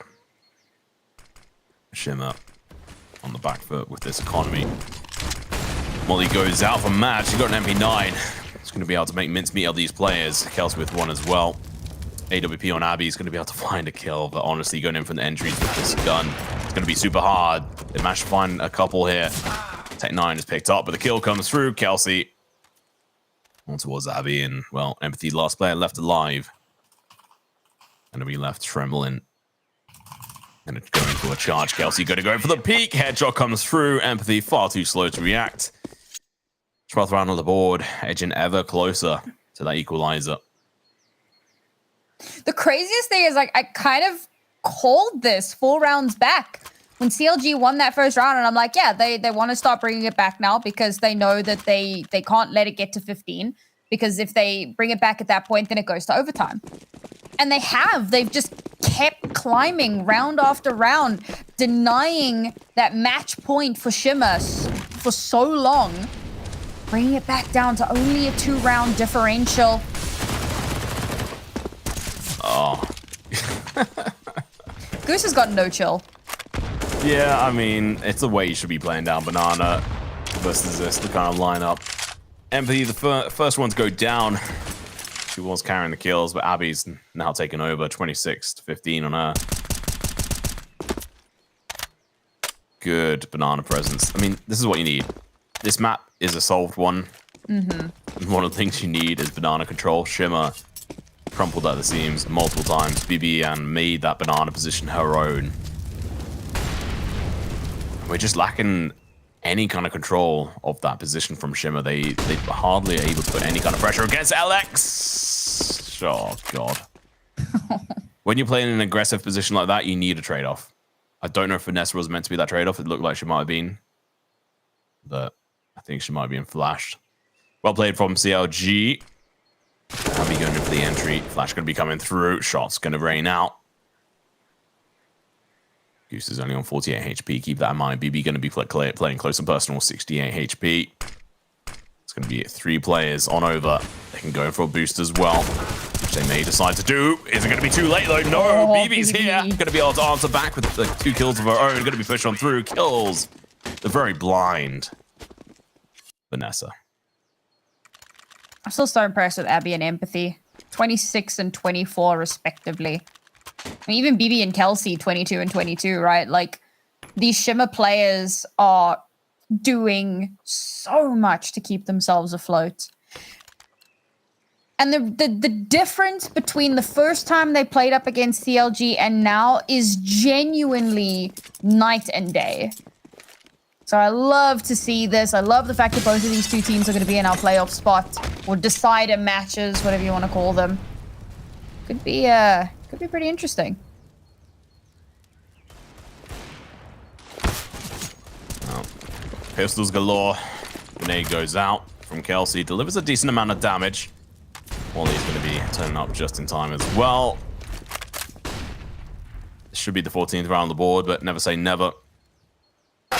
Still a chance for Shimmer to be able to bring this round back, especially with a headshot like that on BB, who honestly, even with low HP, doesn't care. Still going for the peak, going to drop. So that flash unfortunately did nothing. It's going to allow for Empathy to play a little bit more dangerously over towards the CT side. If they decide to play aggressive against this could work out very well. Depending on Empathy can get away with this. Goose is going to be mean head on for these players through the smoke. She's going to be able to find multiple. Doesn't quite win that duel. The bomb is now going to be traveling, unfortunately, by herself. Abby with 2 HP. Oh, dear. Oh, dear. And unfortunately, it's not going to be enough. Oh, that was rough. That was painful. Just sprinting into the smoke, into the waiting arms of CLG, who have now tied up the scoreline. 6 rounds ago, they hadn't won a single round on this half. And now they've tied it up. They're on the brink of match and series point. Shimmer have crumbled on this T side. They started off so well, and I think the fact that CLG have mounted such a comeback has maybe shaken them a little bit. They're struggling to find space. They're giving up so much of the map to CLG, and CLG are able to just run straight into them and get results. Like, Goose Breeder has been so cheeky, and she's just not checked. First kill, Empathy goes down. It's a hard hitter out for the count. It's a player you need. Alexis died so many times in towards this mid position. I have a sinking feeling it's going to be another one. KD is going to be lurking around that position. AWP in hand. She just peeks in now. She got a pick of the letter. Never mind. Vanessa gets the kill. Mads with informational play. Going to be backing off. Kelsey on towards balcony again. This is a known position they should be playing to try and counter it. It's a difficult one though, especially when she's got the ability to back up in towards these apartments. Mads, first kill. Goose Breed is on site as well. Kelsey from balcony going in for the kills. Lisa with the trade-off, but it's not going to be enough. She's going to fall down to the bomb. Last player left alive is Abby once again. This has been a trend we've been seeing, and she's been unable to accomplish much with it. She tried clutching before. She has no information on any of the other players from B. She knows that BB plays over towards that area, knows that she's still alive. She's trying to bait out some information here. Try to find one of these players. Going to be able to find one. Gets the kill. The bomb. She has to plant it now or never. She goes in for the kill. That might not be enough. Plant coming through. She's going to get split from either side. This pincer movement is going to be unfortunate. Unless she could switch off through. She misses the shot. Oh, That would be the end. My heart stopped for a moment as she scoped in and fired, and for a split second, I'm like, she's got it. She didn't got it. Goose Breeder, very quick to respond, takes her out, gets that defuse, and honestly, thank God Shimmer at least got that plant, because there's at least a little bit of cash here to float them through in this match point. In fact, they're able to get a full buyout thanks to that. It may just be the difference maker. It may just be the thing that takes us into OT. But CLG do not look ready to let go just yet. They're putting on a show, and you've all got free tickets to it. CLG looking to end this one out with a bang. Oh, KOD gonna get denied though. Lisa looking rather spicy with her kills. They're pushing up. This is the aggression down banana I was talking about. They need to have this presence. As soon as you give up this position, CTs can just relax. They don't have to care. The thing is, they have to also hold up the rear. Make sure there's not going to be an over-rotation coming in from the CTs, which looks to be underway. Smoke comes down over towards them. Mad's going to catch one off guard. Doesn't quite get any shots in, though. It's going to be Empathy still falling as Kelsey on towards the balcony gets the pick. The rest of the players, they're nowhere to be seen. They've already gone over towards Banana. BB is going to be the last one left alive here. The rotation's coming through. Mad's going to be in CT. Is it going to be too late, though? Molly comes through. BB usually the one getting burned alive, but doing the burning instead. Vanessa going to take some damage. BB with one, but not a multi-kill this time around. Mads is going to have to go big, but it's Lisa. Through the smoke, gets a kill. This is smelling like an overtime, but Mads, Kelsey's been on absolute fire this game. 26-17. Mads, on the other hand, being a little bit lackluster. Flash comes through. She goes in for the peek. Doesn't find anything immediately. It's going to be two over towards Dark. They're going to get the kills, but it's going to be the trade-off coming through. And LX with a double to take us to overtime. Oh, my God. This game is the gift that just keeps giving. This is amazing. At the final hurdle, when CLG could close it out, the slightest slip, the slightest bit of rope given over to Shimmer, and Shimmer yanked. They pulled that back from the depths of the despair and brought us into overtime. Now, it's not over yet. They can't breathe a sigh of relief just yet. They still need to get through this first to 19. 4 rounds is what's needed for Shimmer. Still on their T side. And while they had a phenomenal start to their T side, it slowed down to a near standstill. It needs to be better now. Here they first kill of the overtime. They switched up their positions. BB playing over towards long, unfortunately. Gonna get denied. Mads on the short. They go CT, which they are. It's gonna leave the one and only Goose Breeder. Sit back in Nemo here. Meme glasses on. Trying to defend this, but she can get back life. Has to flick on through. Gets the first kill, going for the spray. Can't quite convert it. The transition was a little bit rough there. Bomb recovered. And it's going down a little bit late in the day, keep in mind. Smoke coming out from KOD. She's still got the AWP on hand at the moment. The counter smoke's coming through a little bit too late, a little bit off angle as well. Unfortunately, that bounce is going to cost them dearly. They're going to be playing up closer personnel now. Lisa's going to have to find this first kill. But no, she goes down. The trade's not there. Vanessa's smoked off. The nade's going to be coming through on her. There's a lot of information. The nade going to be doing a lot of damage. Vanessa's still staying alive at the moment. Empathy as well. KOD is going to be tagged heavily. She might not be able to survive this. It's going to be Vanessa with a double. She comes back, answering the call for Shimmer, getting 16th round on the board. Honestly, Vanessa has really shown up in the moments when she's been needed most. She's helped really keep this team afloat in moments where it felt like everything was about to fall apart. CLG felt like they were going to win that retake. Felt like they were going to come out on top. Vanessa just shuts it down before it has a chance to go anywhere. That's what Shimmer needed. It's going to give them the leg up that they need. The boost to maybe... Oi. Maybe switch back on over. Holding over towards the B site. There with a kill onto LX. This is brutal. This is a dismantling. This is looking clean. BB with the jump shot there. Doesn't quite work out, but the information is there. Goose Breeder holding this angle, going in for the spray. Doesn't get the kill, but BB going to go in for the double. Gets it. 4 kills for her. 28 kills overall. What an absolute beast. And around we go. where we stop, I don't think anyone really knows at this point. It's been such a hotly contested map in weird ways, like not back and forth, but kind of, you know, one team gets a runaway, then the next team will come and run back. Started back and forth on the first half, and then the second half was pretty dominant in the quarters.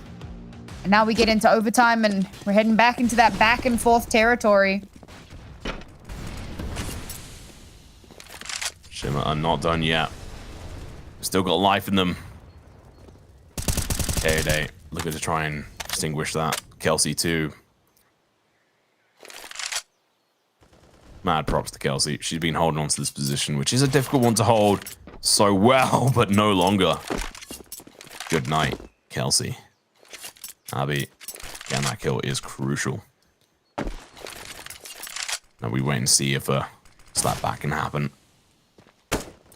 Advantage is on Shimmer's side, but for how long? Lisa's going to be losing a lot of HP. Vanessa falls, but that's not the end. Alex going to be able to go in for the trade, but it's still going to be 2 CTs on that position. They've stacked this site. They read it perfectly. K-Day's on low HP, but with an AWP in hand, who cares? All it takes is one bullet. Point and click. Apparently the easiest gun to use in this game, according to a lot of people, but there's a high skill level to it. Phoebe's going to get burned alive, of course she is, but she's going to be able to get the first kill. Going in for the second, not going to happen. Abby with another burn on her. There's a players behind her. Turn around, Abby. Oh, God, the spray from Goose. Misses a lot of bullets, but gets it in the end. Now Empathy going to be left in a 1v2. K-Day's going to be low. Play on aggressive here. Going to be going in for the peak. Gets the kill. No. Okay, with AWP. The peak comes through. The shot hits.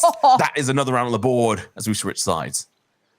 This has been so weird from CLG. Like, I lauded them at the beginning of the series for how well they worked the buddy system. And that last round was just a weird, like, I don't know. A lot of that is on Empathy, I feel like. She plays that really well as well. She plays that patiently.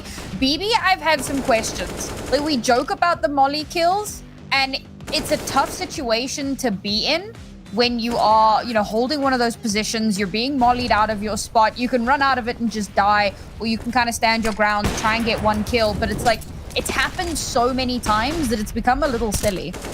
So, yeah, we're seeing some of those small mistakes, and Shimmer taking advantage wherever they can. Burn, baby, burn. That's all I think whenever I'm watching BB at the moment, because she is just getting burnt alive in so many moments, like you were saying. It's a bit of a concern. She does like playing high-risk game, and so far it's worked out for her. Honestly, they are in overtime, so maybe it hasn't. Shimmer putting on one hell of a fight. I mean, just for context, it was 16-4 last time they played, right? Yup. Like, come on. Shimmer.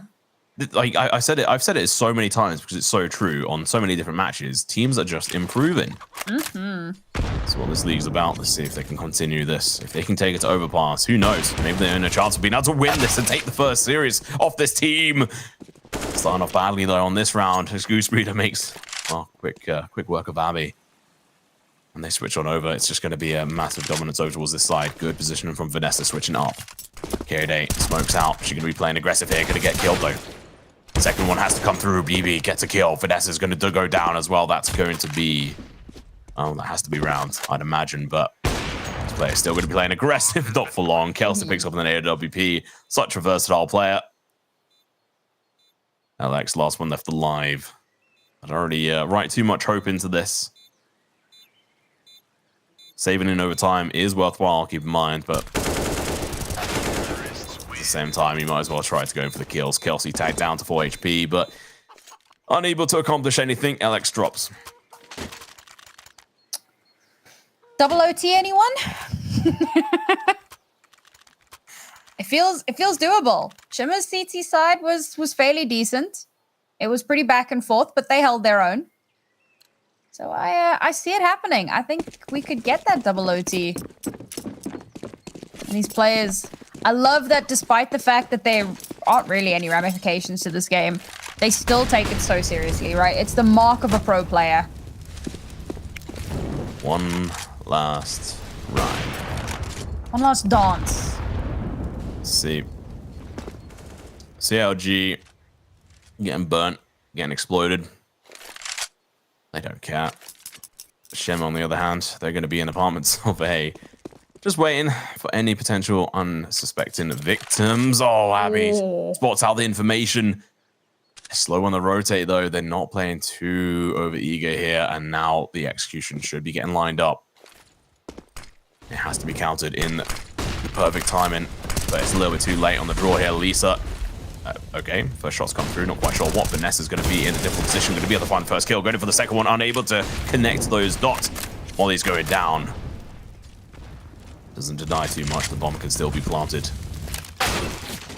Mads makes her way around LX with the wide swing onto Kayode. That means Banana's open. Kelsey has to take over this position and easily manages it as well. BB back of sight. Kelsey's going to get smoked off, but she knows she's got to play on the other side of that, so she has nothing to fear at the moment. She can still play around it. Never mind. Empathy's going to be able to find a kill. BB with the trades. Empathy going to be going for the double. It's going to be a one-on-one. Pistol comes out, but the headshot's too quick, too fast. BB may like playing on the danger zone, but she does not want to play into the next overtime. Well, there's still a chance for Shimmer. Still a chance to take us to double OT. I don't know. Maybe I'm crazy. I feel like some people might be cursing me for my wish of a double OT. But this has been super entertaining. And like you said, right, the level of skill in this region and all of the regions in Impact has just kept rising. So it's so great to see Shimmer doing so well. But last chance, Saloon. It's going to be Abby going down. Vanessa with the trade-off finds one, but the AK is going to come rumbling, gets a double. This should spell the potential end. Oi. LG, what a fantastic entrance coming through. BB doing what BB does. Fantastic plays. She wants an ace. She finds one. Looking in for a second one. It's going to be LX, last one left alive. Going to get burned alive. She's not careful. Gets a kill. Denies that ace. 6 HP. Smoke comes out. She could walk into that fire blind if she's not careful. She's going to be switching between guns. She's completely overwhelmed. GG, well played. In the last moment possible, CLG bring it back, but they were taking overtime on Inferno, a map that they own so well usually. It was last chance Saloon, and the cowgirls of CLG Red absolutely showed up when it counted. Look, this has been a solid performance from Shimmer.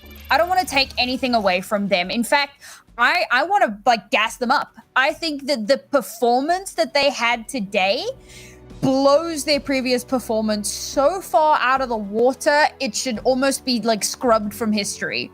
Because to go from a 16-4 loss all the way to an overtime loss, sure, it still ends in a loss, but that kind of resurgence is almost unfathomable. BB almost getting herself to a 40 bomb, that would have been cool to see. Yeah, would have loved to see it. I mean, I'm not going to dive into it too much, but obviously, I mean, we have, they pulled out the meme hats, we pulled out the meme ears. What can I say? I've got Easter ears on, Sam. I mean, what even are those? They're cat ears. Yeah. Unfortunately, I don't have a cowboy hat. If I did, I'd be wearing it. But this was all I had within arm's reach. So, and the fact that you had bunny ears within arm's reach, okay. Yeah, let's not dive into that. So anyway, what a fantastic turn of events, CLG being able to win that off. And like you said, let's not take anything away from Shimmer. What a fantastic performance from them. I mean, and people in chat, I know, and other people are going to be questioning it, but the fact is, last time this was a 16-4 on Inferno. It was domination from CLG. This time round, they slapped back really well. And you know what? Vanessa, I mean, she did pretty good as well. She still was lacking very much in the first half of the map. Yeah, definitely. Actually, even more than that, I think. It took her quite a while. It's the T side that she actually came alive in. Yeah, it took a hot minute for her to really start to show up. But when she did, she was also really important in those clutch moments, right? 1v2s, 1v3s, where she's able to somehow win out those rounds. And that was pivotal for keeping Shimmer alive for so long. Unfortunately, it hadn't been enough. It didn't really, help get them over the finish line.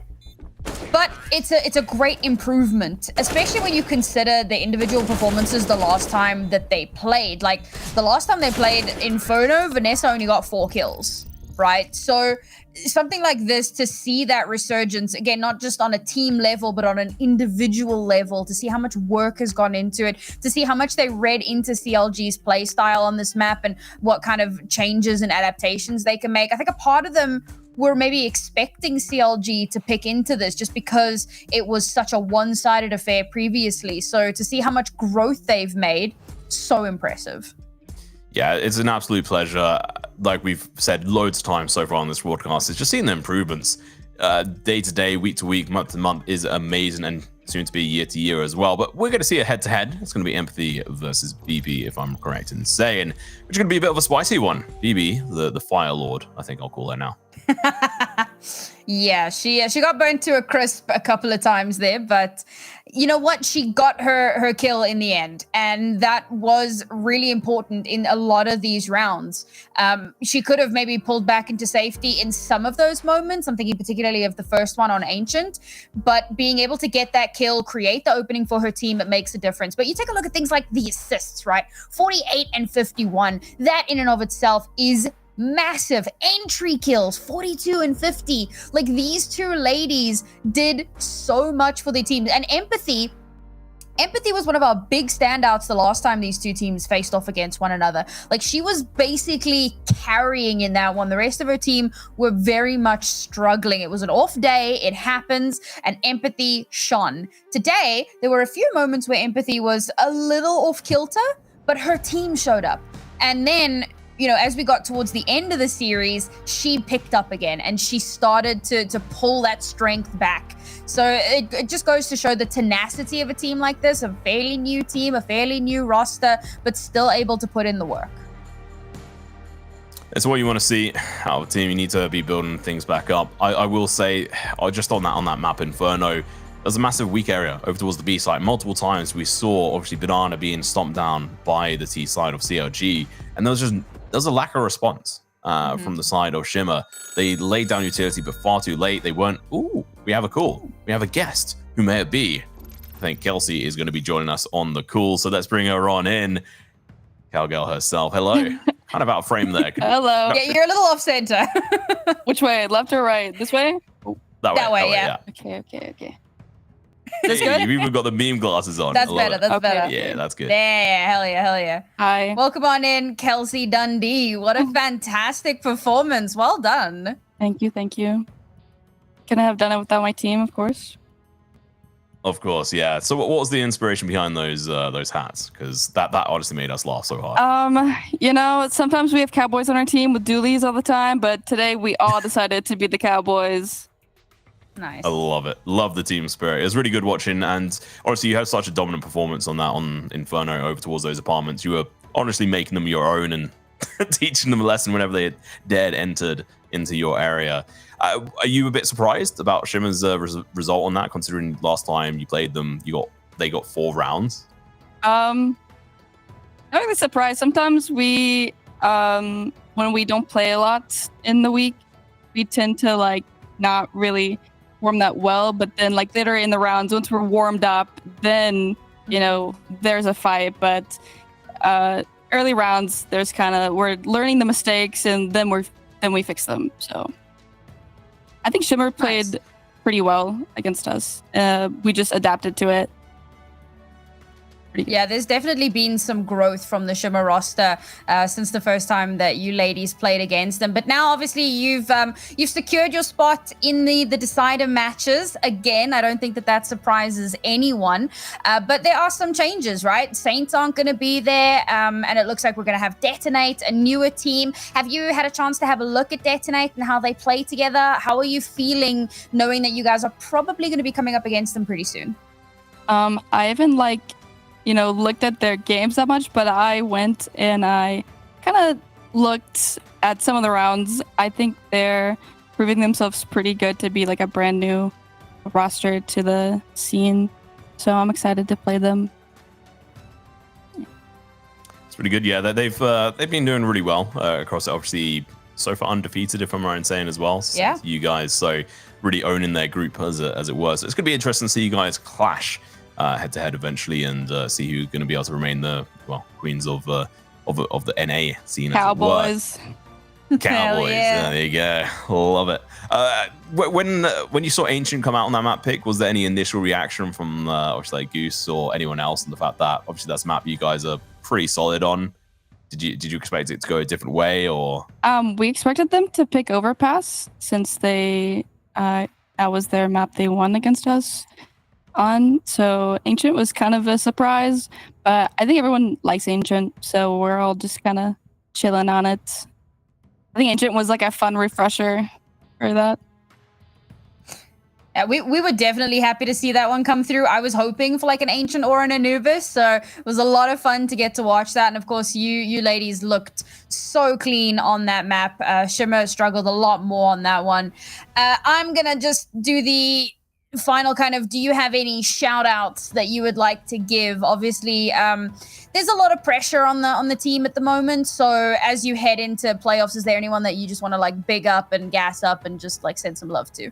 Oh, I want to gas up everyone. I think everyone on my team deserves some gas, you know? I think everyone works really hard, and I'm proud of everyone, and I'm happy to have known these lovely ladies and Flashy, of course. I love everyone and their chemistry together. Oh, that's so sweet. Thank you very much for joining us, Kelsey. I can't wait to see you guys going forward into the decider matches and everything. Look forward to seeing you there, and we'll see you soon. Thank you. Well, Sam, there we go. A bit of a lovely interview. All the people we've managed to interview so far have been absolutely fantastic in their responses, cadence, giving the lovely shout outs at the end right there. Could feel them right in my heart. But let's have a look at the standings. Oh, yes, and it has become quite spicy over these two groups. So, of course, CLG 5-0 undefeated so far. And, of course, they have confirmed their spot in playoffs along with Shimmer, as we mentioned a little bit earlier on. Now, Detonate just won their match, as we said before, so they will have also confirmed their spot in playoffs. And the very, very last spot will likely be determined either a little bit later this evening or tomorrow once everything kind of gets worked out.